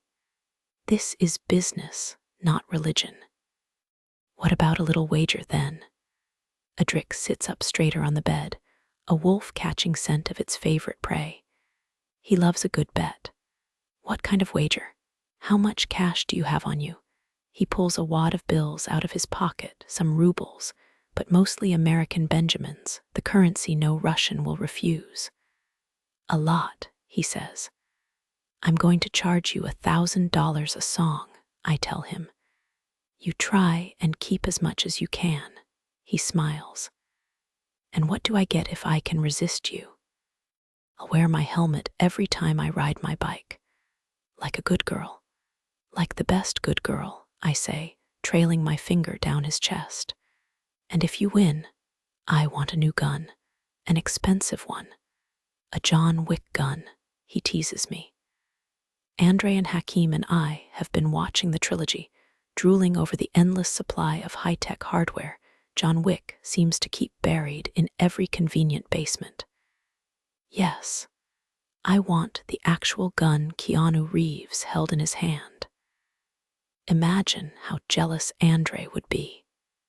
He might cry, God, I hope so. You have to win first, I laugh. Baby, you just signed a deal with the devil. I've already won. I put the pill on my tongue and lean forward, passing it into Adric's mouth. He washes it down with a little water, passing me the glass so I can swallow my own pill. Now what? He says. Now we wait. Adric lays back against the pillows, hands behind his head, looking up at the thick gray rain clouds filling the frame of our Gothic window. I make a playlist on my phone, sexy songs I can dance to. Better keep that playlist short, Adric says. 2, 3 songs max. You ain't winning this bet. I shake my head at him, adding my 10th song. You're dreamin', babe. 20 minutes passes. I don't feel a thing, Adric says. You might need to up the dose. I weigh a lot more than you. Yeah, remember that you said that, and be glad I don't listen to you. He laughs. You're saying it's going to hit me hard, like a sledgehammer. His voice has softened a little, and he's gazing up at the window with a dreamy, unfocused expression. You already hit me that way, baby girl, the moment I laid eyes on you. I thought I was in control. I thought I was ready. What a fucking fool I was. I love when his arms are up like that, showing off the thick bulges of forearm and bicep. I trace the lines of his muscles below the sleeve of his t-shirt. Adric lowers one arm, stretching it out so I can keep touching him. Though the hair on his head is so thick, Adric has very little on his body. It makes his skin surprisingly smooth. Holy shit, he breathes. That feels incredible. I'm mesmerized by the bluish veins beneath the rich brown skin, by the masculine proportions of his wrist and fingers. His fingers are thick and strong, but beautifully shaped. His hands have become the most intimate thing about him because of the way they look touching my body. Because of the way they make me feel. All my best and happiest memories involve those hands, I murmur. Are you happy here? Adric asks, his brilliant blue eyes searching my face. I want you to be happy. I'm always happy when we're working together. He smiles. We're working so hard right now, I laugh. Someone give us a raise already. Okay, I think I feel it now. 'Cause I can't stand up. It hits the hardest the first time, maybe. If you got the dose wrong and I'm about to die, I'm completely fine with that. Heck, I say. I forgot to get a chair. Where are you going? I'm trying to push myself off the bed, but the floor keeps moving away under my feet. I gotta get one. Those chairs are 1,000 miles away. There's no possible way. You should give up and lay here with me. No, no, no. We have a bet. And I have to test some things. You're the best scientist. They're gonna give you a Nobel Prize. They really should. But these things are so political. It's like when Saving Private Ryan lost to Shakespeare in Love. So unfair, his voice is drifting away behind me as I stumble out of the room and down the hallway. Everything I look at seems magnified. I'm suddenly aware of the wood grain in the floorboards and the range of color in the dingy plastered walls, mauve and pink, and dove gray, mixed in what I thought was a simple cream. When I come to the head of the stairs, I do the sensible thing and sit down on my butt, scooting down the steps one by one. As I'm bumping along, Jasper comes up the other way, walking on 2 legs. "What the heck are you doing?" he says. "These steps are so tall and so long. I think they were made for giants. These are totally normal steps." "How would you know, Jasper?" I demand. "How many steps have you even seen?" He squints at me. "Are you high?" "I will ask the questions, comrade. And my question is, can you please get me a chair?" He gives me another hard stare, then says, "What kind of chair?" "Just like a normal one." With a sigh, he turns around, descending the steps once more. I can't tell if he's gone for a long time or a short time, or if he'll ever be back again. In fact, I had a little bit forgotten what I was even waiting for when he returns with a folding chair. "Thank you, Jasper," I say, overflowing with gratitude. "Seriously, I don't know how you did it." He sets the chair against the wall at the top of the stairs. "You gonna make it back to your room?" "Probably." Shaking his head, Jasper turns the other way down the hall. I slowly drag the chair back to Adric, which takes another 100 years. He sits up on the bed, startled. "Holy shit, I thought you died. This is you grieving, you were staring at the clouds. There's so many of them. Do you know they weigh 1,000,000 pounds? That's impossible. It's true. Don't try and trick me with your made-up cloud facts." "Here," I say, unfolding the chair. "Sit on this." But then I'd have to move. "It's not that bad once you're doing it." Adric rolls off the bed, standing gingerly. "Oh, you're right." He sinks down on the chair, grabbing my wrist and pulling me closer. "Why are you so far away?" "Hold on," I say. "I need better clothes." Quickly, I change into high heels, a wrap skirt, and a top that ties in the front. These aren't things I would ever wear together as an outfit, but they'll be easy to take off. When I return, even though it's only been a couple of minutes, the room is much darker. The sun is going down, sped by the thick blanket of clouds. I start the music, Company by Tanash. "You got your cash?" I grin. "I've got somebody's money," Adric says, pulling it out of his pocket. "Now remember," I say sternly, "you're trying to keep as much as you can." "I already want to give it all to you," I laugh. "But then you lose the bet." Adric frowns, trying to recover his competitive fire. "Okay, I'm gonna keep this money, no matter how tempting you look. No matter how sexy you are when you dance. Oh Jesus, this is so unfair." I'm already swaying to the music, running my hands through my hair. My nails feel phenomenal against my scalp. Touching myself has never felt so good. I brush my hands down my chest, feeling the shape of my chest against my palms, following the curves of my waist and hips, caressing my body. In the dim room, I could almost believe I was in a strip club. I can't see Adric's features as distinctly. He could be anyone. Just another John, here to spend money on me. I can hear the separate parts of the music in a way I usually never notice, the beat going on in a complicated cycle, the glitchy synthesizer, the soft little exhalations the singer makes outside of the actual singing.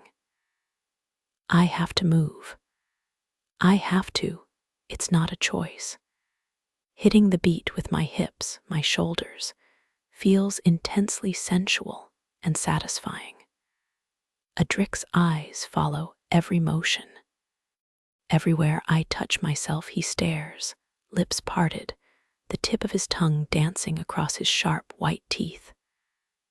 I roll my hips toward him, showing a long slice of my thigh through the slit of the skirt. Adric pulls $100 bill off his roll, holding it out to me, tempting me to come closer. I step within his reach. He tucks the bill in the waistband of my skirt. His fingertips brush my skin. I feel a wild thrill, like I'm broke as heck, and I really need the money. I'm sinking into the fantasy, believing in it.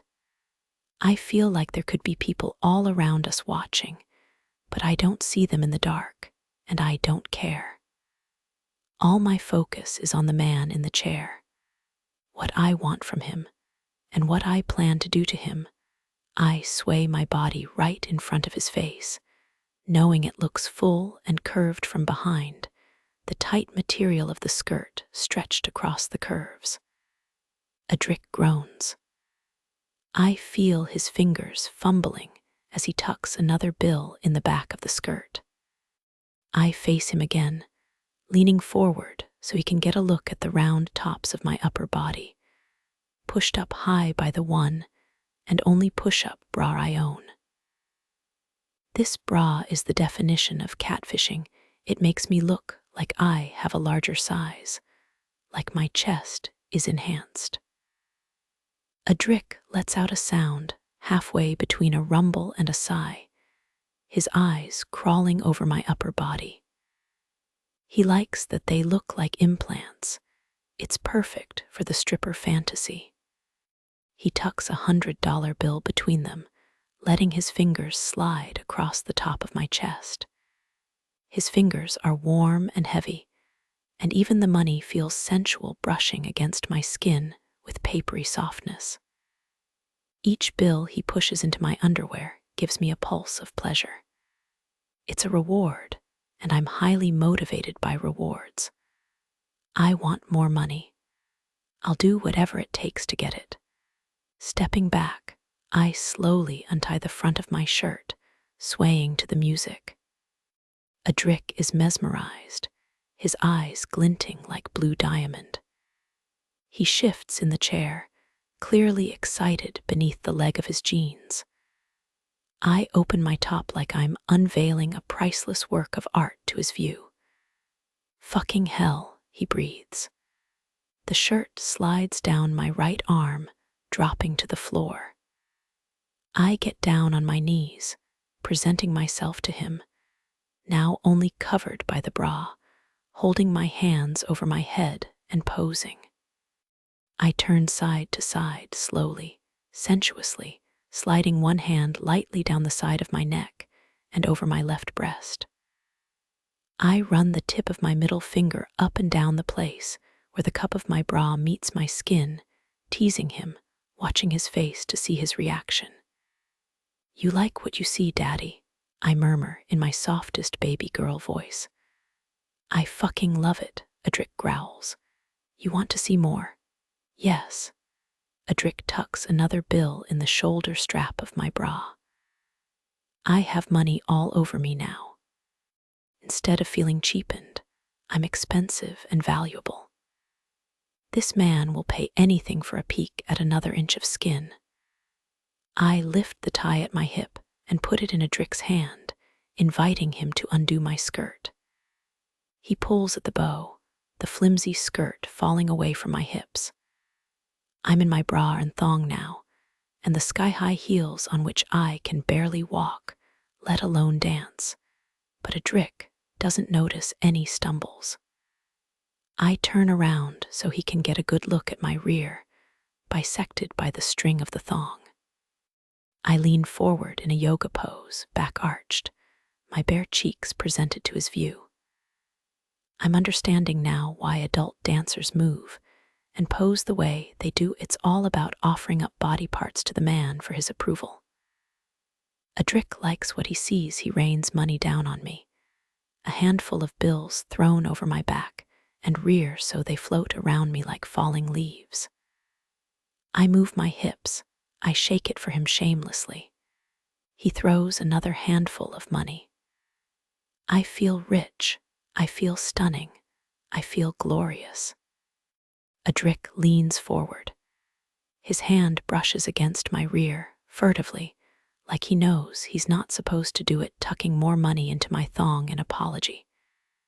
It's incredibly intense that he's not supposed to touch.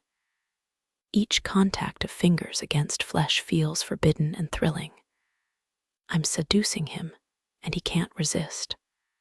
I roll over onto my back, giving him a quick flash as my legs pinwheel open and closed again. I lay on the floor in front of him, moving with the music, rolling my hips. Pushing off against the stilettos, I lift my hips higher, enticing him to tuck more money in my thong. He pushes bills into the waistband and then more into the front.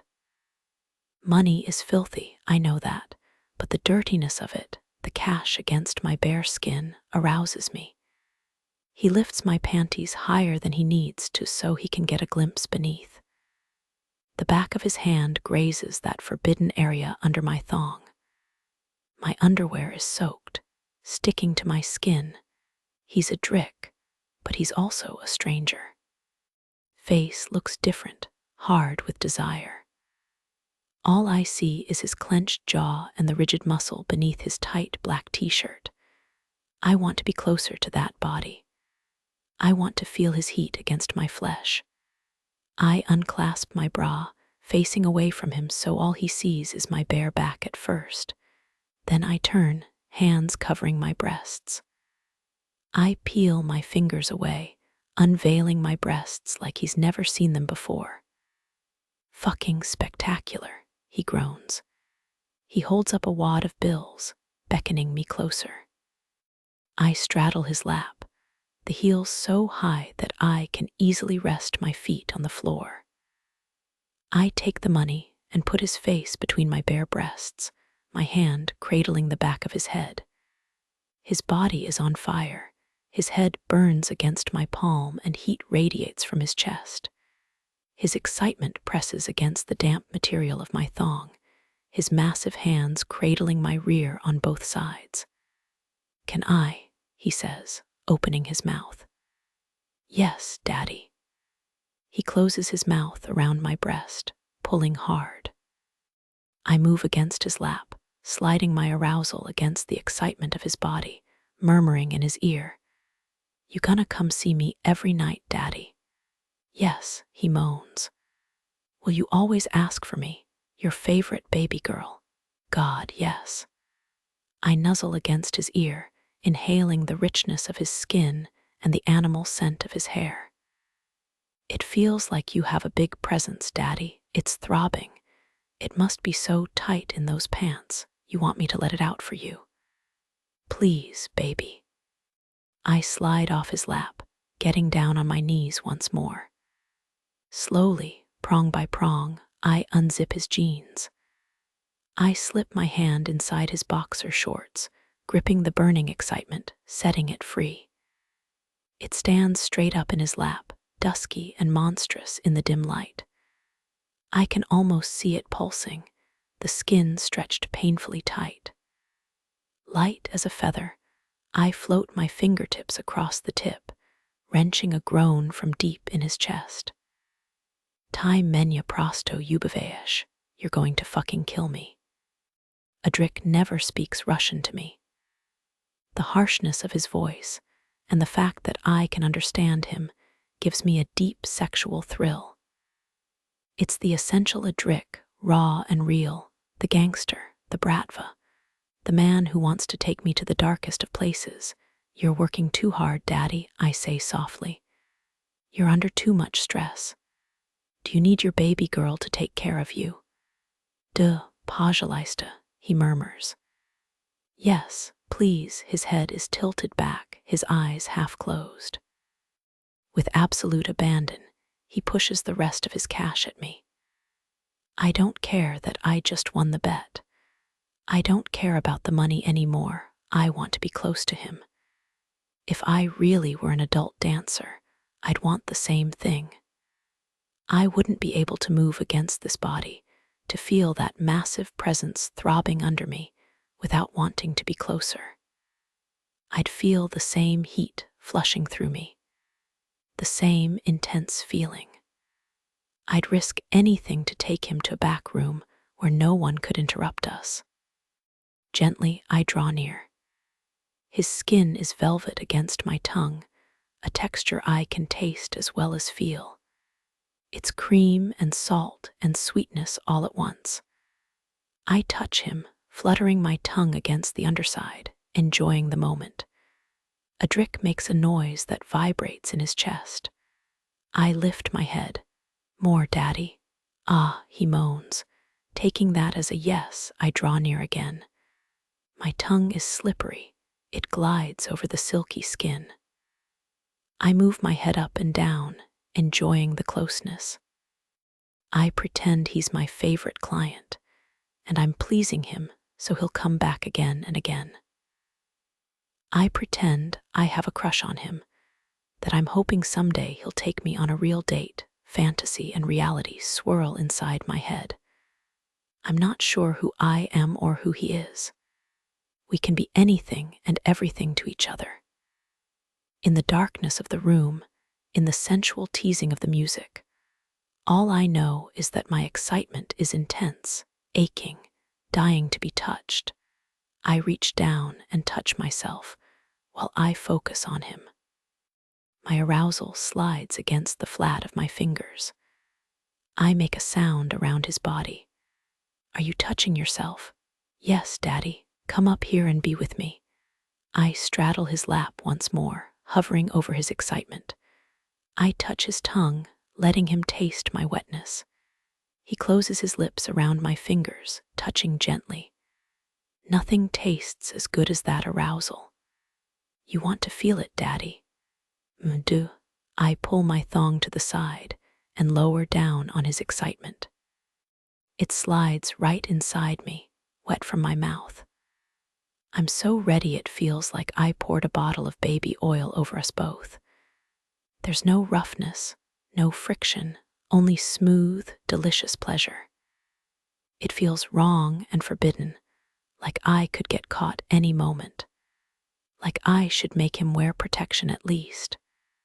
But I'll be intensely unhappy if I don't have his presence inside me, if I take it out for even a second.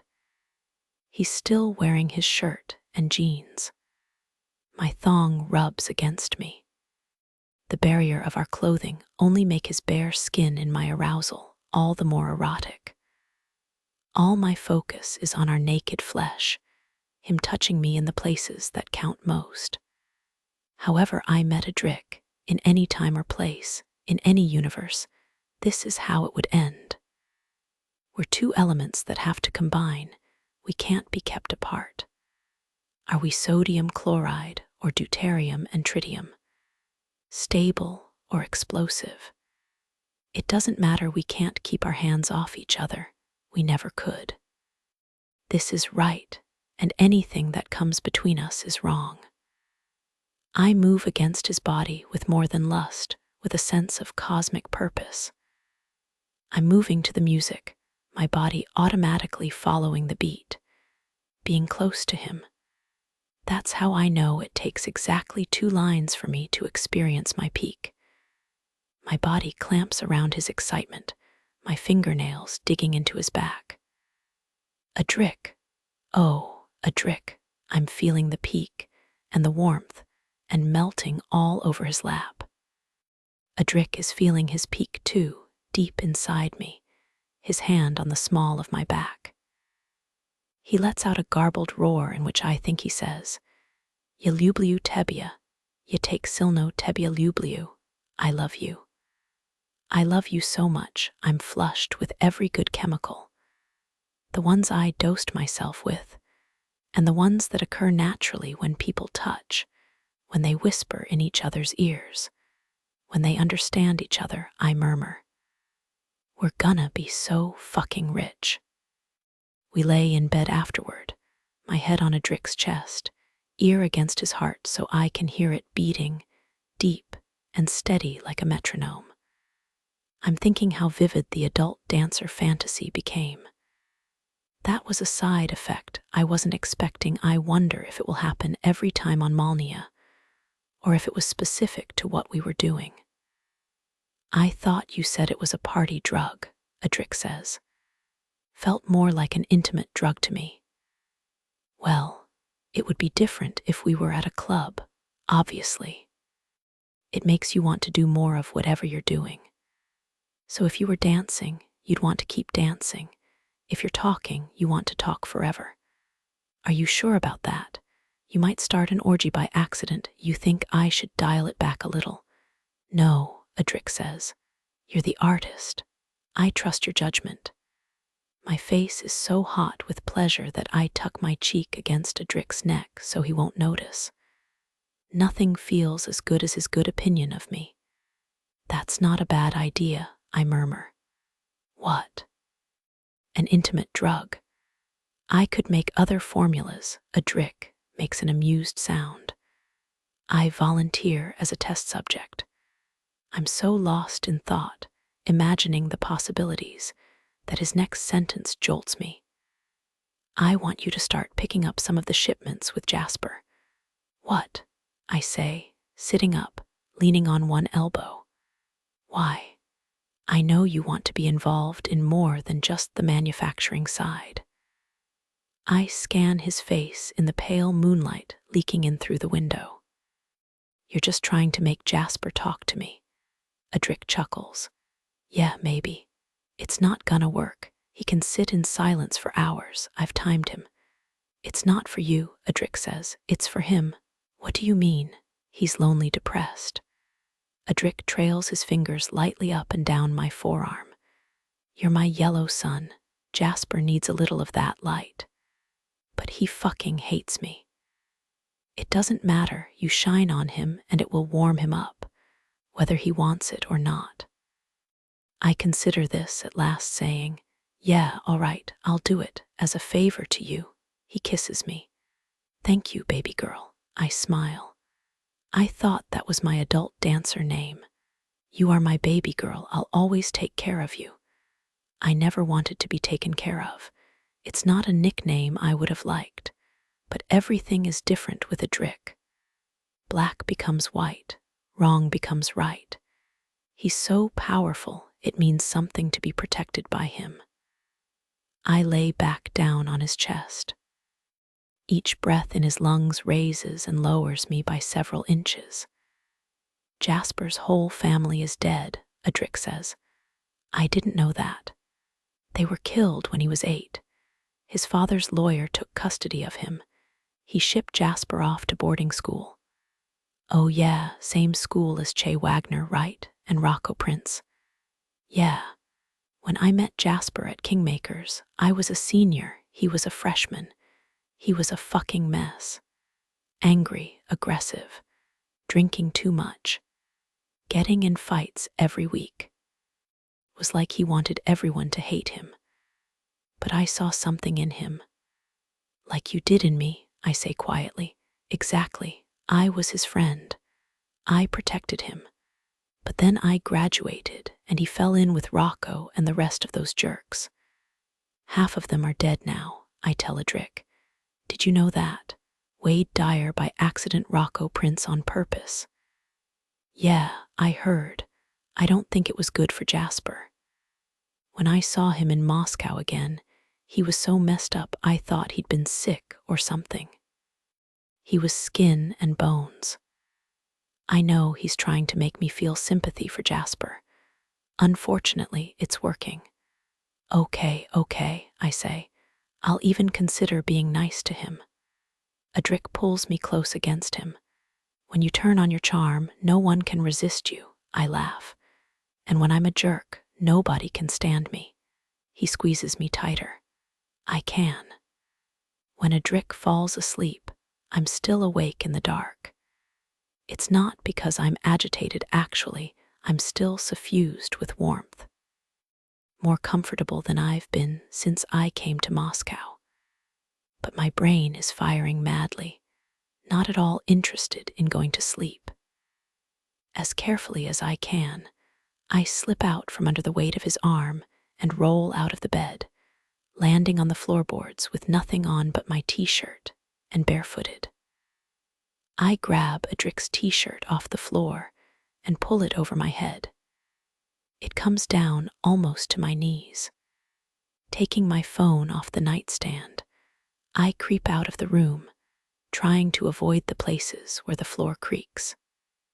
I head downstairs to the kitchen, thinking I might eat the rest of that burger. The house is silent.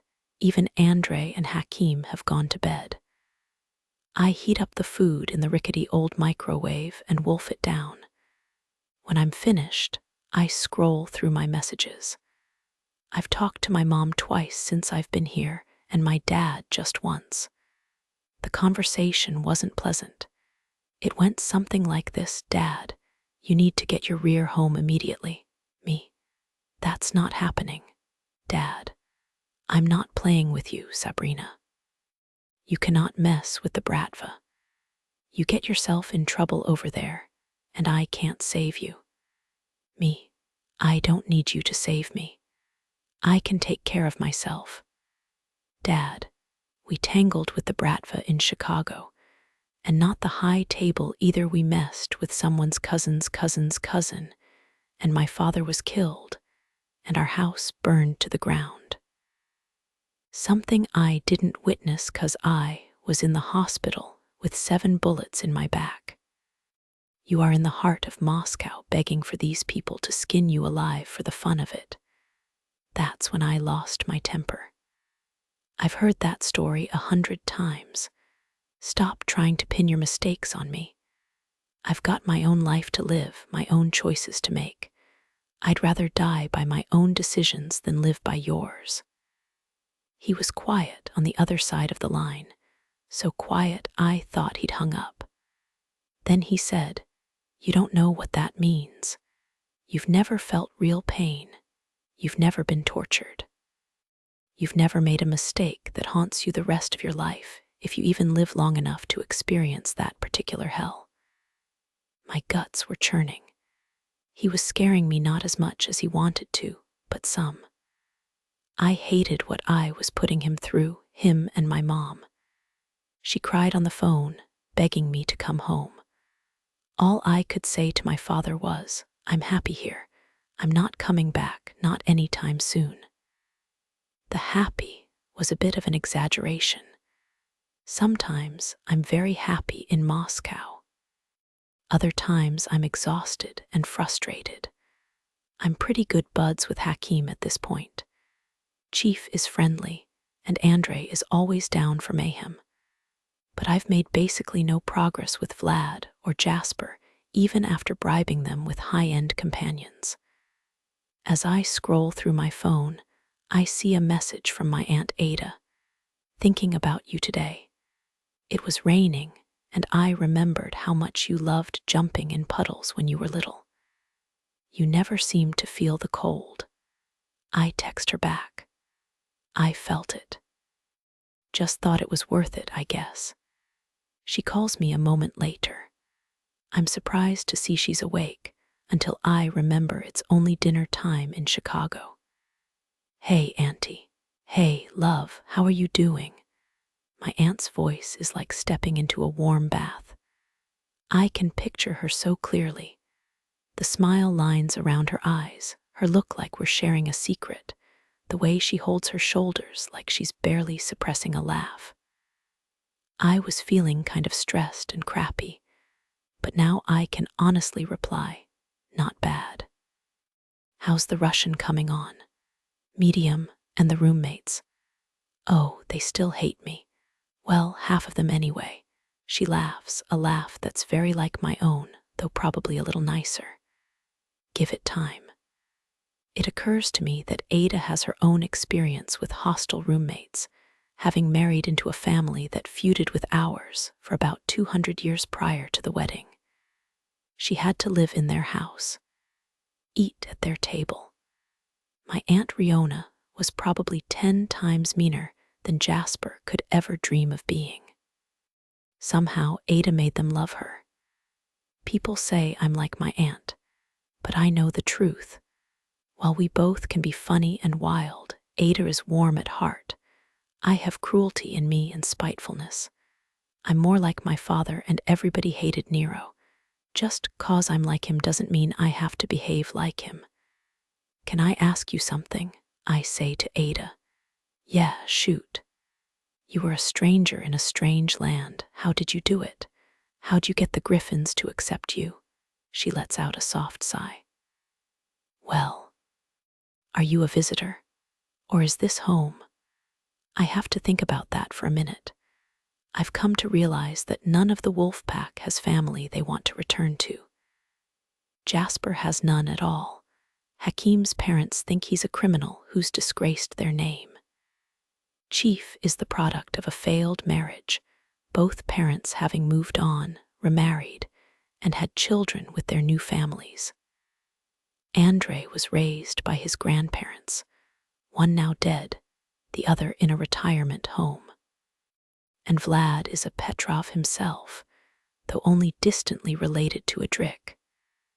When Jasper accused me of playing a game here while intending to return to Chicago, he wasn't entirely wrong.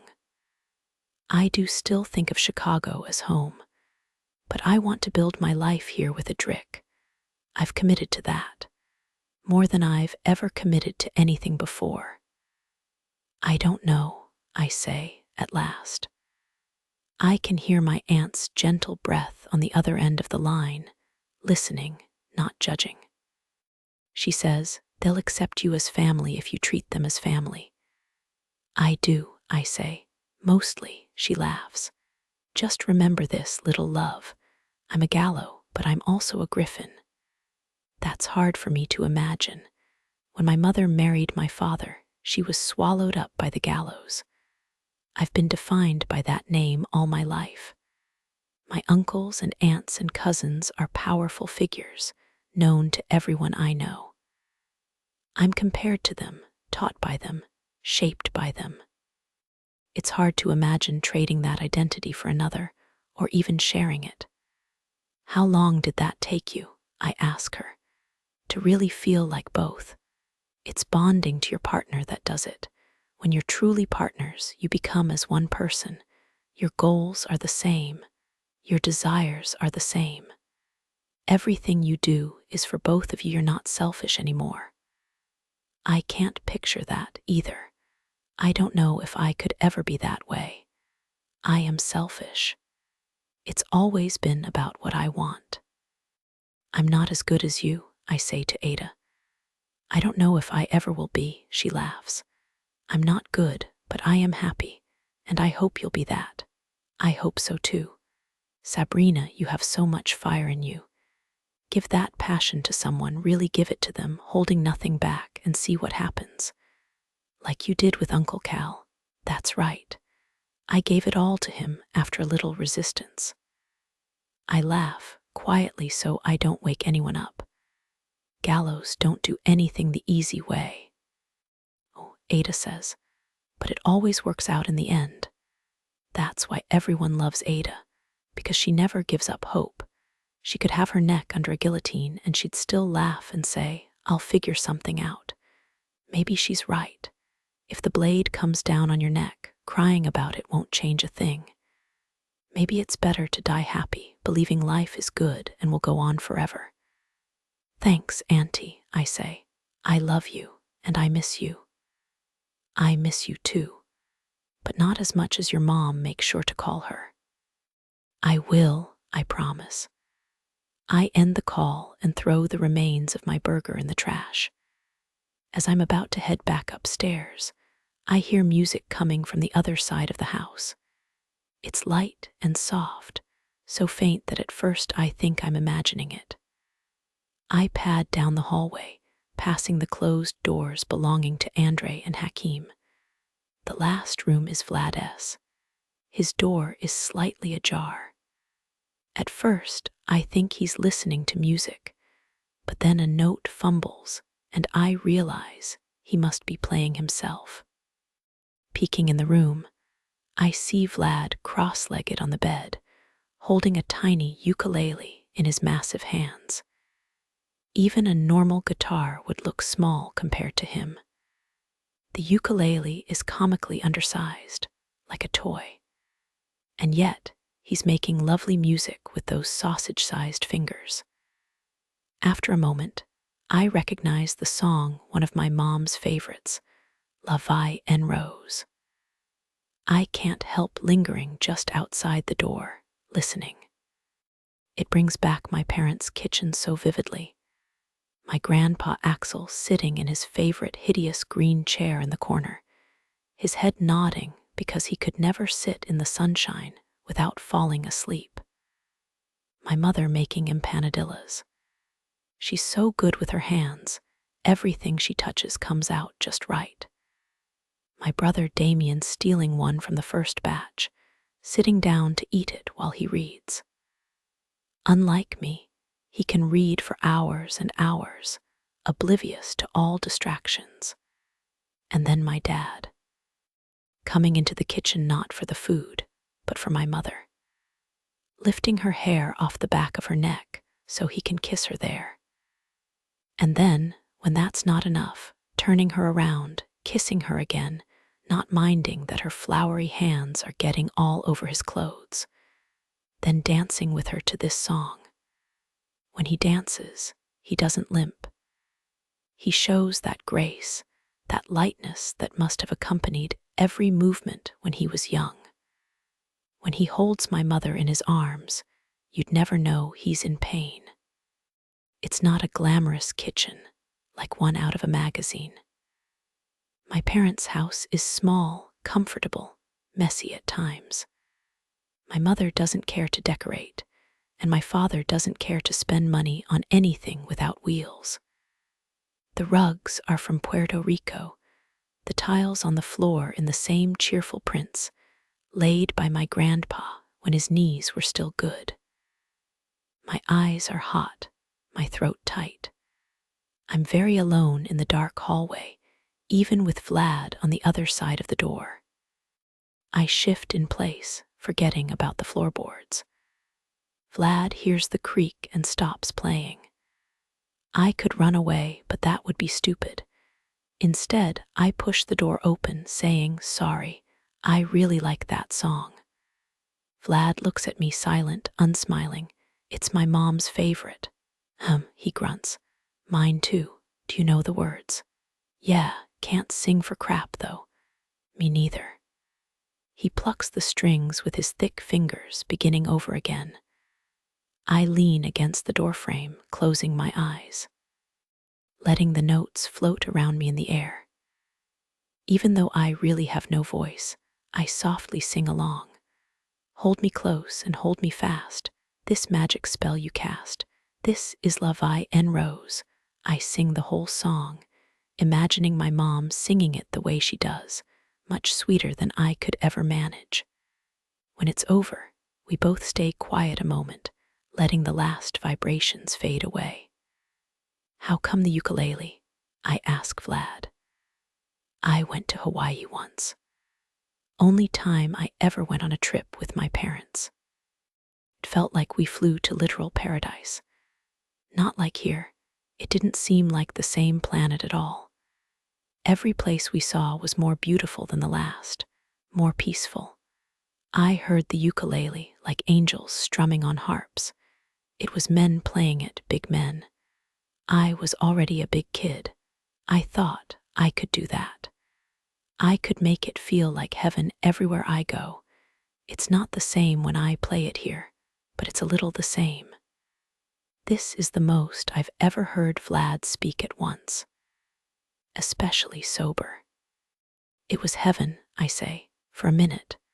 Vlad lets out a puff of air. He's not smiling, but he's also not glowering at me like usual. "Why are you awake?" I shrug. "Sometimes I get wired and can't sleep even when I'm tired." He nods. "Me too." "Well." I lift one hand in farewell, or maybe a salute. "Thanks." As I leave, I hear him strumming the chorus one last time. Adric, we start selling Sabrina's drug in Eben Franco's adult clubs. It's an immediate success. Sabrina recruits the most popular dancers to sell for us in the private rooms. Their clients pop a pill, and an hour later, they're having the best night of their lives. The girls love it because Malnia makes their clients cheerful and generous, shoving so much money down their G-strings They can hardly keep hold of it all. Before we've even made a deal for the nightclubs, Vlad and Jasper are inundated with orders from street dealers who have heard of the new product. I have to be careful not to step on the wrong toes, but I let a couple of independents sell in open territories. The big fish is Avenir Viniamin and his collection of high-end nightclubs. He already has an agreement with Yuri Koslov, but they're on bad terms because Koslov has been late handing over his cut and possibly shorting Viniamin his agreed-upon percentage. Viniamin has offered us access to half the clubs, with the understanding that we can sell in all of them if the drug performs as well as I promise. While I'm negotiating with Viniamin, Sabrina is hard at work on additional formulations. Malnia is for dancing and partying, she says. I want to make another version for concerts and another for intimacy. It already makes us want to be intimate like rabbits. She grins. Wait till you try this. She holds up a tiny pink pill in the shape of a heart. I give her a suspicious look. What's in it? LSD on the front end, MDMA after, and tadalafil. But that gave me a stuffy nose, so I had to add a decongestant. What's tadalafil? It increases blood flow. It was a heart medication. But then the men who took it noticed a useful little side effect: you can stay excited for hours and be intimate again right after you just finished. Does it work on women too? She laughs. We're about to find out. We pop the pills and lay around watching a romantic movie for a while, waiting for it to kick in. Sabrina picks the movie because when I get to pick, I always choose the videos of her and me. She's made several for me now. I don't even watch normal movies anymore because nobody's as great as her. And nothing's as great as watching me with her. I've probably watched the one of her riding my face 400 times. I know it all by heart, every flick of her hair, every flex of her back. She looks like a jungle cat, sleek and ferocious. At the moment, she's put on some movie with a girl possessed by a demon. This demon is apparently intensely passionate because as soon as the girl's roommate comes home, they start a very intense scene in strange positions. Why do you always pick such weird movies? Why does she need to be possessed? Sabrina shrugs. Everybody watches movies one step past what they're experiencing. That's the line for you these days. Literal possession, she laughs. I dunno. It doesn't seem that crazy to me I'd be with a demon if he looked like you. Aw, thanks, babe. I'm starting to feel the first effects of the drug. I'm hot and definitely aroused, though that might simply be the effect of Sabrina laying on the bed with nothing on but her t-shirt on top of her. Her body is sleek and brown, soft in all the right places and tight in others. At the same time, I'm noticing how white her smile is, with lovely straight teeth. Just what I'd expect from an American. Everything about her is healthy and strong. Her skin glows, her curls spring up with wild energy. Even her fingernails are pink like the inside of a seashell, neat and unpolished. I swear there's a halo of light around her. Is it the sunshine on her body, the drugs? Or is it just how I feel about her? You're not human, I say. You're something better, she laughs. You're high. How dare you? She's giggling, rubbing the arches of her feet against my legs. It feels phenomenal. The girls on the laptop screen are making horrible demonic noises. This is awful, I say, clicking to the next movie in the queue. I scroll ahead to the good part, which turns out to be a beautiful blonde girl giving herself a bubble bath in her backyard. Her upper body is covered in soap suds. Her skin looks soft and clean and pink from the heat. "There, see," I say to Sabrina. "Isn't this nicer? Look at those bubbles. Look at her." "She's gorgeous," Sabrina agrees. "Yeah, not like those other girls. I don't think it's any coincidence that the girls in that weird movie aren't exactly pick of the litter. They asked this girl first, and she said, possession movie. No, I'm busy that day. If you want, you can come and take a video of me in my backyard." "I was gonna be doing this anyway," Sabrina convulses with giggles. I love making her laugh.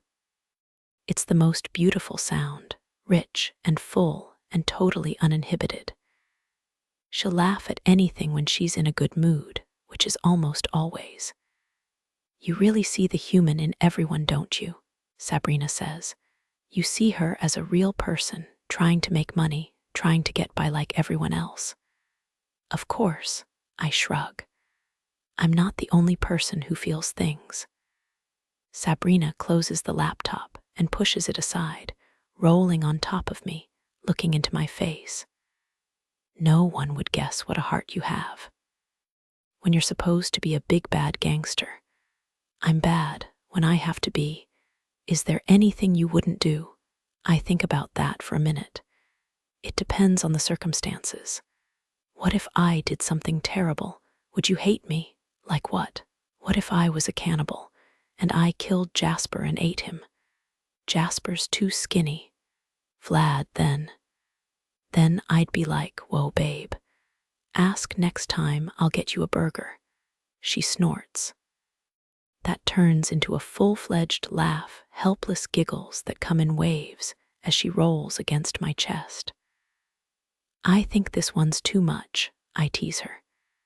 "It's supposed to be an intimate drug. All you got is the gigs." "Oh, screw off," she says, grabbing my excitement. "It works perfectly." She's right, I'm rock hard, even with that awful movie and all this talk of cannibalism. It might have happened anyway. Sabrina smells like heaven and her skin is silk as it slides against me. She moves down my body, enjoying the closeness. It feels like I'm chocolate melting in the sun. I'm a puddle of warm goo, and all I know is pleasure. Every movement, every flicker of her tongue is the most exquisite thing I've ever felt. Sabrina is kindest in bed. She's a generous partner, sensitive to what I like. She loves giving me pleasure as much as she loves receiving it herself. At the same time, she's playful and naughty. There's nothing she won't try, nothing that's over the line. I can whisper anything I want when we're intimate. The more dark and intense, the more ravenous it makes her. I've never felt so free with someone. There's no judgment, no rejection. She knows it's all playful, all for fun. In bed, we can be whatever we want, whoever we want. We live 1,000 lives in intimacy. Sometimes we pretend she's a partner, obeying my every command. I make her move faster, slower, in different positions. I order her to make sounds, and even tell her when to reach her peak. Sometimes we pretend I'm a doctor examining her. I act as if I'm giving her an examination, as if I don't know I'm touching her in a way designed to arouse. Once I wore latex gloves and guided her to spread her legs. I could feel her excitement shivering against my fingers, even through the gloves. By the time I slid one finger in her, she was already reaching her peak, shaking, trying to hold back her sounds, red-faced with excitement. I act out her fantasies. She acts out mine. What she likes becomes instantly intense to me, surpassing my own favorite games. This is our recreation. Hours spent in this dark room, this low bed, linked in our bodies and our minds, giving each other experiences beyond our wildest dreams. beyond what we ever imagined possible. I've never known what it means to be intimate with someone you love. Intimacy with a stranger is a handshake by comparison, not even on the same planet. After 20 minutes of Sabrina's slow, sensual attention, we swap positions. I massage her body with my free hand while I enjoy her closeness. She's incredibly susceptible to massage. It puts her in a trance state. This is doubly true today under the influence of the elixir. The drug makes her chatty. While I'm touching her and massaging her, she stares up at the ceiling, talking to me in a soft, dreamy voice. Do you know what I love about you, Adric? I lift my head for only a moment. What? Everything, I chuckle, going back to my attention. I'm serious. I love how soft and thick your hair is when I run my hands through it. I love how heavy you feel on top of me. I love how your body is a furnace radiating heat in me. When I'm tired, when I'm stressed, I lay on top of you and your warmth recharges me like a battery. I can't feel upset when you're touching me. And you're smart. You're so freaking smart. I've never met anyone whose brain works as fast as yours. You see everything. You're smarter than me, I tell her. I never thought that about anyone until I met you. It's intimidating. You're not intimidated. You're not afraid of anyone. I'm not afraid, but I want to impress you. So do I, she says softly. I want to perform for you. I want you to be proud of me. I am proud of you, baby girl. So freaking proud. She starts to reach her peak, so gradually that I don't even know it's happening at first. Until I feel her thighs shaking and I hear her teeth chattering together like castanets. I've never heard you make that sound before. Keep going, she begs. I keep touching her, soft and slow, like I'm enjoying cream out of a saucer. I love your hands, she whispers. I love the way you touch me. I love how you're the light in the room. Everyone wants your attention. Everyone wants to be close to you. But you want to be close to me. That's right. You're my favorite person in the world. I am. Her voice cracks slightly. Yes, baby, always you. She starts to reach her peak again, her teeth chattering with every exhale, her breath coming out low and throaty. I make her reach her peak again and again for over an hour. All the while she's complimenting me, adoring me, stroking her fingers through my hair. We've never had intimacy this gentle, this tender. It's not an intimate drug, it's a love drug. At last I climb on top of Sabrina and draw near her, looking down into her beautiful face, those luminous gray eyes looking up at me, thick black lashes all around. The only eyes like them in all the world. I move in and out of her, slow and sensual, experiencing every inch of her, the scent of her hair, her soft breath on my face. When I start to reach my peak, it draws out forever, easy, warm, and blissful. I don't have to try for it at all. It's an intense feeling like none I've ever known, because I've never felt this way from how much I love someone. Sabrina, I've been shopping at Gum, which is the main department store in Moscow. It's really more like a mall, with a lovely glass dome roof, high-end boutiques, and fancy eateries. It faces Red Square, which is currently not red but white, blanketed with the first snow of the year. That's why I had to shop to get warmer clothes.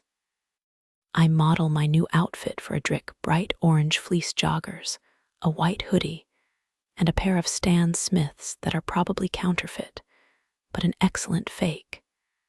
They even have the little green tabs on the tongue with Stan's portrait. Orange looks amazing with your skin. Adric gives me an appreciative up and down. You have good style, it's freaking attractive. Thank you, I say, posing for him. "What's this for?" he says, tugging at a little stretchy string on the rear.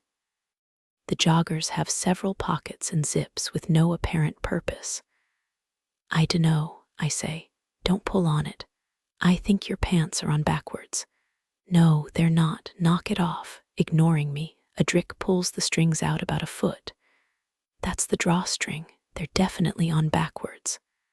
I twist around, trying to look at my own rear. Got him it. His shoulders shake with laughter.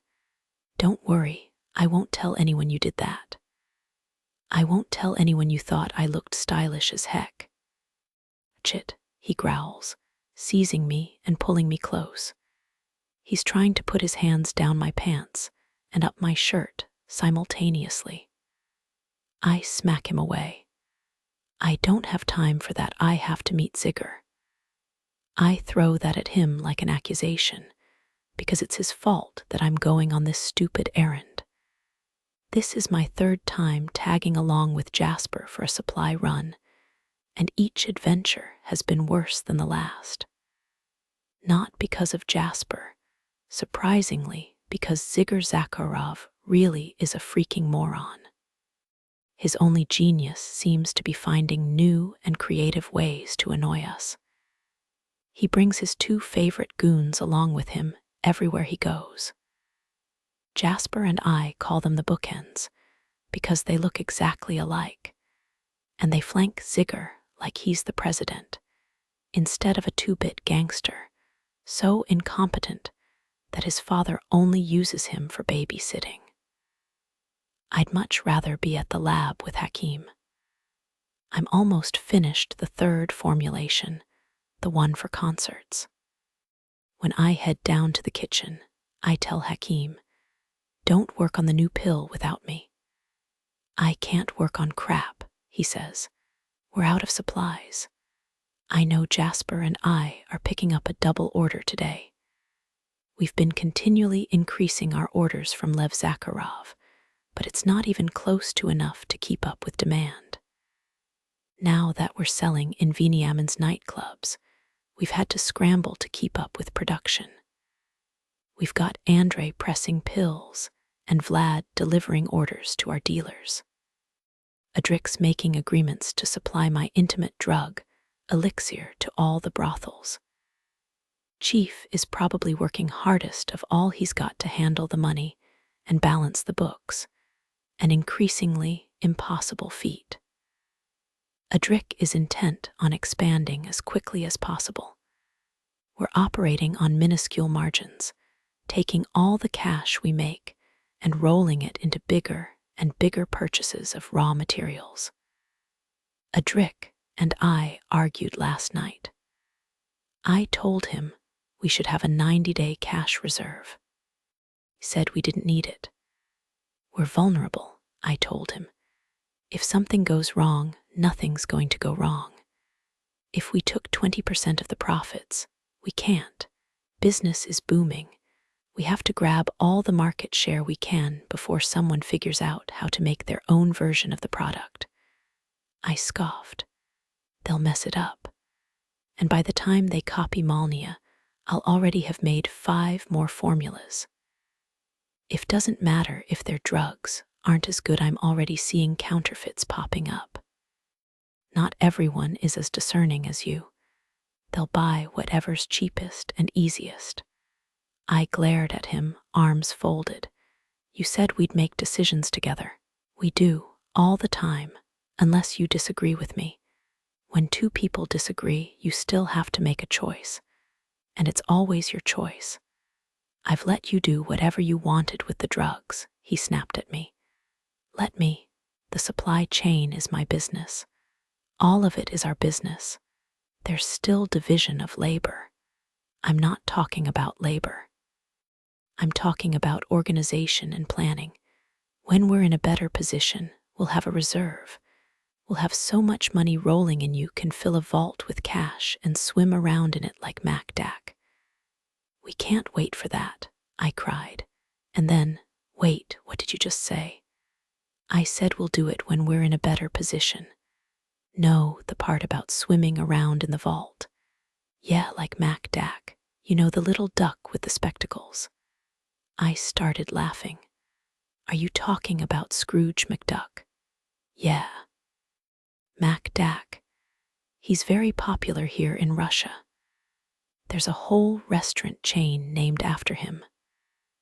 The argument was derailed by the urgent need for a Drick to pull up photos of said restaurant chain, so I could marvel at the Russian custom of ripping off American brands to decorate every kiosk in town. I had already observed shawarma shacks with upside-down McDonald's, M.S. in place of the W in Wama. If that's not enough cash, they also slap a Nike or Adidas logo on the side of their restaurant for no good reason at all. Adric and I spent an hour happily employed in that manner, our debate forgotten. My irritation swells all over again when Jasper slouches into the kitchen, equally annoyed at the errands Adric's been assigning us. Let's get this over with, he says, surly and sulking. We have to drive because there's too much snow on the ground for the bikes. It doesn't improve Jasper's mood to sit in a car with me for over an hour, driving out to a trucking depot in the Majeski district. I put on my favorite song, and he deliberately switches to the next one right when it gets to the best part. I spend the ride fantasizing how I could shut Jasper in a crate and nail it shut and ship it to Mongolia by the slowest route possible. Zigger is already waiting when we pull up to the low cement buildings, teeming with trucks pulling in and out and forklifts unloading the cargo. Privet Druzhbani, Zigger cries, coming over to slap us both on the back. He smacks me so hard that I stumble forward. I have to restrain myself from popping him in the nose. Is the truck en route? Jasper asks. Nice to see you too, Zigger says, in English for my benefit. Jasper ignores this, waiting silently for Zigger to answer his question. Duh, Zigger assures him.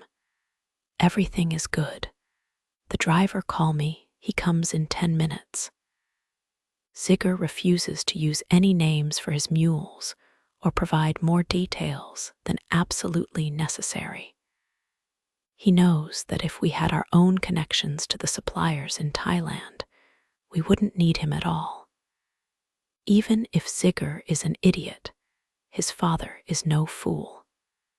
Lev Zakharov has flawlessly navigated the complexities of switching trucks and altering manifests, so the origins of the shipments are less suspicious to the border guards.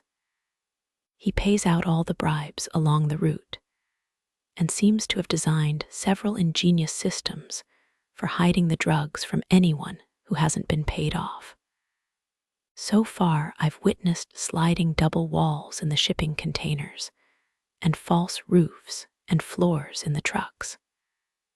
These measures are necessary because the bribes we pay are already ruinous. We shell out thousands at each checkpoint, including here at the depot. Jasper has cash on hand for that purpose. He leaves me alone with Zigger while he goes to make our donation to the depot master. Zigger looks me over, smirking. He's on the wrong side of 30, big and soft-shouldered. He has an unfortunate coif, thinning with suspicious blonde streaks, reminding me of every time they try to give Bruce Willis hair in a movie. Is better when a Drick sends you, he says. Next time, maybe no need for Jasper at all. I throw him a filthy look. Nobody sent me, I lie. I'm here to get what I need. Why you need so many different things? Zigger asks. Keep it simple. I get you good heroin much easier, you make more money too. Not interested. Opioids are the one drug I won't touch, and I'm not interested in selling them either. I want willing customers, not slaves. Tweedledum and Tweedledee stand on either side of Zigger, hands clasped over their waists, staring at me from behind the lenses of their Matrix-style sunglasses. "Don't you get sick of those two gargoyles breathing down your neck?" I say to Zigger. "Nigh it," Zigger shrugs. "They carry all my things for me. What not to like?" I shift impatiently, checking the time on my phone. Jasper better not be dawdling in the depot office so he can avoid Zigger's jokes. "How much longer till the driver gets here?" I ask. "I want to get back to the lab. 10 minutes. You said that 20 minutes ago." In response, Zigger pulls out a toothpick and starts picking his teeth. He does this with maximum smacking and clicking sounds, staring at me the whole time. "Where you get those pants," he says. "I like. Honestly, Zigger, your approval is an insult. Knowing you like them makes me like them less." He stares at me a minute, then bursts into braying laughter. The bookends smile too, but only because they think they're supposed to. I'm pretty sure neither one of them speaks English. "Funny girl," Zigger says. Luckily, Jasper reappears before Zigger can ask me on another date. He's been trying to pressure me into coming out for a drink every time I see him. I told this to Adric, hoping he'd be angry, but Adric's shocking lack of jealousy continues. He only laughed and said, "Zigger's a lightweight. He'd probably pass out on the table after 2 shots. At last, our truck arrives. We've paid for the use of the most distant loading bay, the one where the cameras don't work. Jasper drives the SUV right up to the back of the truck. The bookends help with the unpacking. This takes longer than expected because this time the product is hidden inside the frames of several treadmills. We have to take the machines apart using wrenches and Allen keys. When we're finished, Jasper and I climb back into the SUV, planning to drive the product back to the lab. Zigger jumps in the back seat. "I come with you." "That's not necessary," Jasper starts. "Philip and Georgie will follow," Zigger says placidly. Seized by an evil impulse, I ask Zigger, "What's your favorite song? I'll DJ." "You have hard bass school." "Of course." I find it on Spotify. That's Jasper's favorite. I play what is commonly known as the Gopnik National Anthem at top volume. It's a pounding, repetitive, intense song, the Russian equivalent of Gangnam Style if it were sung by squatting thugs in tracksuits. Jasper turns and stares at me silently. I promised Adric I would be nice to Jasper, but I also promised myself not to let opportunities pass me by. And this is the perfect opportunity to give Jasper an aneurysm. "You want it on repeat," I say to Zigger. "Duh, this song best song, can never play too much." I couldn't agree more. Narcotic ni class yeduna hard bass. Zigger and I sing along as loud as we can while Jasper pulls out of the depot, his right eye twitching. Adric on Christmas Eve, I broker a deal with the Markovs for 25,000 doses of Malnia. The Markovs own the largest slice of Moscow, and they don't let anyone else sell in their territory. They used to buy from the Chechens, but Sabrina's pill is the new hotness. Everyone wants it. Sabrina's coming along with me for the handoff because Ilsa will be there. Their friendship survived the breakup, though Sabrina's been too busy to actually meet up with Ilsa since she came here. I find her in the living room, trying to help Chief with his Tinder profile. Andre sprawls on one of the beanbag chairs, shouting out opposite advice. "You need a pic where you look tough, manly, doing something impressive, maybe holding a big wad of cash." "He's not trying to attract you, Andre." Sabrina rolls her eyes. "He wants an actual human woman. Women love money." He's not looking for a sugar baby. Here, Chief, this should be your profile pic. She points to one of Chief working on his bike, his coveralls down around his waist, only an undershirt on his upper half, his hair messy and grease all up his arms. I'm dirty, Chief protests. I look like a scrub. You look competent, Sabrina insists. Look at your hands, your forearms, Andre scoffs. You're gonna get swiped by girls who want to be touched, Sabrina says, ignoring Andre. I'm wearing my glasses. Glasses aren't popular in Russia. You look intelligent. You gotta be yourself on dating apps. There's no point trying to look like one thing and showing up as another. He won't get any matches as himself, Andre warns. What do you know? Sabrina snorts. I haven't seen you go on one date since I've been here. I'm busy. Yeah, busy losing to Hakim in Dr. Mario. I don't always lose, Andre says with dignity. What's your caption? Sabrina says, turning back to Chief. It says, if you want to get to know me, then ask. That's terrible. Chief grimaces. I was trying to be mysterious. I don't know what to write. You need to write the line that gets you what you want, the right bait for the right fish. You don't want just any girl, you want the right girl. That's why it's best to be genuine all along. How about match with me and I'll make the first move? What girls will that get? Curious ones. I know how funny you are on your keyboard. Go through their profile, find something interesting about them, come at these girls like you know them, the way you text me. You're the funniest person in our group chats. That's true, I back her up. Chief is far more confident through text than in person. Sabrina is smart to compliment his strengths, it's what I would do. In fact, it is what I do when I'm trying to build him up. Not in person, though, Chief sighs. Sabrina says, let them meet the best you first. Here, show me your matches. Chief shows her the only girl who's swiped right on him. A nervous-looking blonde whose profile pic is mostly the giant black cat sitting on her lap. Okay, so look through her pics, Sabrina says. What do you think she wants you to notice in this picture? She points to an image where the blonde girl is standing under a tree in Gorky Park, wearing a red summer dress with buttons down the front. She looks pretty, Chief says. That's good, Sabrina encourages.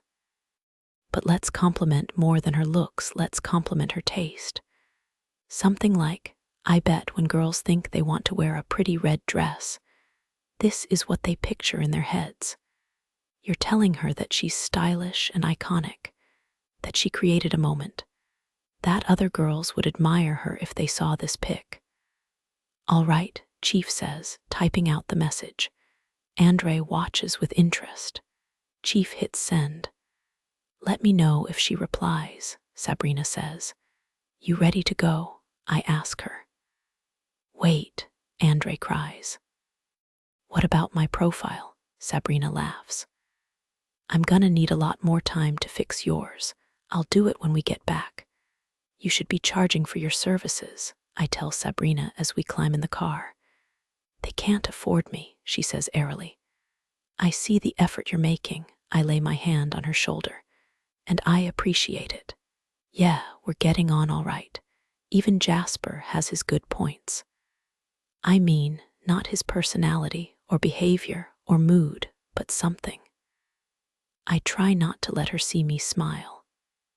He's punctual, you can say that for him, Sabrina says, as if it pains her to admit even that. He's a lot more than punctual. Sure, he also makes the best coffee. I pretend to be hurt. I thought you said I made the best coffee. Well, you had just made me feel amazing when I said that. 4 times, actually. I'm glad one of us keeps track. We're driving into the Presnensky district, where the Markovs have the majority of their hotels and restaurants. The Markovs control their territory with an iron fist because the majority of their income comes from Krisha. Those who pay for protection expect business to run smoothly. In a sense, the Markovs are both landlord and security force. They're cautious about what product gets trafficked on their streets and in their properties. Because this is the first of hopefully many such transactions, I'm doing the deal in person. Neve Markov will be representing her family. We're meeting at the Aurora Hotel on the bend of the Moskva, close to Krasnaya Park. I've dressed a little nicer than normal in slacks and a black wool coat. Sabrina eyes me as I toss the keys to the valet. You clean up nice. Likewise. She's all in white today, white trousers, a white turtleneck, and a white coat belted at the waist, with the collar turned up against the cold. As she stands in front of the ornate stone facade of the hotel, thick flakes of snow drifting down around her and settling in her dark hair, I think how exotic she looks, and yet perfectly at home. Ready, I say, taking the briefcase from the backseat. Of course. She tucks her hand in the crook of my arm, and we ascend the steps together. We take the elevator to the 18th floor, where we meet Neve Markov in a private suite overlooking the river. Ilsa opens the door. I think she intends to greet us with a handshake, but the moment Sabrina sees her, she throws her arms around Ilsa's waist and hugs her hard. Ilsa can't help smiling and hugging her back. Good to see you, she says. You know my sister Neve, and this is Simon Severov. Rad naše stretch, Simon says to Sabrina. Nice to meet you. He shakes her hand and then mine, though we've met before. Please sit down, Neve gestures to a small, striped sofa. She and her fiancé sit opposite us. There's room for Ilsa on the same couch, but she takes the armchair to the left of us instead. I set the briefcase on the table between us and open it, turning the case so Neve and Simon can see the neat packets of pills shaped like yellow lightning bolts. And what exactly is in this? Simon asks. His accent is thicker than Neve's, but his English is good for someone who went to school here in Moscow. It's proprietary, Sabrina replies. Then how can I test it? Simon says, his upper lip curling slightly. Ilsa shoots him a look, her jaw tight. I suspect she's more annoyed by the fact that he's speaking for her sister than by the questions themselves. It's already been tested in the best clubs in the city, I say calmly. We're selling out faster than we can make more. Will there be a problem getting consistent delivery? Neve inquires. Neve Markov has a low, clear voice that seems to cut through the space between us. She has an air of calm authority, a way of sitting still with her hands neat and immobile in her lap, only her eyes moving. I've heard other Bratva speak disparagingly of her, laughing at the idea of a female pack-in with her sister as lieutenant. I doubt they'd talk the same way if she were in the room. There's nothing laughable about her, not in person. I assure her, if we make a deal for regular transactions, you'll get your orders. Good, she nods. Once a month then, to start. Is that agreeable? It's more than agreeable. The Markovs are flush with cash. A steady order will help fund our operation as we grow. 40 a pill, I say. American dollars, she nods. Malnia resells for 60 each, an astronomical price compared to the Netherlands or the UK. But that's the cost of party drugs in Russia.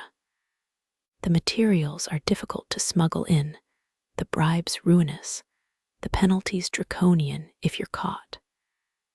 We could all receive a life sentence in Siberia just for meeting here today.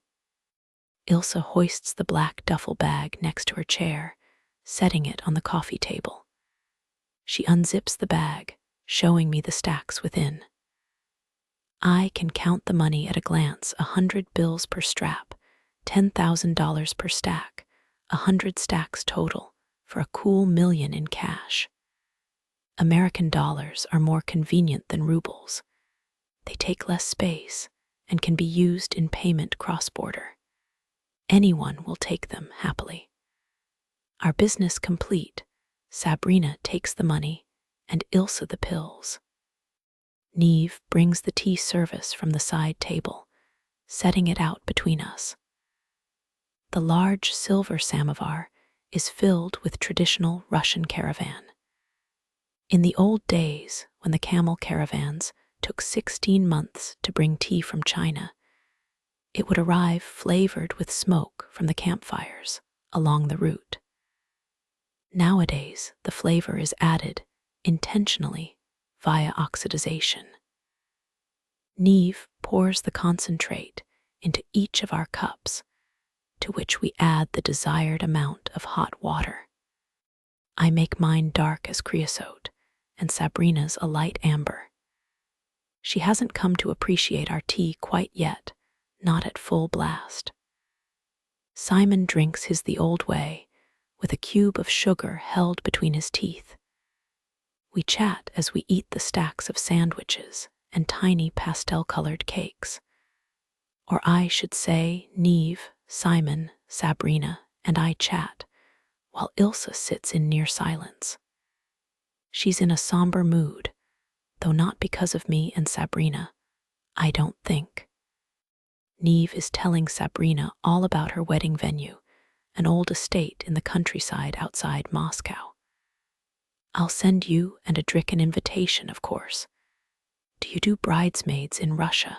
Sabrina asks. This is your chance to make Ilse wear pink. Neve smiles.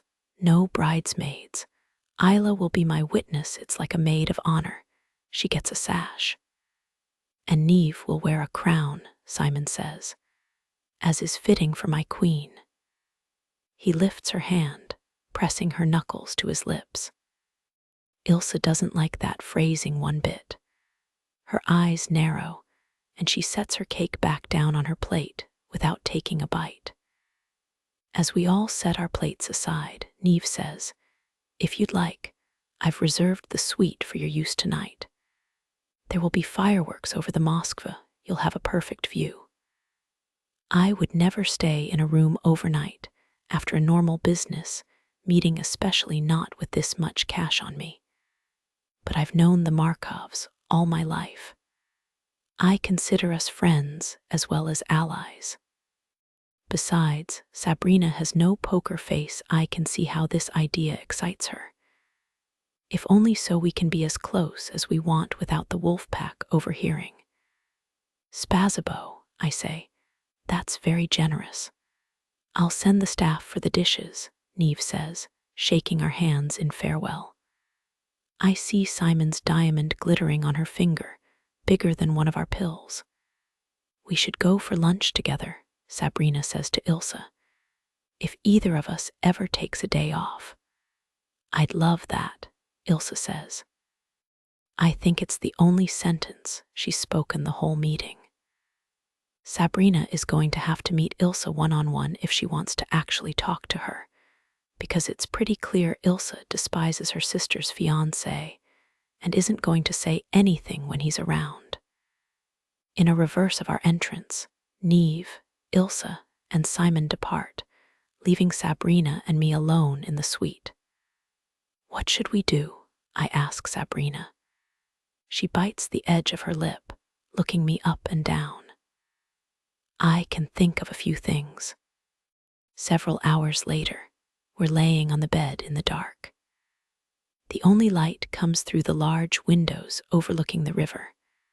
The clouds have cleared away enough that I can see the flat disk of the moon, cold and silvery, looking down upon its twin rippling in the dark water below. I hear a faint popping sound. A small flare shoots up into the air, then bursts into thick purple sparks, like a chrysanthemum blooming in the sky. It's followed by a dozen more flares. Our window erupts in color. The fireworks glisten on Sabrina. They tint her skin in brilliant bursts of blue, gold, silver, and green. The sparks reflect in her eyes. "I got you something," I tell her. She sits up on one elbow, her sheaf of black hair tumbling down, trailing across the rumpled sheets. "What is it?" she asks, eager as a child. I take a flat box from my coat pocket, opening it to her view. The diamond collar is colorless as ice, but it glows like flame as another firework erupts. Sabrina's mouth falls open. She stretches out a hand, stopping just short of the glittering jewels, afraid to even touch it. "Put it on," I say. She turns obediently, lifting her hair off the nape of her neck. I drape the diamonds around her throat, fastening the clasp behind her. Sabrina slips her feet back into her shoes, abandoned next to the bed. She stands in front of the window, in her heels and the diamond collar. A firework detonates above her left shoulder, drenching her in a shower of silver light. She's so beautiful. I can't breathe. I can't speak. All I can do is stare. I wish I could capture this moment and freeze it forever in time. I lift my phone and snap a picture of her, though I know it could never do justice to her living, breathing beauty, or to the way she makes me feel. Sabrina touches the diamonds at her throat, her eyes glinting just as brilliantly. "We're really doing it, aren't we?" she says. Her face is flushed with triumph. The diamonds, the penthouse suite, the two of us here together. "Nothing can stop us," I say. "I'm invincible with you." Sabrina grins, her teeth a flash of white in the dark between fireworks. She grabs the bag of cash and takes out a stack, ripping off the band. Throwing the money up in the air, she lets it drift down around her. The bills flutter through the air, illuminated in bursts of gold and green. Sabrina grabs another stack and another. She's pulling them apart, throwing them at me. The money covers the bed, the floor, the side tables. She jumps on the bed and flings cash in the air, jumping up and down, bouncing the money on the mattress, creating a blizzard of bills. She's laughing maniacally, making a hell of a mess. Her hair buoyant, the diamonds sparkling on her throat, the money floating like 1,000 papery butterflies. I gather up an armful of cash and fling it up. The money is a joke, barely real to me. It's what it represents: ambition, success, Sabrina's genius, and mine in concert together. I hold her close as it rains down on us. Sometimes you work and work toward a goal, but when you finally achieve it, it fails to provide the happiness you thought you would feel. This is the opposite of that. For all the thousands of times I imagined how it would feel to have the world at my feet, I never could have imagined it like this. Everything is better with Sabrina by my side. She charges every moment. She bursts me open like a firework. I'm flaming with light and color and pure electric bliss. We're jumping on the bed together, out of our minds. With each leap, another firework bursts, booming outside the window like a cannon blast.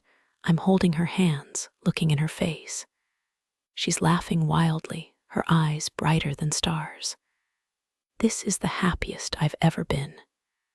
Maybe the happiest I ever will be. It's because of her that success comes so early and tastes so sweet. There's no end of dreaming with Sabrina. No end of believing. It's the most American thing about her. She really thinks she can do anything. And so do I when I'm with her. Sabrina wears the diamond collar all night long. She keeps it on and wears it with her robe while we order room service, sampling the Markov's burgers and fries.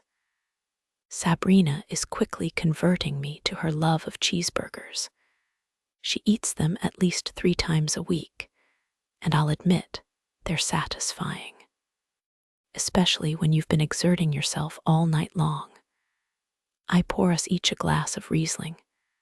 Not as sweet as Via tea, I tease her, but not bad. Sabrina takes a massive bite of her burger, washing it down with wine. "It'll do," she says. And then, "I got something for you too." "You did?" I didn't expect anything. It's my job to spoil Sabrina, not the other way around. Sabrina retrieves her coat, pulling a small, paper-wrapped package from the pocket. "I picked it up yesterday," she says. "I was afraid it wouldn't come in time." I rip open the paper, revealing a switchblade like Sabrina's, only more expensive looking. The scrimshaw handle is richly oiled, the blade shimmering with waves of layered Damascus steel. "That's fossilized mammoth bone," Sabrina says, "in the handle. I thought it was cool." I hold the knife up to the light so I can read the engraving, so small I almost missed it. "You, always you." It's what I said to her the night I showed her how much I cared for ours. She's saying it back to me because it meant something to her. Sabrina is not sentimental. She rarely shows tenderness in this way. It affects me more than I want to let her see. Her own knife is probably her favorite belonging. She carries it with her everywhere and uses it even for tasks she probably shouldn't, like opening envelopes and cutting tags off clothes. I slip the knife in my pocket, knowing that every time I touch it or use it or feel its weight, I'll think of her. A little piece of her with me all the time. "I love it," I say, pulling her close. "Well, I didn't know you were gonna upstage me with this." Sabrina touches the diamonds at her throat. "That's how it should be. I'd be ashamed if you gave me a better gift." "What if I want to give you the better gift? Then you should date Andre. He'd love a sugar mama." Sabrina snorts, but she's shaking her head at me, mildly annoyed. "But what if I silence her with my mouth?" "You are the gift, Sabrina. You're what I want."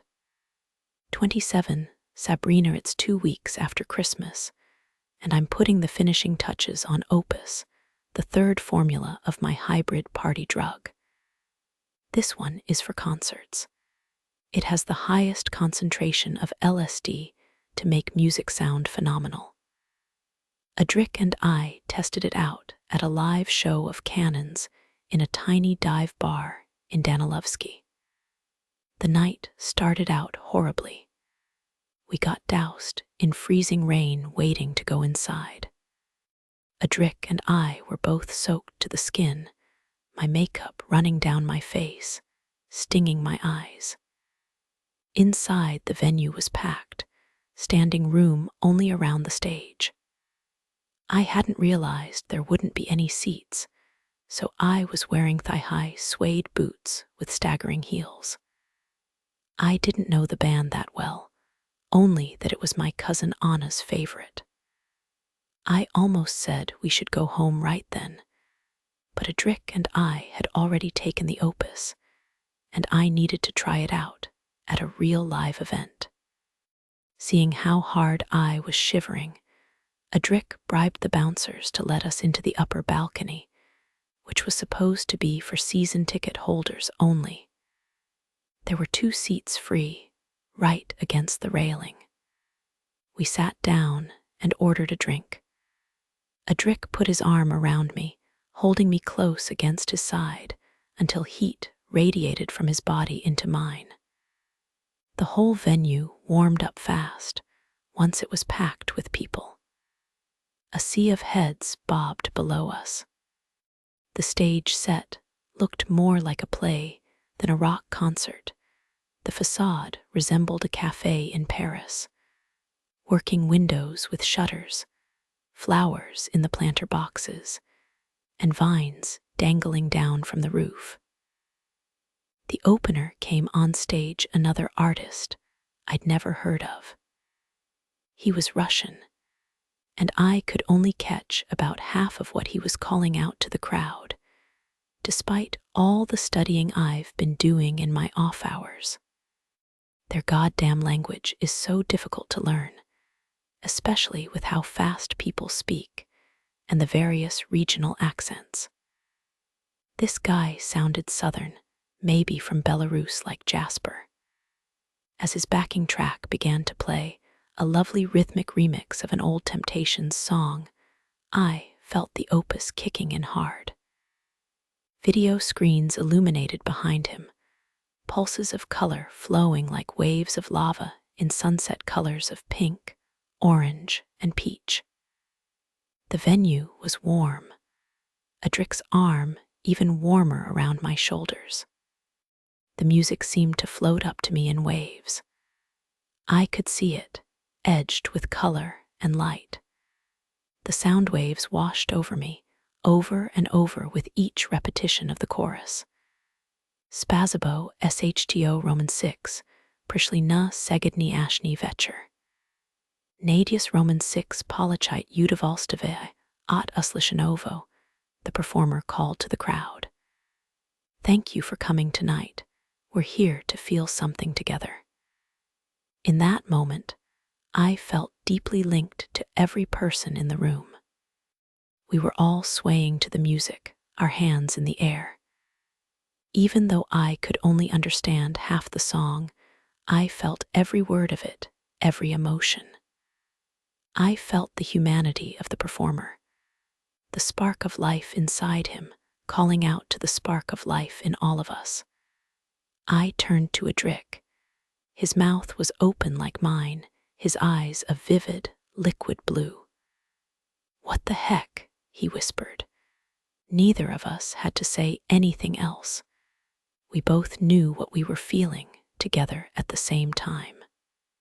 Our minds buoyant on the music, linked to each other like we were holding hands, floating down a river together. My body relaxed. I was peaceful and so happy I could have cried if I knew how to let myself do it.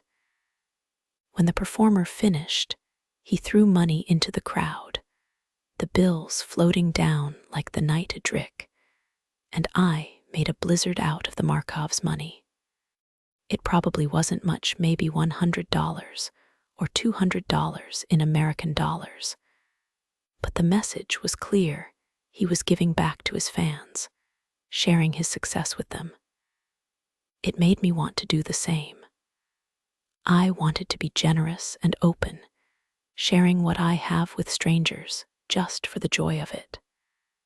Then cannons came on stage, and I heard the first refrain of the song that Anna plays incessantly, Love Chained, the one that will always make me think of her.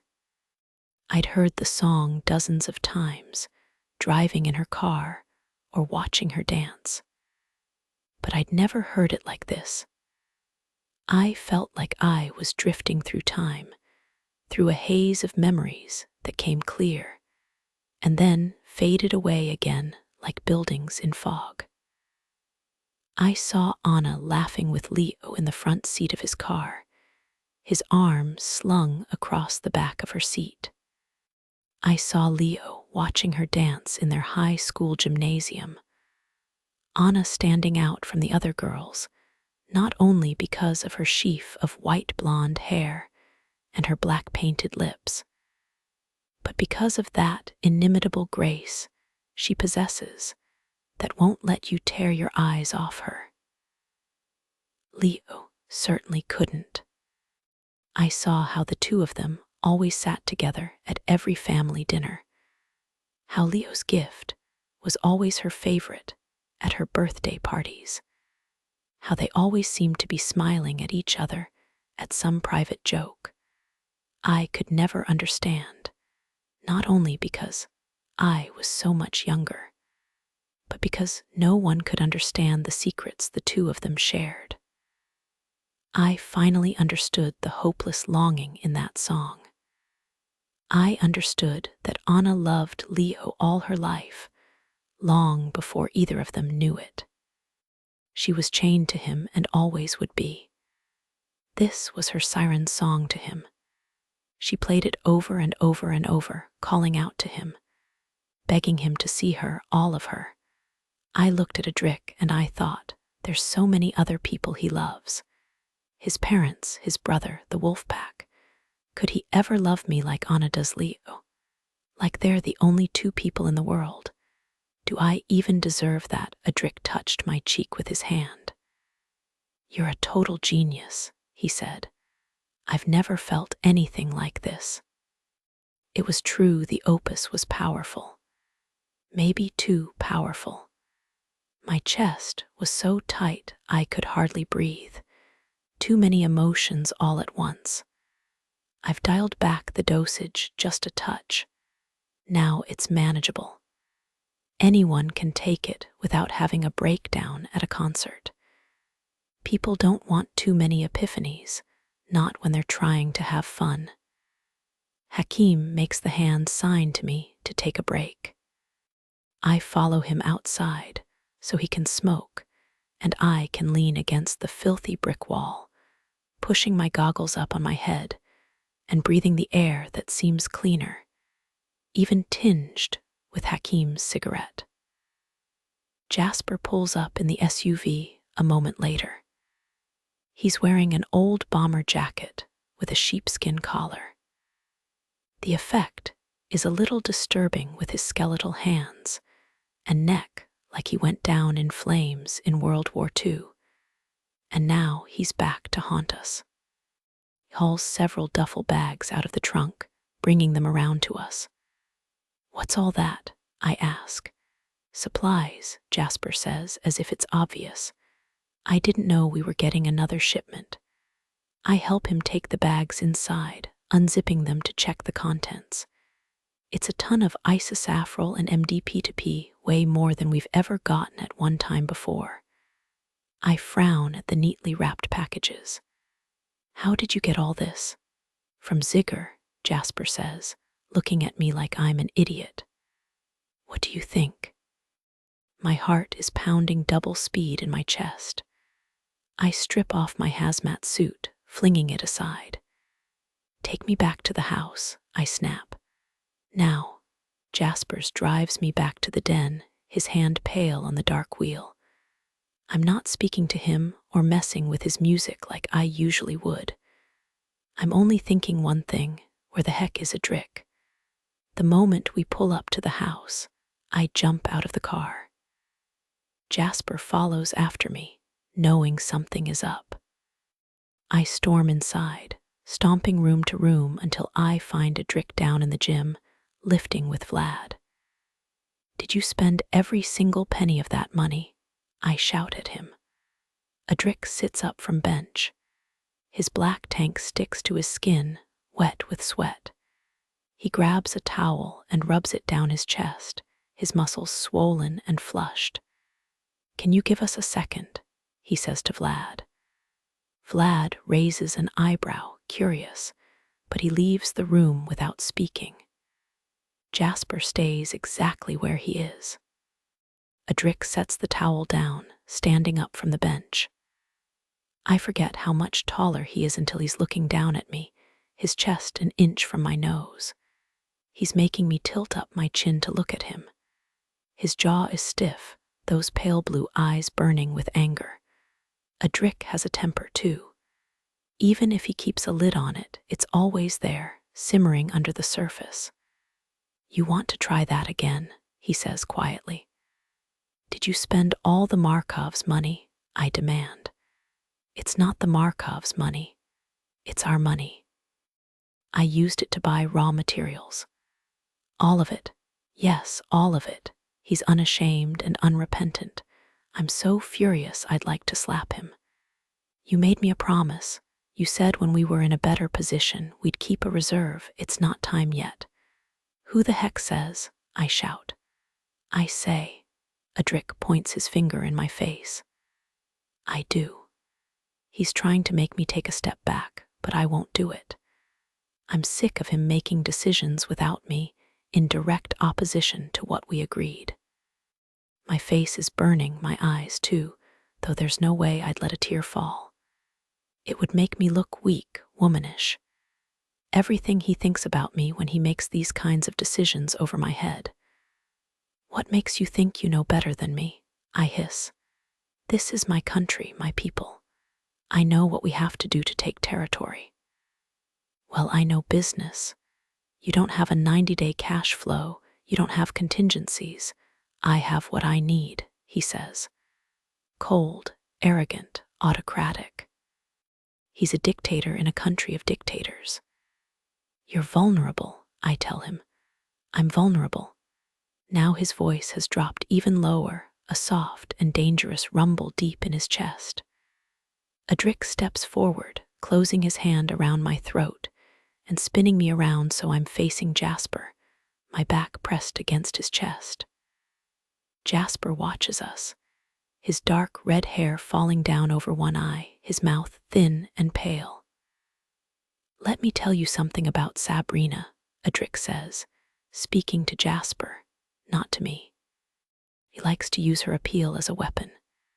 She uses it to control men and women too, but she's a dealer who gets high on her own supply.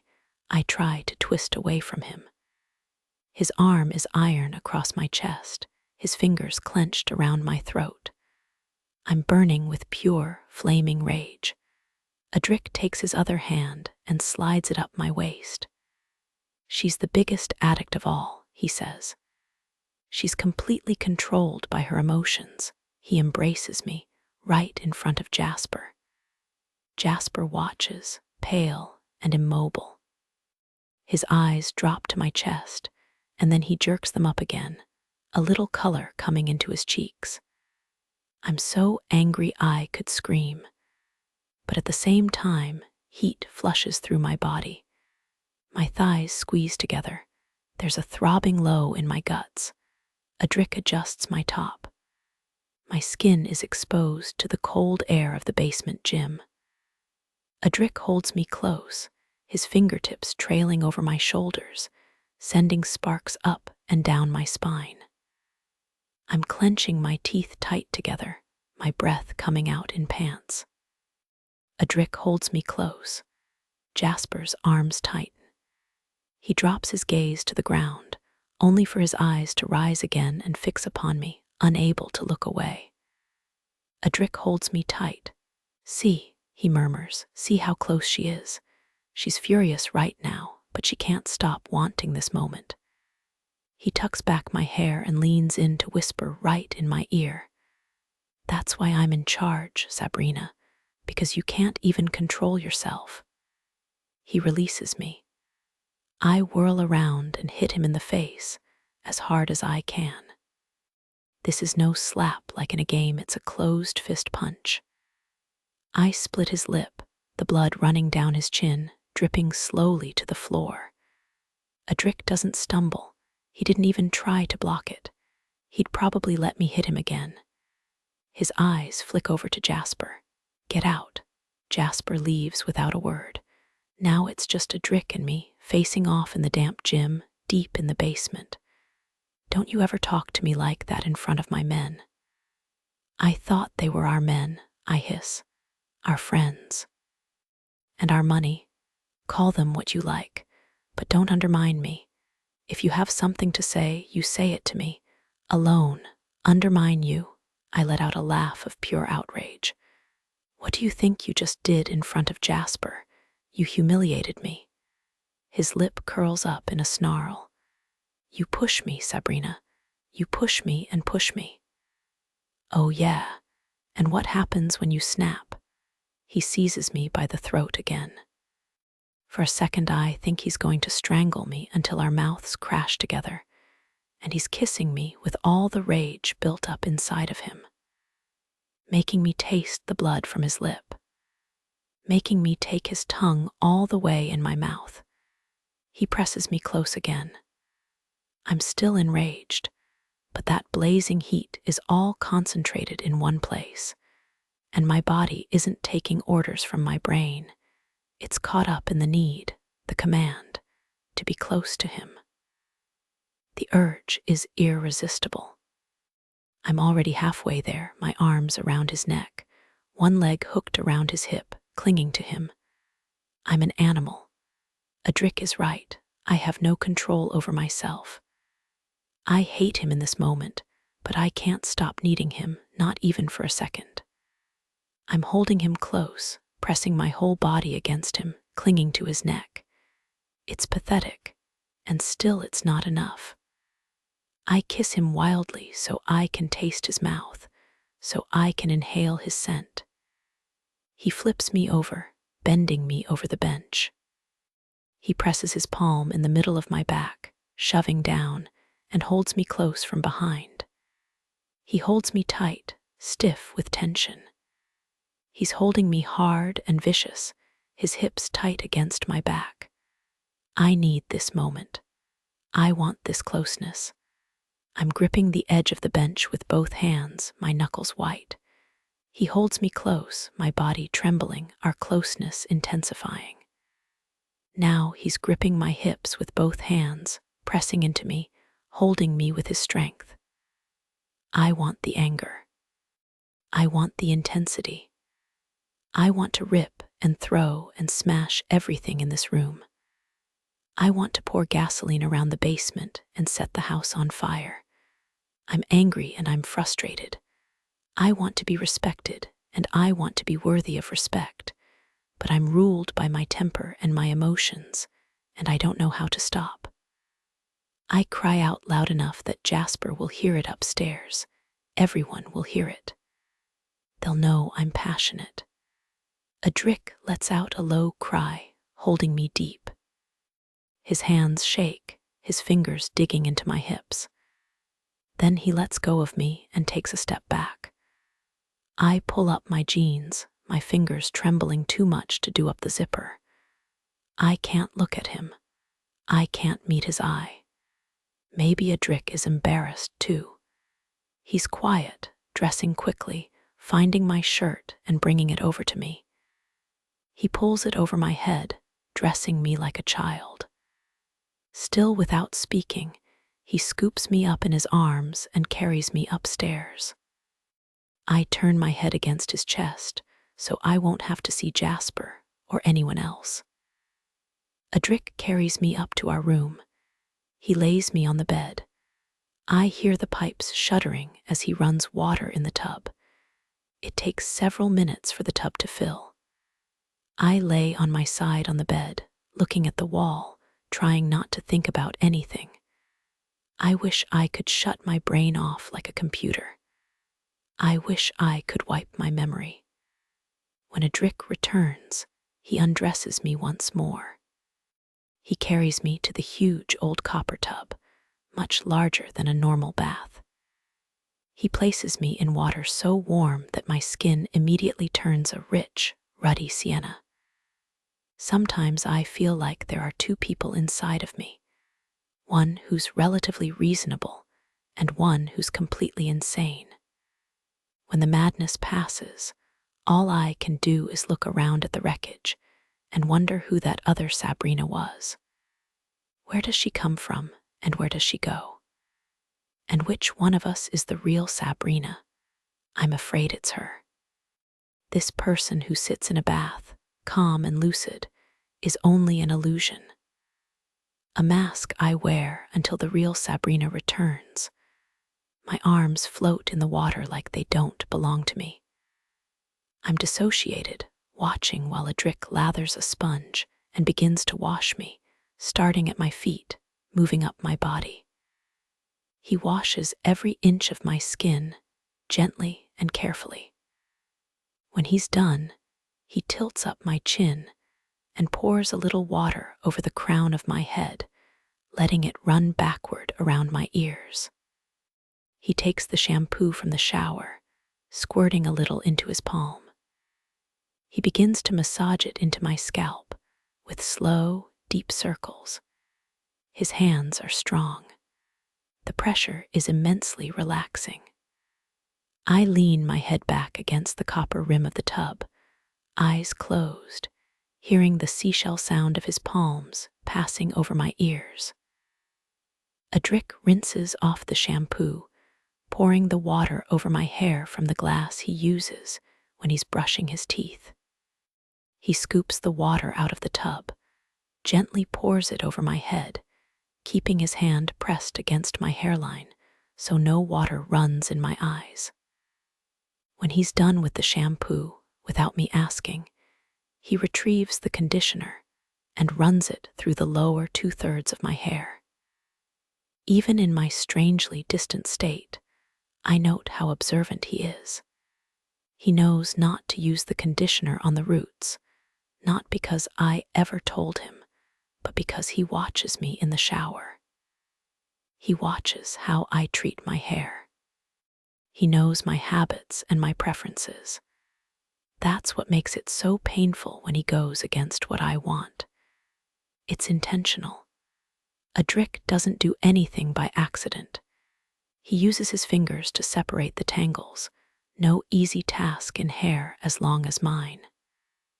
Then he lets the conditioner sit for 3 minutes, gently stroking my head with his palm while we wait. He rinses my hair once more before lifting me from the tub and wrapping me in the biggest, fluffiest towel. He sits me on his lap, my head on his shoulder. "I'm sorry," he says. "Can you forgive me?" I'm quiet for a moment, wondering how truthful I should be. At last I admit, I'd forgive much worse than that. It's not good to write someone a license to treat you any way they please, yet I'm only telling him what we both already know. We've tested each other's boundaries and found that they are far outside the norm. They hardly exist in some places. What Adric and I value, what we accept, is not like normal people. That's what draws us together, but also what makes us so incendiary. We're a combination of elements that hasn't been tested before. Will we create something revolutionary together, or will it all blow up in our faces? I don't know, and I hardly feel that I have a choice. I can't disengage from Adric, even if I wanted to. Every day I'm pulled deeper and deeper. This is why I've never fallen in love before it opens the door to all kinds of madness. 28. Adric, I really messed up with Sabrina. Maybe the pressure is getting to me. Navigating the complexities of the underworld in Moscow is like running a dozen games of chess in my head if there were hundreds of players swapping in and out, and all of those players would shoot you in the back, given the chance. Meanwhile, I'm supposed to direct the 6 other people in this house. I've got to keep them all safe and motivated. I've got to play to their strengths while shoring up their weaknesses. I'm a babysitter and therapist and boss, all rolled into one. I've got to keep Vlad from bullying Chief and Andre from irritating everybody else. I need to find another assistant for Hakim and figure out how to thaw the Cold War between Sabrina and Jasper. I have to keep the cops out of our business and a constant ear to the ground for the backlash coming our way from our legion of rivals, as the success of Malnia draws way too much attention. I know Yuri Koslov is pissed at us. Veniamin has cut him out, giving us full access to sell in his clubs.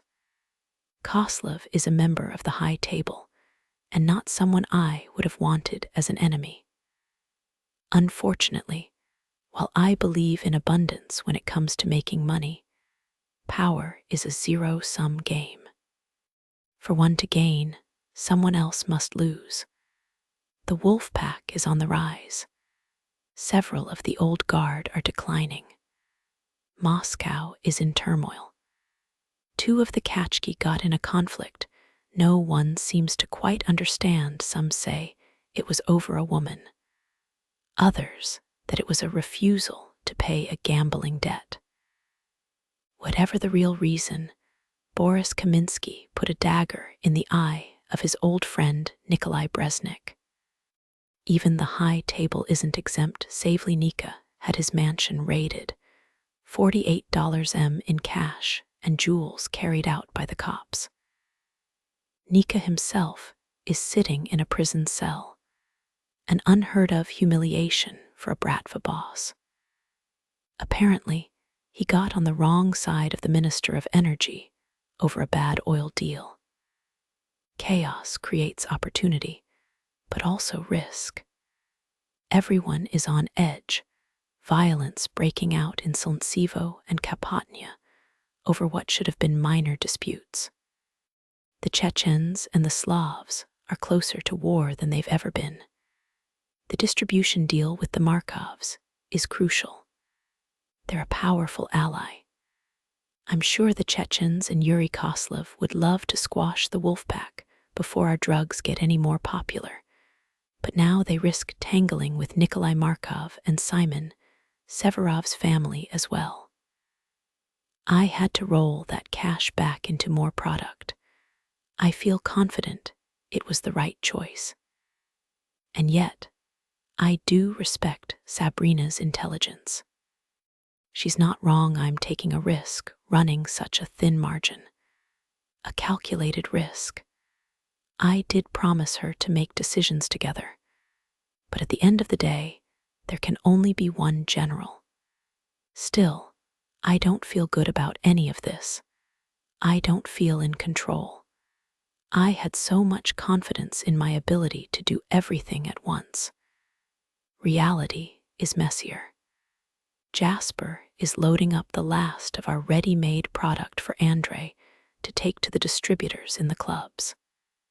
I bring the totals to Chief so he can record the debts and the credits, tracking the ever-evolving centipede of our finances, devouring on one end and eaten up on the other. Chief works out of a tiny office in the back of the house, the quietest space when Andre and Hakim are playing video games at top volume, or when Vlad is blasting his music. The accounting is complicated by the fact that anything written down in the ledger has to be recorded in code. On the off chance our records are ever used against us in court. Of course, if you actually find yourself in the judge's docket, something has already gone terribly wrong as evidenced by Nika. A full 30% of our earnings goes to the police and various government officials to keep them dutifully uninterested in what we're doing. When I finish with Chief, Jasper is lurking out in the hall.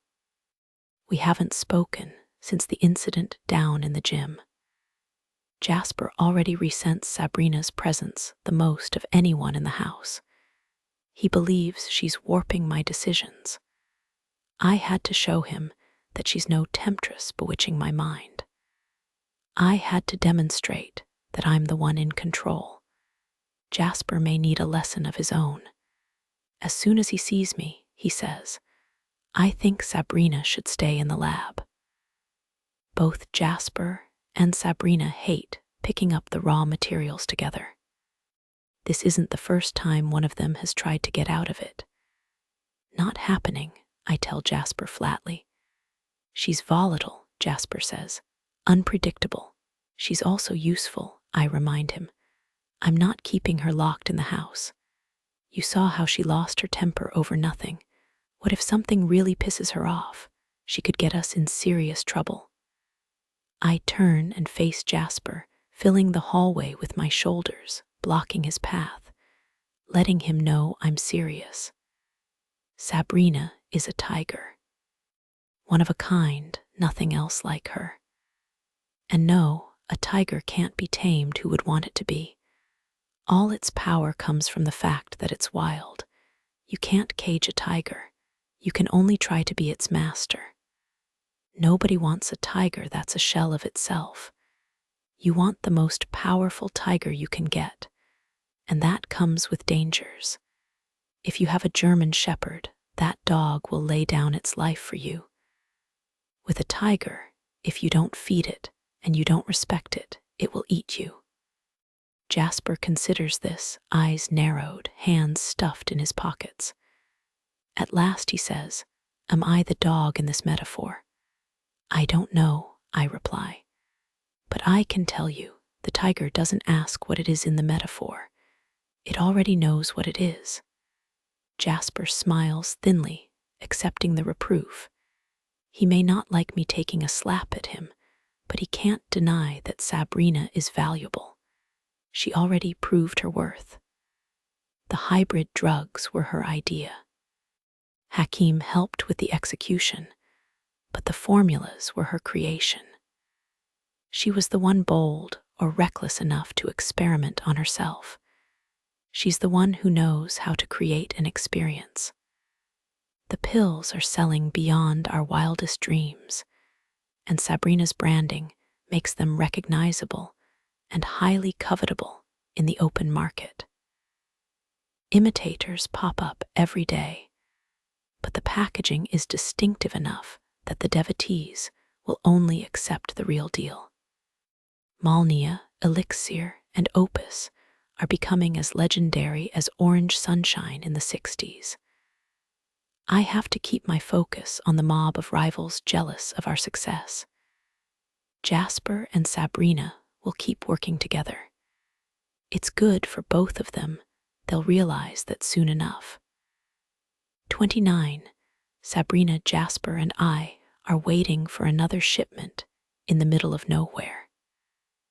This time, the product is coming up the Moskva River. We're waiting in a shack 2 hours east of the city, so we can waylay the goods before they fall under the purview of the Port Authority. This wouldn't be so bad, except that it's cold as heck in our little hidey hole, no heating whatsoever, and cracks in the walls as wide as a finger. The wind blows through in whistling gusts, stirring the old newspaper scattered across the floorboards. More incessant than the wind is Zigger's endless chatter. He can't stand a 2-minute stretch without anyone talking. Since his companions are the perpetually silent bookends, the sulky skeleton Jasper, and me currently wondering if I could stuff my ears with bits of newspaper without Zigger noticing. He's got an uphill battle keeping conversation going. He keeps disappearing to answer the call of nature, returning a few minutes later sniffing and rubbing his nose, twice as talkative as ever. I assume he's taking bumps in private, not for Jasper's and my benefit, but to avoid the bookends whose job is surely to report on him to his father as much as to protect him. It must enrage Lev Zakharov having a son this stupid. Adrik told me that Lev clawed his way up from abject poverty, selling stolen goods out of a briefcase in Rostov-on-Don, eventually opening his own pawn shop, then a whole chain of them, and finally expanding into the world of black market goods. Lev is notoriously cheap, a ferocious bargainer, ancient and wrinkled as a grasshopper. When he was 62, he made the one frivolous decision of his life and married a 19-year-old waitress. Zigger was the result. According to Adrik, the waitress soon realized she had not secured the life of luxury she hoped. Lev was so stingy that he counted the squares of toilet paper she used and forced her to run hot water through the same coffee grounds 3 times in a row before she could grind more. The waitress fled to Azov, leaving Zakharov with a chubby toddler to raise. Of course, this is all legend and rumor, so who knows how much of it is true. I could ask Zigger, but then I'd have to talk to him. Jasper has commandeered one of the only chairs in the shack. Zigger has the other, but he keeps hopping up to pace around the room or take another stroll down to the empty dock to look for the boatman. The two bookends have seated themselves on upturned buckets. The buckets are so low that their knees jut up around their chests. They look like a pair of crouching spiders, especially with those ridiculous sunglasses they refuse to take off even indoors. I'm sitting on a rickety three-legged table. As long as I sit cross-legged right in the middle, I don't tumble off. We should have waited in the car, Jasper complains, blowing on his hands. It'd be warmer. You need eat more, Zigger tells him, slapping his own stomach. I never cold. Yeah, but then I'd look like you, Jasper says. Is good for man to be big. Bigger the better, yes. Zigger waggles his eyebrows at me. Yeah, I say in a bored tone. Whenever I enter a room, I look at who's tallest and then I talk to that person immediately.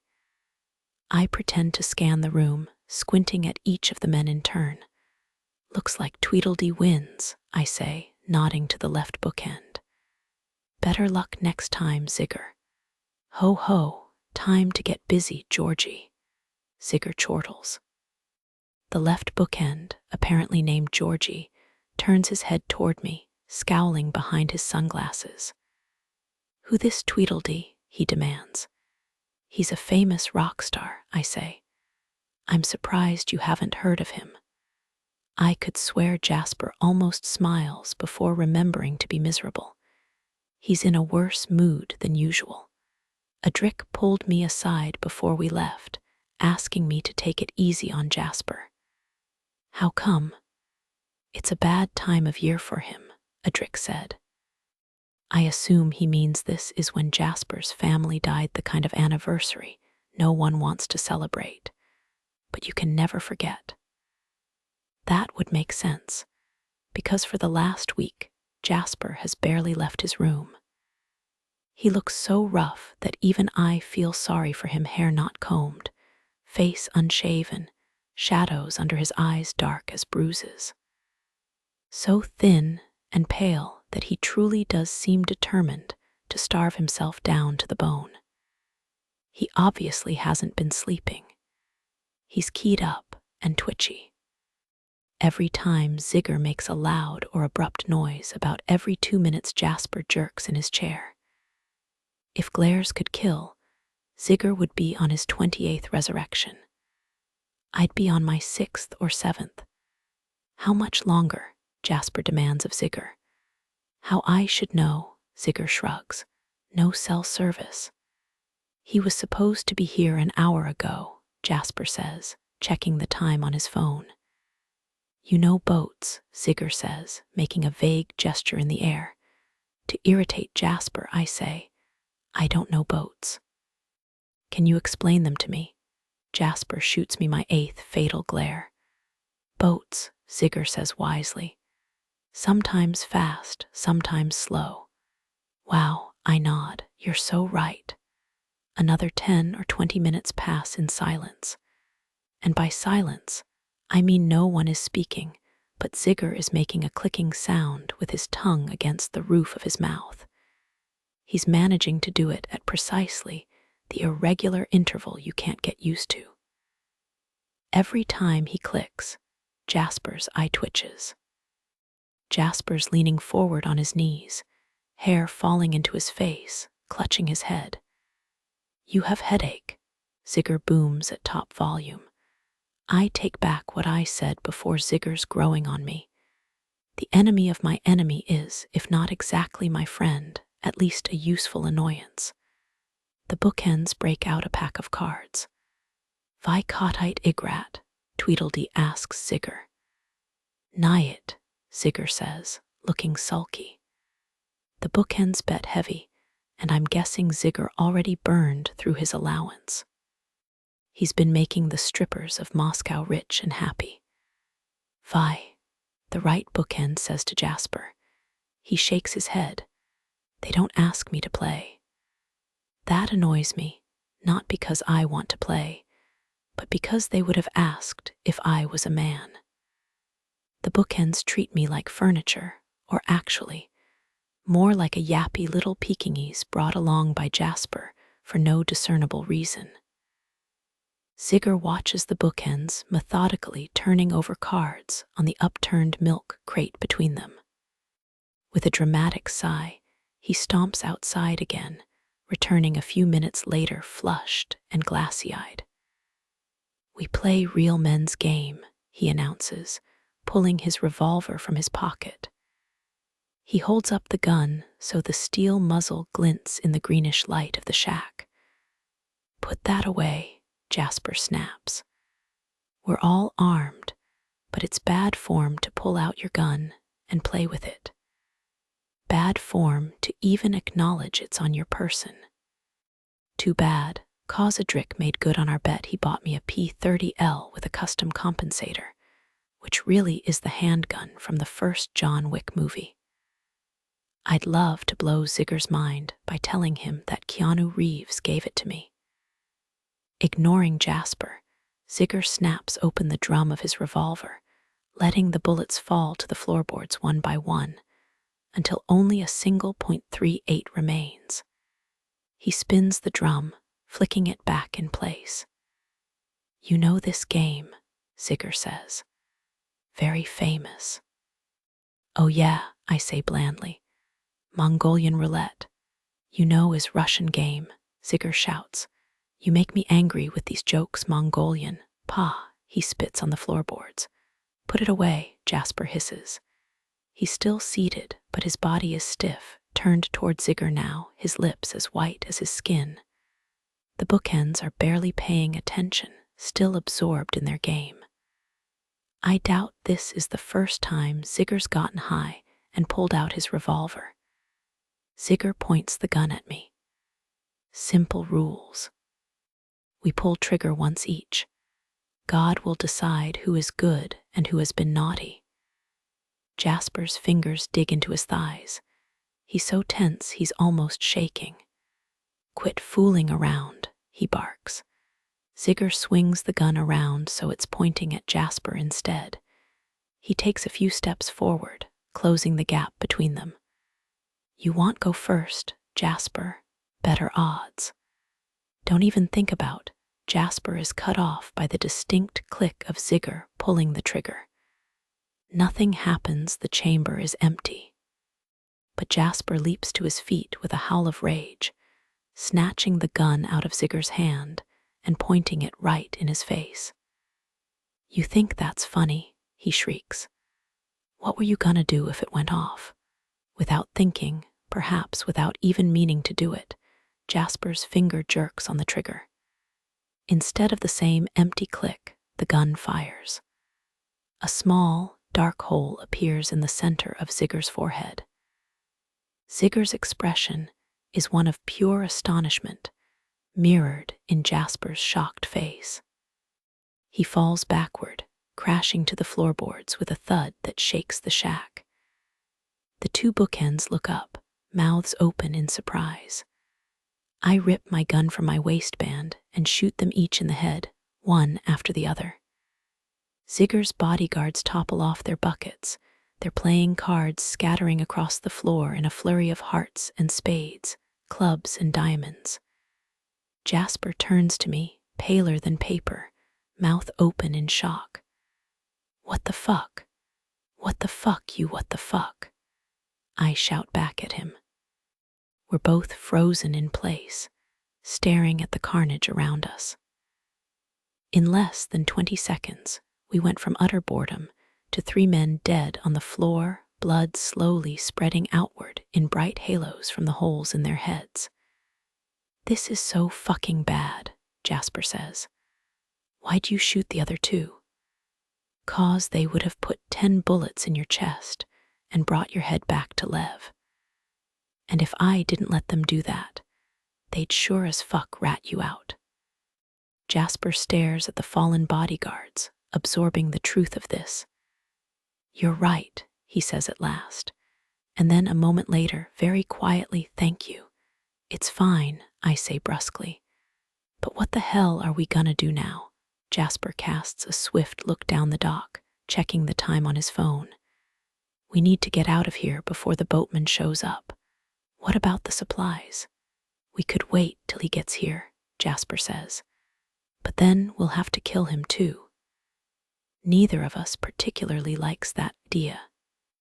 It's one thing to cap someone who's about to shoot you, and quite another to murder the equivalent of a drugged DoorDasher. We'll have to leave without it, I say. We gotta get out of here. The longer we stay, the less plausible deniability we have. And what, just leave them here, Jasper says, looking down at the bodies. I'm not gonna chop M up and bury M. That's a 6-hour job for Zigger alone. Jasper seems to come to a decision. Wipe down anything you touched, he says. Don't leave anything behind.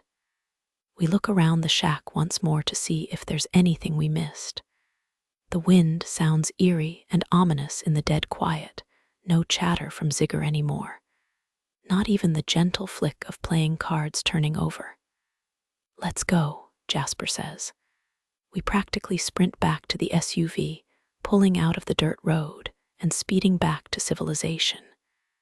As we drive, I say to Jasper, quick, text Zigger. Jasper stares at me blankly. He's not gonna answer, I'm aware. Text him something like, where are you?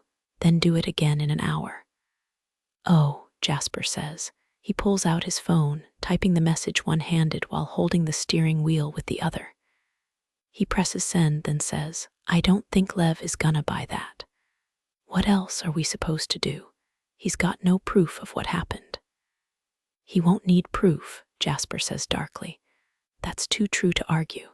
It's not a court of law, and it's pretty fucking obvious something hinky went down. Drive faster, I say. We need to tell Adric. Jasper presses the gas, even though both of us are dreading that conversation. 30 Adric, the phone call I've been expecting, comes 2 days after Jasper shot Zigger. I pick up, trying to keep my tone casual. Privet, I say. Adric Petrov. Lev's voice is low and rasping. Every time he takes a breath on the other end of the line, I hear a rattle deep in his chest. It should give the impression of age and sickness, but instead, the sound is menacing, like a diamondback slowly shaking its tail in warning. Preempting him, I say, I'm glad you called. I haven't been able to get hold of Zigger. We missed a shipment. There's a long silence on the other end of the line. Then, low and furious, Lev hisses, Don't fucking lie to me. I wait to hear what he knows. His anger is palpable. It seethes through the line, a heat I can feel against the side of my face. I'm going to give you one chance, Lev says, and one chance only. Give me the man who shot my son. Turn him over to me, and he will receive his punishment by my hand. That will be the end of it. I'll seek no other revenge. I know it was one of your wolf pack. I pause for what I hope is the appropriate amount of time to indicate shock and confusion.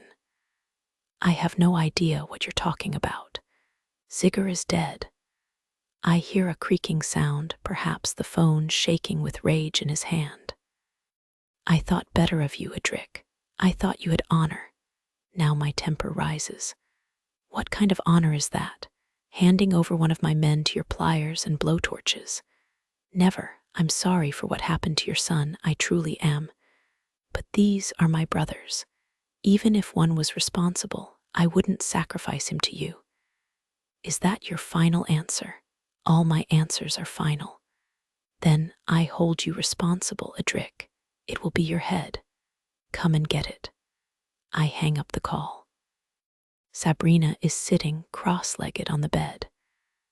The book she was reading lays flat on her lap. She's pinching the skin between her thumb and forefinger, hard enough that her nails dig in. She certainly heard my side of the call, and possibly Lev's as well. How does he know? She asks. He doesn't know for certain, but he's sure enough. What's he going to do? I don't know. Put a hit on me, maybe. We should go to Rostov-on-Don right now, today, Sabrina says at once. Kill him before he can kill you. I can't. I've got way too much shit to do here. We're going to need a new source. We owe orders to Franco and the Markovs, not to mention our own dealers. You won't need a new source if you're dead. Sabrina, please. I cup her chin, tilting up her face to look at me. Give me some credit. I'm not that easy to kill. She's unsmiling, her eyes huge in her strained face. You're not invincible either. I kiss her softly on the mouth. Yes, I am, as long as I have you. She doesn't look convinced, so I continue. Look, I'll keep an ear out. Threats aren't action. Lev is pissed right now, but that doesn't mean he actually believes that Zigger is worth starting a war over. We'll wait and see what he does. Sabrina chews on the edge of her lip too hard. Don't, I say, touching her lip with my thumb. You'll hurt yourself. Why are you taking the heat for Jasper? She says. He fucked up bad. That's what it means to be the boss. I'm responsible for what Jasper does. Besides, there's power in the pack. I'd rather fight Zakharov with 7 of us than give up a brother. She's frowning, her dark eyebrows giving poignant expression to her face. I want to smooth out the little lines of worry. I want to take all her fears away. You wouldn't turn Jasper over to be tortured and killed, no matter how much you hate him. I don't hate him, Sabrina sighs. And no, I guess I wouldn't give him to Lev. Not really. Good. I smile. Then, for once, we agree. For a week, nothing happens. I think maybe Zakharov will let it go. Zigger was his only son, but I'm sure he was a hindrance to Lev's business as much as a help. Zakharov spent a lifetime building his small hoard of money and influence. He's still only a bit player. Revenge could cost him everything. Then Micah calls me. Though apothecary is neutral ground, Micah and I have been friends a long time. We were at school together, not only at Kingmakers, but also in St. Petersburg in our middle and senior classes. He often passes me information, and I do the same for him. Bad news, my friend, he says without preamble. Oh, Lev Zakharov is in town, and he's hired Cujo. What for? No one's saying it openly, but I think you can guess. I certainly can. Cujo has been breaking knees and slitting throats a long time. He's one of the best, and he doesn't come cheap. I wish Zakharov had picked a different time to be extravagant. Thanks for letting me know. Watch your back, my friend. I hang up the call, wondering if I should say anything to Sabrina. This isn't going to help her stress levels. On the other hand, it's dangerous for her not to know that Lev is here in Moscow, hunting me down with the help of the city's premium enforcer. In the end, I gather all the wolf pack together and tell them to be on their guard. No one goes anywhere alone. Keep your mouth shut and watch your back, especially you, Andre. I haven't told anybody what Jasper did, Andre cries, offended. Nobody, Vlad says, suspicious. Not in some comment on Reddit, not a whisper to your favorite stripper. No fucking way. I'm offended you would even ask. You did spoil Vlad's birthday surprise, Sabrina remarks. And you told Adric who dented his bike, Hakim says. And you called Eben Franco's wife by his mistress' name, Vlad adds. Those were different. Andre protests. This is way more serious. Franco's wife tried to cut his balls off. That was pretty serious to him, Chief says. Jasper has been sitting quietly this whole time, his skin green-tinged and sickly looking. He's got a bandage along his jaw from the most recent addition to his tattoos. Never mind, I say, to make them stop. Just remember what I said. Stay together. Don't go near the catchkey. You got it, boss, Andre says virtuously. I glance over at Sabrina. She looks about as cheerful as Jasper. You too, I say to her gently. Don't go anywhere alone. I never do anyway, she shrugs. Hakim and I are headed to the lab right now. Why don't you take Jasper with you, just in case? Sure, Sabrina says, without even a grimace or a word of argument. He can keep an eye out while we're working. 31 Sabrina, Hakim, and I work for several hours, using up all our remaining supplies. We're gonna need more raw materials fast. Hakim and I couldn't make enough to fill even the orders we promised to the Markovs, let alone everyone else. As we strip off our protective gear, I say to Hakim, You going to Neve Markov's wedding? Yeah, he says. She invited all the wolf pack, which is nice, since I don't know her personally. How about you, Jasper? I call, tossing my goggles onto the messy heap of my hazmat suit and gloves in the trunk of the SUV. Jasper is smoking moodily, sitting on the filthy curb behind the brewery. He doesn't seem to care that the cement is wet and icy, or that he probably shouldn't be smoking so close to a fresh tattoo.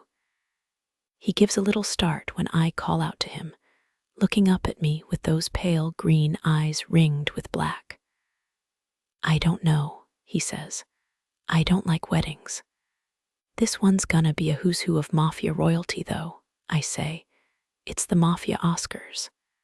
That sounds fucking awful. Jasper stubs out his cigarette on the curb, dropping the butt in the gutter. Winter weddings are stupid, Hakim says. They should wait for summer. Maybe they don't want to wait, I shrug. Everybody says they're crazy about each other.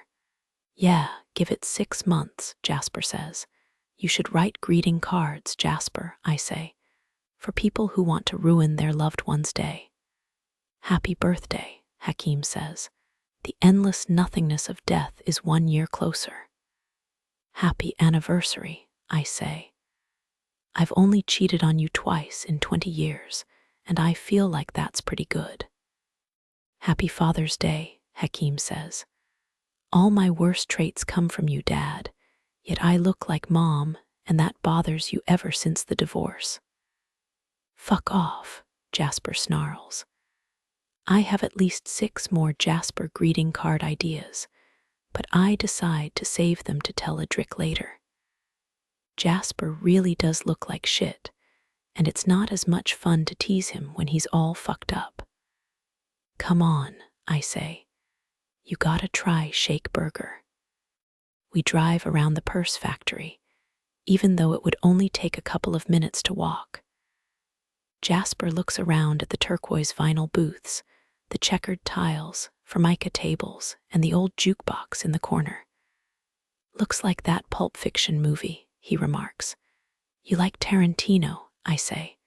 I didn't know that. I like all movies, Jasper replies, but his are some of the best. You want me to put on You Can Never Tell, I grin. We can dance.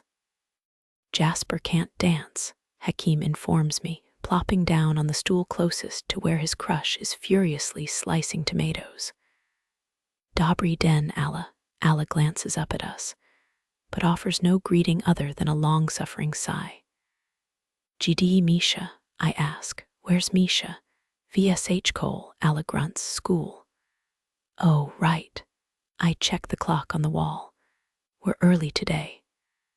Doesn't anyone else ever eat here? Hakim asks, looking around the empty restaurant. Nayet, Alla says. American diner is stupid idea. My father was idiot. But your food's so good, I say. I hate cooking. What do you like doing? Hakim asks her. Not cooking. Jasper slouches over to one of the booths.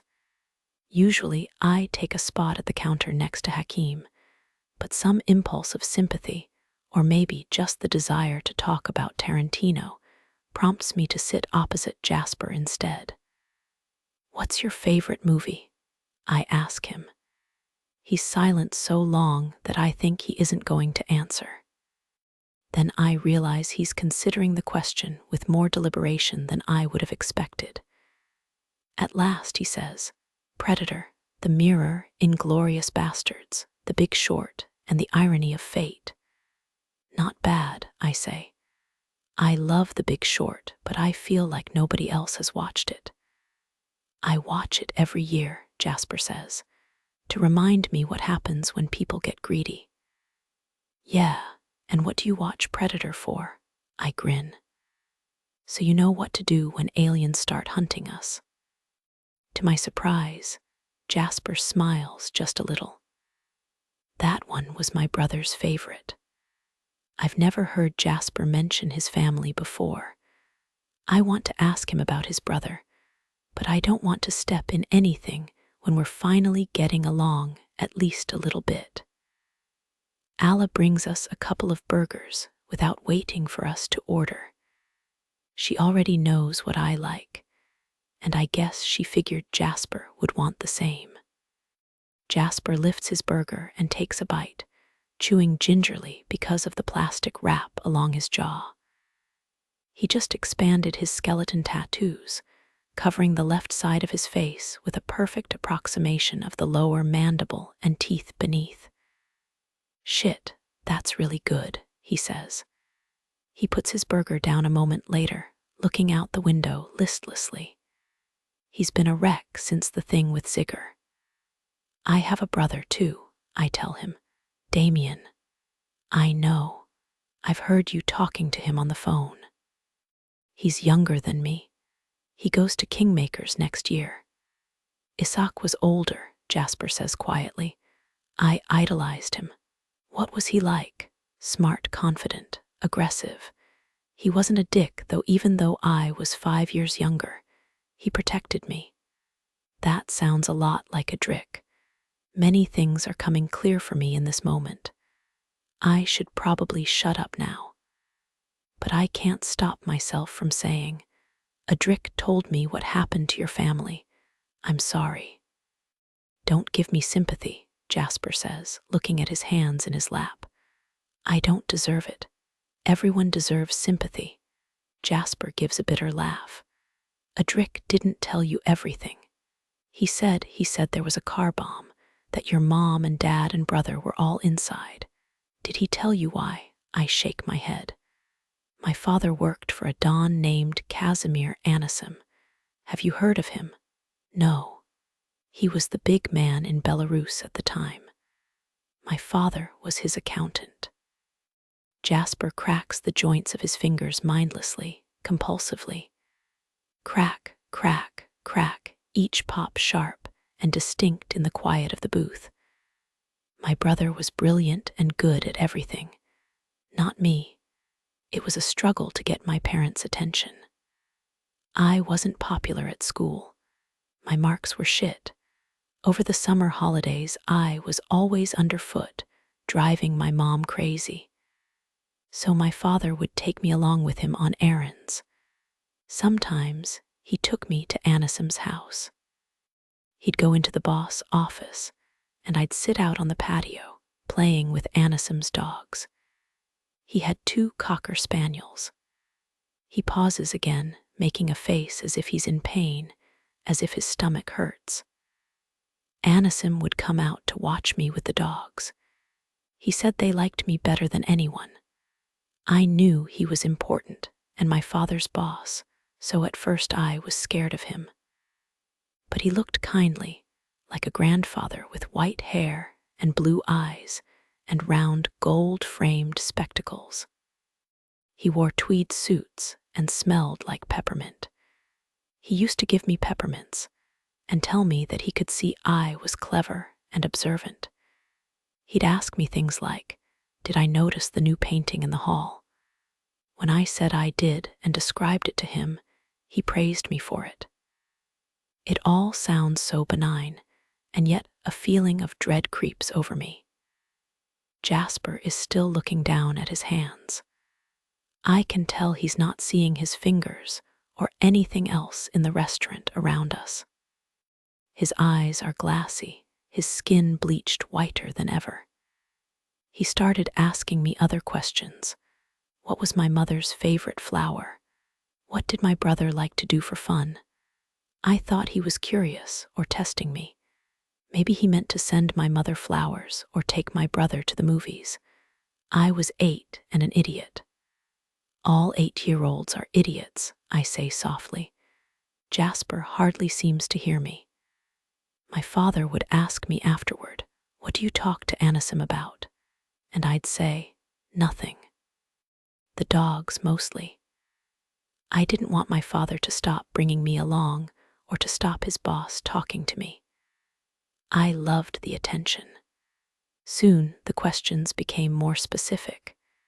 Strange questions. I didn't always understand. Did your father go anywhere Thursday night?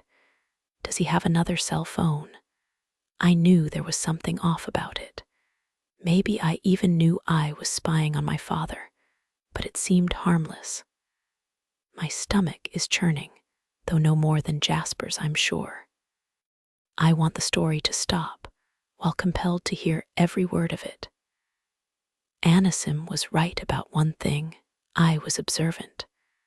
I reported many things to him, things my father wouldn't even know that I'd know. That my father was drinking too much, that he was sneaking out of the house at night when my mother was asleep. Jasper sighs. What I didn't know was what had happened 6 months earlier. My father was driving home one night in the rain.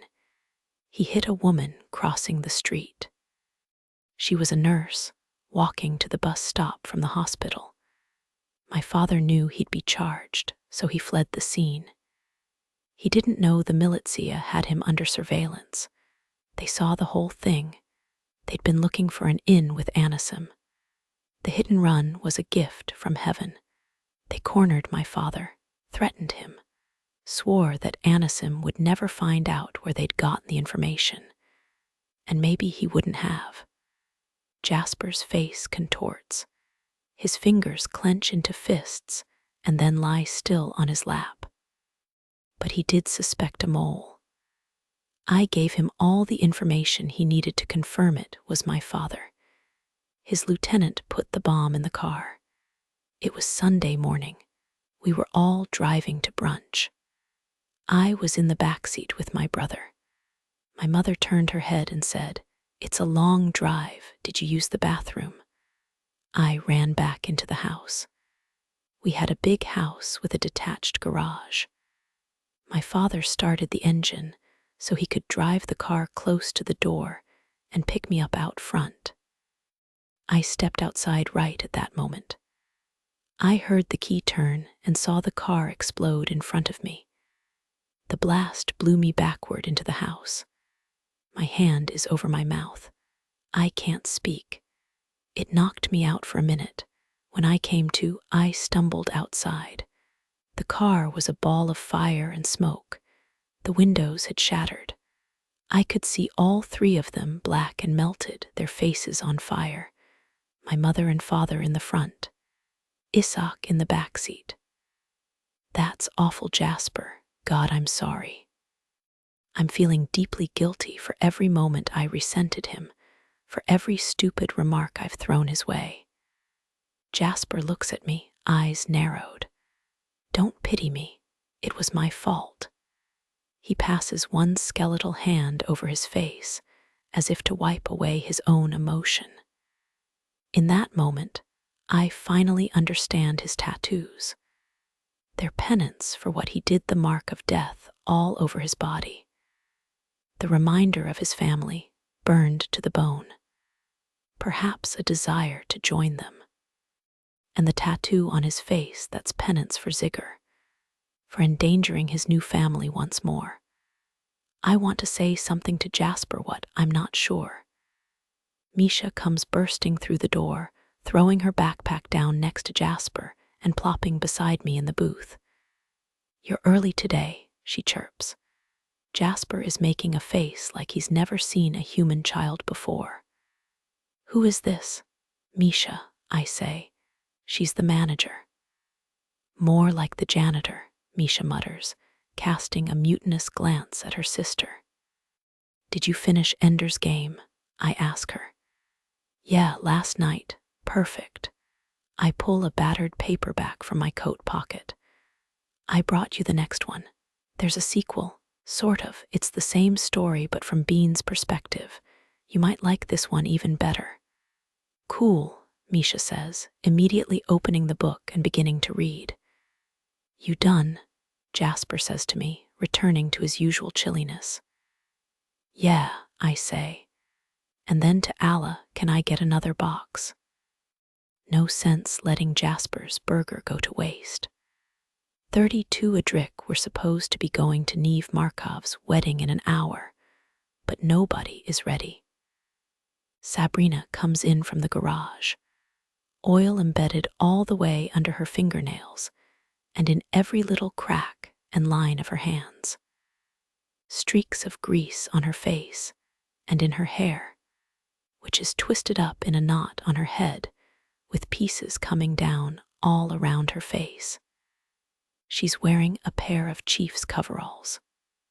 When she grins at me, her teeth are the only clean thing on her filthy face. I did it, she exclaims triumphantly. I got that fucking bike fixed. The feeling I get seeing her like this is a hard, twisting jolt in my guts. I like her this way better than almost any other. I knew when I saw that first picture of Sabrina in the garage that this is her essential self, clever, industrious, loving to get her hands dirty. Jasper's bike, I ask. Jasper has taken it back to the dealer 3 times with no success. They tell him the rattle is sorted, and it seems to be, until he passes 50 km/h. It's fixed this time, Sabrina says. I'm sure of it. I'm sure she's right. I did it, Jasper, Sabrina shouts as he comes out of the kitchen into the hallway. Jasper looks startled until slow understanding spreads across his face. You were working on my bike. Yeah, fucking fixed it. Those lazy shits didn't want to take the whole thing apart, but Chief helped me. The chain was too long. It was slapping against the bottom of the guide. Jasper stands in place, hands in his pockets, mouth moving as if he's not quite sure what to say. Well, thanks, Sabrina grins. I knew I could get it. You better shower, I tell her. What? She looks down at herself. You don't want your date smelling like motor oil. Actually, I love when you smell like that, I say, low enough that only she'll hear. Sabrina gives me a wicked smile. I know you do. You gonna take that wrap off your face, Andre says to Jasper, likewise coming out of his room. Andre isn't dressed either. I'm the only one who's put on a suit. The rest of these idiots are going to be standing in freezing water when they all try to shower at once. I guess, Jasper says, it's been long enough. Gingerly, he peels the plastic wrap from his jaw. We all crowd around to admire the new tattoo. Did you go to Bitterroot? Andre inquires. Yeah, they're the best, Andre nods. Then, elbowing Sabrina, he says, when you gonna get your patch? Never, Sabrina tosses her head. My body's perfect exactly the way it is. She doesn't have any tattoos, and it's true her skin is so flawless, it's hard to imagine improvement. Like painting over marble, what would be the point? We all have a wolf, Jasper says. Even Jasper got one inked over the humorous bone tattooed on his right arm. I never asked any of my men to do it. But they all did, one by one, after joining me. You have to, Andre says. No, she doesn't, I interject, before Sabrina can argue. Sabrina throws me a look that's far from grateful. She doesn't want me to fight her battles for her, especially not in the house. You better hurry before we run out of hot water, I prod her. Yes, Dad, she rolls her eyes. I'm going. I know she's being sarcastic, but it sends a pulse of heat through my chest all the same. I want to take care of Sabrina much more than she wants to receive it. Following her up the stairs, I say, "You'll be the most gorgeous woman at that wedding." Sabrina pauses halfway, upturning toward me. Are you worried about going when Zakharov is still looking for you? He knows you're gonna be there. He's not invited, and even if he was, there's no way he'd start shit today. Nikolai Markov would skin him alive if he ruined his daughter's big day. When are going to deal with him? Soon, I promise. Our biggest point of conflict is how we prioritize what needs to be done. We're in a constant state of triage, bleeding out in 1,000 places. All we can do is plug the most critical holes first. The order of those actions is where Sabrina and I disagree. Things have been tense between us. She thinks I lied to her, luring her out here under the promise of partnership, while putting myself in a position of authority over her. She's not entirely wrong. I need to find a way to show her how much I value her intelligence and her initiative, even if I don't always agree with her. She's integrating with the group, but she's not just another soldier. I have to show her how much she means to me. We haven't even had time to connect the last few days. I need that closeness to keep us bonded. It's crucial to our relationship. While Sabrina showers, I run through a list of potential suppliers Jasper brought me. He's found a dozen different options, but none of them are great. None can provide all the ingredients we need, and I have to discard half the list on price, availability, or conflicting arrangements with rivals. Sabrina emerges at last, lips painted, eyes smoky and cat-like, hair piled up in cascading ringlets like Aphrodite. She's wearing a plum-colored gown, draped and silky, the material clinging to her curves by a few thin straps. I haven't seen her dolled up like this in weeks. She's ravishing. My breath catches, my heart pounding. In an instant, I'm up from the bed, moved by overwhelming emotion. I've reacted strongly to Sabrina before. She loves when I'm intense. She loves when I'm passionate. This time, she shrieks with outrage, shoving me away. What the fuck are you doing? She's never pushed me away before. She's never stopped me from getting close to her, not even in the most inappropriate or hurried moments. I'm off-balanced, confused. She lifts the dangling shoulder strap, torn from the dress. You ruined it. I'll buy you another dress. I don't want another dress. I loved this one. There isn't 100 of every beautiful thing. Not everything is interchangeable. Her cheeks are flaming, her shoulders shaking. I want to be seen in this dress. I don't want it ruined. I can see I made a mistake, which makes me feel stupid and angry. You always liked when I was intense before. You want me to be aggressive. I can't read your mind. I'm just guessing. Sabrina's lip quivers. She looks young and vulnerable in a way I've never seen before. You always guessed right before. When you care about something, you get it right. That hits me harder than any slap. Sabrina glares at me. I want to be your partner, not an object. I'm struggling to control the negative emotions swirling inside me. This is unfair when closeness has always been a keystone of our relationship, when I've always seen much more than her looks. Fighting to keep my voice calm, I say, I wouldn't desire you if I didn't respect you.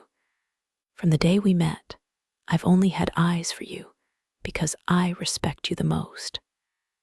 Sabrina blinks hard, several emotions battling on her face. At last she says, "I hope that's true." She returns to the wardrobe to pick another dress. I wait downstairs for her this time. She emerges 20 minutes later in a long black gown with gold chains at the bust and shoulders. To me, she looks just as stunning as before. But her expression is subdued, and she hardly meets my eye. She rebounds a little at the wedding. Neve Markov and Simon Severov are married at the Bykovo estate. I assume they picked this location instead of a more conventional luxury locale like the Four Seasons, because its remoteness allows the Markovs to arrange intensive security for their infamous guests. The estate was long abandoned. Despite its recent renovation, there's still an air of neglect in the overgrown forests of the grounds and park. The dark trees with their blanket of snow give a fairy tale feeling, lovely and menacing all at once. The ceremony takes place in a white stone church with tall black spires and ornate bell towers. Neve is a czarina in her fur cloak and gown, her 20-foot train carried by several giggling flower girls. Simon can only keep his haughty expression in place until he sees his bride proceeding up the aisle. Then he breaks into a smile that gives me an unexpected jolt of jealousy. I look at Sabrina, upright and somber in the chair next to mine. I see the bare hand laying in her lap, and I wonder what would happen if I offered her a ring. Would she accept it? Or would she see it as a manacle on her finger? One more way that I want to control and dominate her. She's not entirely wrong. The more attached I become to her, the less I want her in danger. Her encounter with Zigger's bodyguards makes me sick when I think of it. Had they been more on their guard, she could have caught a bullet just as easily as Jasper. Love and business were never meant to mix. I look at my parents, seated across the aisle from us. My father protects my mother. He would never let her take the risks Sabrina takes. Then there's Ivan and Sloane, partners in even their darkest and bloodiest endeavors. I thought I wanted a relationship like theirs. But when it comes down to it, I don't know how they do it. Ivan is the boss ultimately, isn't he? When the Melina attacked their house, he threw Sloane to safety while he stayed behind. Do they argue like Sabrina and me? Have they ever? How can I get what I want when it changes every day? Sometimes I want Sabrina with me every moment. Other times I want to lock her away in a tower where only I can visit her, where she'll always be safe. She would hate that worse than anything. All I know is that I want her more than anything else in the world. I picture her walking down the aisle toward me, more beautiful than Neve Markov or any other bride. I want her bound to me forever. I seize Sabrina's hand, the left one, and squeeze it tight, murmuring in her ear, "That should be us at the altar." She turns to look at me, her eyes strangely clouded. I only just turned 20. I'm not planning to get married anytime soon, if at all. It feels like she took out her favorite knife and stabbed it in my side. She's young, I know that. I always forget how young. But fuck, does she really mean that? She doesn't know if she'd ever marry me. The more I try to pull Sabrina closer, the more I push her away. She's my little tiger, wild and ferocious. What do tigers want? To eat men alive. How can I make her want what I want? How can I bring us into alignment? I barely follow the ceremony, my head full of contradictory thoughts. What to do about Sabrina? What to do about Zakharov? How to salvage my business? How to keep us all alive? The priest crowns the beaming couple, and they share their cup of wine. Ilsa Markov stands next to her sister, wearing the silk sash of a witness over her pale blue gown. Simon's brother stands on the opposite side in the same position. Nikolai and Nadia Markov and the two Severovs offer their children crystal glasses, which they smash with all their might on the tiles of the chapel floor. Everyone cheers at the hundreds of glittering fragments, each one representing a year of happy marriage to come. The ceremony complete, we all proceed to the reception in the grand hall. I introduce Sabrina to everyone who hasn't met her yet. Her Russian has improved so much that I hardly have to translate for her anymore. She's been studying late into the night. She works feverishly at every task, sometimes staying at the lab for 14 hours in a row when she's in the middle of a new formula. I never thought I'd meet someone more driven than me. We chat with my parents. It was only a few hours' journey from St. Petersburg to Moscow, much farther for Ivan and Sloane, who only arrived this morning after an all-night flight. You'd never guess it. Sloane looks sleek and elegant in her black gown, Ivan the dark shadow always beside her. He kept the beard and longer hair he grew in that Cossack prison cell, now carefully trimmed and groomed. It suits him. My mother looks like Nefertiti in her gold gown, her hair cut in a blunt bob. She hangs on my arm, happy to see me after several months' absence. "Do you feel at home yet?" she asks Sabrina. "Bolshuyu chast vremeni," Sabrina replies, "most of the time." "Ashen Korashi," my mother cries, delightedly clapping her hands. "Very good, you've been practicing." "A little," Sabrina says. "A lot," I correct her. "Did I tell you my mother was Italian?" Lara says. "No." Sabrina looks at me, surprised. "I didn't know that. She was a fratto from Sicily. My father was Armenian. That explains why Adrik is so dark," my mother laughs. "His hair when he was born, I'd never seen anything like it. A full shock of jet black hair, 3 inches long, sticking straight up off his head." Sabrina smiles. "So basically the same as now." "Yes, exactly."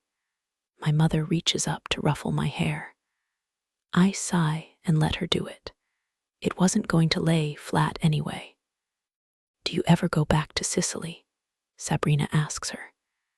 She shakes her head, the smile fading from her face.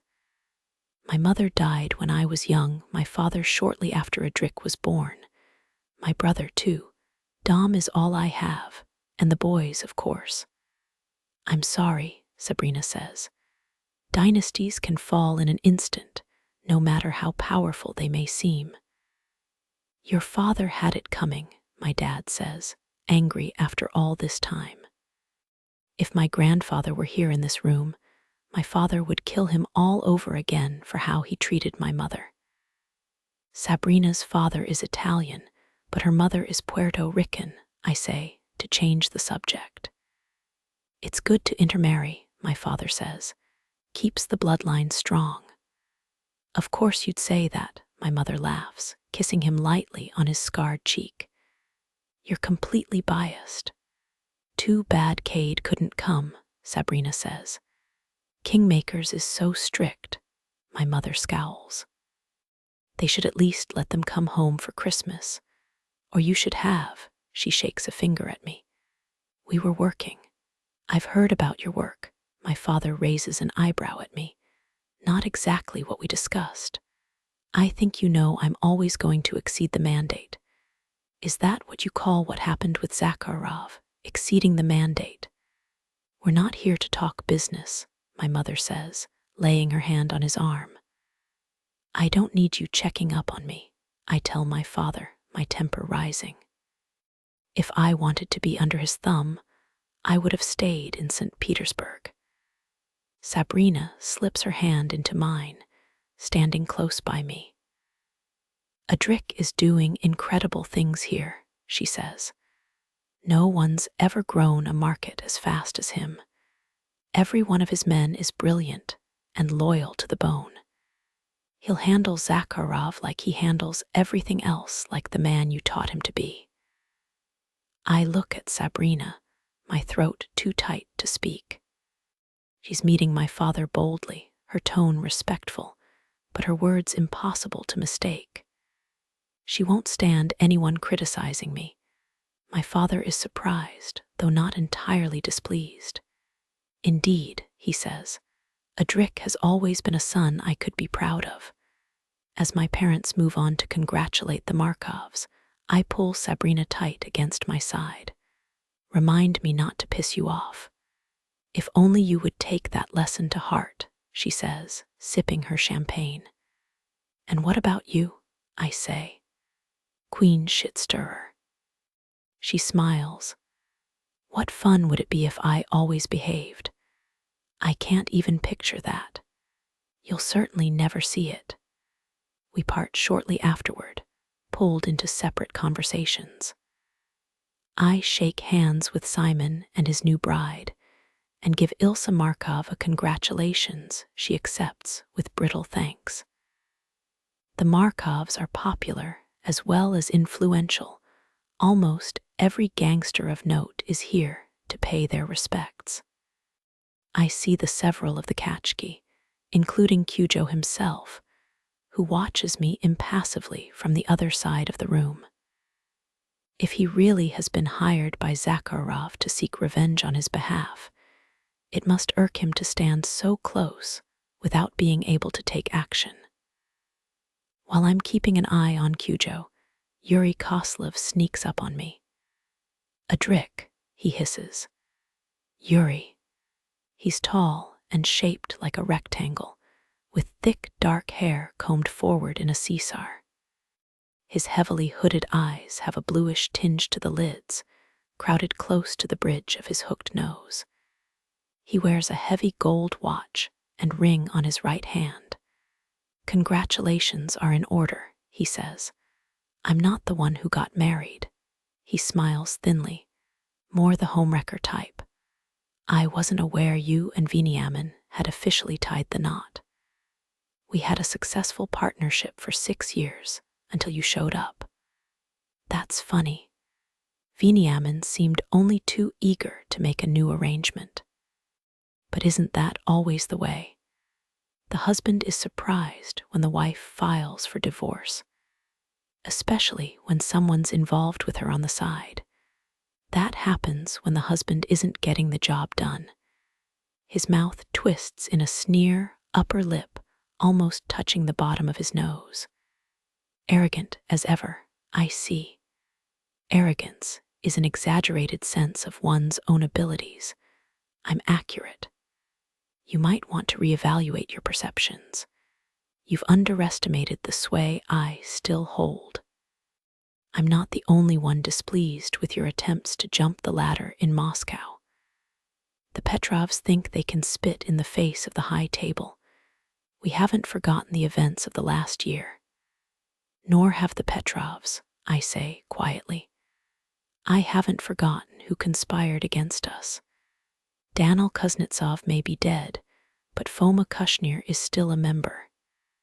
And I doubt those two acted alone. At minimum, they had the tacit consent of the other Pakhins, including Koslov. I thought you came to Moscow to renew the bonds of friendship, Koslov says. Instead, you steal from me. I can't steal what you never owned. Those are Veniamin's clubs. He was free to make a new deal. Koslov's heavy lids drop lower than ever.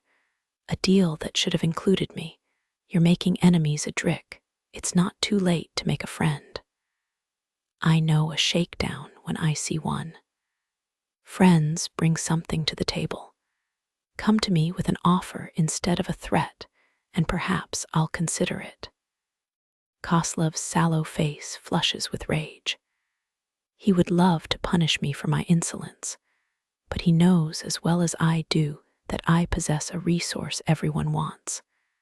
That gives me power. I build my allies by the day, as well as my enemies. If he knew how precarious my position actually is, we'd be having a very different conversation. Luckily, I'm not stupid enough to show the slightest sign of weakness. You speak to me as if we're equals, his seeds. I'd like to tell him that I don't see him as my equal at all. But my father is close by, and that reminds me to practice at least some level of diplomacy. Softly I say, time will show. I've barely seen the back of Koslov when Avenir Viniamin saunters over. Is he gone? He laughs. For now. Still salty, I suppose. As a pretzel, Viniamin laughs.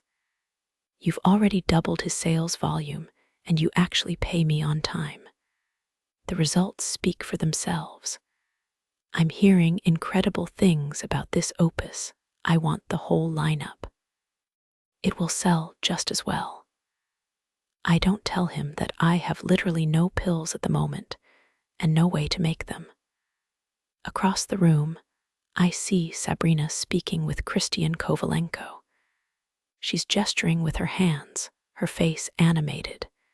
He's leaning in close, his thumb sliding slowly up and down the stem of his champagne flute. Heat rises up my neck.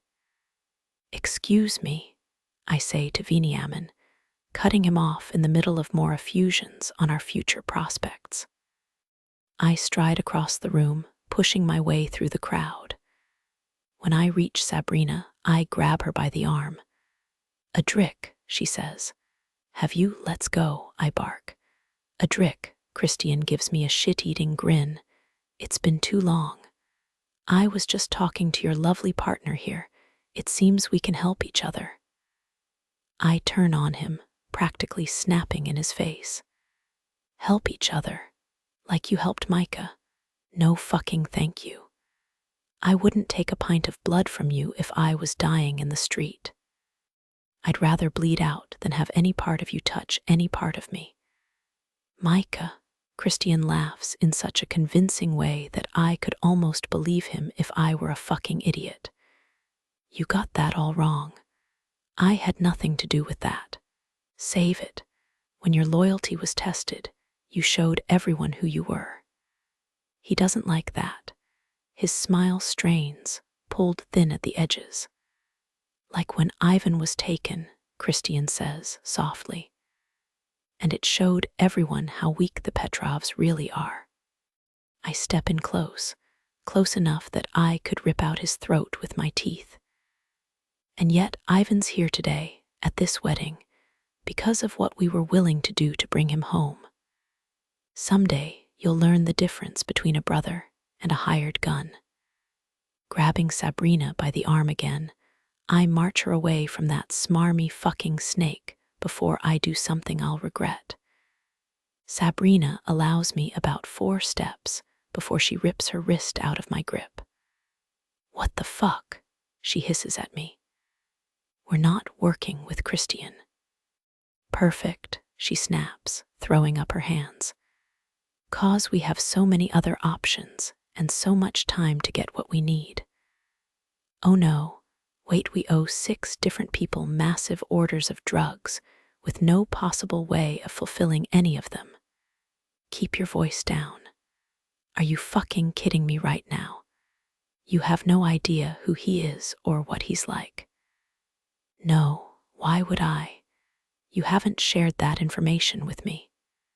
It's so much easier to interrupt my conversation and drag me away by the arm like a fucking child on a playground following a predator to his car.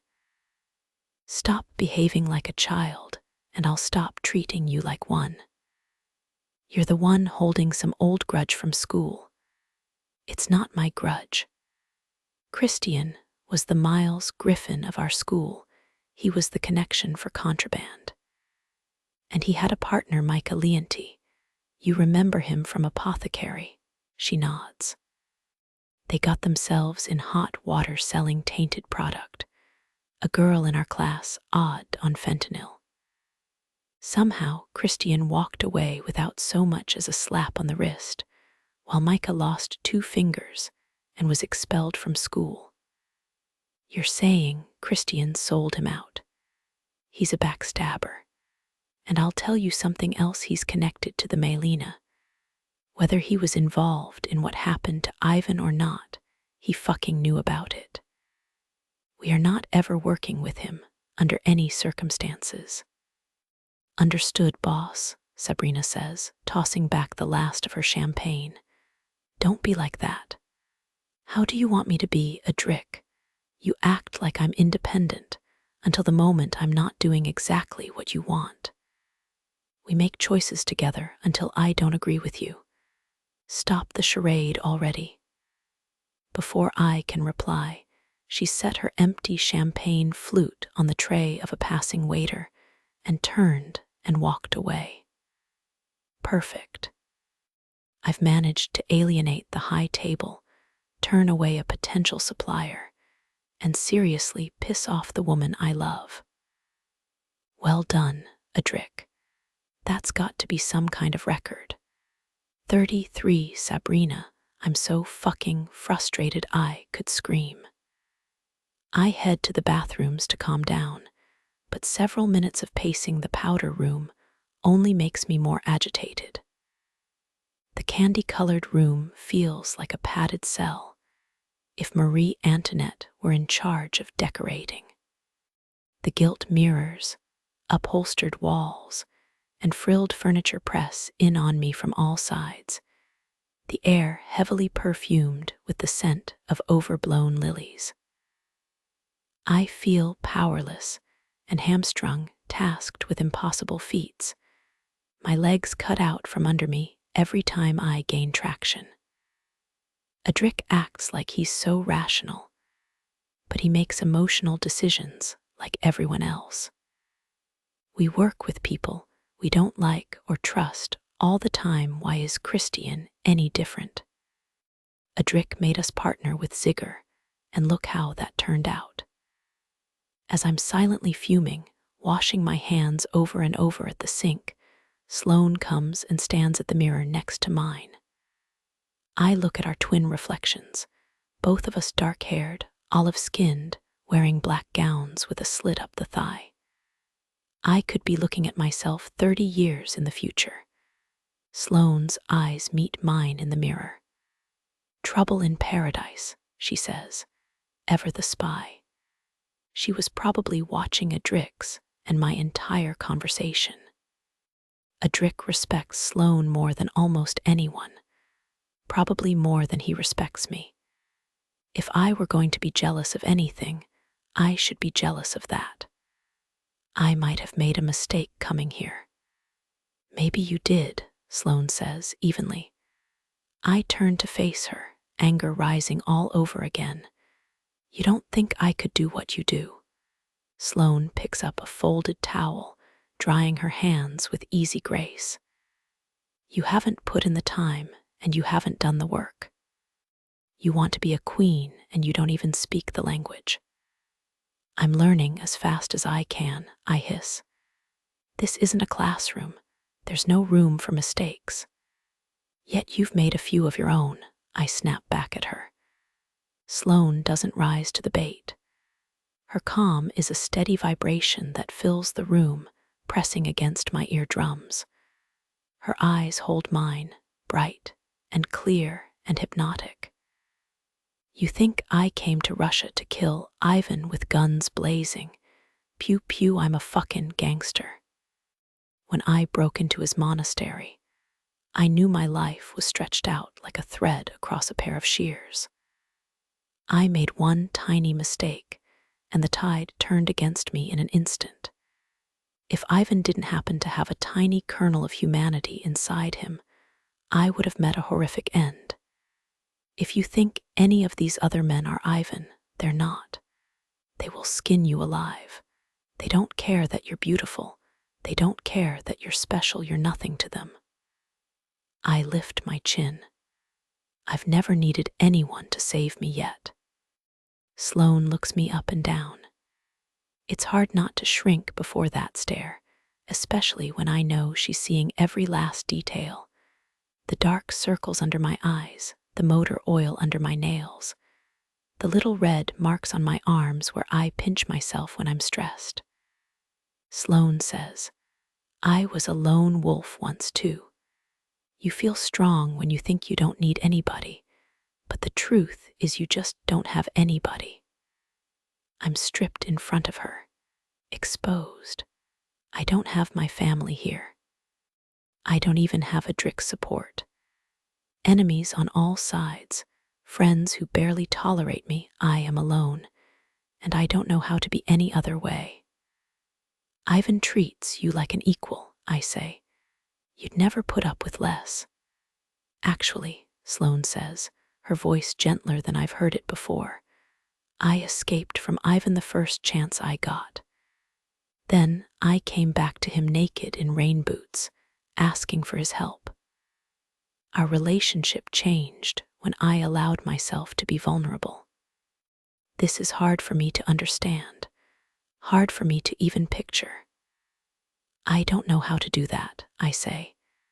Then practice, Sloane says, while you're working on your Russian. She leaves me in the powder room, the air dull and void without her. I sink down onto an overstuffed chaise, thinking for a long time before returning to the party. The tension is thick during the car ride home. Adric drives slowly through the snow, the puffy flakes driving relentlessly toward the windshield, the wipers parting the snow like a curtain and sweeping it to both sides. Jasper and Hakim sit in the back. Hakim rolls the window down an inch and sticks his nose out for a breath of fresh air because he drank too much and now he's carsick. Can you close that? Jasper says, waspishly. The snow's blowing all over me. If you want me to puke, Hakim groans. If you even think about puking in this car, you're walking home, Adric warns him. Dark trees pass by my window, branches weighed down with inches of heavy snow, some bent low enough to almost touch the ground. Jasper agrees with me, I say. I'm still looking out the window, but I can feel Adric's eyes on the side of my face. Jasper knows Christian is a piece of shit. He'd still rather have the product. Jasper is silent in the back seat. His silence is concurrence. He'd contradict me otherwise. Adric doesn't care if Jasper agrees or not. His anger is all pointed at me. You don't know the players and you don't know the history, he snarls. And you don't have the clout to keep someone like Christian in line. You think he'd try to take advantage of me. I know he would. That's the real truth. I turn to glare at him. You don't trust me to handle him. You seemed pretty sucked into his bullshit at the wedding. I can read people just like you can. I can do what needs to be done. In Chicago, maybe, Adric says sourly. He's in a black mood, probably because I disappeared the whole second half of the reception, sitting alone in the powder room, lost in my own thoughts. Now his face is darker than I've ever seen it, and he grips the steering wheel with unnecessary ferocity. What's that supposed to mean? It means this isn't fucking Chicago. Enlighten me. The windshield wipers make a repetitive swish and clunk that's agitating in the small space of the car, like the ticking of a clock. Low and challenging, Adric says. You'd kill a man if you had to. Yes. What about his wife and kids? I shoot him a look, trying to gauge if he's serious with this asinine line of questioning. This is Russia. If your enemies even suspect you won't go after the family, you might as well paint a target on your back. You exterminate everyone. That's the rule. That's table stakes. You snuff out the dynasty so they don't rise up in the next generation. The Griffins and the Gallows would not still both exist in Russia 200 years later, because one of those families would have put the boot on the baby that became your grandmother. I've never heard him talk like this. He's staring straight ahead, knuckles white on the wheel, face black and bitter. You don't have to murder people's kids to be scary. Get the fuck out of town. That's not how you do business. You have no idea what I'd do. He's being an asshole because he doesn't want to admit we need Christian's product, and we don't have any other choice. You didn't exterminate the Melina, I say quietly. That's what you're really mad about. You're salty 'cause they gave you a black eye. Watch it, Adric growls. I fall silent, listening to the irritating swish, thunk, swish, thunk. There's no need to say anything else. I've already made my decision. 34 Adric, as soon as we get home, Sabrina goes right to bed. And in the morning when I wake, she's already gone. It's unusual for her to wake up first. She's obviously avoiding me. I come downstairs to the main floor, noting the still silence of the house. Andre and Hakim are still asleep as per usual, and no one else is around. I start to make breakfast on the old stove, taking a pack of bacon and a carton of brown speckled eggs out of the fridge. Before I've even set out the skillet, I find myself walking out the front door, checking the carport, whereas I suspected the black SUV is nowhere to be seen. Chief is stumbling into the kitchen when I return, his hair sticking up in all directions, pushing his glasses up so he can rub his eyes with the back of his knuckles. "Where's Sabrina?" I ask. "I dunno, I just got up." Vlad comes up from the basement a moment later, sweaty and red-faced. "Where's Sabrina and Jasper?" he shrugs. "I haven't seen anybody." I pull out my phone, launching the app that lets me track Sabrina's phone. I find her little blue dot in Ismailovo. Instantly, I know what she's doing. "Where are you going?" Chief says as I switch off the stove. "I'll be back in an hour." "Aren't you gonna make bacon? Make it yourself." I tuck my gun inside my jacket and grab my helmet, roaring off on my bike, even though the roads are wet and slushy. I head straight to Ismailovo, to the dingy little restaurant I've deliberately never visited. Written across the plate glass windows in faded script, I see the promise, Svizhai Pyroi, fresh pierogies. The restaurant isn't open yet, but the door is unlocked. A goon in an overcoat lurks inside, sitting at one of the unset tables, fucking around on his phone. "Where are they?" I demand. Unconsciously, he glances toward the kitchen. I stride off in that direction while he shoves back his chair and almost trips over his own feet, trying to chase after me. I shove open the swinging doors. 4 faces turn in my direction, each bearing a completely different expression. Sabrina's is a flash of surprise that quickly turns to annoyance. Jasper looks like a kid with his hand in the cookie jar. Christian's henchman shouts something at the other goon in Ukrainian. "Probably you were supposed to be watching the door. You dumb shit." And Christian himself gives me a smirk, so enraging that my hand twitches to shoot him right then and there. "Adric, nice of you to join us." "Out," I say, pointing at Sabrina. "Right now." Sabrina doesn't move an inch. She crosses her arms over her chest, coolly replying, "I'm not going anywhere." Jasper would happily leave if he weren't literally in the midst of handing a big bag of our cash over to Christian. He's frozen in place, unable to complete the deal right under my eye, and likewise unable to take back what's already been set in motion. It's Christian's goon who moves first, reaching into his jacket. He's about 10 times slower than he'd need to be for that maneuver to go anywhere.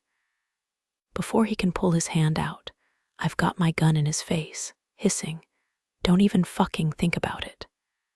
"The deal's already done," Christian says, smug and satisfied. "Then it can be undone."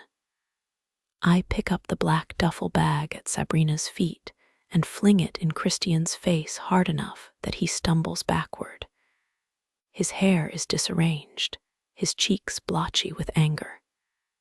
"Keep the money," I say to Jasper. "What the fuck do you think you're doing?" Sabrina cries, stepping between Christian and me, getting right in my face.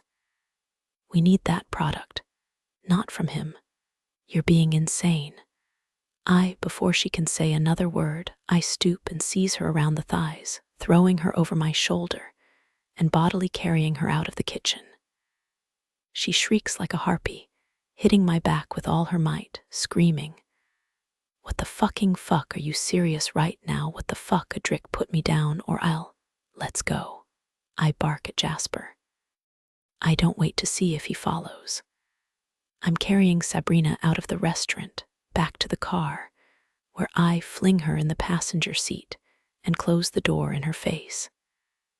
Jasper is right behind me, loading the money back in the trunk. "Bring my bike home," I order, trading him keys. Sabrina is still screaming at top volume as I climb in the front seat. "How fucking dare you? How dare you?"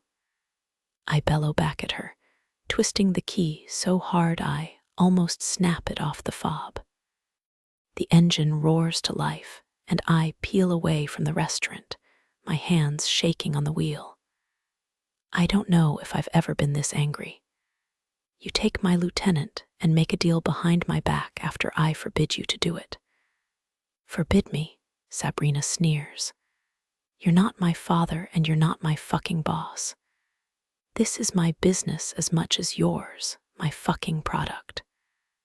I need those supplies, and you blew it up for nothing, because you're paranoid, because you want to be in control." I'm weaving through traffic, speeding way too fast. So angry that I could jerk the wheel and send us both careening into a semi-truck just to spite her. "How did you even know where we were?" Sabrina demands. "I put a tracker on your phone." She stares at me, mouth open, face pale with rage. Then she pulls her cell phone out of her pocket, unrolls the window, and flings it out onto the road. Her phone smashes on the pavement, the pieces run over immediately by a delivery truck.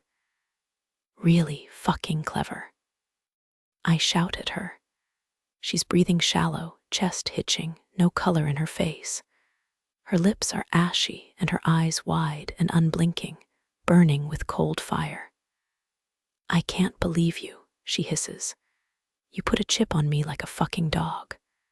"And I'll do it again," I say coldly. We're already almost back at the den. I've never seen Sabrina so angry. Part of me knows I should de-escalate, but the other part of me is feeding off her rage, building and building like a firestorm in high wind. Maybe it's time we had this out once and for all. 35 Sabrina Adric pulls into the driveway. I leap out of the car, storming toward the house. A moment later, I hear Jasper pulling in behind us, the tires of Adric's bike crunching over the loose gravel. I spin around and march right back again, shouting, "Back me up, Jasper. Tell Adric we need that product. You know I'm right." Jasper stops, still straddling the bike. He gives me a look, half guilt and half apology, before saying, "What Adric says goes." I could fucking kill him. After I just saved his ass. After he agreed with me this morning that we should get the deal done. "This is what you want," I sneer at Adric. "A lapdog who agrees with everything you say, even when he knows it's the wrong choice. But no one will call you out, because they also know you're a stubborn fucking dictator who won't listen to anyone but himself."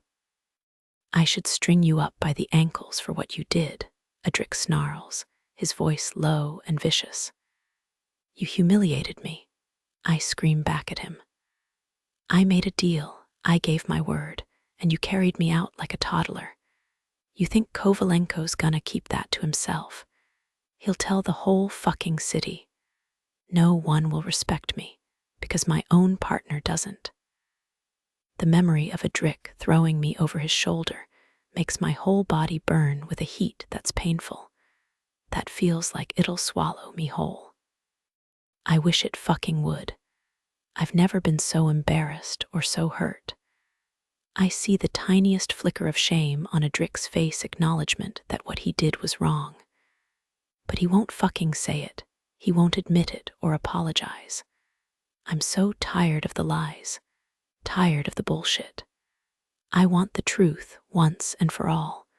Pointing my figure at Adric, I say, "Are you going to treat me as an equal or not?" Adric looks at me, his jaw flexing. I'm always going to do what I think is right, for all of us. So that's a no. I'm not going to go against what I know is best for me and my men. Then you should have told me that in Dubrovnik. I scream at him. I was honest with you from the beginning. I told you exactly who I was and what I wanted. And you deceived me.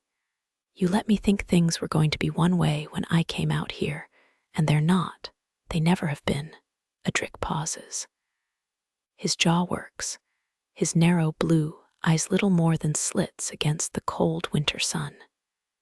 In a quieter voice, he says, "I had to have you. Can you blame me? I wanted him to admit it, but now that he has, it only makes me angrier. I knew it. You fucking lied to me. You never planned to make me your partner. You just said what you had to say to get me out here. You wouldn't come any other way, and it's good we're doing great together." Adric spreads his arms as if to indicate all we've achieved. It's meaningless to me when I own none of it, when it all belongs to him. It's good for you. You don't care what I want. You don't care what I feel. You think you're smarter than me, stronger than me. You're fucking not. If we went head to head, you'd learn a thing or two about what I can do. Adric tosses his head contemptuously. You wouldn't last one day out there without me. Fucking try me, you'll be crawling back here. I think I loathe him in this moment. I look at his handsome face, and all I see is a liar and manipulator who played on my emotions, who found my weaknesses and exploited every one. I wouldn't come back to you if you crawled over broken glass to beg me.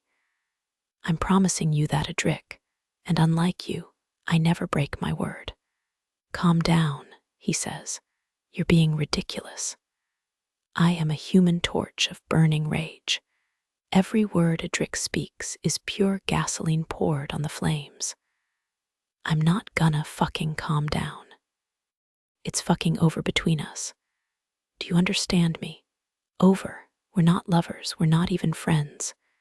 Think about what you're saying. I'm saying exactly what I feel, not like you, you fucking liar. I always tell the truth, and I'm telling you we're done. Adric makes a scoffing sound. He really doesn't think I'm serious. He stands there, arms crossed over his broad chest, while I march into the house. He's still standing there a minute later when I stomp back out with my backpack slung over my shoulder. It's not until I jump on my bike that he looks mildly concerned. Now don't go roaring off in a tizzy. He thinks I'm blowing off steam. He expects me to, at most, drive around an hour and then come back again. Well, he's gonna be waiting a long fucking time. Sabrina, Adric calls, while I rev the engine. Wait, I'm already peeling out of the carport, spraying Jasper with gravel as I pass. Adric tries to chase after me, but Jasper's still straddling his bike. By the time I hear the Ducati's engine sparking to life, I'm flying away down the road. 36 Adric, get the fuck off the bike. I shout at Jasper like this is his fault. Jasper scrambles to pass it to me. Too late, much too late. By the time I reach the end of the driveway, Sabrina is gone. I try to call her twice before I remember that she pitched her cell phone into traffic. Fuck, I bellow, fighting the urge to chuck my own phone across the road. How the fuck did that get so out of hand? It already feels like a nightmare, surreal and exaggerated, nothing that actually could have happened. Fuck, fuck, fuck, fuck, fuck. I can't believe I let my temper spiral like that. It's fucking Sabrina. She amplifies every emotion when we're good. I'm on top of the world, happier than I've ever been. But when she turns that aggression on me, she unleashes the animal, and I become this fucking monster, completely out of control. I roar back up the driveway to the house. Jasper is still standing in the yard, looking guilty as hell. Did you find her? Does it look like I found her? Jasper flinches, a little kid getting screamed at by his abusive stepdad. That's me, I'm the piece of shit stepdad. I'm sorry, I say. It's not your fault. Yeah, it is. I went behind your back. My teeth grind together so hard they make a creaking sound. Well, we were in a shitty fucking position, weren't we? And now it's worse.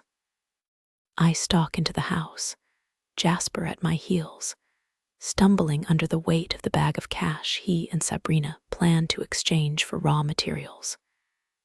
Chief, Vlad, Hakeem, and Andre are all lurking in the living room, pretending like they weren't watching out the windows as Sabrina and I screamed at each other in the yard. What are we gonna do? Hakeem asks. We're going to find her. Check the airport, the train station, the bus depot, every place she might go. Call Ilsa Markov. Go to her house. Her and Sabrina are friends. That's who she'd call here in Moscow. If she had a phone, that is on it, Jasper says, heading for the door at once. Wait, I say. Stay in pairs. Zakharov's still in Moscow, and he's still got Cujo on the payroll last I heard. A sick chill runs through my guts, like I just drank a gallon of ice water. I hope to God Sabrina is smart enough to stay the fuck away from those two. We split up, Vlad with Jasper, Andre with Hakeem, and Chief staying at the house in case Sabrina returns. Call me the second you see her, I say to Chief. That goes for all of you. I'm expecting to find her within a couple of hours. But by nightfall, there's no sign of her at all. I'm coming unglued, shouting at everyone.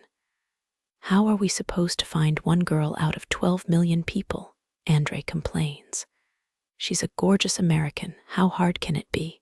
Fucking find her. I yell. We don't find her. My phone remains dark and silent, no messages, and no missed calls. 37 Sabrina, I feel like such a fool. Everyone told me not to come to Moscow. My family begged me not to come. The idea of returning to Chicago, disgraced, a failure, is more than I can bear. What the fuck am I going to do now? I doubt Kingmakers will let me back in, even if I wait until next year. And honestly, I wouldn't want to go back anyway. I've had a taste of freedom, adulthood, empire building.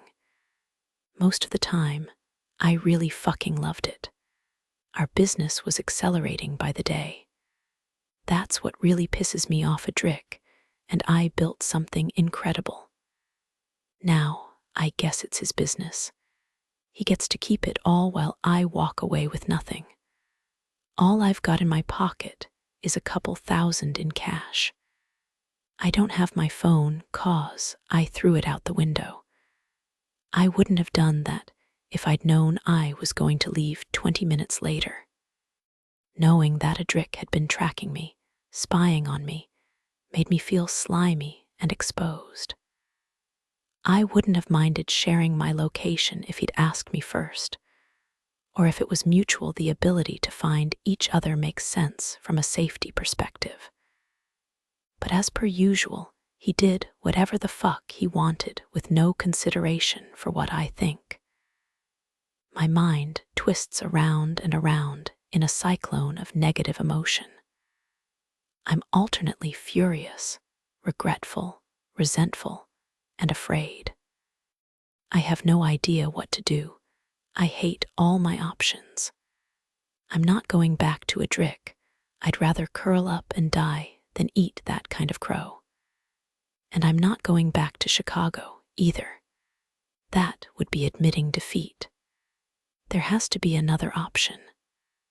I park my bike at Bratyevsky Park and walk around the frozen pond for almost 2 hours until my toes are ice inside my boots, and I can't even see my breath floating on the air in front of me, 'cause I'm too fucking cold. I skipped breakfast this morning so I could meet Christian Kovalenko before Adric woke up, not that it did me any good. I should have set the meeting for 4 in the morning. Then I'd have made the deal before the sun came up, and none of this would have happened. Maybe it wouldn't have mattered. This was all gonna blow up in my face sooner or later. Adric never intended to share power with me. Our conflict was inevitable. I'm starting to get hungry, even though my guts are twisted up tighter than a slinky. I've got to get some food. I find a little restaurant in Mariino, quiet and almost empty. I order a plate of coddelty, but when the food comes, I can hardly eat it. I'm miserable, sick to my stomach, my hands shaking with anxiety. I feel like a rag doll, beat up and coming apart at the seams.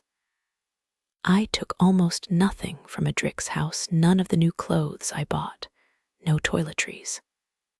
All I've got is one extra outfit, some cash, my favorite gun, and a few packets of pills I was using for testing purposes. I ask the waiter to bring me a drink. Even though it's barely past lunchtime, he drops off a double vodka and soda without so much as a raised eyebrow. God bless the Russians and their acceptance of day drinking. I down the liquor too fast, forgetting how empty my stomach is. It hits me hard, the warmth in my chest pleasant and soothing, the dizziness in my head less enjoyable. Most importantly, it anesthetizes me a little. This aching, wrenching pain inside of me is unbearable. Pressure like I'm being slowly crushed under a pile of stones, like they used to do to witches. Every time I think of the look on Adric's face, disdainful and dismissive, every time I think how shameful it felt to be thrown over his shoulder like a fucking sack of potatoes, my ass in the air, all my pretensions laid bare, I could fucking kill him for that. And yet I miss him. I miss him already. I miss how I felt with him, elated, euphoric, invincible. The whole world illuminated with beauty and infinite possibility. But it was a lie, all a fucking lie. And that makes me angrier than anything. I hate that he tricked me. I hate that he created this attachment between us. He sewed us together down every limb, and now that I'm trying to pull away from it, it's ripping me apart. It feels like I won't survive it. I order another drink, and then another. The waiter brings them, not caring how drunk I get in the corner of his restaurant, so long as I'm quiet, and I pay my bill afterward. When he's not serving me, he sits at the bar, slowing working his way through a crossword puzzle. The more intoxicated I get, the more I come to a conclusion that may or may not be batshit insane. I'm not fucking leaving. I came to Moscow to make my mark. I'll be goddamned if I'll walk away after all the work I put in. I don't know how I'm gonna do it, But I created Malnia, and I'm going to keep selling it. Adric said he always wants me on his team. He's going to see what it looks like when I'm not. 5 hours later, I give the waiter I tip much larger than I can actually afford, and I stumble out of the restaurant. Way too blitzed to ride a bike, I leave my motorcycle in the alley and hail a cab instead. I need a new ally. There's only one place to find them. The cab pulls up in front of Apothecary, the driver squinting at the faded wooden sign. Vi Uvereni, chto ito pravilnoi mesto. You sure this is the right place? Nope, I grunt, stumbling out of the backseat. I try to pull myself together enough that I won't look like a blazing hot mess, checking my reflection in the dark-tinted windows covered over with iron bars. The effect is disturbing, like I'm looking at myself inside a Russian prison cell. Eyes hollow, hair deranged. Fuck's sake, I mutter. Didn't I used to be hot? I try not to sway like I'm on sea legs, heading down into the dim, smoky club. Micah is behind the bar as usual, mixing up cocktails for the girls clustered along the bar, showing off their legs on the high stools. I wave to Polina. She gives me a wink in return, sipping her Mai Tai. Adric Pridit, Micah calls to me. Is Adric coming? He's meeting me here in an hour, I lie. Micah has Adric on speed dial. He would 100% rat me out if he thought Adric was looking for me. Though for all I know, Adric is happy as a clam at home. He and Jasper and Vlad could be toasting at the kitchen table, glad to be rid of me. Thinking how they're gonna spend their money now that they only have to split it 6 ways. Ungrateful motherfuckers. I slide onto the stool next to Polina. Tonight, she's wearing a silvery dress with a fringe around the hem, which makes her look like a flapper. Her black bob is a shining cap, her lips painted hot pink to match her shoes. "Kaz business?" I ask her. "How's business?" "Slow." "Well, lemme buy you a drink at least." "Somebody bought you too many drinks," she laughs. "That somebody was me." "I'm trying to take advantage of myself," I slur. Micah brings me a Moscow mule before I even have to ask. "You really do make the best mules here," I tell him. The name is deserved. One more for Polina, too. I toss a crumpled bill down on the bar. "You keep that in your underwear," Micah snorts, trying to smooth out the bill. "I don't wear underwear. Would you keep your gun in a Ziploc?" "No, you gotta keep the important things accessible. If you sit at the bar, the men will think you're selling something," Polina warns me. Maybe I am primo drug chef for hire, going to the highest bidder. I lean back against the bar, scanning the room through the thick haze of smoke. Ismail El Bruce is puffing up a storm, surrounded by his usual bevy of beauties.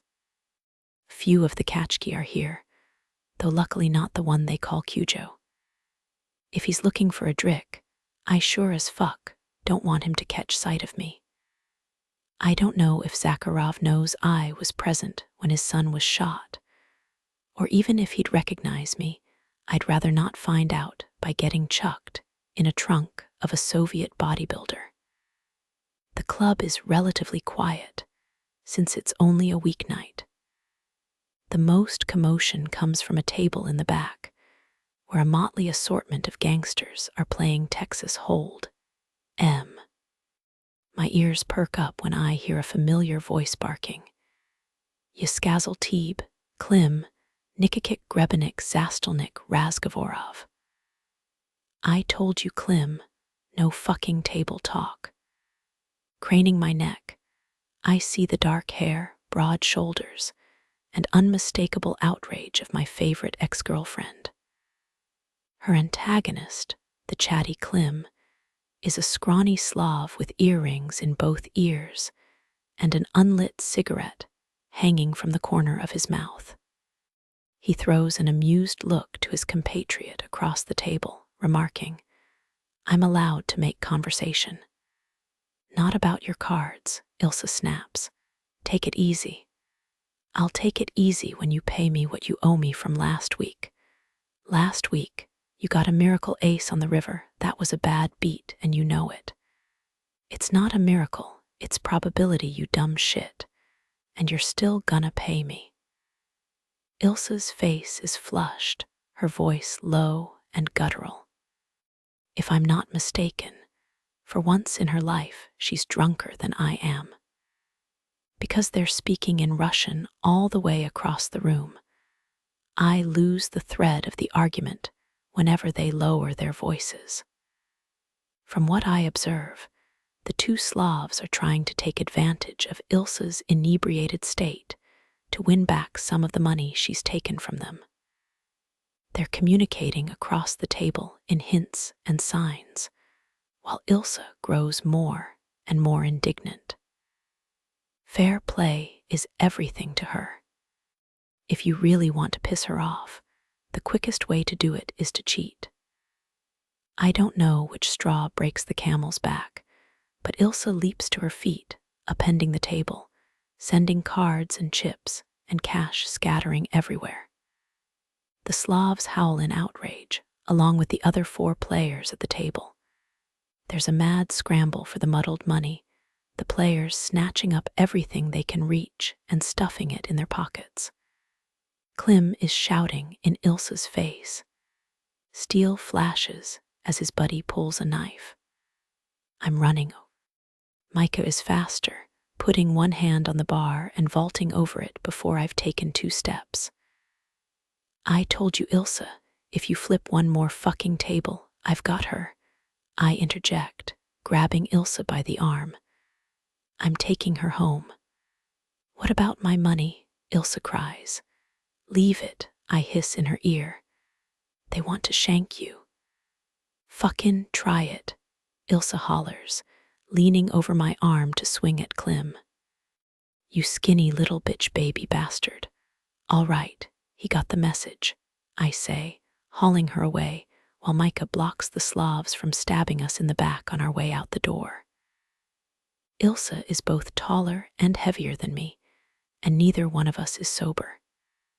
Trying to help her up the stairs is like a piece of spaghetti trying to lift a meatball. We're not meant for this. I'm hurrying her along while doing my level best not to puke. All this exertion makes my head spin. The street tilts back and forth like a teeter-totter. I wave down the nearest cab. It pulls up to the curb, covered in so many scrapes and dents that I'm wondering how our driver still has his license. Not the best advertisement for his services. Worried the Slavs might come up the stairs looking for us, I shove Ilsa in the back seat and fall in after her. We're a tangle of arms and legs, looking for seat belts that apparently don't exist. "What's your address?" I ask Ilsa. She mumbles it to the driver. Hopefully he understands her better than I do, 'cause he starts driving. Giving up on the seat belts, Ilsa and I slump together in the back seat, her against the window, me with my head on her shoulder. I'm taking slow, deep breaths, pretending it smells nice in here and not like old cigarette butts and takeout shawarma. "They're always fucking trying to cheat me," Ilsa mutters. "He owes me 10K already. Why do you keep playing with him?" "Who else am I gonna play with?" "Not me. I've already lost enough money to you in cards." "That's 'cause you get bored and stop paying attention." I might have added, "You've got something." She looks at me as if really seeing me for the first time. "What are you doing here anyway?" "In Moscow," she snorts. "At apothecary." I take another breath and let it out slowly, wondering how much to tell her. "I split up with a drick," I say at last. It doesn't feel good to say it. Actually, it feels fucking awful. Real in a way it wasn't before. I kind of figured that would happen. I lift my head to glare at her. Could you try not being honest for once in your fucking life? Ilse shrugs. You're a terrible girlfriend and you're both volatile as hell. I guess that was obvious to everyone but me. A dark wave washes over me, so heavy and cold that I sink all the way down in the battered back seat. I close my eyes, wishing I could just drown. Hey, Ilse says, resting her hand on my thigh. I shouldn't have said that. I drank too much. It's okay, I'm blinking hard. I just really liked him. I thought it was going to be different this time. Liking a Drick doesn't even begin to cover how I felt about him. But I can't explain that to Ilse because I can't even stand to think about it. And what good does it do now? It's over. It was never going to work. To believe that I could have what my parents have, I was delusional. I'm not my father, and I'm sure as fuck not my mother. I'm just a person who destroys what they love. I was always going to end up alone. After a minute, Ilse says, I guess I split with my sister too. What do you mean? It's fucking Simon. Ever since she met him, she's a different person. It's all Simon says this, and Simon thinks this like he's the fucking boss instead of her. Letting him speak for her, letting him handle our business, she was the genius. She was the one with ambition. Now she thinks the sun shines out of his ass. He's pushing you out. He acts like he's not, but he wedges between Neve and me, always whispering in her ear. We agree on one thing, then she comes back the next day after talking to him. Simon thinks maybe we should. Ilse imitates her sister savagely, giving Neve a soft and prissy voice quite unlike her real tone. The Severovs are fucking nothing. They can't wait to get their hands on what my father built. You think he doesn't care about her? Sure he cares about her. Ilse rolls her eyes. Neve's gorgeous. He knows he's got a catch.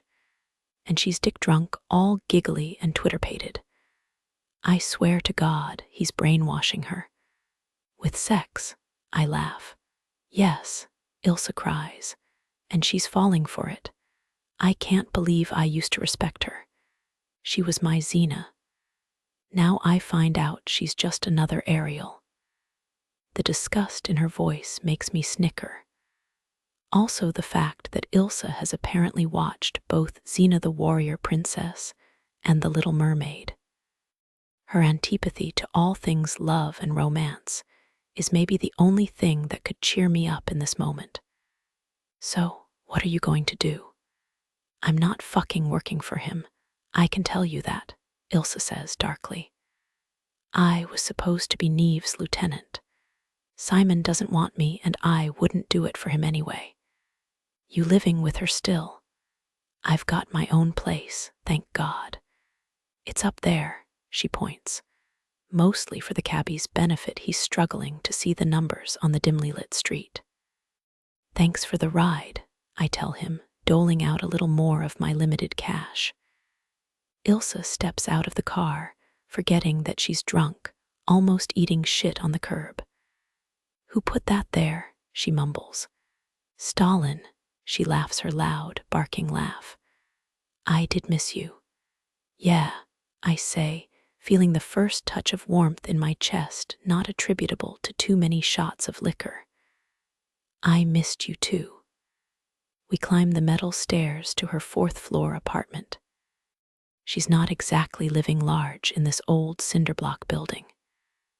When she unlocks the door, I'm hit with the familiar scent of her favorite soap and the faintest hint of gunpowder. Her apartment is clean and perfectly organized. The walls are bare brick, the floor tile with only a couple of rugs under the couch and table. She doesn't have a TV. A gray cat sits in the windowsill next to several flourishing plants. Her view is the equally depressing building across the street. Geez, times are tough, I tease her. You know I don't give a shit about decorating. Do you like heat and light? Because I'm not sure you have those either. Ilsa flicks the switch. A lamp illuminates, casting a golden glow over half the room. Happy, she says. I will be once you pour me a drink. I think you've had enough. That's what she says, but she's already heading into the kitchen, taking the vodka out of the freezer.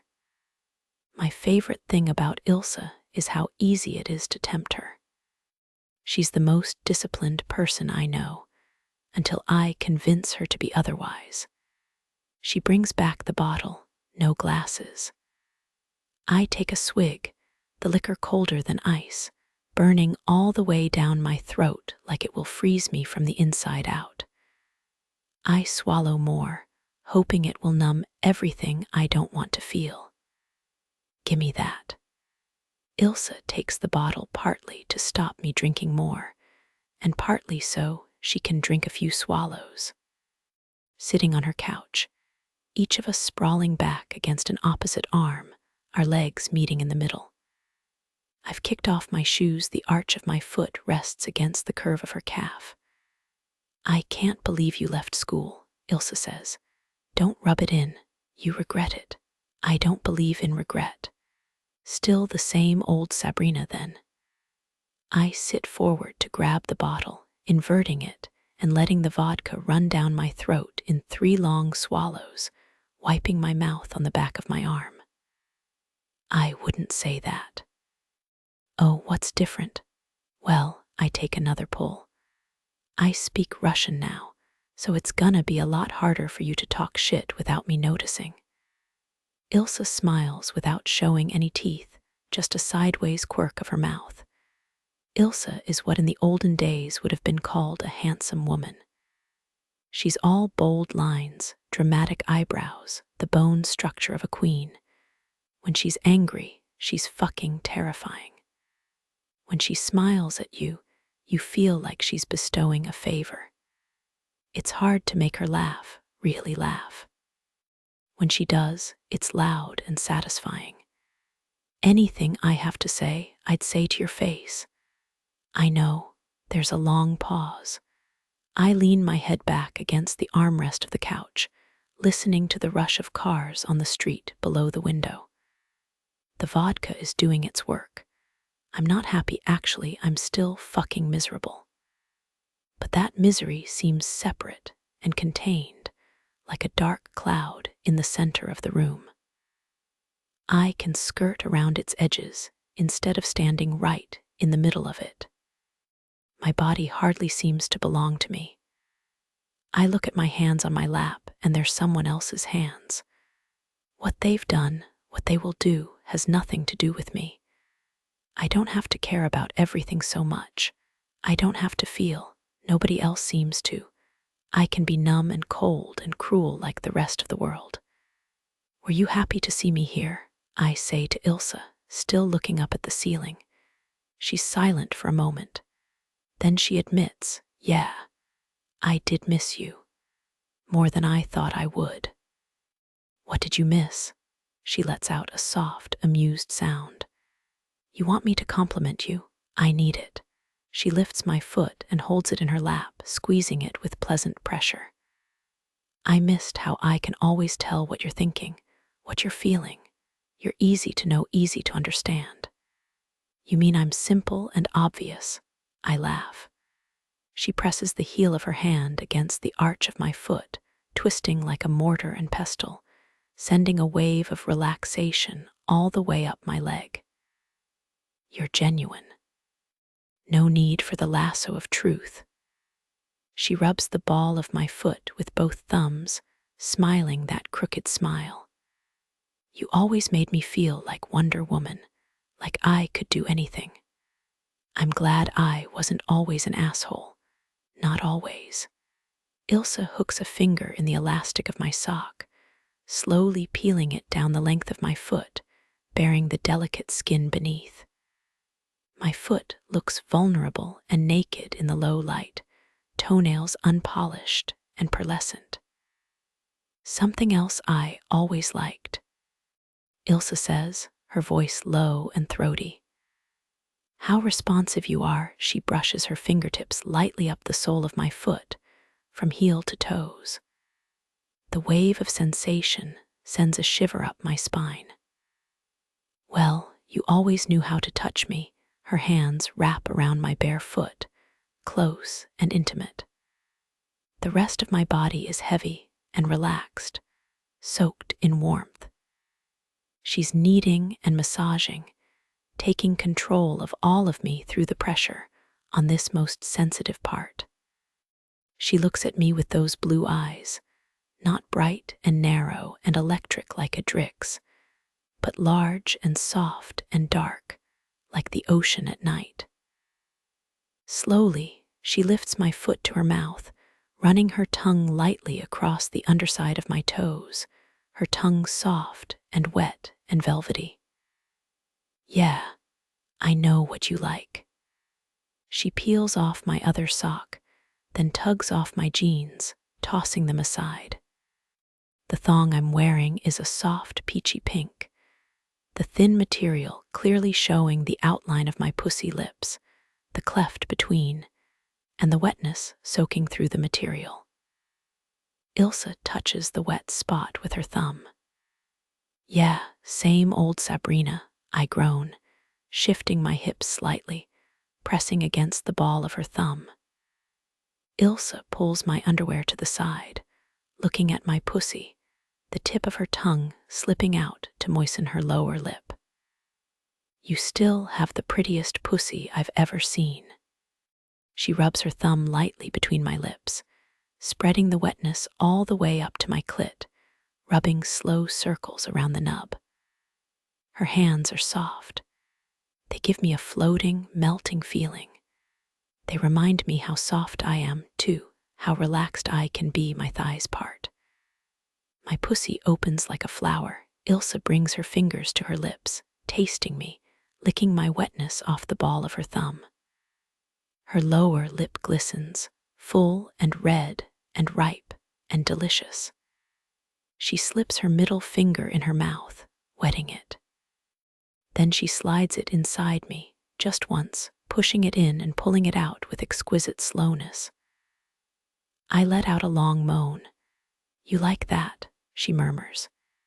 Yes, ask me to do it again. Please, I need it. She pulls my thong down my legs, her fingertips tracing a long line from my hips to my ankles. Close your eyes, she says. I tilt my head back on the armrest of the couch, eyes closed, lips parted, taking slow, deep breaths. I feel the cushions sink as Ilsa leans over me, her long, dark hair a curtain around my face. Softly, ever so softly, she strokes her fingertips on my pussy in a motion almost like tickling, but so much lighter. Relax, she whispers. My thighs are wide open, everything exposed. I'm not clenching, not squeezing. I don't have to protect myself. I submit to the delicate sensation of her silky fingertips sliding over me, over and over, in soft, cascading raindrops. It's warm and sensuous, never invasive, never too much. I can give into it completely. I can let it carry me away. Your cheeks are flushed, she murmurs. Her warm breath is inches from my mouth. I feel it on my open lips. Even though my eyes are closed, I know Ilsa is watching my face, watching each gasp and flutter of my lashes. She loves watching me cum. The orgasm spreads over me like warm liquid poured across my body. It diffuses down my limbs as I let out one long, wavering sigh. Ilsa strokes my pussy like her own little pet. She presses her lips against mine once. Good girl. I look up into her face. You haven't lost your touch. I should hope not. She stands up from the couch, pulling her shirt over her head, stepping out of her pants, revealing that powerful body I've always envied. Her breasts are small and high like they wouldn't dare get in her way, shoulders like a swimmer, a tattoo of an olive branch on her ribs. Thighs that could crush you, that have crushed me many times. She comes around the arm of the couch, leaning over me, pulling my shirt off as well. I wasn't wearing a bra. My nipples are already hard, standing up on my chest. Ilse bends over, taking my breast in her mouth. Her mouth is warm, her tongue flicking against my nipple, sending sparks of heat through my chest. Her breasts are right above my face. I tilt up my chin, licking her nipple with the flat of my tongue, massaging her other breast with my hand. I suck on her tits with deep, slow pulls, trying to get as much in my mouth as I can. Her flesh is petal-like against my cheek. I nuzzle against her chest, inhaling her perfume, thinking how remarkable it is that Ilse has skin this soft, hidden under her clothes. Ilse moans against my breast, switching to the other side, sucking just as hard. I arch my back, grabbing her under the ribs. I pull her down on top of me, her weight heavy and satisfying. I nose her underwear to the side, my hands on the back of her thighs, pulling her legs apart. I latch my mouth onto her pussy, licking her clit with long strokes, sucking on it gently, tasting her, breathing her in. Oral on a woman is so much more intimate than on a man, so much more like kissing. Ilse's head is between my thighs, licking and lapping in just the same way. We fit together so well, every part of us soft and smooth, and meant for sliding. There's no stubble on her face, no roughness. I can grind against her while she grinds against me, her scent in my mouth as rich and feminine as my own. Touching her is like touching myself. I know what feels good. I lick her clit and stroke it with my fingertips. What she does to me, I do to her. When she increases her speed and pressure, I follow suit. We're grinding together in tandem, building our orgasms at the same time. I grip her ass in both hands, licking and licking at her clit. I use the flat of my tongue, giving her more and more pressure, while I'm spreading my thighs, riding her tongue. She pushes 2 fingers inside me. The way she touches me is delicate, exploratory feeling with her fingertips, dipping them in and out. I do the same to her, feeling the intense heat, the rhythmic squeezing, the intimacy of being inside of someone. She's panting now, ha, ha, ha, and I know she's about to come. Her pussy clamps around my fingers, tighter than you'd ever believe. Her thighs shake on either side of my head. I'm caught in a vice, the tremors running down my body. It makes me come too, clenching and vibrating, crying out with her pussy pressed against my tongue. I roll away from Ilse, falling off the couch, feeling like toothpaste squeezed out of a tube. My ears are ringing, whole body flushed and pulsing still. I open my mouth to say something. My stomach contracts. Without warning, without any ability to stop it, I vomit all over Ilse's rug. Are you fucking kidding me? She says. I fall forward into the puke, slamming my head on the floor. When I wake up, I'm in Ilse's bed. Sunshine pours in through the window, cruel and garish. Someone honks their horn on the street below, and it stabs into my ear like a deliberate assault. I sit up, then immediately regret it. My head feels swollen and wobbly on my shoulders, aching with every beat of my heart. I trace the worst, throbbing to the lump on my forehead. Just grazing it with my fingertips sends another bolt of pain through my head, worse than the car horn. It takes me a minute to actually get out of the bed. Black mist sweeps over my vision, and I have to cling to the footboard of the bed, hunched over, until it passes. When I stumble out to the living room, I must look like walking shit. Cause Ilsa's head snaps up and she barks. If you puke on my floor again, I will fucking kill you. I tell her I'm not gonna puke, but I really don't trust myself to open my mouth. Instead, I hobble over to the kitchen table and sit down across from Ilsa, pulling the hem of her oversized t-shirt down over my knees. She dressed me in her Pussy Riot shirt, so I know she can't be completely pissed at me. Could you please yell at me after I have some aspirin? I croak. Ilsa takes a slow bite of her toast, frowning at me while she chews. She pushes away from the table and disappears into the kitchen, rummaging in the cupboards deliberately loud.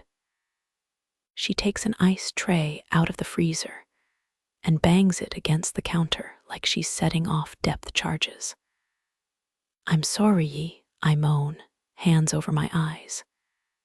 Ilsa gives the ice one last decisive bang, then quiets down, bringing me a glass of tomato juice and a bottle of seltzer, with 4 aspirin on a plate. Thank you, I say, humbly, scooping up the pills and swallowing them down with a fizzy rush of seltzer. I take about 5 seconds to breathe, imagining the seltzer diffusing into my dehydrated veins.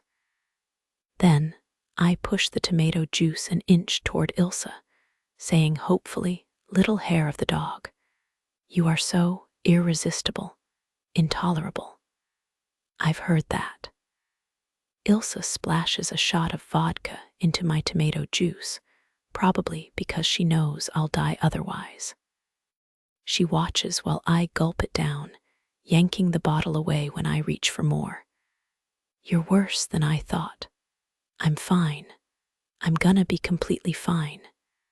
You're a fucking mess. I cast a quick glance across the table at the vodka bottle, wondering if I have any chance in a fight against Ilsa at this moment. Maybe if I really surprise her and get her in a headlock and choke her out, you're on the rebound. I'm not gonna be your backboard, Ilsa says. My eyes snap from the bottle to her face, heat flushing across my collarbones. I'm never going back to a Drick, I tell her. I'll cut his heart out of his chest before I give him mine again. Ilsa gives an irritated snort. He still has it. Fucking look at you, I've never seen you like this. I bet I look like a literal lunatic. My hair has never been my friend in moments like this. It's the worst tattletale of my mental state, probably frizzy and matted and feral. If I were dumb enough to look in a mirror, I'd see the bloodshot stare of a coked-up cult leader. But none of that matters right now. I need to persuade Ilsa to do me a really big favor, so I need to sound sane and convincing. Ilsa, do you have a lot of guns and a flamethrower?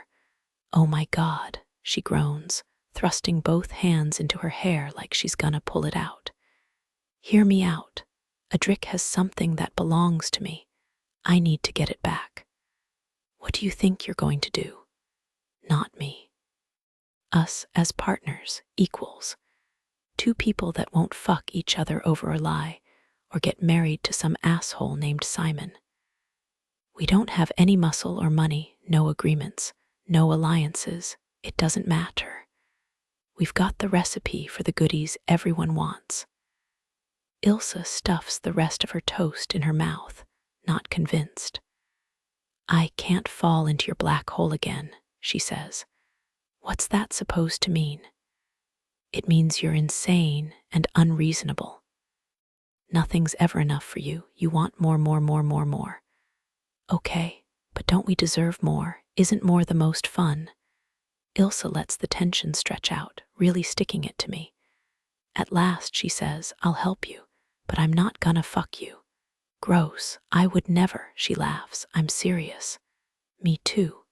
I learned my lesson mixing business and sex. Ilsa shakes her head like she can't quite believe she's agreeing to this. What do you need from a Drick? He kept all the money, I say. I want my equipment. An hour later, we meet at the front door, both of us showered and dressed, my headache fading to a dull throbbing at the temples. Ilse is wearing a black suit and boots, her shirt unbuttoned at the throat, hair loose behind her. I'm in my favorite orange sweatpants. No fucking way, she says. What? I'm not going out with you like that. Why not? Because if someone shoots us, I'm not gonna be identified laying next to you on a slab wearing that fucking outfit. No, it's too embarrassing. My father will be like, I really think she should have seen this coming. I roll my eyes. So sorry, let me go find something business casual in my backpack.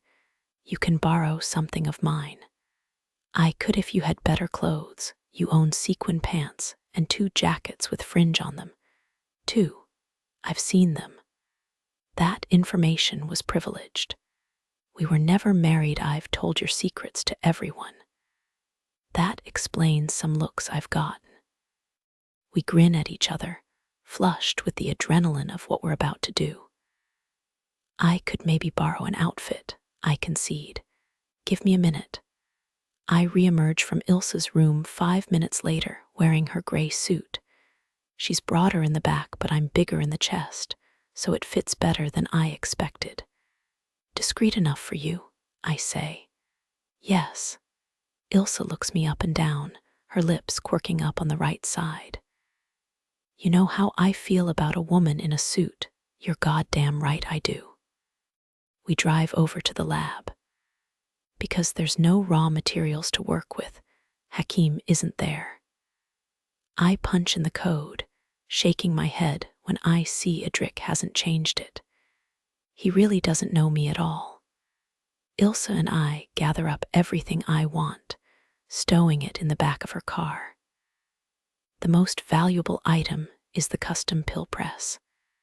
We take anything else that's mobile, bemoaning the fact that some of the best equipment is too large and too permanently attached to move. As I'm grabbing the centrifuge, I knock a rack of glass vials onto the floor. They explode when they hit the boards, sending glittering glass fragments everywhere. Oops, I say. And then, because that actually felt pretty good, I grab another beaker and deliberately smash it on the ground. Ilse snorts. Is that your revenge? You're gonna make Adric sweep. Yeah, I say, grabbing the rim of the massive sterilizer unit and yanking with all my might. He's gonna sweep a whole fucking lot. The unit topples, crashing to the floor. The noise is immense and invigorating. I'm sweating from the effort of hauling all this shit, face flushed, a dark, furious energy rising inside me. Standing inside the lab again is painful. I'm remembering the endless hours I worked with Hakim in here, how excited I was when we finally figured out the god-awful process of synthesizing our own LSD. How Adric picked me up and swung me around when we told him the good news. He was only excited because he knew how much money I'd make for him. I was just his fucking employee. I rip one of the Bunsen burners out of its socket and fling it at the furnace, denting its metal flank. Ilse laughs. You throw like a girl. She's already grabbed her own burner, winding up. She pitches it through one of the high windows, glass raining down in 1,000 vicious points, embedding in the rotting wooden floor. Show off, she grins. I'm not smiling. The destruction isn't relieving my anger. I'm only thinking how pithy, how pathetic this is. How little it will matter to Adric when he has all the money, all the deals, all his wolf pack around him. The ugly little demon on my shoulder whispers in my ear, he never needed you. He never cared. He's glad you're gone. Everyone's glad when you're gone. I wrench one of the drainage pipes out from under the sink and hit the side of the furnace with it as hard as I can. The impact vibrates all the way up my arms, the sound echoing in my ears, hollow and dead. I hit the furnace again and again and again, until my hands are aching, until the whole room throbs with a noise like a gong. Ilse stands still, watching me. She's not laughing anymore. After a minute, she grabs a pipe of her own and starts smashing everything in sight: the sinks, the tables, the cupboards, the fridge. Her eyes are flat and dark, her hair in strings around her face, teeth bared. I don't think she's seeing the lab at all, but rather the faces of everyone who let her down. Maybe even my face. The sounds of destruction pound in my head. My world is crashing down around me. I'm caught in the frenzy, in the bitter need to see this all the way to the end. I grab a jug of acetylene and uncork it, pouring it out in a trail on the floor. The fumes are ether-like. They make my head spin. Give me a lighter. Ilse pauses, the pipe still clenched in her hands. You sure you want to do that? Give it to me. Ilse throws me the piezoelectric lighter I always used on the Bunsen burners. I spark it to life, holding it in my hand. The lighter seems to fall in slow motion. When it touches the ground, nothing happens for a moment. Then a river of bright orange fire flows outward in both directions, sending up gouts of thick black smoke. The heat hits me. My skin tightens. My eyes burn. I'm burning all my hopes, all my plans, all my hard work. All my illusions, too. Ilse lets out a startled whoop, excited by the speed at which the flames rip through the decrepit lab. I'm not excited, not even satisfied. I feel nothing but pain. 38 adric around midnight, I got a text from Micah that Sabrina carried Ilse Markov out of apothecary, both of them smashed and stumbling, disappearing into a cab. I sped over, of course, they were long gone. Sabrina's bike wasn't even there. My first reaction was relief that Sabrina was still in Moscow, with someone who, while not exactly benign, would at least probably keep her safe. The next news I receive is Hakim's frantic phone call that our lab is on fire. I drive over with Jasper, Vlad, and Andrei, all of us strapped in case this is Zakharov and Cujo's doing. By the time we arrive, the firefighters have put out most of the blaze. The red and white trucks clustered out front, spraying down the last of the smoking embers on the roof. I have to pay the firemen a hefty bribe to leave without making a report. Once they're gone, I step through the hole that once was the door, surveying the wreckage of the brewery.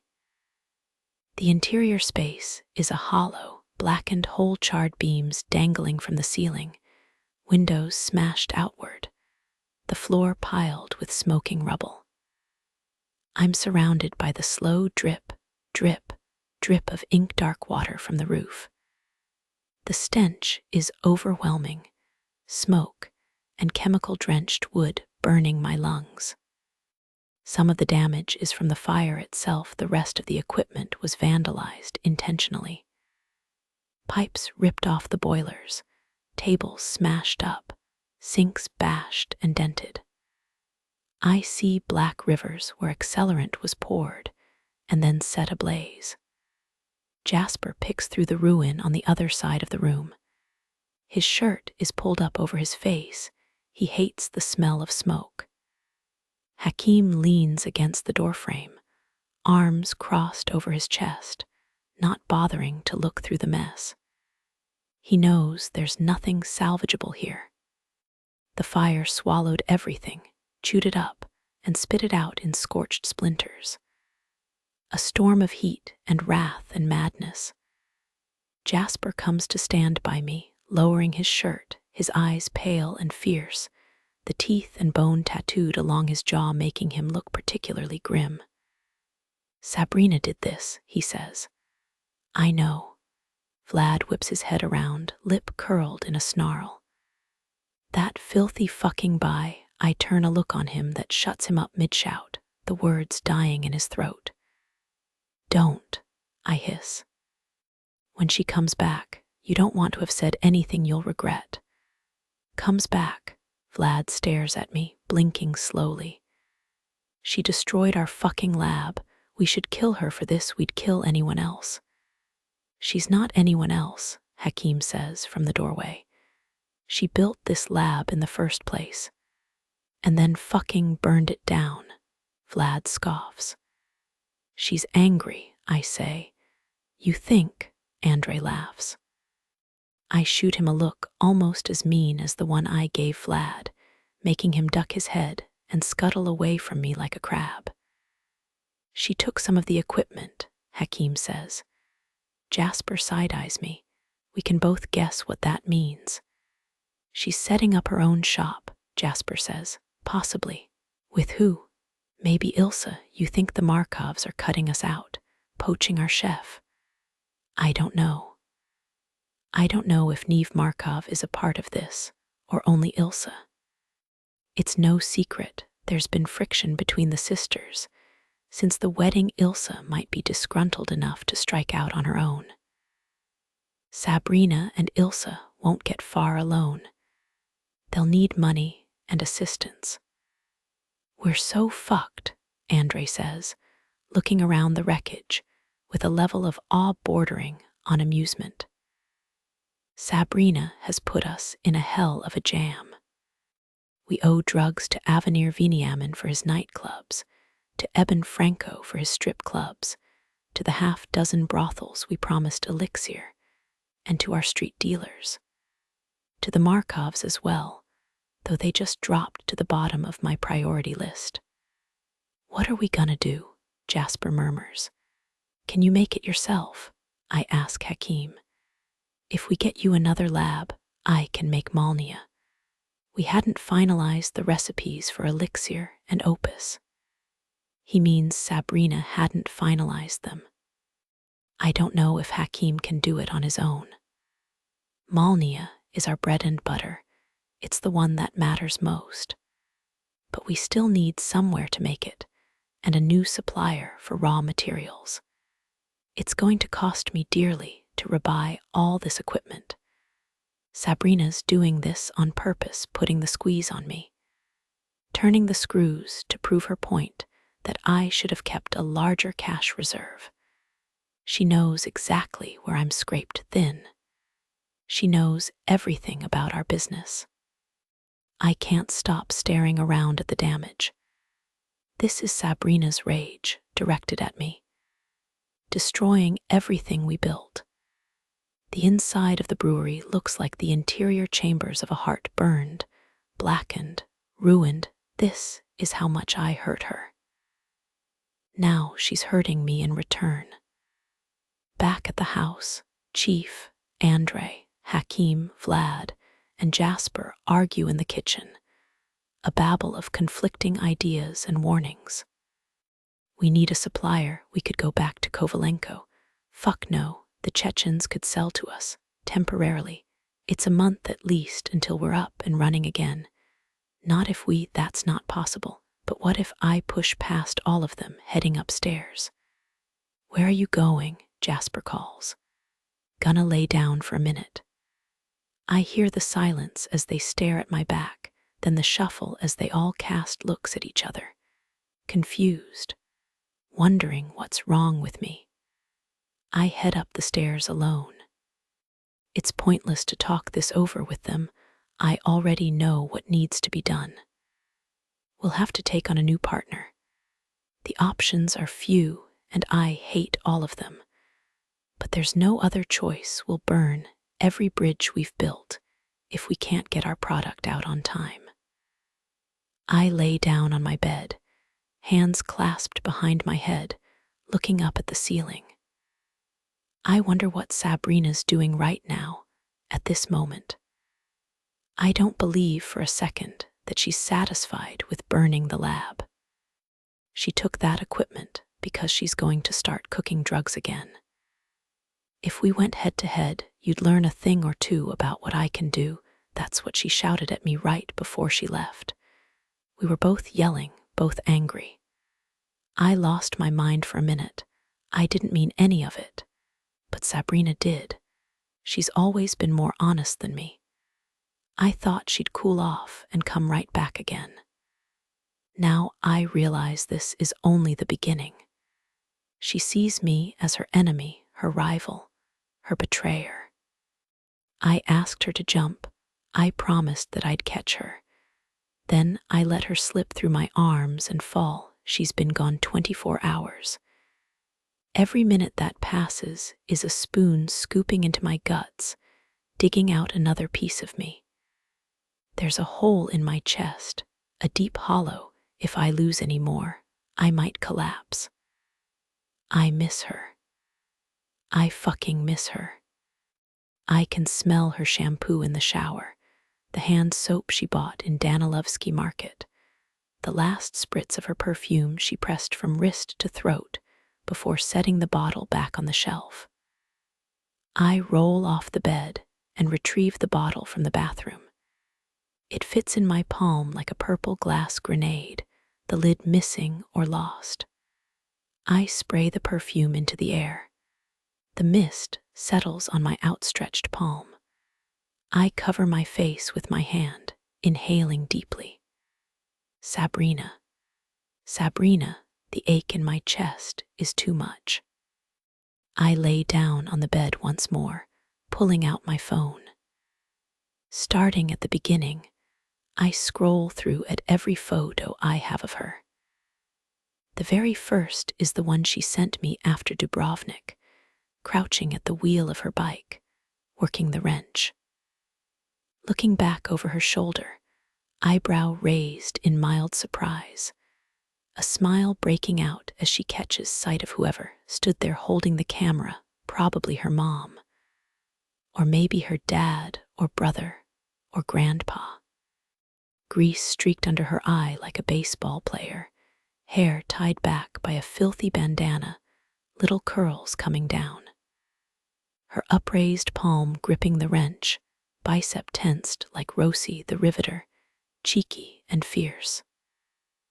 Next, the photo of us in Cannon Beach, her arms wrapped around the waist of the ridiculously oversized teddy bear I won for her, head thrown back, mouth open in laughter. I can hear that laugh. I can see the color in her cheeks, hot from all our battles. She was still egging me on, trying to get me to play her in Halo again. I was determined to win her, that bare eye aimed for those targets with a clarity of mind I've never known before or since, like it was the most important task in the world. God damn, if I didn't hit everyone, even with that shitty rigged rifle. Next is a video of her running on the beach with Nix, racing each other across the sand. Nix looks like Artemis, thighs flashing in the sun, barefoot and fleet, red hair streaming behind. Sabrina sprints with all her might, then flings herself into a cartwheel, whirling head over heels, before eating shit into a tidal pool, salt water splashing everywhere, soaked to the waist, laughing and rubbing sand out of her eyes. "Who put that there?" she cries. Her voice is so distinct, it's like she's in the room with me. I close out of the video, pressing the heel of my palm against my eye, pushing hard until I see sparks. I swipe through the images faster and faster, a selfie of the two of us on Arbet Street, Sabrina modeling her hazmat suit, a picture of her half asleep at the kitchen table, chin on her palm, nodding off during dinner after one too many late nights at the lab. Then, Sabrina in the diamond collar and heels, standing by the window, fireworks bursting into bloom over her shoulder, her form bathed in colored sparks. So beautiful that I never would have believed my own memory if I hadn't taken a picture, if I weren't looking at the image right now. I had everything in that moment, everything I'd ever dreamed of and more. How did I lose it so fast? I swipe again, finding one of our last pictures together, taken at Neve Markov's wedding. Sabrina's looking at the camera, unsmiling, wearing the black dress that was only her second choice. Her eyes are dark, full of unhappiness. I stand next to her, grinning, holding her tight against my side, totally oblivious to the look on her face. It's good for you. You don't care what I want. You don't care what I feel, Sabrina's voice echoes in my head, furious, indignant, pained. I switch folders, scrolling through our videos.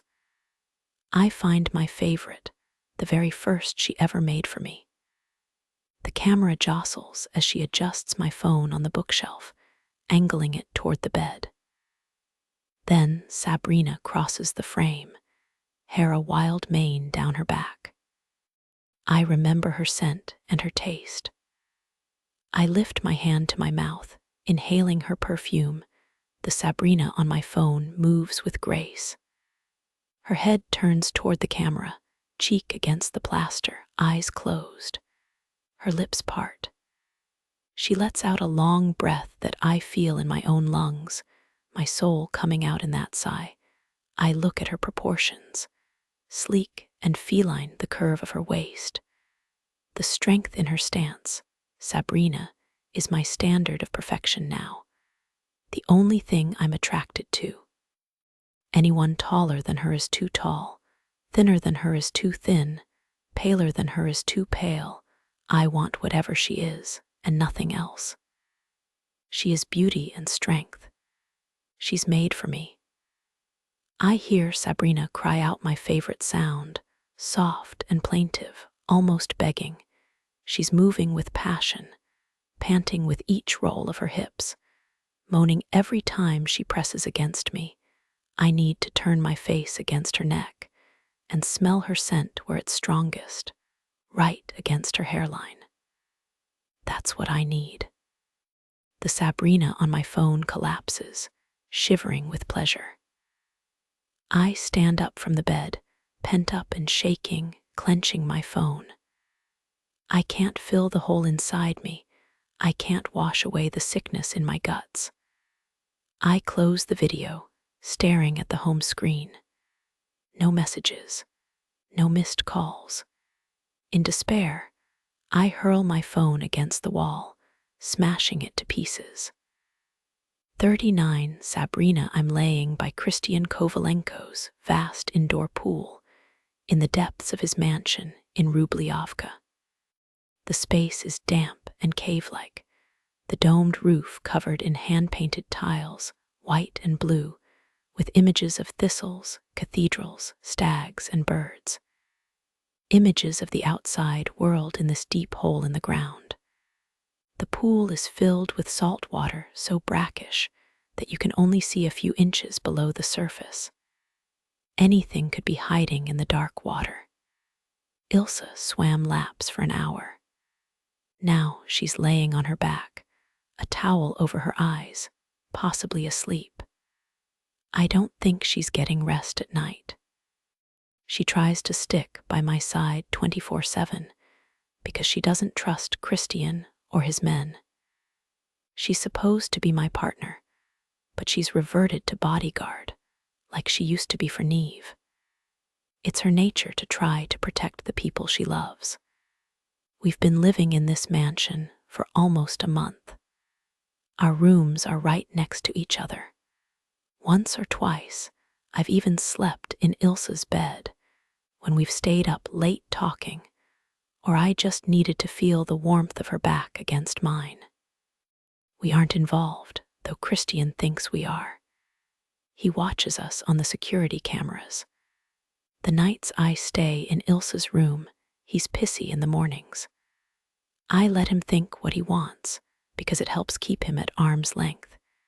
He's constantly filling my room with bath salts and pink roses and piles of boxes and bags from Moscow's boutiques. He asks me to dine with him almost every night. I stay late at the new lab to avoid him. Adric was right about one thing.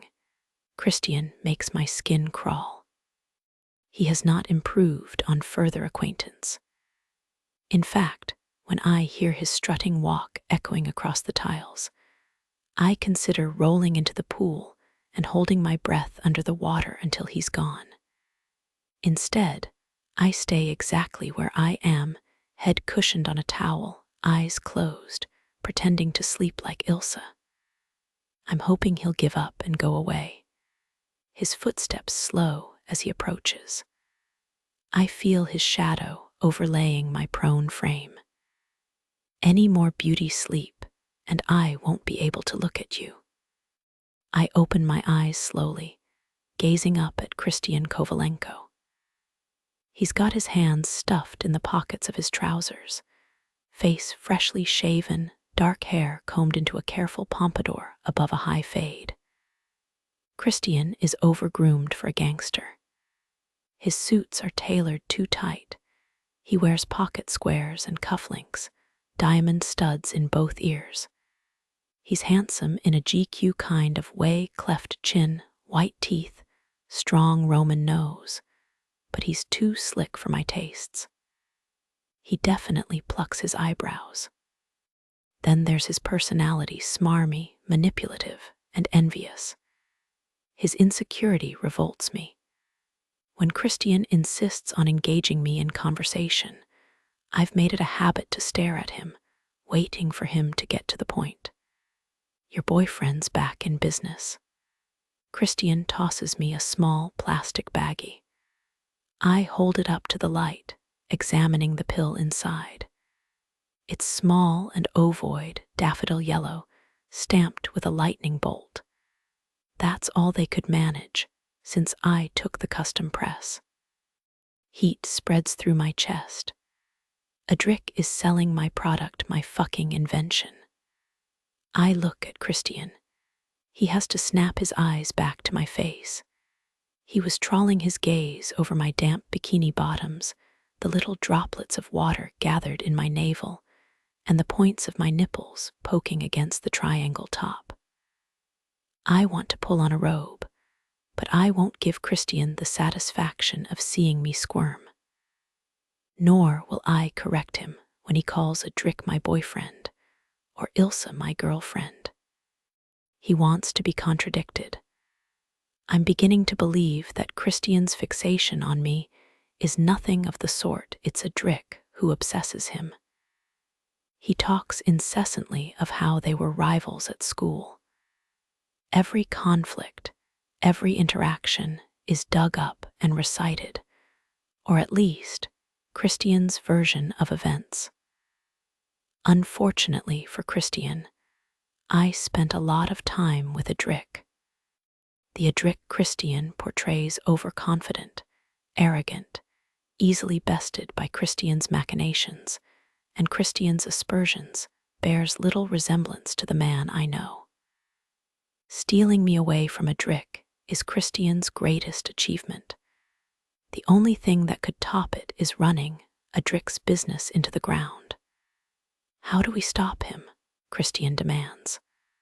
I roll the baggie between my thumb and index finger, making the yellow pill twist back and forth.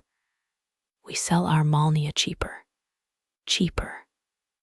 Christian frowns. We're barely making money as is. Neither is he.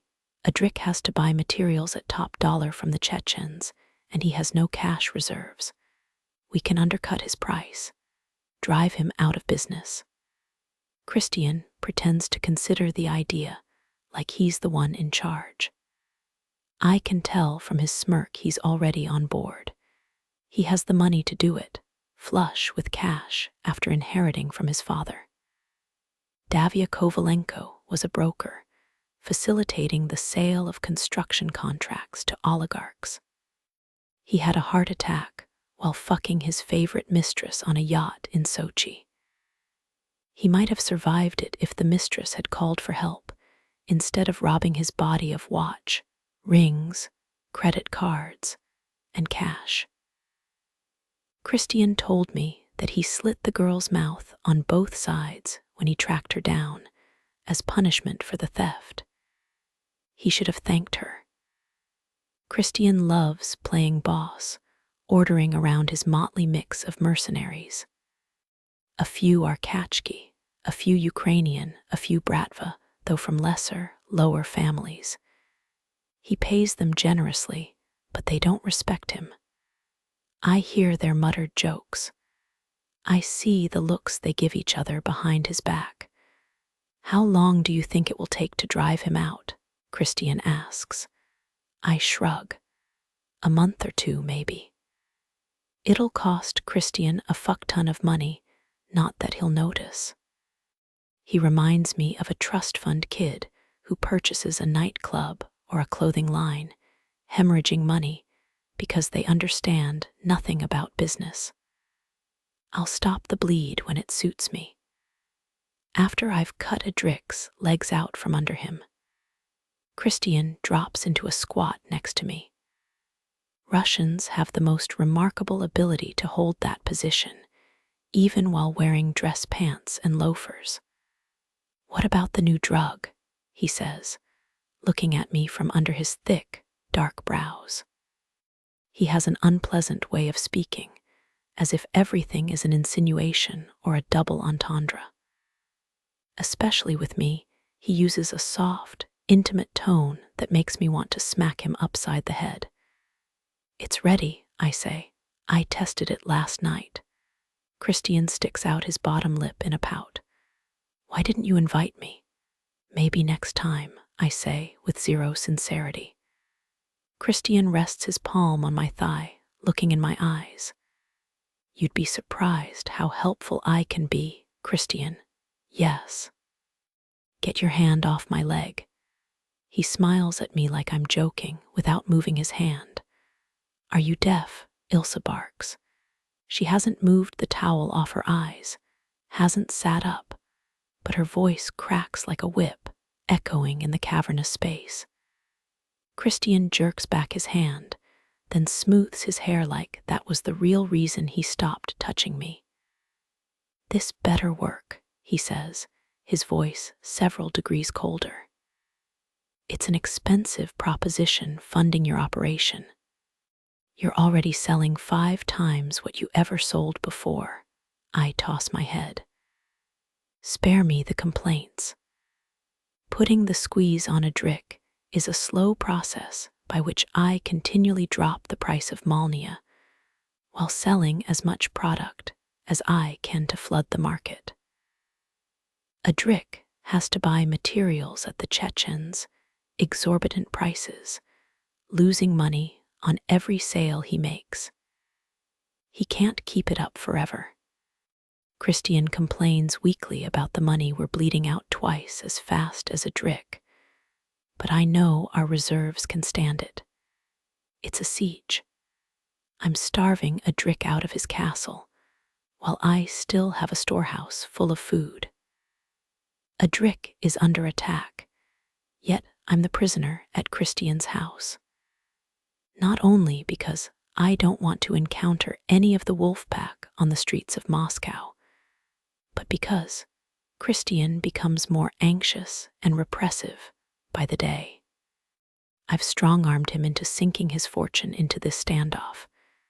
Everything rests on my head. I'm his gamble he has to make me pay off, or he loses everything. There's a distinct sense that his men are watching me, following me, always close. Ilsa hates it. She hates all of this. She's always worked with her own family, on whom she could completely rely. We're constantly on edge, not trusting Christian, not even able to trust that his men are loyal to him. Not wanting to be at the house under Christian's eye, I spend as much time as possible in my new lab. It's clean and modern with proper ventilation, but also cold and stark, and much less cheerful, without Hakim's constant remarks on what I'm doing wrong. Ilsa doesn't sit with me. She's always prowling around making sure Christian's goons aren't up to anything shady. The lab's other drawback is that it shares a wall with a restaurant owned by Yakim Dimka, another Bratva boss. I can hear the bang of the swinging doors as waiters go in and out of the kitchen, the sous chef bawling at his staff, and even the dishwasher humming to himself as he sprays down the utensils. I'm sure Christian rented this space to suck up to Dimka. I doubt it does him much good the restaurant is too small and shabby for a Paquin to eat there himself. We'll never even cross paths. The sound of people working close by is less dreary than total silence, if occasionally distracting. I've been making my most brain-bending formula yet. I don't have Hakim to help me with the release, so I design it to all hit at once, an obliterating blanket of sensation, smothering and intense. I added ketamine for total dissociation. You can float outside your own body and watch yourself walk and talk and move around like an automaton, like you've become both a robot and the god that operates it from afar. I tested on myself with Ilsa keeping watch. I spend hours separating my brain from the pain in my chest that beats and beats all day and all night without any rest. That's the only time I don't feel it when I'm high out of mind. I take the drug more often than I need to for testing. I take it almost every day because it's the only relief from the hurting. When I'm on it, I don't want to eat. Ilsa gets us food, and I sit in front of mine, watching my hands touch and pick it up. When I put it in my mouth, it feels like a foreign object, like a penny. I move it around with my tongue, unable to chew or swallow. My clothes are getting loose. My skin is sallow. I haven't been outside barely at all. I'm yellow and drained. Each day that goes by turns the screws on a drick, but also punishes me. I hate working with Christian. I hate how stressed Ilsa looks. This isn't how she thought it would be if it were just her alone. She'd never put up with Christian's bullshit. She stays because she's worried about me. All I can do is succeed, because that's what I promised Ilsa and what I promised myself. I work harder and harder while sinking further into misery, wondering how anybody can feel this shitty and survive. I call the new drug Mechtat, which means dream. It's a lie. I'm not dreaming anymore, not even hoping. In the 6th week of the standoff, Christian comes into my room while I'm getting ready for bed. He knows he's not allowed in here. Without looking at his stiff gait and white knuckles, or smelling how much Stoli he's been drinking, I already know he's angry. The intrusion is the message. I'm standing at the mirror in a silk slip, slowly wiping my face with a cleansing cloth.